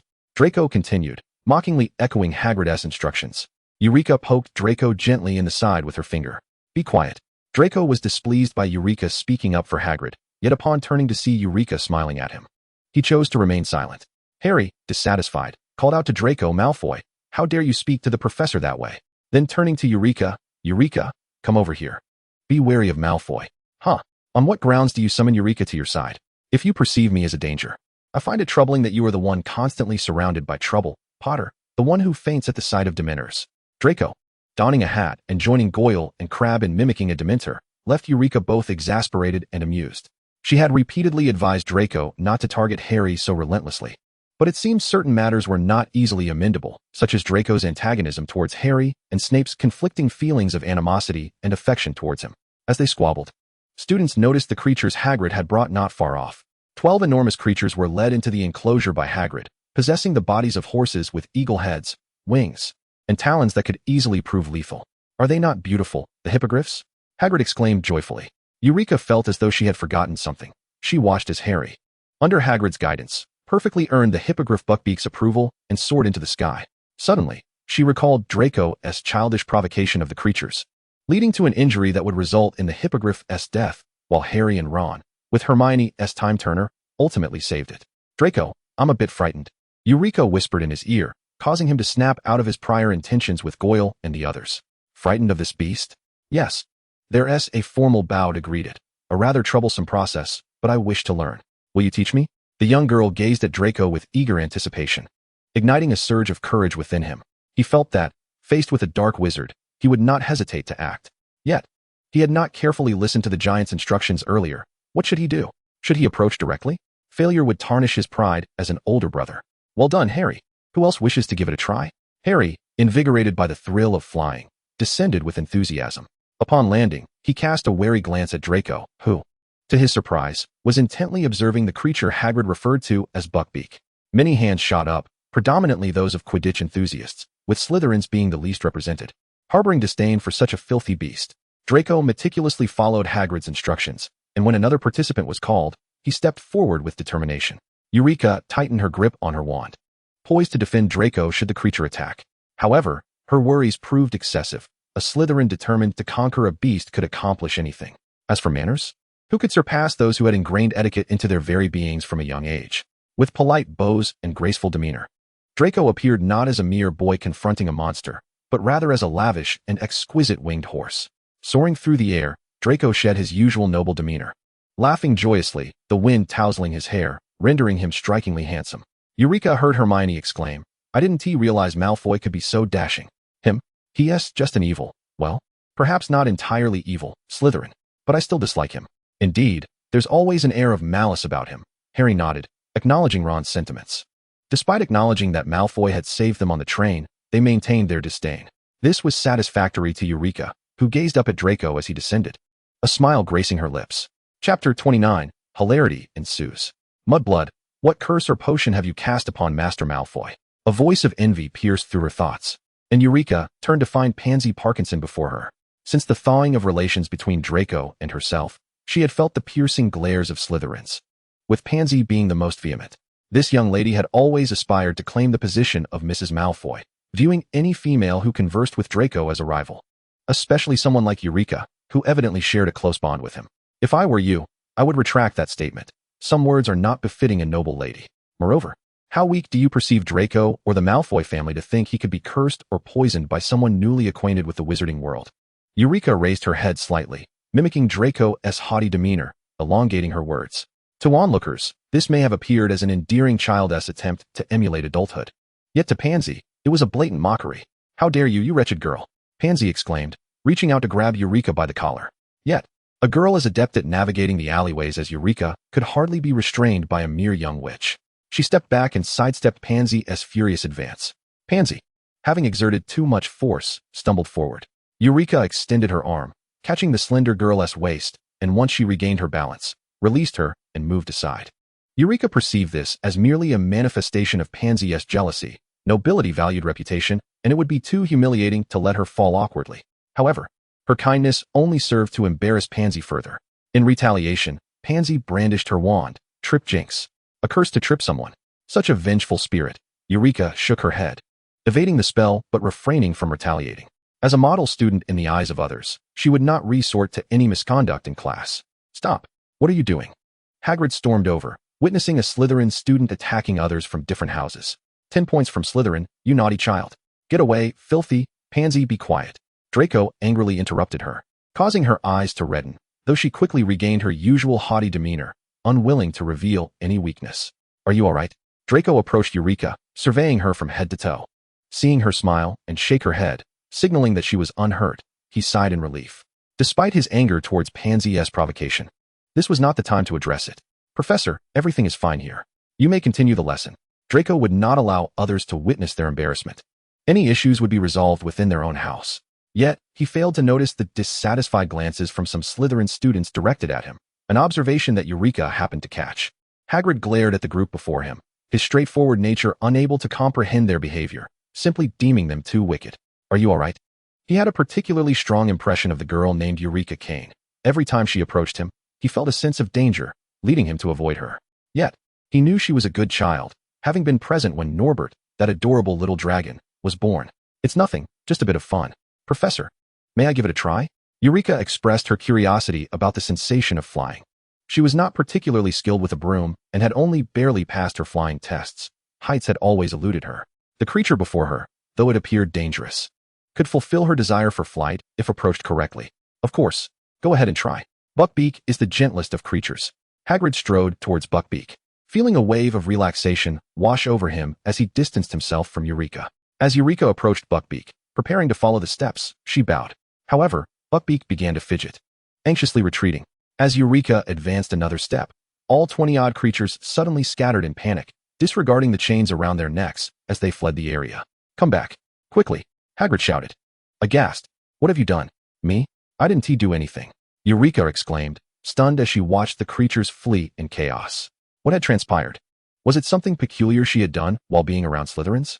Eulica did not look back. The murmurs behind her grew louder as she gazed up at the azure sky, which reflected her tranquil state of mind. Are you all right? Hermione grasped her hand, offering quiet comfort, while Ron and Harry remained behind, soothing the furious Hagrid. Silence. She heard Draco's voice behind her, and her lips curled into a smile, wishing to convey her indifference, to say that everything was fine. But she found herself unable to voice any words. Eulica was assigned a week of community service as punishment. Though no one could definitively state whether the collective flight of the winged beasts was connected to her presence, it was undeniable that it all unfolded after she approached them. Perhaps it was the accessories she wore or some scent. Mr. Filch, I'm here to complete my community service for today. Filch regarded the girl with disdain, harboring a deep-seated aversion to anything related to wizards. Miss Kane, you have 2 options for your service: cleaning the abandoned classroom in the basement or sweeping the stairs. And neither may be done using magic. Furk awaited the girl's displeasure or screams with a sense of malicious glee, yet what he received was merely her calm nod, followed by her lifting her gaze to bestow a smile upon him, one devoid of disdain for his silence and lacking any hint of malice, as if their expressions were of no difference. The cleaning tools are in the supply room. You may fetch them yourself. Furk, cradling the trembling Mrs. Loris, prepared to depart. Before leaving, he hesitated for a moment before stating, just have it cleaned within a week. Very well, Mr. Furk. Eulica ventured to the tool room, showing no reluctance towards her task, and, grasping a bucket and tools, prepared to inspect the basement for abandoned classrooms. Upon exiting, she encountered Draco, who had donned his regular attire outside. Shall we go? Where to? He casually took the bucket from her, displaying a hint of disdain, yet preventing her from reclaiming it. Draco, you should return. Eulica lowered her head, not following him, her voice somewhat muffled. What is the matter? Ever since learning of his sister, Draco found it impossible to refrain from concerning himself with her well-being. Are many in Slytherin displeased with you now? What do you mean? Draco asked, somewhat perplexed. But upon realizing that Eulica might not understand their relationship, he sought to explain, actually, I'm somewhat troubled. I've never been particularly fond of getting close to anyone. I prefer quiet study. However, your actions have drawn excessive attention from many Slytherin students. Therefore, I wonder if we could perhaps maintain some distance. By the end of her statement, Eulica found herself at a loss for words. Merely reflecting on how she had only just begun to grow closer to Draco, yet Pansy and some Slytherin students seemed dissatisfied. In their eyes, her origins from the Muggle world rendered her a mudblood, yet she was becoming close to one of the heirs of the pure-blood Malfoy family. Such developments could jeopardize Draco's standing at school. Do you dislike me? Eulica did not raise her gaze, yet she could discern the hurt in Draco's voice. No, it's just, could we keep a bit of distance? It might be better this way. An extended silence ensued, eventually leading Draco to set the bucket down, splashing water onto the floor, and she, with her head bowed, observed him step into one of the puddles. I understand, he said, turning to leave. Eulica lifted her eyes to see the boy's silhouette gradually fading into the shadows. I'm sorry, it's not the right time. It's not yet the moment for recognition. The future resurrection of Voldemort will unveil that the deceased infant still lives, revealing what Abraxas had done, alongside the unknown devourer, the altar, and prophecy. These are the reasons I cannot approach them. I must maintain my distance for now. Eulica traversed the corridor of the basement alone, as if she had always been solitary. Quietly cleaning, her sadness gradually subsided, and she forced a smile, just as before. At least there was a future to look forward to. Once Voldemort was vanquished and her physical issues resolved, she could then offer her apologies. Upon returning to the dormitory, Draco noticed many eyes subtly observing him in the common room but ignored them, walking with a cold expression towards his quarters. Draco, where have you been? Pansy shyly tugged at his sleeve, but released it upon seeing the frostiness in his gaze. Is there something wrong? The boy had shed his youthful innocence, now occasionally exhibiting the assertive and arrogant demeanor of the adult Malfoy patriarch. Nothing. We were merely speculating that you had gone to find that mudblood. Oh. Draco rubbed his fingers together, his tone nonchalant. She possesses the potential that the Malfoy family values. After only a few conversations and deliberate friendliness. What? Are you envious? He tilted Pansy's chin, causing her to blush with infatuation. Draco chuckled lightly. A good girl. I prefer a quieter company. Yes, indeed. I thought something was amiss. Seeing you treat a bookworm so kindly. Truly, you are a Malfoy who values benefits. Blaise Zabini chimed in, no longer maintaining the aloofness of previous days. Draco smiled mockingly, not even sure what he found amusing. Upon reaching his dormitory, Draco leaned against the door, reverting to his expressionless demeanor. He could no longer afford to remain weak. He must grow strong enough to act freely, to converse with his sister without concern for her hesitations, erasing any worry she harbored. I am still too weak. Extending his hand, pale and frail, he tightly gripped his wand, the desire for strength surging within him once more. In recent days, Eulica felt as if she had returned to the time when her Parseltongue was first revealed. Back then, she had Harry to share the burden with. And so people's reactions were merely a mix of curiosity and fear. Once they realized there was no further anomaly, they gradually resumed their previous amicability. However, this time, in front of a crowd, witnessing those monstrous creatures take flight, the girl who evoked terror even among the beasts became the term by which she was referred. The Ravenclaws, though more focused on knowledge and generally indifferent to such remarks, still exhibited a noticeable shift in attitude due to the compounded effects of her Parseltongue. Some would instinctively recoil upon seeing her. Lisa, concerned, placed a piece of Eulica's favorite meat on her plate. Eulica, are you all right? I'm fine. It's quite good, really. While cleaning the abandoned classrooms, I discovered many intriguing items. Once I sort them out, we can look at them together. Lisa refrained from voicing her worries. Witnessing Eureka's sunny smile reassured her that all would be well. Next came the defense against the dark arts class. Rumored to be quite engaging under Professor Lupin, who seemed to have previously been a Gryffindor. Lisa glanced at her schedule, failing to notice Eureka's distracted state. Eureka caressed her ring, pondering what fear she might encounter during the lesson, which, if she guessed correctly, would involve a boggart. For this class, they did not convene in the classroom, but instead proceeded to the staff lounge. Unexpectedly, they encountered Snape there. Aside from potions class, this was Eureka's first encounter with him since the beginning of the term. It was evident that Snape's condition had deteriorated again. His hair appeared even greasier, and his cheeks had grown gaunt. Eureka felt a twinge of concern for him, yet it was clear he was evading everyone, even in potions class. He merely deducted points and sent them off to Ferk for labor. Huh, what a peculiar mode of instruction. Are you leading the students on a truancy? Snape seethed, feeling driven to madness by the recent events surrounding the werewolf and Potter, as if he were reliving the despair of previous years. Now, facing the source of his ire, he unleashed his fury without restraint. I intend to show them a boggart, not to skip class, Lupin replied, his tone measured. Snape's gaze swept over the students, observing their fearful expressions, and he curled his lip. A boggart? Do you think something has seeped into your thick skull, hoping they can control their fears? And you? Can you control yours? Lupin's face paled, and he shot Snape an angry glare, wanting to retort, yet ultimately refrained in front of the students. Everyone, please come inside. At the end of the room stood an old wardrobe, which was currently shaking violently, banging against the walls. Neville, trembling, stepped back, feeling that he should be hiding inside the wardrobe, becoming invisible to all. Boggarts thrived in darkness and confined spaces. Lupin began to elucidate the characteristics of the boggart, while Hermione eagerly responded to his inquiries. The two engaged in a harmonious exchange, illustrating how one might confront a boggart, transforming the fear before them into something that incites laughter, overcoming it. Such words roll off the tongue with ease, yet achieving it is a formidable challenge. Eureka watched as Neville's boggart morphed into Professor Snape under Lupin's guidance, taking on the guise of a cross-dressed figure, eliciting laughter from the crowd. A pang of sympathy surged through her heart for Professor Snape.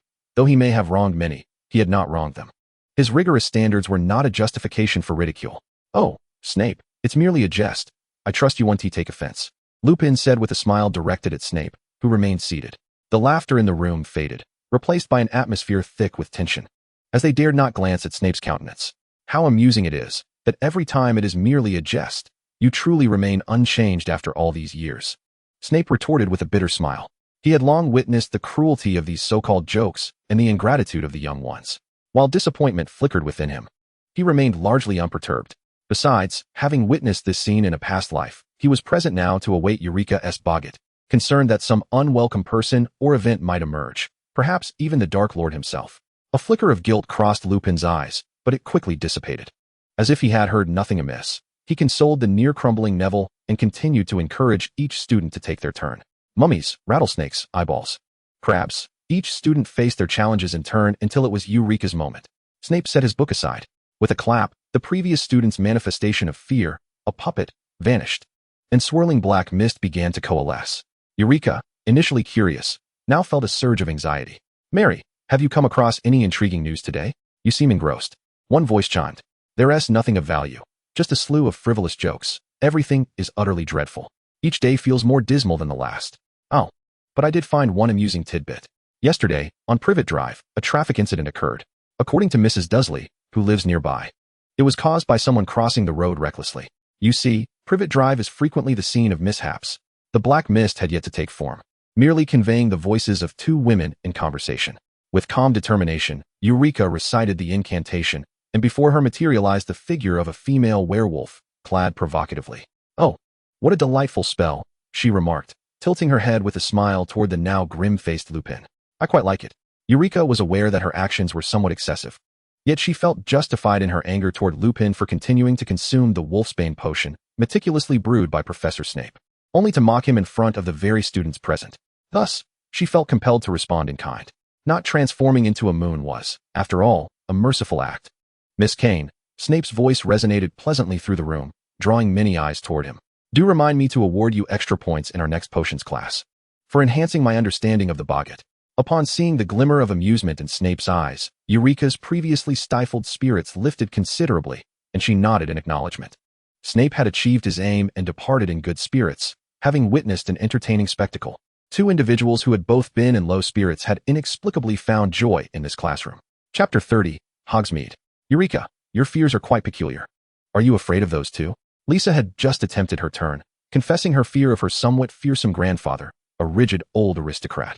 Earlier, she had bravely conjured a long beard reminiscent of Professor Dumbledore for her grandfather, a true display of courage. Indeed, every day feels more dismal than the last. Mary, I have another amusing piece of news for you. Yesterday on Privet Drive, a traffic accident occurred.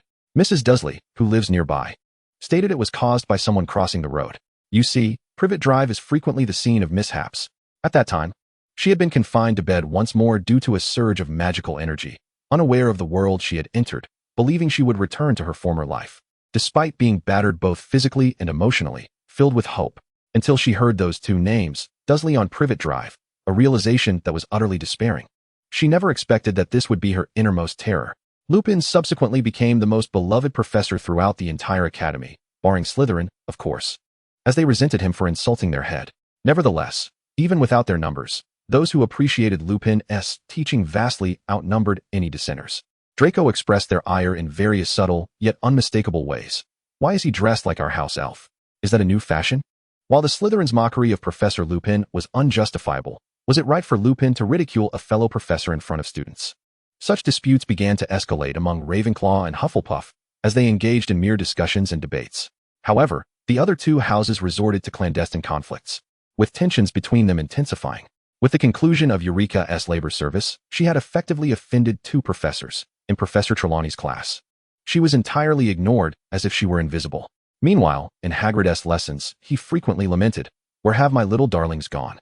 casting discontented glances in Eureka's direction. Particularly when the Malfoy family rallied other board members to protest against the dangerous creatures used in care of magical creatures. Hagrid was left with little choice but to begrudgingly find simpler, less hazardous animals for the class, feeling that all misfortune stemmed from this student who wielded unknown dark magic. In truth, Hagrid was not entirely unjust in his grievances against Eureka. Lucius had indeed orchestrated this incident upon learning of the occurrences at the school. Yet, this inadvertently shifted the focus away from the escalating conflict between the two houses, and with the plethora of classes and daily life, soon the subjects of discourse had changed. Moreover, the Quidditch season had arrived. The campus buzzed with discussions about the Quidditch matches and training, even as the weather turned increasingly dismal with more rainy days. Alone in the small library, Eureka read quietly, while her companion, Helbo, scaled the walls, eventually settling beside her, allowing her to lean against him as she leisurely perused her book. Meanwhile, in a distant location that resonated in her memory, an ominous event was unfolding, one that posed a threat to her.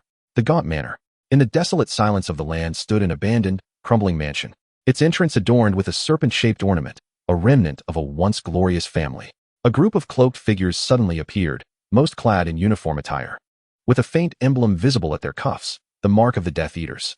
The leader, stepping with firm and assured strides, obscured by a cloak, approached the Gaunt Manor, placing a package on the ground before gesturing with his hand, silently unwrapping the package without the aid of a wand, revealing a beautifully crafted mirror within. He then retrieved a somewhat large two-sided mirror from a magical box. "My lord, we have arrived at the Gaunt family altar. Let us commence, Nagel. I wish to witness this with mine own eyes." "Yes," replied the wizard named Nagel, as he began to recite a lengthy incantation before the mirror. A mirror that peers into history. How intriguing. I wonder if it is worth using this one-time opportunity in such a setting. On the other side of the double-faced mirror, Grindelwald gazed thoughtfully at the report delivered by his subordinate, which stated, "Dumbledore has departed from Hogwarts and is investigating a newly emerged faction." Moments later, an image materialized upon the surface of the mirror, depicting several subordinates engaged in tidying up around an altar, followed by the emergence of a few disruptors and ensuing combat, ultimately culminating in a scene where a girl's skull disintegrated into ash. Grindelwald shed his veneer of indifference, revealing a fervent intensity in his gaze. It was worth it. His patience had not been in vain, for he had finally located the one he had been awaiting. In the time when he had been intimately close to that person, discussing the future of the magical realm, he had heard a tale concerning the Deathly Hallows, legendary relics belonging to three brothers that could summon the dead back to life. The purpose behind their creation of such resurrection items was solely to awaken a sealed deity, a deity that could bestow upon them eternal life and immense power. To awaken this deity, a sacrifice was required, rumored to be derived from the liminal space between life and death, possessing the ability to consume life and all existence. Only in this manner could one transcend mortality and rouse the god. He longed to share this revelation with his beloved, yet misfortune and discord had befallen them, leading to their separation. He had always believed the tale of the Deathly Hallows to be true and never anticipated the fortune that had favored him. He had not only discovered several of the altars, but had also unearthed the sacrifice, an entity capable of devouring life, particularly as she was still so frail. She shall belong to me. Only I can wield such tremendous power. Find this girl. Grindelwald commanded his subordinate, at any cost. My lord, I am familiar with the man accompanying her, stammered a nearby subordinate, Karkaroff. That is Severus Snape, the head of Slytherin House at Hogwarts, a master of potions, and once, like myself, a Death Eater. However, I was merely gathering intelligence for my lord among the Death Eaters. He is indeed one of them. Hogwarts, you say? Grindelwald mused, gently caressing the area over his heart, an inscrutable expression flickering in his eyes. Do not disturb that place. I require only the girl. As you command. With Halloween approaching and coinciding with the third-year students' excursion to Hogsmeade, only Harry and Eulica remained without the necessary guardian consent to attend. Harry had initially secured permission from Sirius, but following the recent prison break by the Death Eaters, both Sirius and Headmaster Dumbledore had issued stern warnings to Harry, forbidding him from venturing outside for the time being. Eulica, we are truly unfortunate, Harry lamented as he sought Eulica once more, sitting beside her in hopes of finding some semblance of comfort. Indeed, she replied. Is there an error in this potion? Why are we infusing so much magical energy? It could explode the cauldron, couldn't it? Eulica, do you wish to go? We could sneak out together. Yes, perhaps. We might inquire with Professor Snape. He should know the reason. However, he has been quite preoccupied lately. The scent of potions so pungent it's almost suffocating. He is likely brewing the Wolfsbane potion. I, too, am curious to see if I can concoct the Wolfsbane, but I'm lacking the necessary ingredients. Really? That is splendid. You know I have an invisibility cloak. We can sneak out. What did you say? As she observed Harry joyfully scampering away, Eulica reflected upon her earlier words and instinctively pressed her forehead in exasperation. What have I just agreed to? Oh well, I suppose I have consented. So let us proceed swiftly and return without delay. Surely nothing disastrous could occur in such a short span. On Saturday morning, Filch stood inside the entrance, scrutinizing a lengthy list as he checked each individual, eyeing every face with suspicion, vigilant against any unauthorized absentees. Potter Malfoy, he bellowed, as Draco Malfoy, flanked by Crabbe and Goyle, stood in the line, feigning nonchalance as he glanced at Eulica standing beside Harry, pursing his lips before striding toward the departing group with an air of arrogance. Humph, insufferable Malfoy. Eulica, let us step aside, Harry said, waving farewell to Hermione and Ron as he pulled Eulica into a corner, and, seizing the opportunity when no one was around, he draped the invisibility cloak over them. Eulica gently caressed the cloak, sensing a peculiar force coalescing at her fingertips, quickly retracting her hand. As they walked at the rear of the crowd, Harry's anxious breaths were audible nearby. Shoo, keep your voice down, Eulica whispered to him, to which he nodded, inadvertently glancing up to notice something and tugging at Eulica's sleeve. Look. Eulica followed Harry's gaze to see Lupin heading towards the basement. Calculating the date. It was time for Lupin to take his Wolfsbane potion. To avoid any memory lapse, Snape had not accompanied him personally, but had sent him to collect it. And the sight stirred many memories for Harry. Perhaps it was the cover of the cloak that created an atmosphere for whispered conversation. Eulica, do you think Snape would harm Professor Lupin? Huh, why would you think that? How could you even connect the dots to Snape killing Lupin? In first year, Snape wanted to kill me, though it was later revealed to be a misunderstanding. It was Quirrell who was the real villain. Still, I felt he harbored a dislike for me. In second year, he frequently threatened to expel me. I heard he has been attempting to secure the defense against the dark arts position. He wouldn't try to kill Professor Lupin, would he? Luring him into a trap to cause his demise. No, I must go protect Professor Lupin. With that, he made to head towards the cellar. However, the crowd had thickened, and if they moved from their position, others would surely notice their presence, leaving them momentarily unable to escape. Do not worry, your Professor Lupin is quite formidable. Professor Snape would not turn him into a potion ingredient. He is likely unwell and going to Snape for some potions to drink. As the crowd began to shift, they realized that if they did not move soon, they would attract Filch's attention. Let us go. She guided Harry away from Filch and through the passage, leading them to the place she had been ever so curious about, Hogsmeade. It was a quaint little town that appeared almost dreamlike, filled with shops selling magical supplies. Zonko's joke shop, and the enticing aroma of butterbeer wafting from the 3 broomsticks even before entering. Eulica, I am going to find Ron and the others to surprise them. Will you join me? Harry's eyes sparkled with excitement as he surveyed the surroundings. He was finally here. I shall not accompany you. I wish to browse that magical equipment shop over there. Please be careful. There are dementors nearby. Stay where there are more people. Before Eulica could finish her warning, Harry, having decided not to join her, waved goodbye and hurried off to find Ron, who was likely purchasing sweets. Eulica had ventured out today, not only to keep her promise to Harry, but also to specifically seek out some alchemical materials. In a student diary she had discovered in the library, she learned of a shop called Devons and Bands that dealt in magical equipment. They primarily sold everyday magical items. Yet if one found the right person and presented specific trading papers, they could access their secret trading chamber, where they offered raw materials from various sources, including potion ingredients, alchemical supplies, and magical circle components. However, the proprietor had a rather peculiar sense of humor, unless one directly stated what they wished to purchase. He would not disclose whether it was available. If one entered the shop without any knowledge, it merely appeared to be an ordinary magical supplies store. This secret was rumored to be well known among many Hogwarts students, which was why Eulica had come to investigate. Yet, she had forgotten that the diary was written long ago. And in the passage of time, what was once a secret might have long been forgotten. Eulica stepped into the shop and noticed several students clad in uniforms, each hastily purchasing items before departing. Unlike the bustling Three Broomsticks or the jovial atmosphere of the joke shop, this place was rather desolate, with only an occasional visitor. "Excuse me, may I inquire about the items on this list?"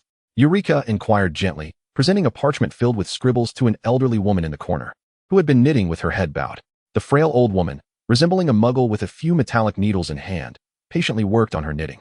The shop appeared devoid of merchandise, and customers seldom frequented this establishment.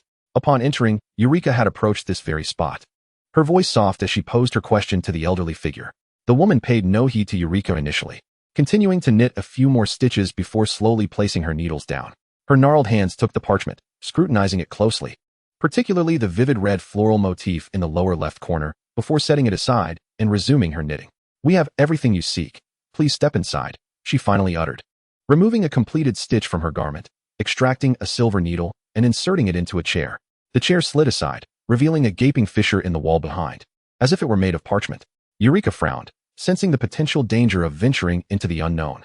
Yet recalling the contents of a student diary she had perused in the small library, she resolved to proceed. As she stepped through, the wall behind her sealed shut, leaving a closed door in her wake. A man clad in a typical wizard's robe sat behind a desk in the room, an empty chair positioned before him. "Please, take a seat," he invited. The man's visage was exceedingly ordinary, evoking a sense of neutrality, neither unattractive nor handsome, neither old nor young. This peculiar description encapsulated the essence of him. Regardless of how many times one's paths might cross, one would easily overlook him on the street. At this moment, he appeared quite unremarkable, yet when one turned to reflect upon his features, it felt as though they had been subjected to an obliviate charm, rendering them unable to recall his appearance. Eulica dismissed the man's oddity and sat down. "I have heard that you possess the items I require." She extended the parchment toward him. The man glanced over it briefly, his gaze ultimately resting on the red flower in the corner. "Did Al send you?" His words astonished Eulica. It was the first time she had heard Al's name spoken by another, an apparition. "You know Al?" she asked. "If you are referring to the ghostly Al, then indeed, I am acquainted with him. How is he faring?" The man settled back, still holding the parchment, his fingertips tracing the mark of the red flower. "He remains as he always was," Eulica replied vaguely. The man seemed unperturbed, placing the parchment on the desk before tapping it with his wand, causing it to vanish. "The items you seek are being prepared. You may return in an hour." Opting not to wait, Eulica pulled the door open, revealing the back street of the equipment shop. As she stepped outside, the door behind her reverted to a moss-covered wall. After leaving, she wandered for some time before discovering the correct path, meandering through the streets without encountering Lisa or Hermione.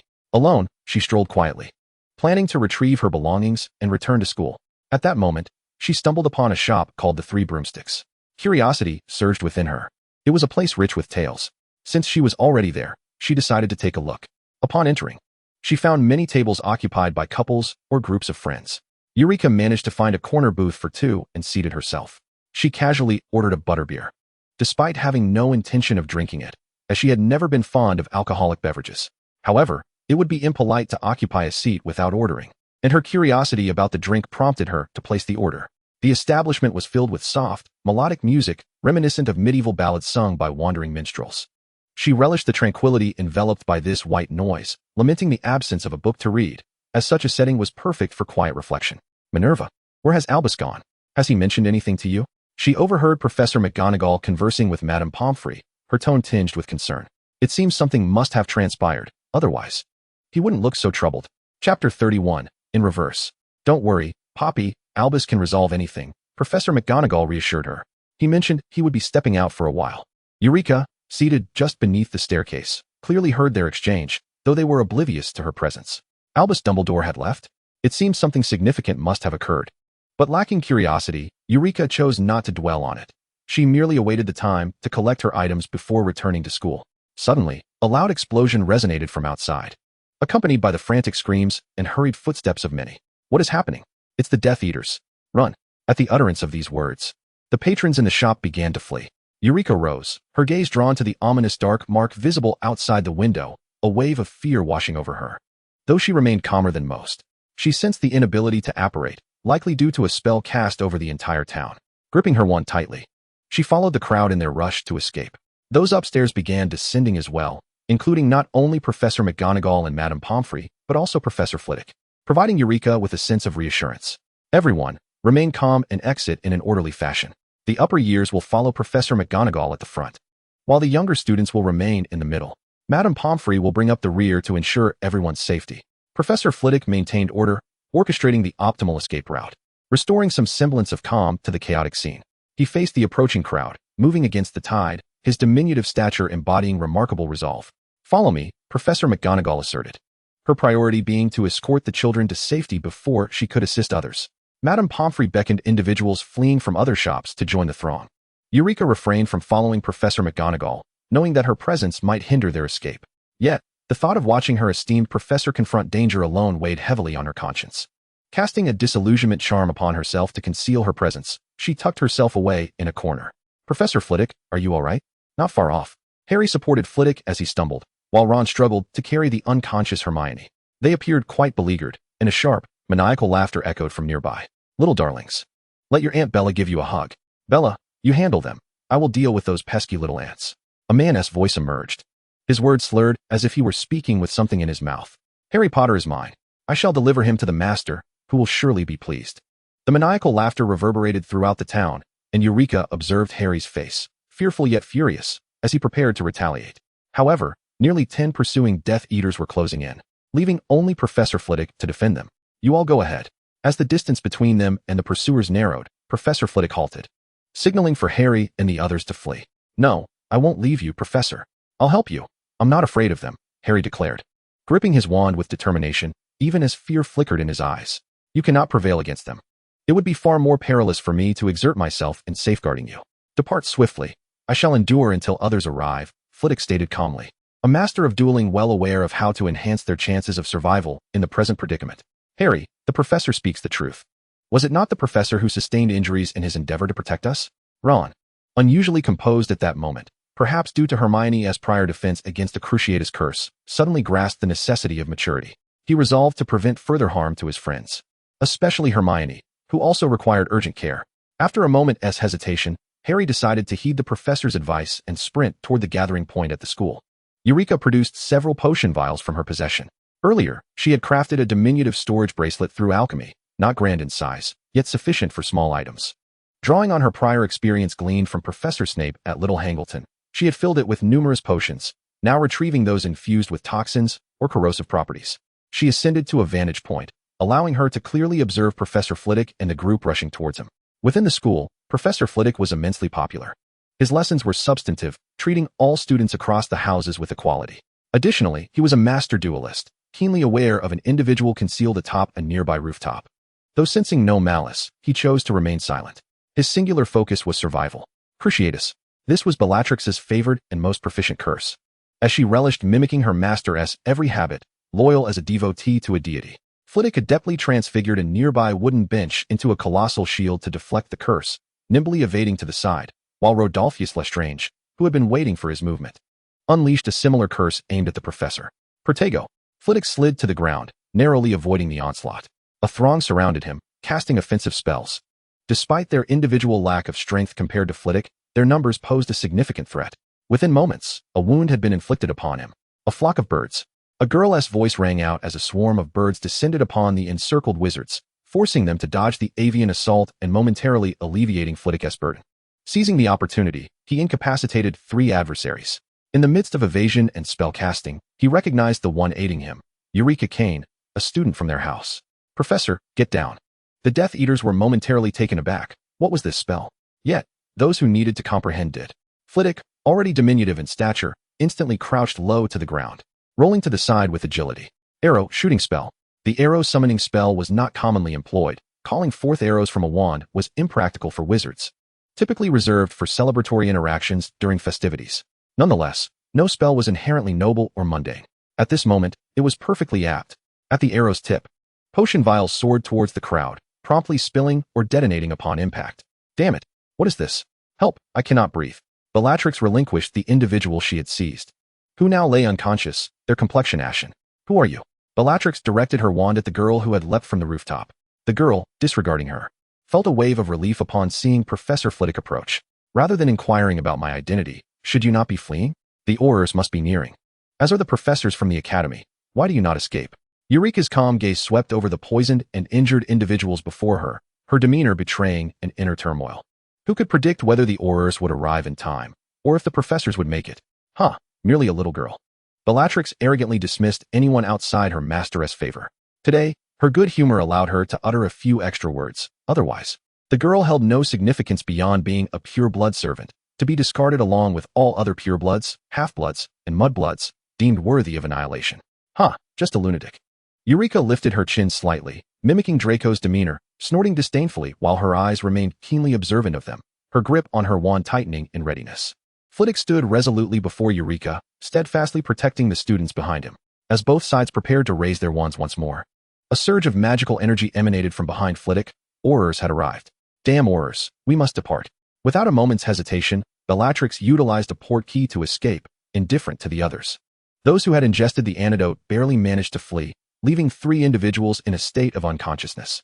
"Are you all unharmed?" The arriving Aurors inquired courteously of Professor Flitwick, a fellow Hogwarts alumnus, ensuring their politeness was maximized upon encountering the esteemed professor. "It's nothing at all. Are the students all right?" "They are fine. Only a few sustained minor injuries while fleeing. Rest assured, there are personnel attending to them," Flitwick replied, casting an admonishing glance at Eulica. "What were you thinking? In such a situation, why did you not flee promptly? It was exceedingly dangerous." "Professor, I was wrong." She quickly lowered her head, conceding her fault, stifling the lecture Flitwick had been prepared to deliver.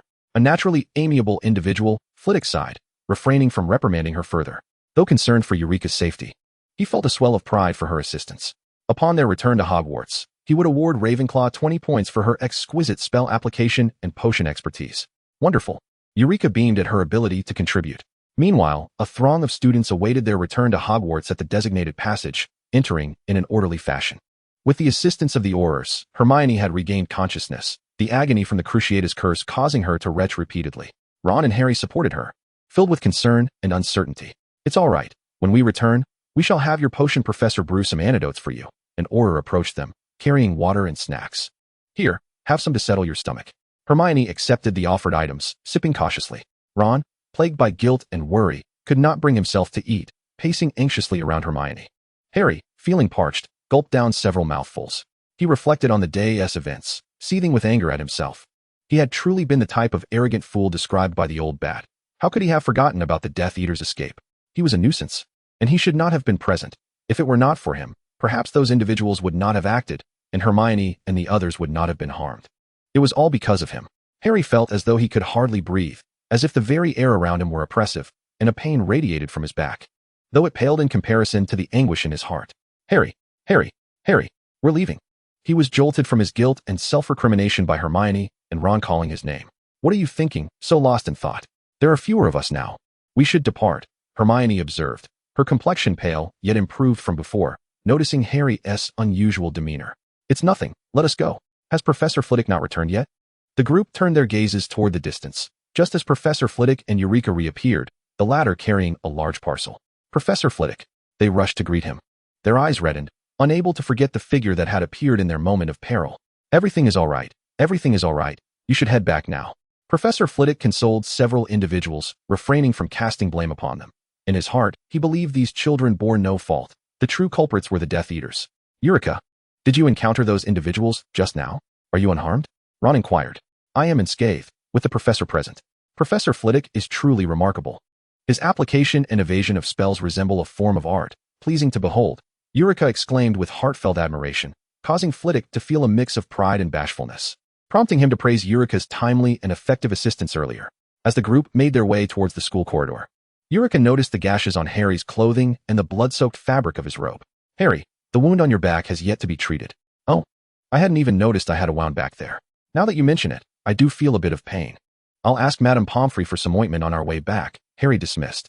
Eulica lifted the fabric at the site of the gash and discovered a significant wound that appeared less like a scrape and more akin to a chunk of flesh having been carved out by a dagger.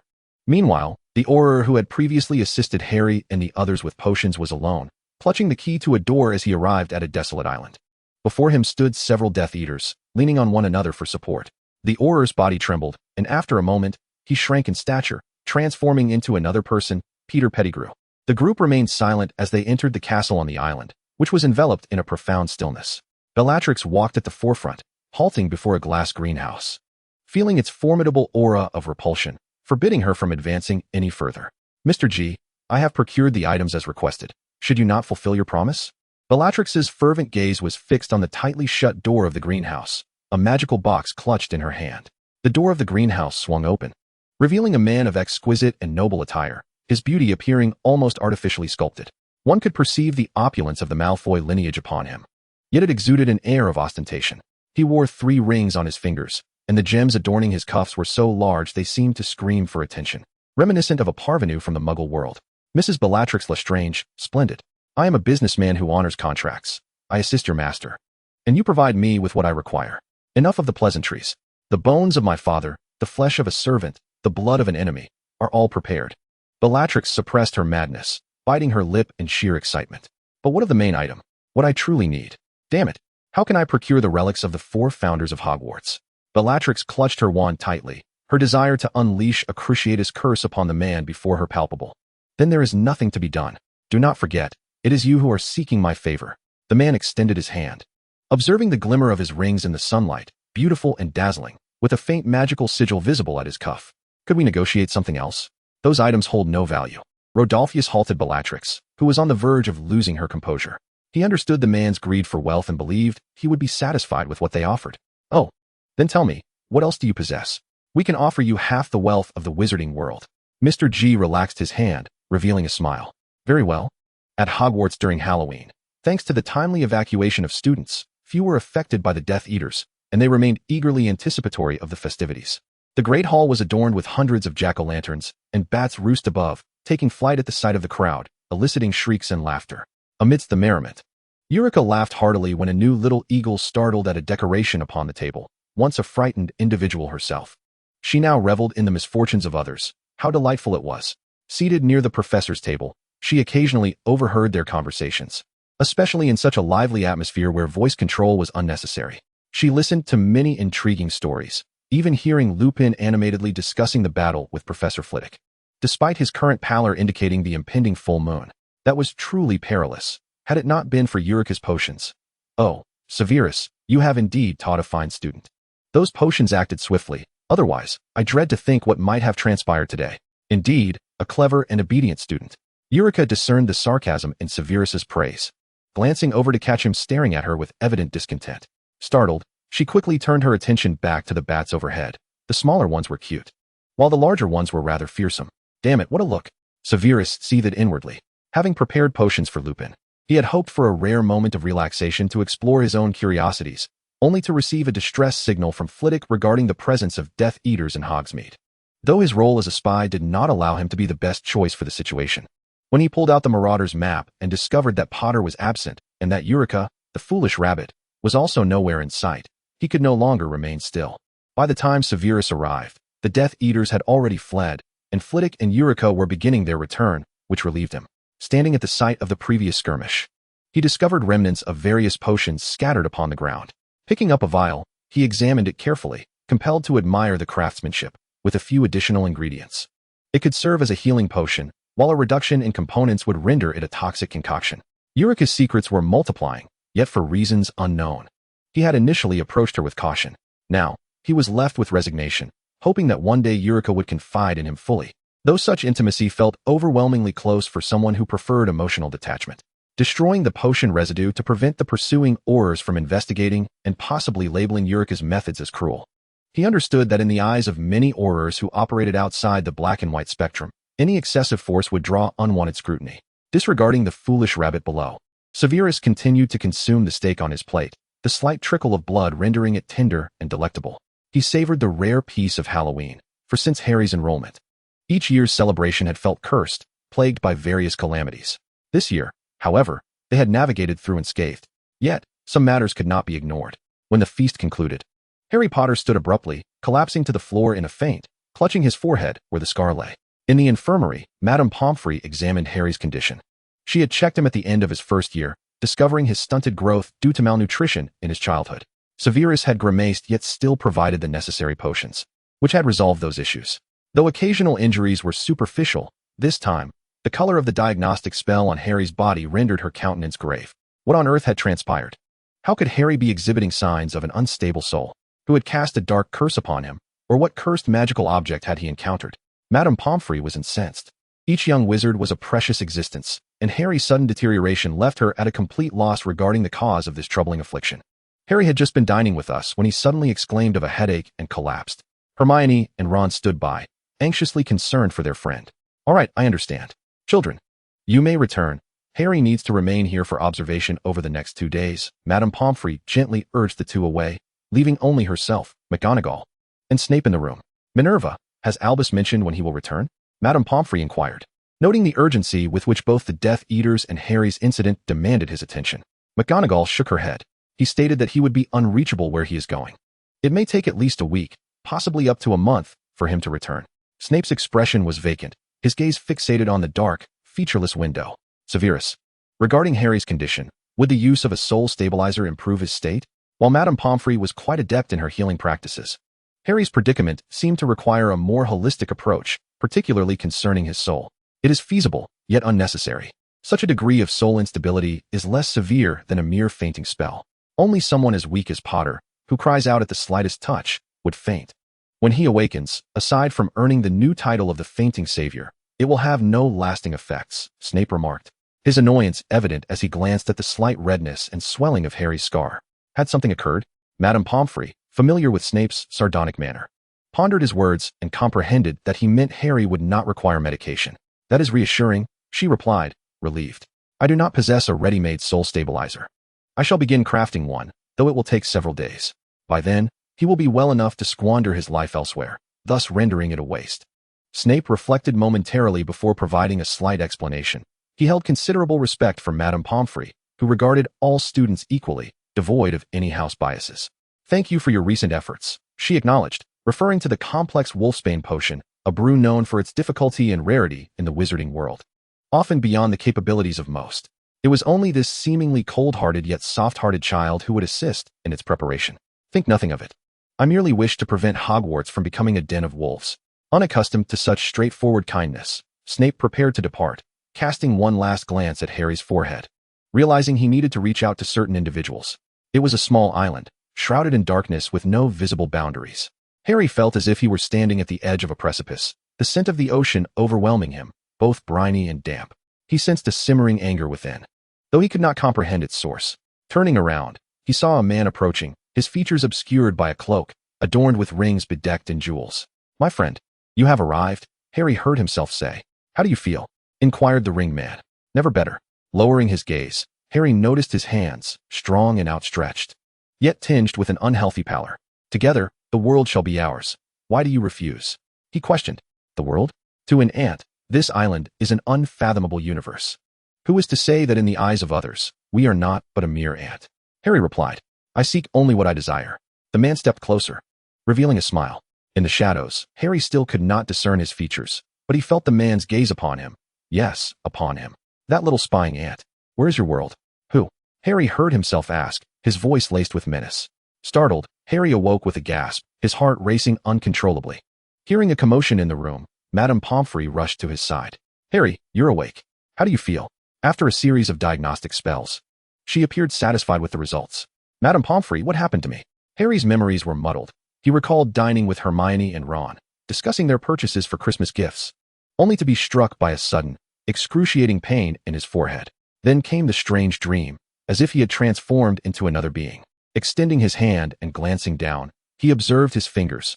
Unlike the pale hue from his dream, they were now healthy and fair. Perhaps it was merely a lingering effect from his injury in Hogsmeade, but he appeared to be well now.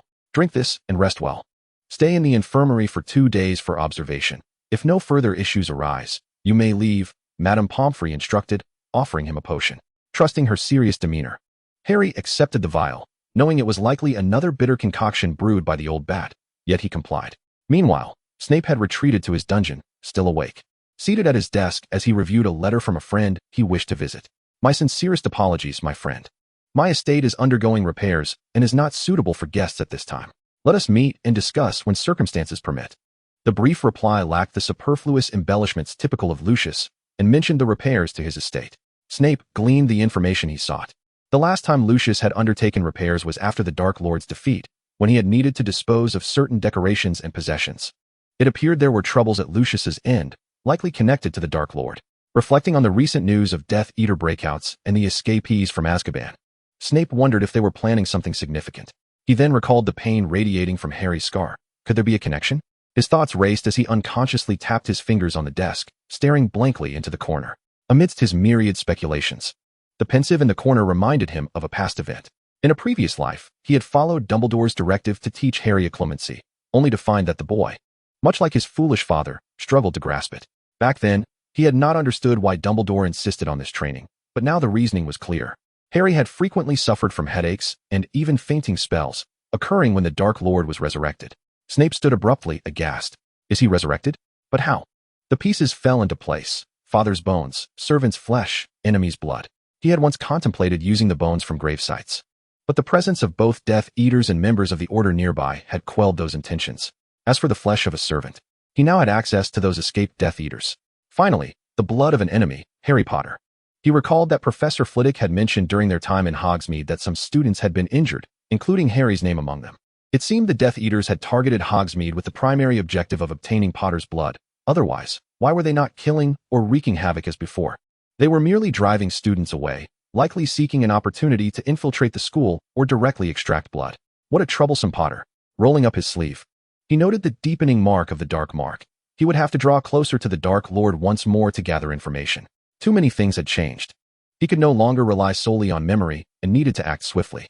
He arrived at the meditation basin, his gaze drawn to an inconspicuous corner where a bottle brimming with memories lay hidden, his eyes filled with regret and sorrow. The Quidditch match against Hufflepuff was fast approaching. Yet the weather grew increasingly grim, mirroring the atmosphere of the wizarding world. Many families had become somewhat aware of recent developments concerning that prominent figure, and Diagon Alley had grown notably quieter. Within the school, aside from the upper-year Slytherins who had gleaned a bit more information from home, others were primarily focused on Quidditch and the dismal weather, pondering whether the match could even proceed. Damn it, those wicked Slytherins, Ron exclaimed upon returning to the dormitory, sharing the news he had just learned with Harry. Our match is against Hufflepuff. Huh, why? Wasn't it supposed to be against Slytherin? Harry responded, surprised. Their strategies had all been crafted with Slytherin in mind, and this sudden change had caught them off guard. They claim it's because many of their players caught colds due to the weather. As if there aren't potions to cure a cold, they act just like muggles. Ron spat, filled with disdain, convinced that their reluctance to participate stemmed solely from the inclement weather. Indeed, in the days that followed, fierce winds and torrential rains prevailed, as Slytherins mockingly taunted Harry and his drenched companions, claiming, if we hadn't caught colds, we could train just like you. What a pity. Draco stood nearby, impeccably groomed, his eyes gleaming with mischief and malice. Those vile Slytherins, Ron thought, accompanying his friend, completely forgetting that at the beginning of the term, he had considered Malfoy to be somewhat tolerable. Draco refrained from further commentary. He was preoccupied with his own affairs. In addition to fulfilling his responsibilities as a family heir, he had also been studying advanced dark magic. Recently, the letters from his parents had left him feeling uneasy. Initially, they would send an abundance of sweets, subtly suggesting he bring some for Eulica. But lately, there had been no hints, no letters. Everything seemed as ordinary as it had been in his first and second years. Draco lacked the inclination to compete with Potter for Quidditch, largely due to the recent disturbances caused by the Death Eaters. He needed to maintain a low profile at school. The oppressive atmosphere exacerbated by the weather only added to the already stifling ambience of the campus. Harry hurried to his defense against the dark arts class, anxious for the upcoming match the following day, having just returned from practice. I'm sorry, Professor Lupin, I'm late, he exclaimed, rushing through the classroom door, only to find the lesson being conducted by the old bat. The class started 10 minutes ago. Given your tardiness, 10 points from Gryffindor, Snape announced coldly. Take your seat. Harry remained still. What are you doing here? Where is Professor Lupin? Perhaps he is gravely ill? Who knows? Are you not going to sit down? Questioning the professor will cost Gryffindor 5 points. Snape's demeanor was casual, as if chatting with Harry, provided he refrained from deducting too many points to showcase his malice. What was wrong with him? Harry still did not move, and Snape flashed a chilling smile, stating, if the illustrious savior continues to stand here, so impudent and arrogant, I shall have to deduct 50 points. Aware of Snape's expectations, Harry slowly returned to his seat. Everything reverted to the calm that had existed before Potter's disruption. Very well. Let us commence with the lesson. Now turn to page 394. Professor, we haven't reached that part yet. Hermione interjected anxiously. We studied boggarts, gnomes, and so forth. We should be learning about hinkypunks now. Silence. Snape shot Hermione a disdainful glance. I believe I am the defense against the dark arts teacher in this room. Eulica, sitting quietly, turned to the designated page, which featured werewolves. Who can tell me the difference between a wolf and a werewolf? The students exchanged glances, some mumbling to themselves, but no one spoke up. Hermione raised her hand high. I thought your Professor Lupin would have enriched your barren minds with some knowledge on this subject. It appears I overestimated him. Perhaps only Eulica grasped the implication behind Snape's words. We haven't covered that yet. Eulica overheard someone mumbling discontentedly from the back. Does no one know? Are third-year students so woefully uninformed? There are many distinctions between wolves and werewolves, such as their mouths and noses. Hermione couldn't help but exclaim, raising her hand to provide the answer, only to be interrupted by Snape. Be quiet. I believe I warned this insufferable know-it-all to keep her mouth shut during class. And clearly, she has not heeded my advice. For that, 10 points from Gryffindor. Tears immediately welled in Hermione's eyes, since her enrollment. Her eagerness to learn had been met with ridicule from those around her. Even her friend Ron had once mocked her. She merely enjoyed learning. What was wrong with that? Why should she be treated this way? You're being unreasonable. You asked a question, and Hermione knew the answer. What is wrong with that? Ron, usually timid before Snape, spoke up in anger upon seeing Hermione's tears. Snape shot him a cold glare, ignoring Ron entirely. For the remainder of the class, everyone resigned themselves to taking notes, none daring to oppose him. Eulica also bowed her head, writing quietly, understanding Snape's disdain for Lupin, as well as the students' irritation with such a domineering teacher. What could she do? Just keep her head down, reading and writing. What else could she do? The lesson, exhausting for both teacher and students, finally concluded. Hermione dashed out of the classroom, and seeing her friend distressed, Eulica wished to comfort her. Kane, wait a moment. Eulica was called back, and the others, witnessing this, could only offer her sympathetic glances before hastily departing. Soon, the classroom was empty, the last departing student kindly closing the door behind them. Snape pulled a chair aside and sat down behind the podium. His tall frame revealed that his legs, clad in trousers, were more muscular than she had anticipated. He was not as frail as she had imagined. Unbeknownst to Snape, who was preoccupied, Eulica was caught off guard by his question. Do you have any plans for tomorrow? Eulica hesitated, puzzled as to how he had discerned her intentions. Yes, I do. Her tone was unusually hesitant, reflecting on where she had slipped up that had alerted him to her plan. I found this in the Forbidden Forest. With that, Snape produced a blue fruit. Eulica did not recognize it. It was a basilisk's fang fruit, said to be transformed from ordinary red fruit when splashed with the basilisk's saliva multiple times. This fruit was exceedingly rare and valuable, as basilisks themselves were scarce, and to have one linger in a single location was a daunting challenge. After allowing Eulica a glimpse, Snape tucked the fang fruit away, unwilling to waste any potion ingredients. The location where I discovered it is adjacent to the Acromantula territory. Do you have some plan for Hale to venture there? Snape stood, leaning slightly closer, his face mere inches from Eulica's, allowing her to see that his pupils were devoid of any impurities, reflecting her own concentration at that moment. For reasons unknown, Eulica felt her mouth dry, and she instinctively leaned back, explaining, the Acromantulas are too dangerous. I thought that since the Ministry's Aurors are here, with the Quidditch match tomorrow and many board members present, we could deal with them then. Huh, a saint? Do you truly believe that with Dumbledore's mastery over Hogwarts and the Forbidden Forest, he would be unaware of the presence of Acromantulas within? He has not considered eradicating them. Is it merely that you have too much time on your hands, leaving you bored with nothing to occupy your thoughts? Snape found it incomprehensible that the girls sought out trouble where none existed. Yet, possessing the ability to eliminate this source of danger, she felt compelled to act. The girl looked at him with calm determination, articulating her thoughts word by word. Devoid of lofty rhetoric, as straightforward as her conversations with herself, forever genuine and unembellished. Having dwelled within the confines of Slytherin, Snape had long grown accustomed to a life of equivalent exchange and calculated friendships. Even with his dear friend Lucius, their camaraderie had evolved through mutual tests and equal transactions, laden with intricate calculations. Conversely, he found the Gryffindor's impulsive nature most perplexing, their sudden affections accompanied by fervent enthusiasm that could induce fear, only to be swiftly extinguished by the slightest misstep, leaving one in a state of bewilderment as they casually dismissed their prior sentiments and returned to the status quo. This manner of interaction left him with a profound sense of unease, uncertain of when they would extend a hand or retract it, leaving him to fall unceremoniously to the ground. Yet, Eulica was a being entirely distinct. Unlike Slytherin's machinations or Gryffindor's fervor, she resembled a snail, if met with kindness. She would respond with her softest heart, but if treated poorly, she would retreat into her hard shell, indifferent to the world. Should she be wronged, she would fiercely defend herself. Facing the outside world, she consistently approached it with her gentlest facet. Her laughter could embody true softness or a hardened exterior. She defied the binary of black and white in her essence. In truth, Eulica had also hesitated before deciding to act, but Elle had delivered grave news. The energy of the Acromantulas in the Forbidden Forest was escalating, severely undermining Hogwarts' protective enchantments. Elle brought her dismal tidings, and she recognized the peril posed by the Acromantulas. After all, the Forbidden Forest was a haven for mischievous, adventurous students. With this knowledge, she felt compelled to take action. Professor? Severus? Eulica waved her hand in front of Snape's contemplative visage, drawing his disapproving gaze. I intend to participate fully tomorrow. Oh, on the day of the Quidditch match. The weather remained dismal, with Slytherin students elegantly sheltering under umbrellas, mocking the Gryffindor Quidditch players as they struggled through the downpour, reveling in their misfortune more than their own potential victory. Eulica's rare presence at the Quidditch pitch harkened back to the last time she attended when Dobby aided Harry.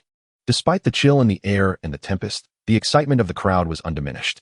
Seated in an inconspicuous corner, she covertly observed the positions of the Board of Governors and Professors.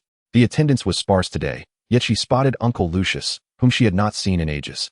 The sight stirred a complex array of emotions within her. She was uncertain how to define their relationship, as if both were waiting for something only they could comprehend. She could not discern Professor Snape's location, but she was certain he had arrived. A number of Aurors were present, typically patrolling the school grounds. Their increased presence was a result of the recent events in Hogsmeade, leaving them unable to withdraw from the school. The whistle for the match echoed, igniting a frenzy among the spectators. Simultaneously, the Forbidden Forest seemed to awaken, responding to the sound. Halbo, with the stature of a common serpent, navigated the Forbidden Forest to a location where he often observed the Acromantulas, and there he revealed small orbs from his satchel, placing them at intervals on the ground, leading toward a less populated area. Upon completing this task, he returned to the starting point and pounced upon the largest Acromantula in sight.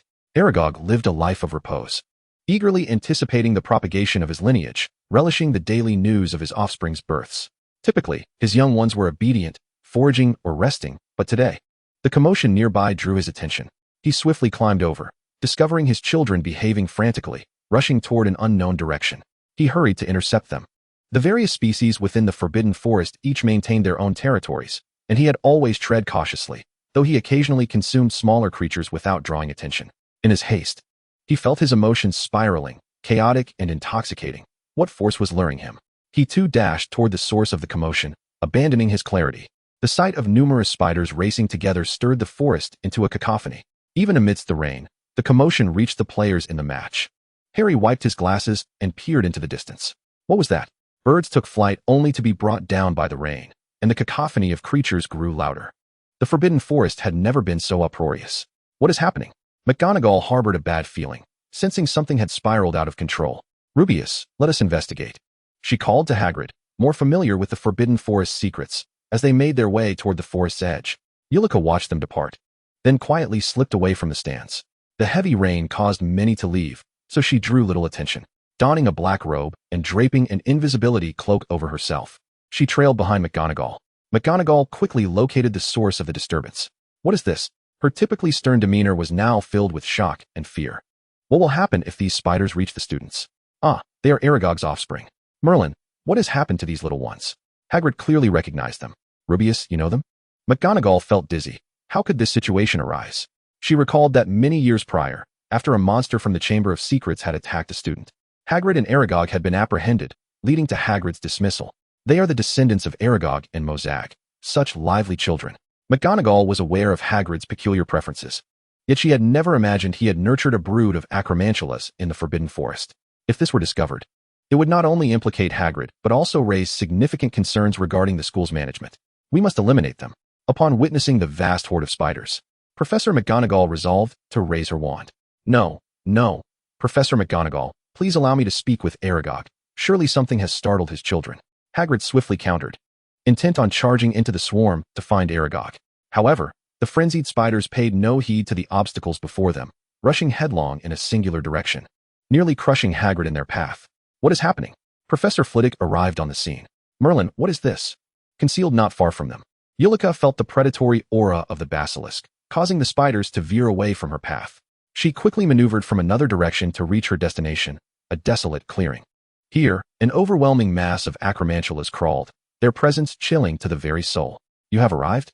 Eureka perched upon the stoutest branch of the grand tree, patiently awaiting the arrival of the crowd, when she suddenly heard voices nearby, none other than Professor Snape's. Following the sound, she extended her hand and, to her astonishment, felt a soft yet firm object through her invisibility cloak. It was the shape of Snape's nose. What are you doing? He exclaimed, recoiling slightly as her hand struck his sensitive nose. I apologize, Professor. It was unintentional, she replied, a hint of embarrassment creeping into her voice. Quickly diverting the conversation, she inquired, I thought you'd come later, especially with so many spiders around. How did you manage to get here? With a repelling potion, he replied curtly.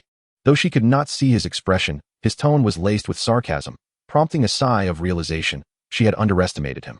The spiders must be gathering now, she said, glancing at the multitude of colossal spiders scuttling toward their location, a sense of dread creeping into her heart.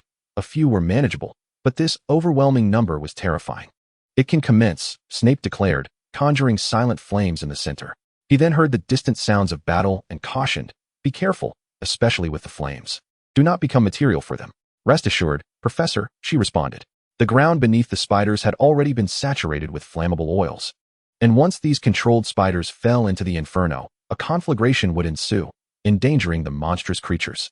Their task was to herd the spiders away from the flames and prevent the fire from spreading further. The Forbidden Forest is ablaze. Even amidst the torrential downpour, the flames roared defiantly, as the magic of the fire was scarcely affected by the rain. Thick black smoke began to rise, drawing the attention of those present at the competition. The Aurors were the first to react, hastening toward the Forbidden Forest. The referee announced a pause in the competition, prompting more spectators to curiously approach the edge of the forest. Even if they could not enter, they were eager to witness the spectacle. The Aurors initially assumed it was Death Eaters causing chaos, only to discover upon entering that it was a mass migration of spiders. The alchemical orbs that had attracted the spiders had long since vanished, trampled by countless arachnids. Those spiders that had not been drawn in began to dwindle as well, especially with the two most formidable spiders being scorched in the clearing. What have you done? Hagrid fumed, utterly bewildered by the actions of those harming Aragog's progeny. No one heeded Hagrid's protests as they unleashed spells to slay the spiders. This is Dumbledore's negligence. An Auror shouted angrily, pouring a healing potion down his throat. No one echoed his sentiments, but their thoughts remained unspoken. That fire, it must have originated from the center, correct? Who was responsible? Unclear. Merlin, what is that? The flames painted the sky a blood-red hue, reminiscent of a sword piercing through the darkness, tearing a rift in the heavens, with deathly flames cascading downward. Eureka felt the searing heat wash over her as she gradually rose to her feet. The ring on her left hand had inexplicably grown hot. In her anxiety, she mistook it for the heat of the flames, only to realize something was amiss when the truth dawned on her. She sensed a powerful force continuously flooding into her body, as if she might burst. Ugh! She stifled a groan. Eureka, what is wrong? Snape sensed the rising heat and an ominous magic pouring forth from her. I feel something is amiss, she managed to utter, only to notice her vision altering. Yu, what is happening? Ah, how strange. Yu, wake up. The frigid tendrils of Halbo brushed against her wrist, igniting the last remnants of her skin with heat. Eureka felt Snape embrace her tightly, fearing she might plummet into the swarm of spiders below. This was her final moment of clarity. Ah, she could not suppress her scream of agony. Snape would never forget the sight before him. The immense power emanating from the girl sent him sprawling aside. He barely managed to grasp a branch to avoid being engulfed in the nearby flames, as the girl's invisibility cloak fell away, revealing a mesmerizing scene amidst the flames. The colossal serpent coiled around the great tree, and the girl stood atop its head with her eyes shut. She appeared to be around 15 or 16. Her body cloaked in black, the wind lifting her cloak like dark waves, displacing her hood to reveal a cascade of platinum hair. In the inferno, she was as enchanting as an ethereal being. Slowly, she opened her eyes, pools of inky blackness devoid of white or emotion, as dark as an abyss. Snape, positioned closest to her, felt the brunt of the impact. Even when she had lost her magic, transforming her hair to platinum and her eyes to a grayish blue, there had always been warmth in her gaze, a thirst for knowledge, and a mischievous smile. But now, her eyes were empty, void of the flames and spiders below. Him beside her, even of herself, of the entire world. Eureka Kane, what has happened to you? Snape watched as the girl, now resembling Draco, turned her head slightly to glance at him. His last impression was of those pitch-black eyes, akin to a bottomless chasm, drawing one's soul in with a mere glance. She looked down at her left hand, where the ring she had never removed was effortlessly lifted. She held it up to examine it, before she could study it further. It returned to its previous position on her finger in the blink of an eye. What a delightful offering. Devour more, for I have waited far too long. Her voice resonated as if countless individuals were speaking in unison, a chorus of men, women, the young and the old. She gazed toward Hogwarts, Slytherin, and mused. Long time no see, do you regret it? Receiving no answer, yet feeling she had, a slight smile graced her lips. The child born from the intertwining of life and death shall awaken the slumbering deity as a sacrifice. Deity? It is but a demon. I, Slytherin, do not believe in deities, nor fear demons. I shall ensure all wizards attain freedom. It is merely a demon, and I would pay any price to seal it away. Her hand caressed her chest, sensing the surging power within her rapidly dissipating. The magic drawn from the spider's life force waned upon their demise, yet she remained unfazed.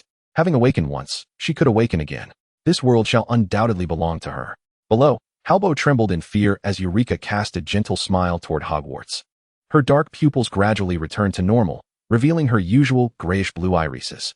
Chapter 34, The Past Like a Dream. It seemed she would have to wait a while longer, slowly. She succumbed to slumber once more. When Eureka finally awakened, she was greeted by an awkward scene, standing atop the serpent like a villain, surrounded by flames and countless corpses. The remains of the spiders had mostly been incinerated, and the fire was beginning to subside, allowing those who had been blocked outside to enter. Upon entering, they beheld a girl in a black robe standing on the serpent, beside her a man lying unconscious. The girl's robe was tattered, exuding an air of shattered malevolence. They could not fathom the extent of the girl's embarrassment, having suddenly grown taller and torn her clothing. Destroy it all, world, I implore you. Draco? Professor McGonagall's first instinct was to identify him, but upon closer inspection, she realized it was not. Severus.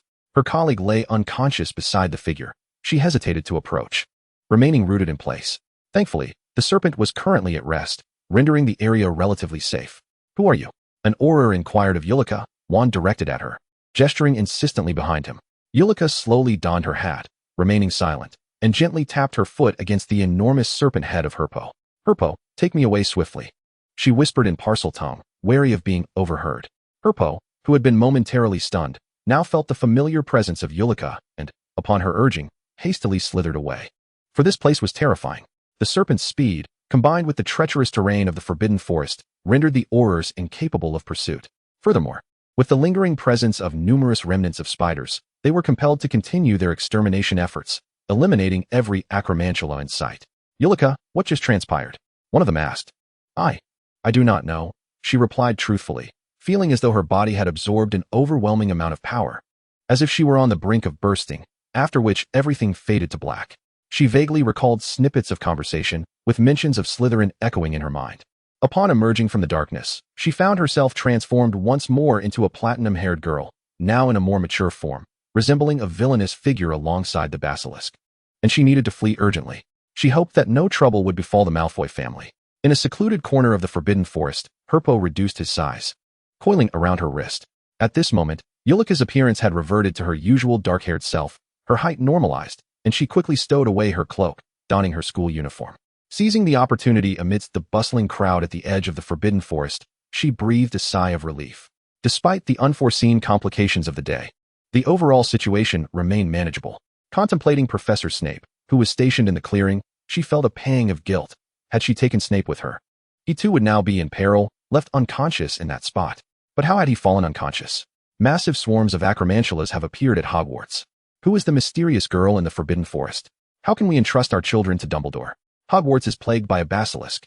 At dinner, Eulica arrived at the Great Hall to find hastily printed newspapers being distributed, revealing to students the events that led to the suspension of the Quidditch matches. Eulica gazed at the image of herself riding away on the basilisk, a headache forming as she noted the absence of a frontal photograph. That omission was a small comfort. In a discreet corner, she discovered an inconspicuous follow-up, as if the Ministry of Magic was deliberately concealing information. The peculiar behavior of Dementors. After the appearance of the mysterious girl, a multitude of stationed Dementors suddenly materialized, lingering in the clearing long after the girl had departed. The Great Hall was filled with many individuals Eulica did not recognize, although she had encountered some in the Forbidden Forest. Keeping her head down, she knew they would not recognize her, yet she still averted their gazes. The conversations about the Fire Dementor and Dumbledore's basilisk were within earshot, and Eulica sipped her milk. Lost in thought. Shoo, look, Malfoy, doesn't he resemble? Don't speak. The minister said to act as if we saw nothing. Eulica's attention was drawn to Lucius Malfoy, whose tall and handsome figure commanded attention, yet the arrogance in his eyes stirred annoyance. Gazing at this man was akin to desecrating his beauty. Previously, she had found him charming, but with the realization of her potential lineage, she felt both pride and trepidation. Was she truly the offspring of such a perfect man? She noticed Lucius cast a gentle glance her way as he passed, a fleeting connection that she would have missed had she not been observing closely. Good day, Mr. Malfoy. Hello, Mr. Malfoy. Has Professor Snape regained consciousness? Regrettably, not yet. Oh, how unfortunate. Lucius settled at a table, abstaining from food, only requesting a cup of coffee. The exquisite cup and the rich aroma of coffee prompted Eulica to inhale deeply. It smelled delightful. Lucius had come primarily to seize the opportunity to exchange information with Severus, but more importantly, to see Eulica and Draco. Contemplating the recent influx of visitors to his home, he entertained the idea of transferring them to schools abroad, though he was aware they might not agree. After a short while, Lucius stood and sauntered outside, taking a few turns until he reached a secluded corner of the castle where Eulica stood, beaming at him. Eulica, did you know I was looking for you? Lucius gazed into the familiar depths of her eyes. Recalling the moment he arrived at the Forbidden Forest and witnessed the girl with the basilisk, her eyes and face etched in his memory. Yet the visage before him was strikingly different. Yes, I noticed you watching me in the Great Hall. I sensed there was something you wished to discuss. What is it? It was nostalgia, a desire for recognition, an inquiry into the events that had transpired, an unspoken yearning laden with helplessness. Nothing much. Just wanted to say that the wizarding world is somewhat chaotic lately. Would you consider attending another school, like Beauxbatons or Durmstrang? They're both excellent institutions. Lucius spoke earnestly about these schools, and Eulica understood the implications of his suggestion, yet now was not the right time for such a transition. Moreover, she harbored too many unanswered questions. She was acutely aware that the secrets surrounding her existence piqued the interest not just of the Dark Lord, but also of many others lurking in the shadows, such as the individuals Abbott had mentioned, or the formidable presence she had overheard Herpo refer to after losing consciousness. She could not endanger her family and friends. Lucius, apprehensive of the Dark Lord's resurgence, hesitated to acknowledge his daughter, while Eulica, burdened by the secrets of her body, dared not reveal anything to them. Both were acutely aware of each other's identities, yet they feigned ignorance, a pain that no one else could ever comprehend. Uncle Lucius, it's all right. I'm quite well here. Hogwarts will safeguard every young witch and wizard. So, please do not worry. Eulica, Lucius paused, contemplating whether to voice his concerns, but ultimately refrained. He shifted the topic. I'll be leaving shortly. If you need anything, feel free to contact me. Be safe at school. Eulica nodded with a smile, and they exchanged no further words before parting ways. She watched Lucius's retreating figure until it vanished entirely before she turned to depart in another direction. In the infirmary, the space was filled with young witches and wizards who had caught colds from being exposed to the elements. Madame Pomfrey had prepared numerous invigorating potions that would soon restore their health. Eulica arrived just as the number of patients dwindled, while Madame Pomfrey began organizing the potion vials on her desk. Miss Kane, feeling unwell? She inquired, presuming Eulica was also afflicted. Madame Pomfrey, I am not ill. I came to inquire about Professor Snape. I heard he had collapsed, and I wished to visit him, as he has always been so supportive of my studies. Eulica explained her purpose politely. Madame Pomfrey appeared astonished. She had known of Snape's reclusive nature since his school days. He rarely visited the infirmary, and if he did, it was usually for something quite serious. Once, a red-haired girl had come to see him, but after that, she had not seen anyone else. This was the first time a student had come to check on him. It filled her with both sadness and joy. He is present, albeit in a rather poor state, having succumbed to a deep, comatose slumber. Fear not, For should he remain unresponsive for a few more hours, we shall transport him to St. Mungo's. His sickbed is situated at the far end. Please proceed gently and emerge after a brief visit. As she spoke, a few more students suffering from colds approached. Eulica nodded, cradling the gift she had brought, and made her way to the innermost bed, drawing aside the curtain to enter. Upon the pristine bed, Severus Snape lay in serene repose, revealing a side of the man that Eulica had never encountered. His erratic lifestyle and disregard for his well-being rendered him pale and unhealthy. Yet, the conviction born of war and a desire for strength imbued his physique with resilience. Without the cloak to conceal him, his garments clung to his muscular form, exuding an aura of latent power, ready for combat at any moment. In his unconscious state, his features were tranquil, though habitual frowning left a lasting crease between his brows. Eulica instinctively reached out to smooth away the furrow, only to realize the impropriety of her action just as her fingers were about to make contact. However, an unexpected occurrence transpired. Her fingers, as if guided by an unseen force, grazed his brow, and she felt herself being drawn into a vortex. Her consciousness fading as she collapsed upon Snape's form. Not long prior, she had absorbed a fragment of his soul's energy, resulting in his current state of unconsciousness. Now, with Eulica's proximity, the extracted essence surged back, eager to return to its rightful host, leading her unstable spirit to an unanticipated realm. Before her unfolded a quaint park, devoid of elaborate play structures, save for a solitary swing. At that moment, two girls were playfully swinging, while a slender boy concealed himself behind a shrub, observing them. The younger girl swung higher and higher, sunlight illuminating her red hair, rendering her both beautiful and radiant. The boy, clad in tattered clothes, fixated solely on the girl soaring from the swing, her descent slow and graceful. She plucked a flower from the ground, coaxing it to bloom delicately in her palm. Eulica, with a complex expression, watched the scene unfold, recalling a myth she had once encountered, the apple from Eden, a profound temptation entwined with neither angels nor demons, nor Merlin or magic. I know who you are. The boy's gaze was filled with yearning. What do you mean? You are a witch, he murmured softly. Eulica stood beside them, witnessing their unfriendly initial encounter, ultimately leading the boy to feel he had squandered a long-anticipated opportunity for acquaintance. He gazed at the departing girl with anguish and disappointment, while Eulica regarded him, gently stroking the top of his head. It's all right, you will become friends. The scene shifted once more to a different locale, trees by a river, where two figures were engaged in conversation. In his youth, Snape lacked the coldness and acerbic wit that characterized him later. Perhaps it was the company he kept. He attentively explained to Lily that at age 11, one could receive an acceptance letter delivered by owl, sharing tales of various peculiar spells, even recounting the Dementors. The two innocent children lay on the grass, their eyes brimming with limitless aspirations for the future. Suddenly, Petunia intruded upon this rare moment of beauty, igniting a quarrel with Snape. In the midst of their altercation, a branch fell and struck Petunia. Did you do this? No, Snape replied, a mix of defiance and fear evident in his voice. It was you. You hurt her, Lily accused, retreating from him. Not me. It wasn't my fault. Yet Lily's disbelief was palpable. She shot him an indignant glare before fleeing the thicket. Snape, overwhelmed with confusion and pain, could not fathom why he had been misunderstood. It wasn't me. Eulica stood before him, even if he could not perceive her presence, speaking each word with earnest conviction. I know it wasn't you. I believe in you. She extended her hand, gently embracing the young Snape. In the following moments, a multitude of scenes unfolded, all intertwined with Lily, a tapestry of memories surpassing even those Snape had once shared with Harry. She witnessed their repeated arguments and reconciliations, their conflicts over various individuals and ideologies. Throughout, Snape continually retreated, enduring the turmoil, and this subservience was something Eulica, who had grown accustomed to his once arrogant demeanor, found difficult to accept. In her eyes, friendship could manifest as mere acquaintanceship, a mutual non-betrayal with casual greetings exchanged. But true camaraderie should encompass understanding and respect, allowing for enduring connections regardless of the passage of time. Yet Lily evidently did not embody this. Her instinctual distrust in childhood and her disregard for Snape's circumstances during their schooling reflected a self-centered perspective. She possessed a binary moral compass, a kind-hearted witch, yet never contemplated the repercussions of her actions on her dear friend. Simultaneously, Snape's plight stirred a sense of frustration within Eulica. She ached for the misfortunes of his childhood, and as she observed him evolve into a formidable wizard amidst the adversities of Slytherin, she felt a profound admiration for his brilliance.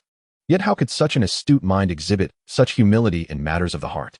Upon witnessing him utter mudblood, leading to their irrevocable rift, she believed she comprehended his longing.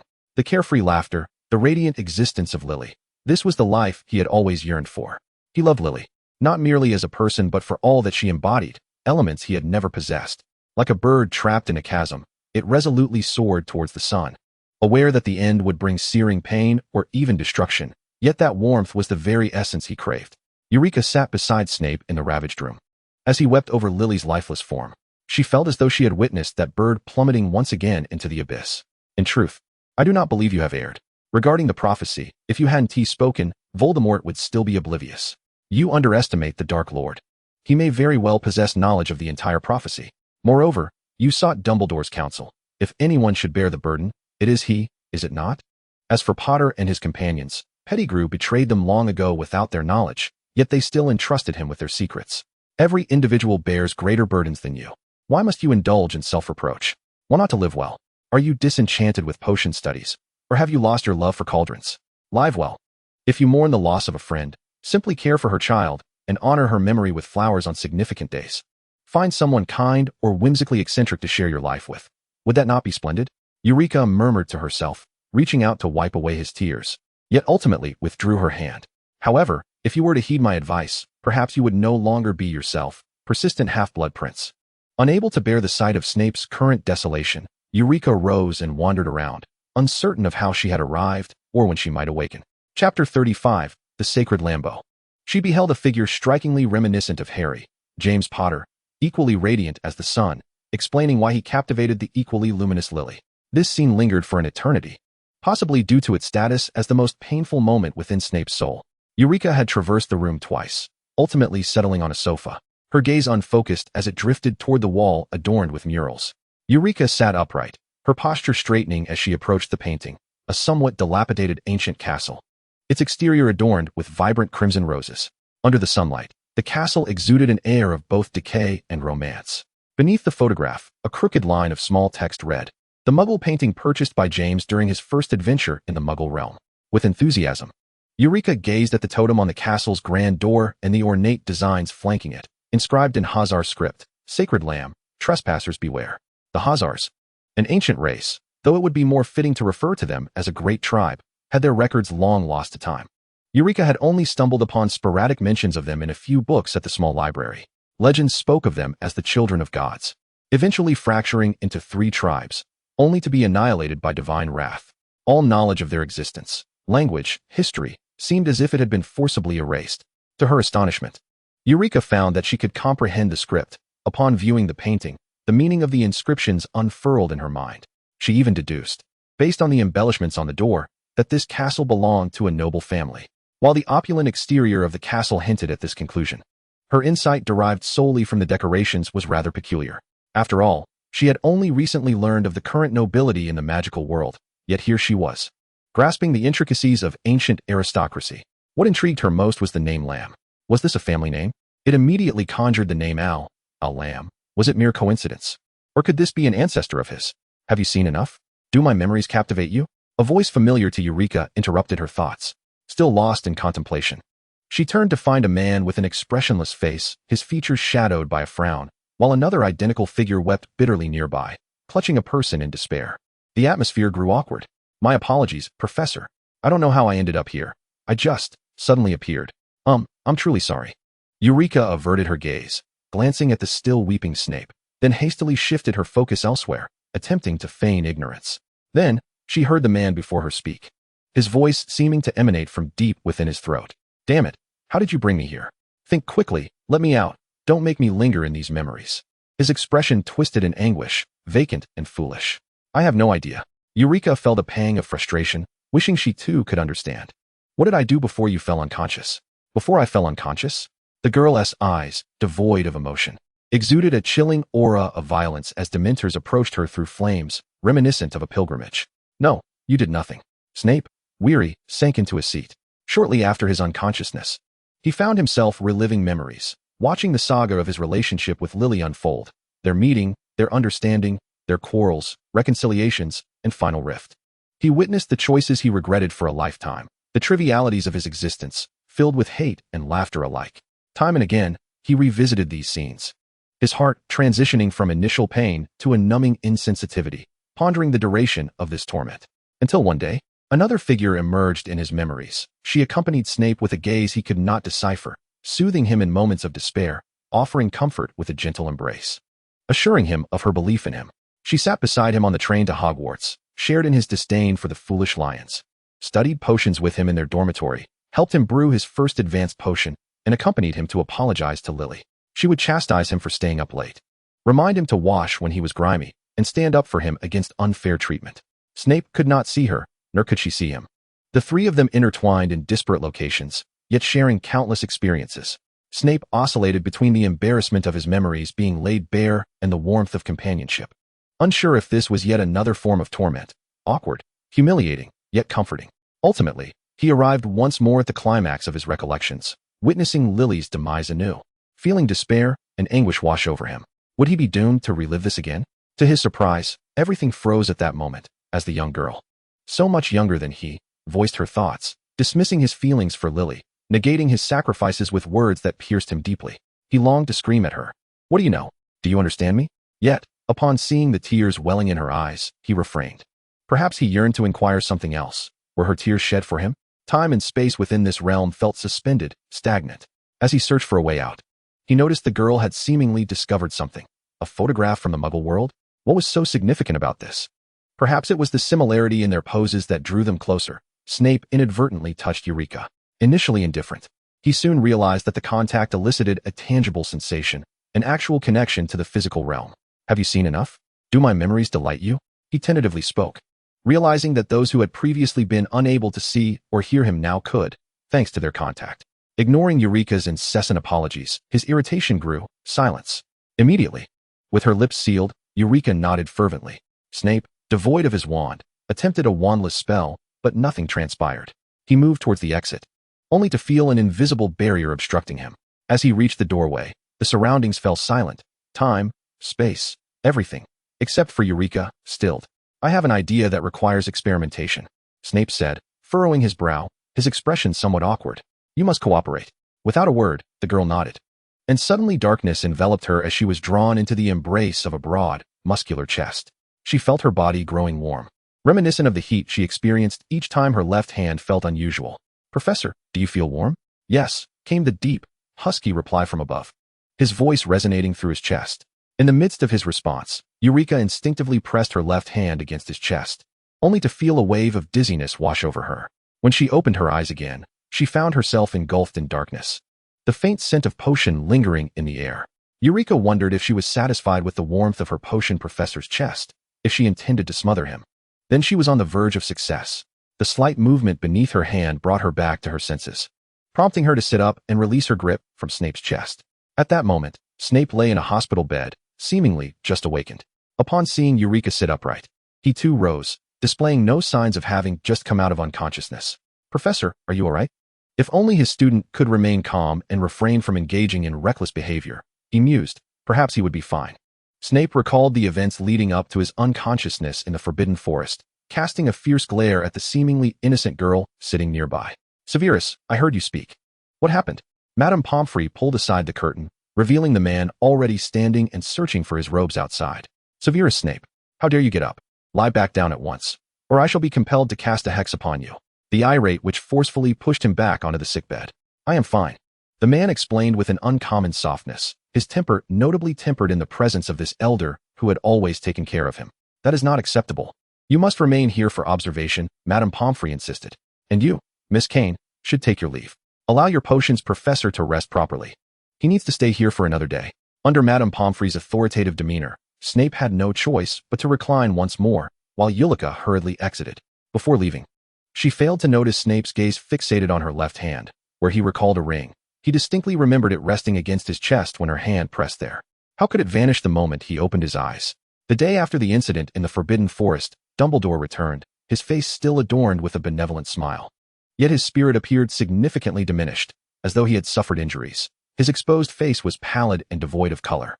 That day's newspaper featured Dumbledore's explanation regarding the acromantula in the Forbidden Forest, announcing that regular patrols would be instituted to safeguard the young witches and wizards, alongside the implementation of alert charms at the forest's entrance. Should any dangerous individuals or creatures approach, all professors would be immediately notified. Numerous other specific measures were outlined to ensure the safety of the students at Hogwarts. Eulica observed the newspaper as her classmates enthusiastically discussed the efficacy of these measures and the greatness of Dumbledore, a smile creeping onto her lips. Did they not notice that throughout it all, Dumbledore never once addressed why there were so many acromantula in the forest, or who had allowed their unchecked proliferation? A crisis had been effortlessly rewritten into an opportunity for praise, a feat that elicited both admiration and a shiver from the astute observer. Nevertheless, Eulica still held a favorable view of Dumbledore, even if she did not agree with some of his opinions and actions. Her initial intention was merely to resolve the hazards of the Forbidden Forest. Now that the danger had been alleviated, it was worth it. As time passed, the topic of the Forbidden Forest was gradually forgotten, with Quidditch and the upcoming Christmas holiday capturing the students' attention far more. In an abandoned classroom, Eulica and Hermione were engrossed in a discussion about the contents of a book, while Harry held their essay, comparing it with his own. Uncertain of how to proceed with his own writing, Ron, clutching a piece of parchment, fought off drowsiness as the cozy atmosphere enveloped the deserted classroom. Eulica, what's wrong? Harry inquired, his cheeks flushed. Eulica glanced back at him, curious about what could possibly cause the usually carefree boy to appear so embarrassed. What kind of gifts do girls usually like? Harry asked, his gaze shyly averted. Ron, hearing this exchange, became alert and looked at them quizzically, puzzled by Harry's question. Harry, what do you mean? Why are you blushing? Do you fancy someone? Harry quickly clamped a hand over Ron's mouth, shaking his head in denial. I just want to give a girl a Christmas gift, but I don't know what to get. All my friends are boys, so I thought I'd ask. Ron sighed in relief, gesturing for Harry to release him. Harry Potter, what do you mean? Do you have no female friends? What am I to you? Hermione's voice was laced with irritation, causing Harry to change his expression and hastily explain, No, I just see you as a buddy. Well, not a buddy, but a close friend, just not in the same way as a girlfriend. No, that's not right. Hermione continued to glare at him. I was wrong, Harry thought, tears welling in his eyes as he hung his head in apology. I get what you mean, but I'm still quite upset. I just think putting on appearances is a waste of time. I'd rather spend that time reading. Those who appreciate me should see my heart through my appearance. If they only admire the exterior, then there's no need for understanding. Eulica gave Hermione a thumbs up, praising her statement, which only made Hermione beam with delight. I'm sorry, Hermione, I didn't mean it. It's all right, I forgive you. Now, tell me, what kind of girl do you wish to give a gift to? Hermione asked, genuinely curious, as they often spent more time together than Eulica, who belonged to a different house and had her own study plans. Harry typically regarded Eulica as just a regular friend, so the girl he pondered over for a gift was certainly not her. A rather gentle girl. Gentle?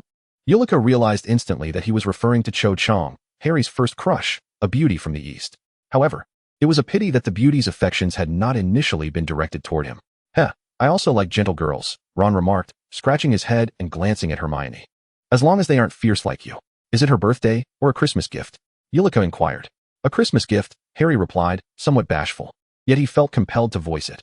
If he delayed further, he feared missing the opportunity to purchase a Christmas present. Simple, give her a book. Eulica was perplexed. Was it truly necessary to deliberate so much over a gift?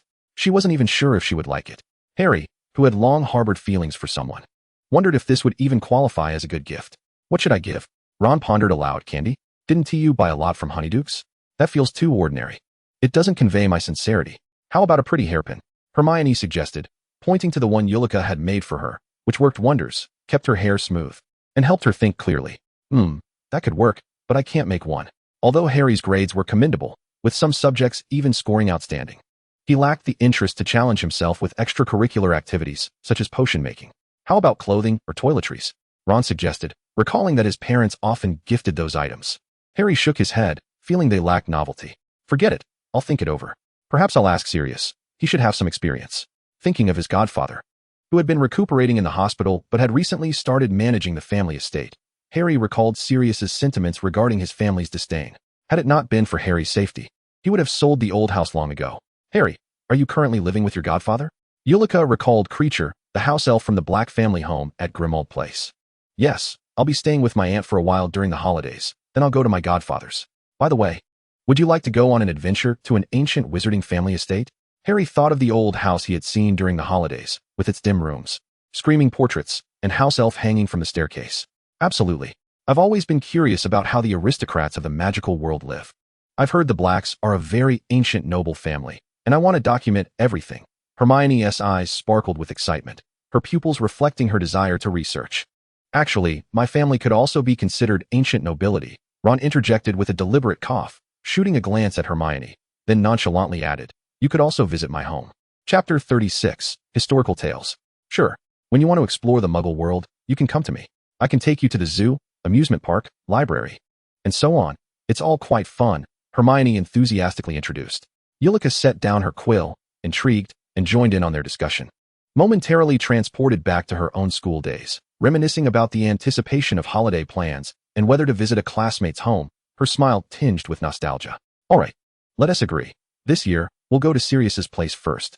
Harry hurriedly reiterated that he, once devoid of family, now cherished the presence of loved ones, particularly eager to share his joy with friends. A few among them understood his sentiments, and thus they arranged a time to convene.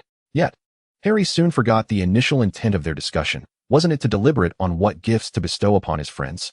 Well, our conversation has concluded. You two should hasten to complete your essays. Eulica and I have already finished and are merely awaiting your completion.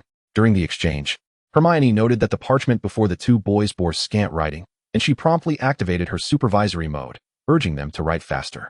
Alas, why isn't our potions class today? Ron lamented, gazing intently at the parchment before him, wishing that words would simply manifest upon it. Indeed, those attending potions today have been dismissed. What a blessing that is. Harry echoed, filled with envy. I feel that the old bat loathes me.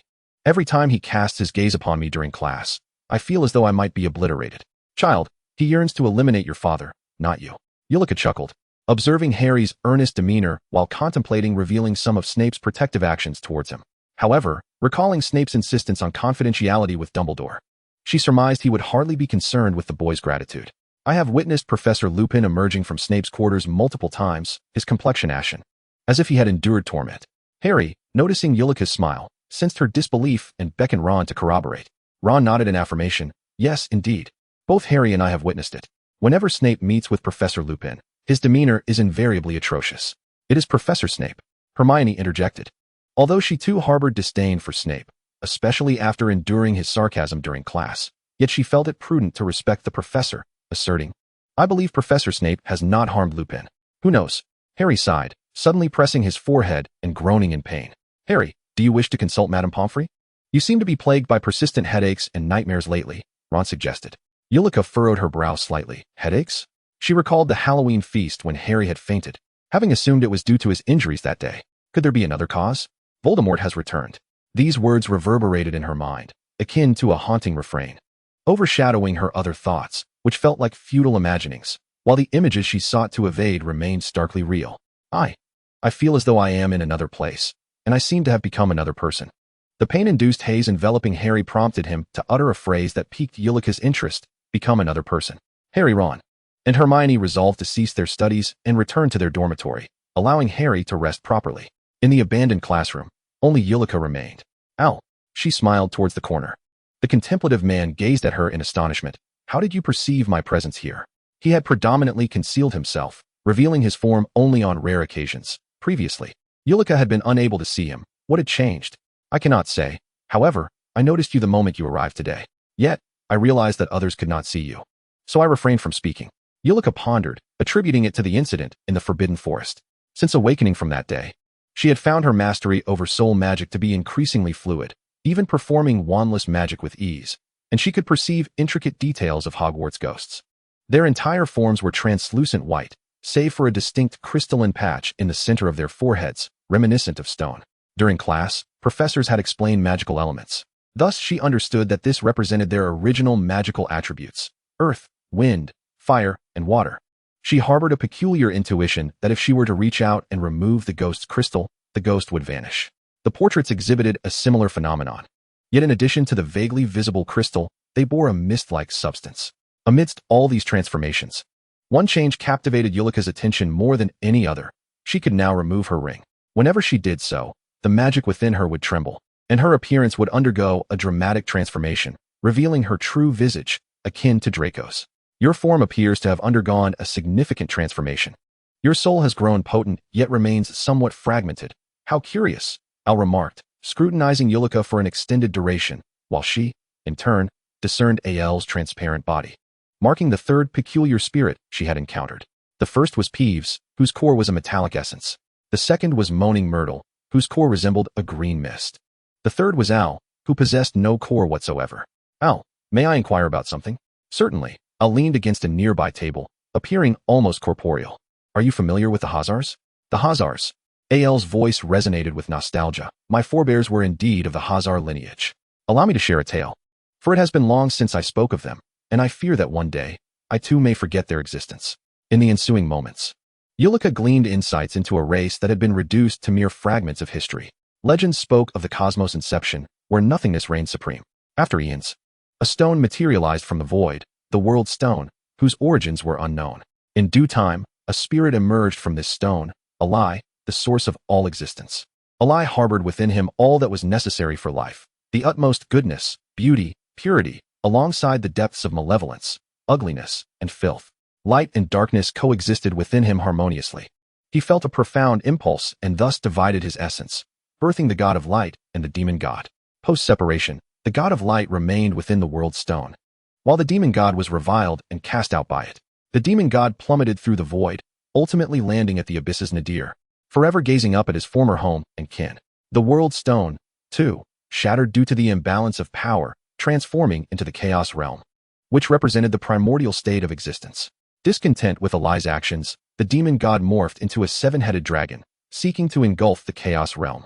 To safeguard creation, the god of light intervened to thwart this calamity. The remnants of their battle, limbs, blood, and spirits, gave rise to the mountains, rivers, and nascent life of the chaos realm. It was there that the first great tribe, the Hazars, emerged. The battle culminated with the god of light, aided by the Hazar tribe, vanquishing the dragon, which retreated to the abyss, while the god of light expended all his strength, departing the chaos realm to succumb to eternal slumber. Unity is often ephemeral. As competition for resources and development ensued, the Hazars gradually splintered into three main tribes: the Satars, who governed the laws of form; the Lumbo, who controlled the laws of life; and the Nagas, who wielded the laws of magic. Eulica listened quietly to Al's narrative, betraying no astonishment at this legend, having once been a progeny of Pangu, the creator of heaven and earth herself. After all, it was merely a tale. What was there to be concerned about? Sensing Eulica's indifference, Al remarked, "Do you believe this to be mere fable?" He gestured towards the wall behind him, which displayed a family tree-like diagram, inscribed with the names Satar, Lumbo, Naga. The Satars are magical beings, encompassing those still extant today, such as unicorns and dragons. They command the order of form, with their members exhibiting great diversity.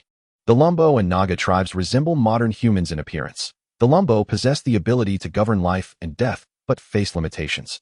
And you may have heard of the Deathly Hallows. They originate from the Lumbo family. The Deathly Hallows were possessed by the Peveril brothers. Antioch wielded the Elder Wand.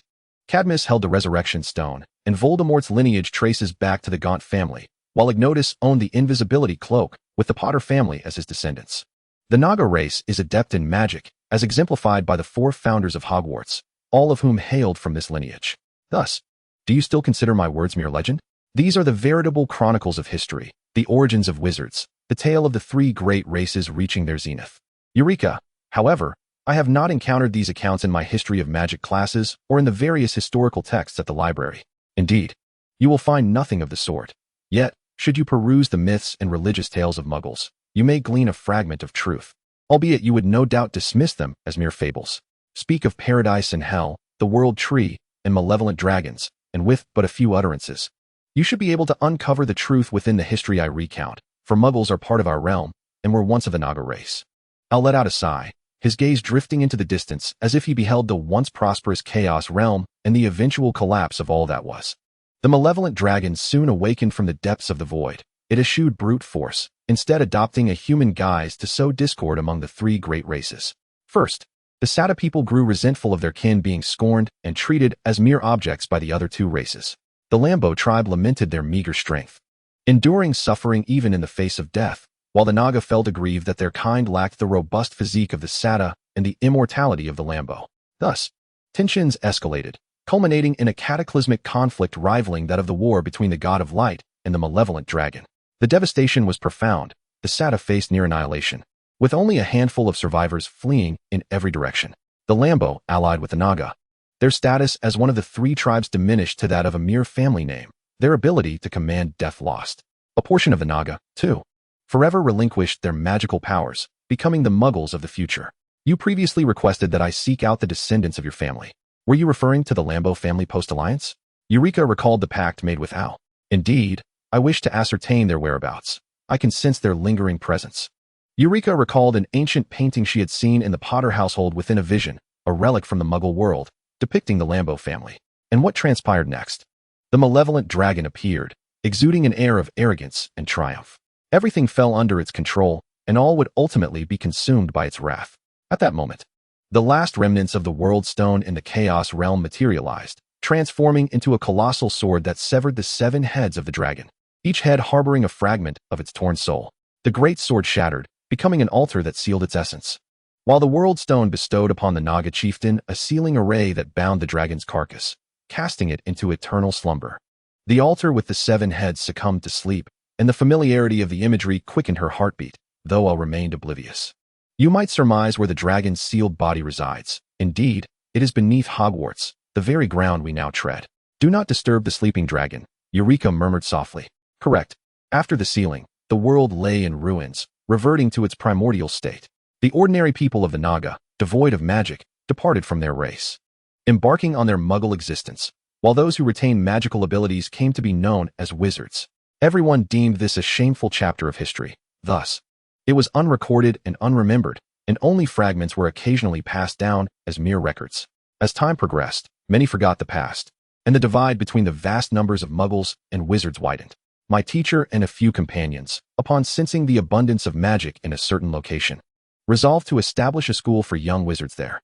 In their founding, they uncovered the secret of the sealing, revealing the truth forgotten by the world. Hence, the motto "Do not disturb the sleeping dragon" was born.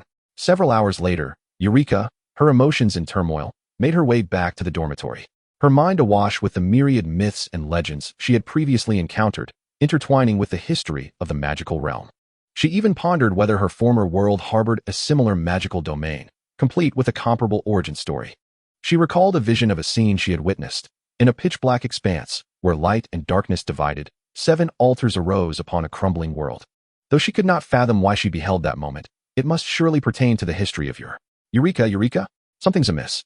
Hermione and Ron rushed upstairs, spotting Eulica leisurely ascending the staircase. What is it? Harry has vanished. At that moment in the headmaster's office, Snape sat across from Dumbledore, his expression inscrutable as he listened to the elder recount his recent investigations. In the past 2 years, aside from the Death Eaters, I have discerned the presence of another force within the magical community, one that has been lurking in the shadows. For reasons unknown, they have recently become notably active, making it difficult for anyone to remain unaware of their existence. And their members? Any leads? Snape recalled the 2 individuals he had encountered at the Gaunt estate. Strangely, they possess no records whatsoever. I suspect they are wizards from other countries. However, upon examining past traces, I found their significant activities traceable back to here. They call themselves the Devourers, rumored to be worshippers of ancient deities, though the specifics of these gods remain unclear. As far as I can ascertain, there are 7 leaders, each corresponding to the demonic names mentioned in the church. It is uncertain whether this is mere coincidence or if a genuine connection exists. The 7 are pride, envy, wrath, sloth, greed, gluttony, and lust, ranked in order of power from strongest to weakest. Yet, each leader is reputed to be an exceptionally formidable wizard or magical creature. That is the extent of my findings. Additionally, their objectives have surfaced sporadically in history, as they seem to be in search of certain objects and locations, allegedly linked to sacrificial rites. Sacrifice? That broadens the scope significantly, as many dark arts and magical arrays involve sacrifices. Dumbledore hesitated, contemplating whether to broach the subject of the altar. He had long been aware of Voldemort's identity and had thus dispatched individuals to monitor several locations associated with him, maintaining a facade of normalcy to keep him unsuspecting, until he discovered that the Watchers had been killed long ago, and the contacts he had been communicating with were merely imposters. Upon investigating the Gaunt family estate, he uncovered a ruined basement and a damaged altar. From the inscriptions and imagery on the altar, he could barely recognize references to sacrifices and seals. But what shocked him most was the presence of deceased members of the Pureblood Party. What role did Grindelwald play in this incident? He hurried to Nurmengard, eager to confront Grindelwald, fully aware that the latter would agree to meet him. However, upon their meeting, he found that every word seemed inadequate. Ultimately, he refrained from entering and returned to Hogwarts. Chapter 37. The Forbidden Forest Rescue. Dumbledore had been diligently investigating the enigmatic Devourers and unexpectedly discovered that the Malfoy family was also probing into their activities. Moreover, Lucius Malfoy had encountered strange, unfamiliar wizards in Diagon Alley, leading him to suspect they were indeed the Devourers. Thus, he summoned Snape. Severus, I have discovered that the Malfoy family has had dealings with the Death Eaters, and there may be further transactions. If you have the time, it would be prudent to speak with Mr. Malfoy. After all, we are already beset by enough troubles with the Death Eaters. The emergence of any unfamiliar force would only heighten Harry's peril. Dumbledore scrutinized the man before him, whose hollow gaze and impassive expression betrayed little emotion. Harry is, after all, the child of Lily. Those green eyes bear an uncanny resemblance to hers, and he possesses her indomitable spirit. You must assist him diligently. Dumbledore noted with satisfaction a fleeting change in the man's demeanor and continued, I implore you, we must cultivate Harry, shaping him into a capable warrior while ensuring he is not subjected to undue danger. Therefore, the responsibility rests upon your shoulders. Severus, who had contemplated addressing him as Albus like the other professors, ultimately chose a different appellation. Dumbledore, I am curious about something. Might the esteemed you shed light on this inquiry? What does Harry Potter signify to you? This question had lingered in Snape's mind across lifetimes, prompting him to challenge Dumbledore. Must the boy perish then? His existence is a beacon of hope for the wizarding world, a glimmer of light for those gripped by fear and darkness. He is the harbinger of peace within the magical realm, the savior of the wizarding community, and indeed, a child of that very world. Dumbledore's gaze grew complex as he looked out the window. The weather remained grim, mirroring the current state of the magical world. Yet he firmly believed that light would soon break through the gloom.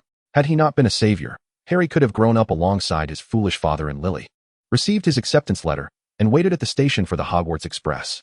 His greatest worry during those formative years would have been encountering a fearsome professor, eventually falling in love and marrying a charming girl, producing a brood of spirited cubs. But now, Snape rose, slamming his hand on the table, grounding himself against the fragile state of his heart and body. I understand his childhood misfortunes, that fault lies with me. Yet once he entered school, he could have grown as blissfully and naively as other mindless little trolls. Yet you persist in urging him to seek adventure, to face every challenge. The trials of the Philosopher's Stone in first year, the tacit allowance of house elves in second, the introduction of that werewolf in third. Now you expect me to train him? He already harbors enough disdain for me. Were it not for the unforgivable curse's restrictions, he would surely cast it upon me daily. What more do you wish? Are you finished? Dumbledore leaned back in his chair, retrieving his box of sweets from the drawer, seemingly unperturbed by the man's fury. Do not forget your promise. I shall do what I can, and you must do what you can. For the sake of the magical world, for Lily Evans, there is no conflict in that. Is there? Severus, come now, relax, sit back, and sample my newly acquired confections. Feel free to recount your earlier experiences in the Forbidden Forest. I am most curious as to how you arrived there before anyone else, and what you encountered before losing consciousness. Dumbledore's warm and benevolent smile dissipated Snape's anger like a soft breeze. Yet, Snape remained standing. Gathering herbs beneath the great trees, I was besieged by spiders. I ignited flames to escape, and then someone attacked me. I blacked out. Having succinctly answered the inquiry, he turned to leave, wishing to exchange no further words. As the door swung open, two individuals outside were in a state of acute anxiety. Kane, Weasley, what are you doing here?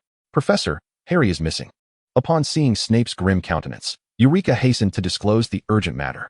Since their arrival, they had attempted various means to enter due to the incorrect incantation at the entrance. But the statue had repeatedly informed them that the headmaster was occupied and had previously decreed that no one was to enter.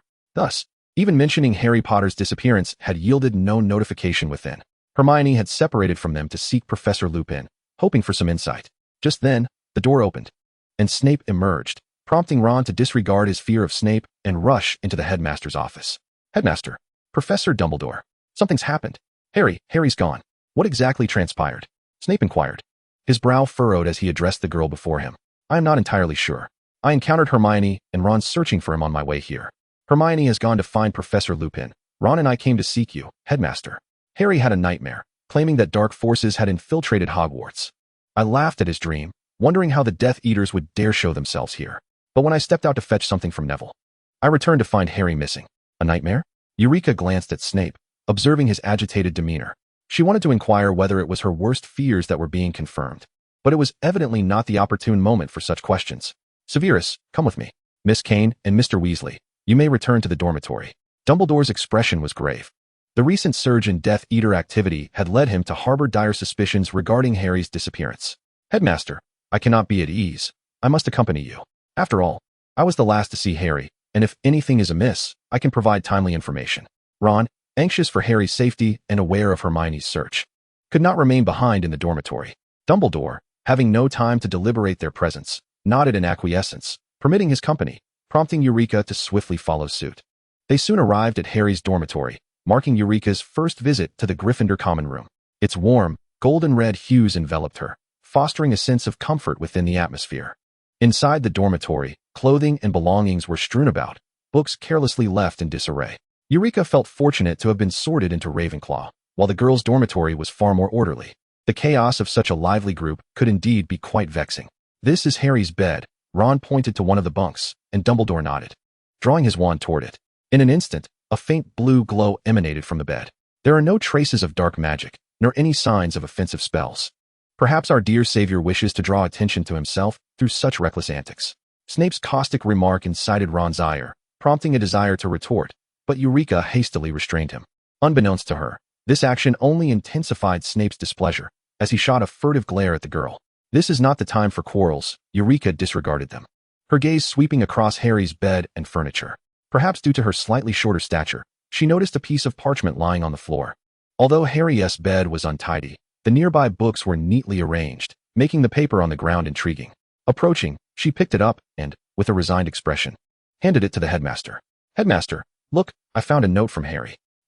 Ron anxiously stood on his tiptoes, eager to glimpse the letter in Dumbledore's hands. But the headmaster merely glanced at it before passing the short missive to Snape, causing Ron to hesitate in his curiosity. "I saw Death Eaters enter the Forbidden Forest.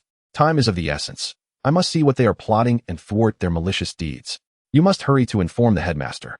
Harry, a foolish Gryffindor. Is this what constitutes bravery? A mere boy wielding a modicum of magic daring to provoke Death Eaters? Should I commend him for such a suicidal act?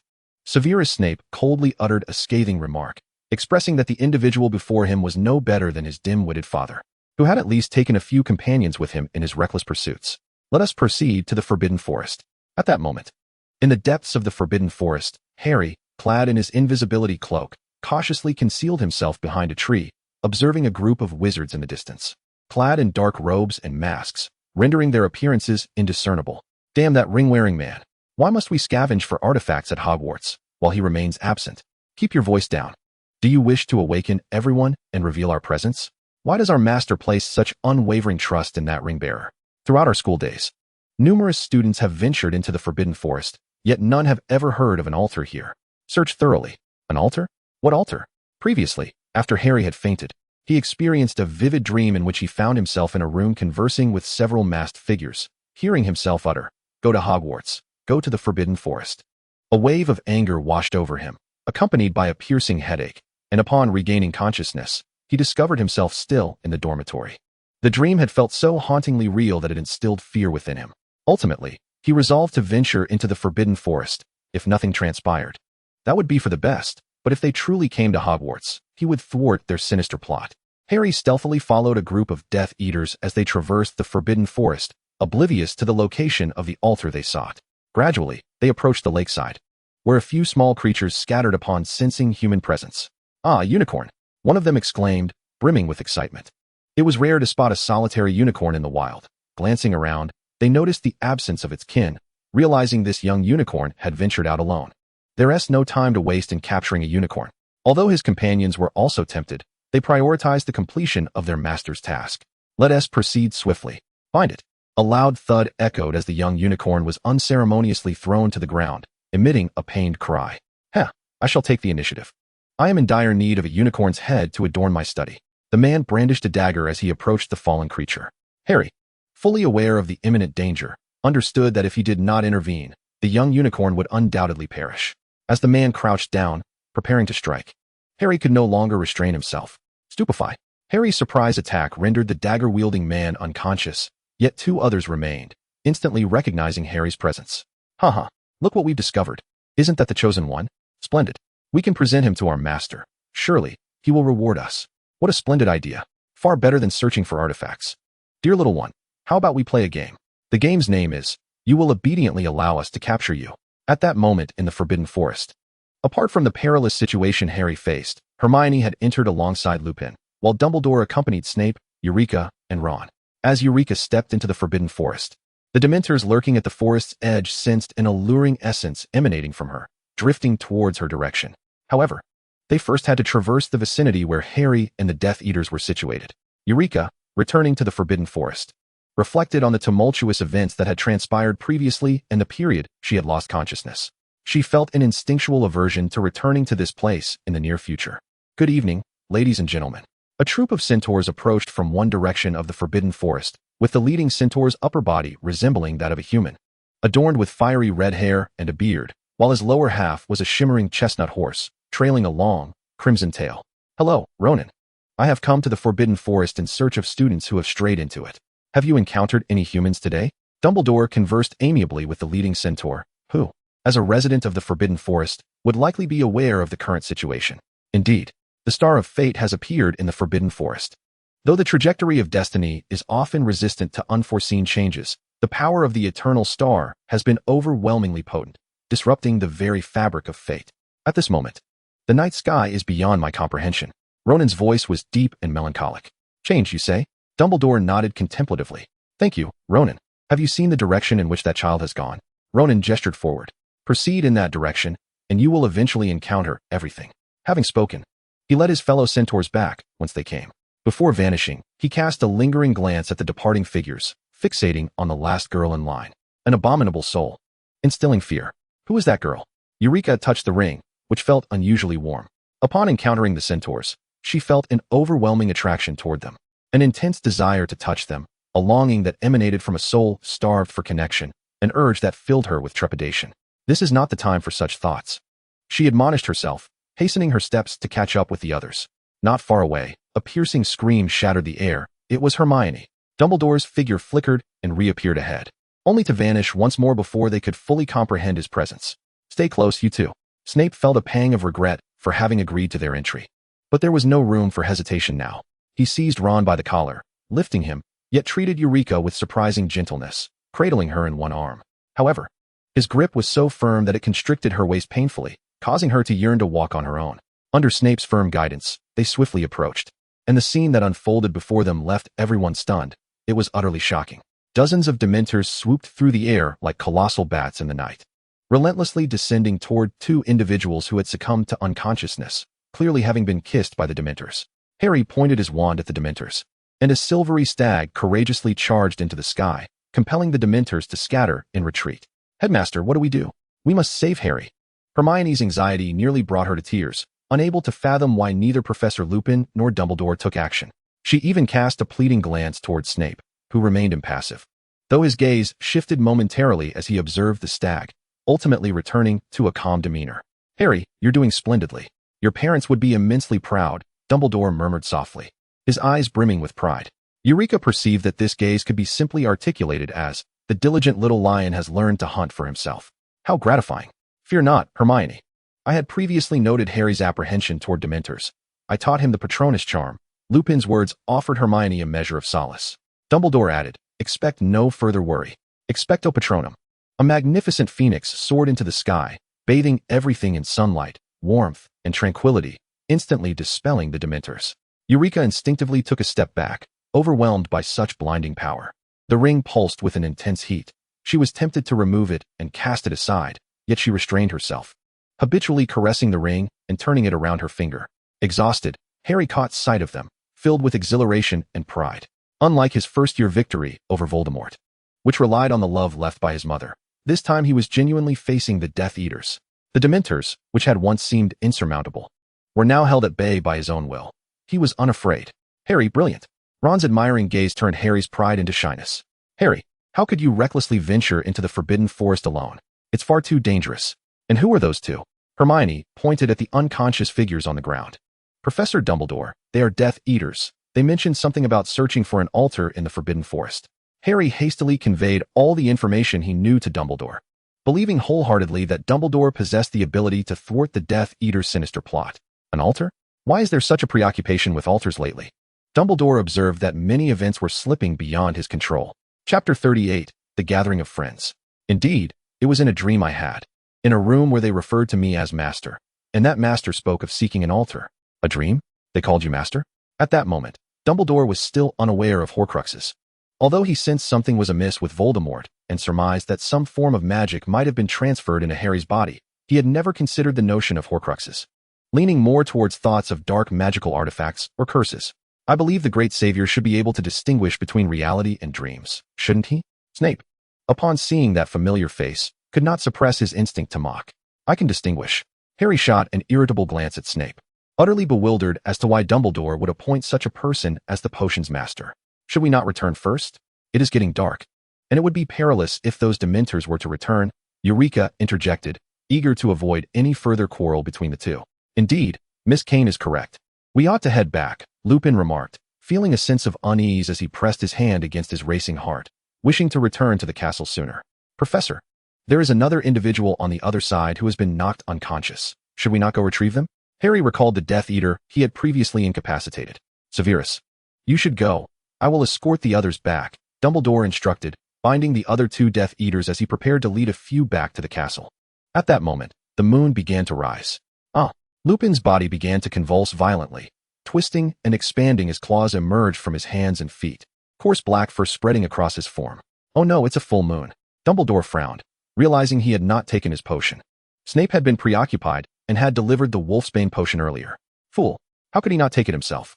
In an instant, Lupin, now lost to reason and driven solely by instinct, lunged at the nearest target, Harry, even though Harry was his most cherished student. Before Harry could comprehend what was happening, Lupin was repelled by Snape's spell, who rushed in front of Harry, Eulica, and the other students. Stay behind me. The imposing figure of the tall wizard shielded them from harm. Although Dumbledore initially expressed surprise at Lupin's transformation, he quickly showcased his unparalleled magical prowess. Having mastered silent spells, Dumbledore executed numerous incantations, many of which Eulica did not recognize, yet each was performed with flawless precision. She felt the tremendous power emanating from the wizard and secretly hoped that one day she might emulate his greatness. The werewolf Lupin was soon subdued by Dumbledore. What a pitiable child, he remarked. Professor Lupin is a werewolf. Ron whispered to Harry, his face pale. Tales of werewolves he had heard from his parents since childhood had instilled in him a deep-seated fear. He never expected that a professor at his school would be one. I no longer have any expectations for the identity of our defense against the dark arts professor in the years to come. Though Hermione had deduced Lupin's identity due to Snape's prior substitute teaching and Lupin's frailty following each full moon, the close encounter still left her somewhat unsettled. Eulica, however, felt no disappointment. She was merely overwhelmed by an insatiable hunger for the werewolf. Among them, Harry was most profoundly affected, remembering how Lupin had immediately attacked him upon transforming. The vivid image of the beast's gaping maw and its ferocious eyes haunted him. He wrestled with the conflicting emotions stirred by the letter from his godfather, revealing that Professor Lupin was a friend of his father. Yet, why had Lupin never mentioned this to him? Before attending Hogwarts, Lupin had never made an appearance in Harry's life, and even after his godfather had rescued him, there had been no contact. Now, as a professor at Hogwarts, he had shown no intention of reaching out. What events had transpired to make him so evasive? The group swiftly returned to the castle, with some heading to their dormitories and others seeking out Aurors. In the dead of night, an abundance of tasks necessitated their busy schedules. Aside from those present at the scene, few were aware of Professor Lupin's predicament, and he continued to teach in a state of exhaustion. He appeared dispirited, as though bearing a tremendous burden. Eulica understood his guilt. Despite Harry's enduring respect for him, Lupin remained consumed by self-reproach. Later, Dumbledore sternly condemned the Ministry of Magic for deploying Dementors that nearly harmed students. After several meetings, the Dementors were finally returned to Azkaban, rendering the Ministry's efforts to protect students a farcical endeavor. The Death Eaters they sought to apprehend had only been inadvertently caught, while the students they aimed to safeguard had nearly fallen victim to the Dementors' poison. Ultimately, Dumbledore emerged with greater acclaim, while the Ministry received a flood of howling letters in response. The departure of the Dementors and the impending arrival of Christmas ignited a warm atmosphere across the campus. As the Christmas roster was compiled, Eulica found herself no longer confined to the castle as she had been in her first 2 years, which brought delight to the head boy overseeing the list. You will finally have a proper Christmas this year. Indeed, this Christmas will surely be lively, she replied, anticipating encounters with an ancient family home, conversing with a special house elf, retrieving an item, and meeting a brave hero. The Hogwarts Express gradually came to a halt, where Eulica and Harry encountered Sirius. It was Eulica's first time meeting Sirius, and years of imprisonment had aged him beyond his years. Yet, this weariness lent him an alluring charm that only enhanced his already handsome features. Harry, the The man exclaimed excitedly upon spotting his godson, waving eagerly. Sirius, Harry responded, equally thrilled to see family. Well done. I heard you defeated some Death Eaters the other day. Truly remarkable. Just like your father. Sirius said, pride swelling as he patted Harry's shoulder. It wasn't entirely me. There were Dementors involved, Harry replied, feeling a mix of pride and humility. Nonetheless, that is still impressive. You even employed the Patronus charm. How cool. Ron chimed in, proudly supporting his friend. You must be Ron, Arthur's boy. I know your parents. They are splendid wizards. Sirius laughed heartily, clapping Ron on the back before turning his attention to Hermione and Eureka. Oh, two lovely ladies. May I have the pleasure of knowing your names? One must admit, a man's charm transcends age, possessing a unique allure at any stage of life. Hermione felt her cheeks flush with shyness. She was rarely complimented on her appearance, having always been praised for her intellect and diligence. Facing such flattery was quite unfamiliar. I am Hermione Granger. You may call me Hermione. Greetings, you may simply call me Sirius, he replied. Eureka Kane, pleased to meet you. Mr. Black, she responded. Eureka smiled as she gazed at him, her mind occupied with the tumultuous history between him and her teacher. A flicker of discontent stirred within her. Yet she also found herself exasperated by Snape's surly demeanor, often feeling the urge to reprimand him herself. Snape was entitled to his disdain. Just as Sirius had the right to harbor animosity towards Snape, such sentiments were theirs to possess, and she resolved not to judge based on her preconceived notions. Moreover, upon reflection, she recalled that her mother, Narcissa, was indeed related to Sirius. No need for formality, just call me Sirius. May I address you as Eureka? The man's nonchalant demeanor fostered a cordial rapport with Harry and his friends, devoid of the pure-blood prejudice typically harbored against wizards of Muggle descent. Perhaps in his youth, he had been arrogant, but the passage of years, coupled with the fact that his close friend James's wife Lily shared a similar background, had tempered Sirius's attitude considerably. After a brief exchange, they prepared to follow Sirius as he used a portkey to their destination, the ancestral Black Manor. At that moment, however, the smile faded from Sirius's face, his gaze fixating intently on a figure emerging from the train. A solitary individual, burdened with a tattered suitcase, walked with an air of exhaustion and vulnerability, oblivious to the eyes that scrutinized him, moving forward in a detached manner.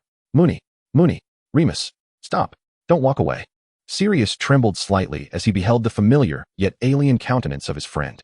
The last time they had met, they had just joined the Order of the Phoenix. Brimming with youthful bravado, little did they know that their reunion would occur many years later, with Remus bearing the scars of suffering, his soul ensnared in fear. His friend appeared despondent and fragile, as if he might shatter at the slightest touch. Remus's face flushed with emotion, his eyes reddening with pain and guilt. He turned away, hastening his steps in the opposite direction as if he had seen nothing. Stop. Don't run away. You promised we would be friends for life. Don't listen. No. Sirius's urgent breaths echoed behind him, and he grasped his friend's frail arm with determination. I've got you. Ha.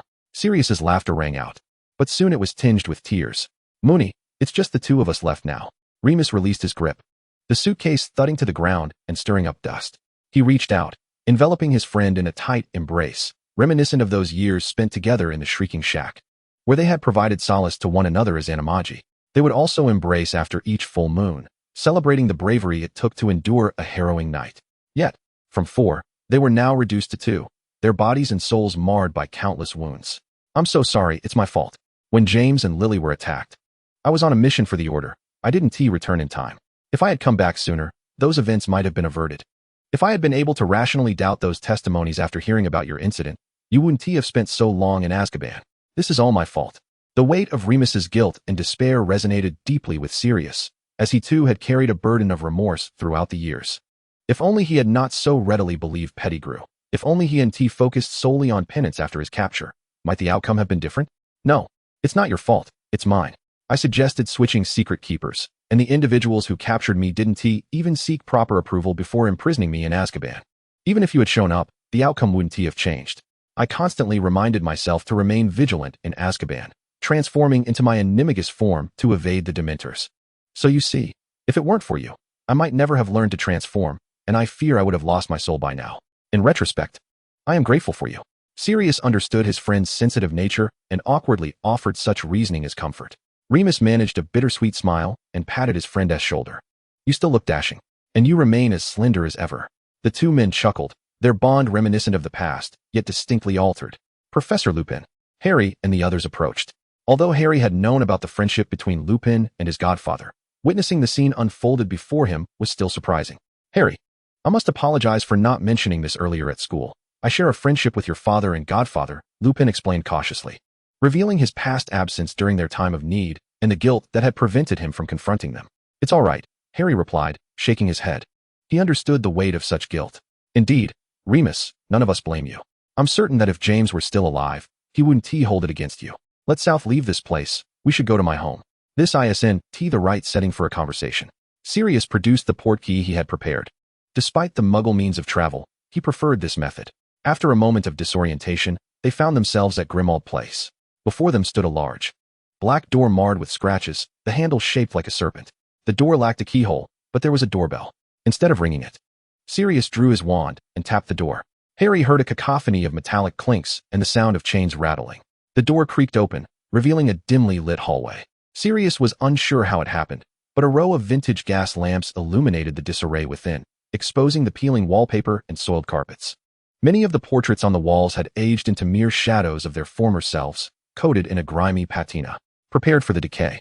Eulica swiftly acclimated to the neglected surroundings, but Hermione harbored vivid fantasies of an ancient magical family's abode, only to be disillusioned by the squalor laid bare before her. The candelabra, fashioned into serpentine forms, reminded Eulica of her visit to the Gaunt Manor. The Slytherin lineage took immense pride in their heritage. Sirius felt a wave of embarrassment wash over him at the untidiness.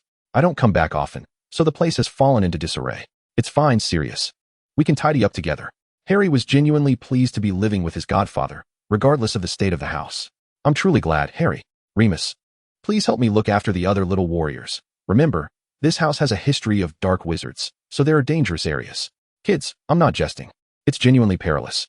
Sirius's expression turned serious as they noticed a row of house elf heads mounted on the wall beside the staircase. That is a bit unsettling. Ron, despite his distaste for house elves, found the sight of severed heads particularly horrifying. Eulica felt Hermione's grip on her arm tremble and turned to see a mixture of anger and fear in her eyes. Hermione believed that all lives deserved equal treatment, and such acts were a stark shock for a child from the Muggle world. At the entrance on the first floor hung a tattered curtain, moldy and in tatters, obscuring whatever lay beyond. Eulica paused for a moment, then followed the others inside.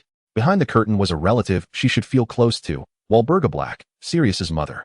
Her own mother, Narcissa, was the daughter of Cygnus Black, Walburga's younger brother, establishing their intimate familial connection. Eulica was reluctant to contemplate what she ought to call Sirius. The intermingling of family ties within the wizarding world rendered lineage exceedingly convoluted. The other areas of the dwelling appeared similarly disorganized, although it was evident that Sirius had made a concerted effort to tidy up. Fortunately, the guests were not particularly fastidious. They had been allocated 2 adjacent rooms. Hermione and Eulica shared a relatively spacious room, while the other was designated for Harry and Ron, filled with an array of items that delighted young boys. Harry, your godfather is so cool, Ron exclaimed excitedly to Harry when they found themselves alone in the room. His appearance is impressive, his home is magnificent. And he is a hero. How splendid. The rocket launcher you received this year was also a gift from him, wasn't he it? How fortunate you are. I wish I had such an admirable godfather. Harry seldom encountered expressions of envy from his friends regarding his family.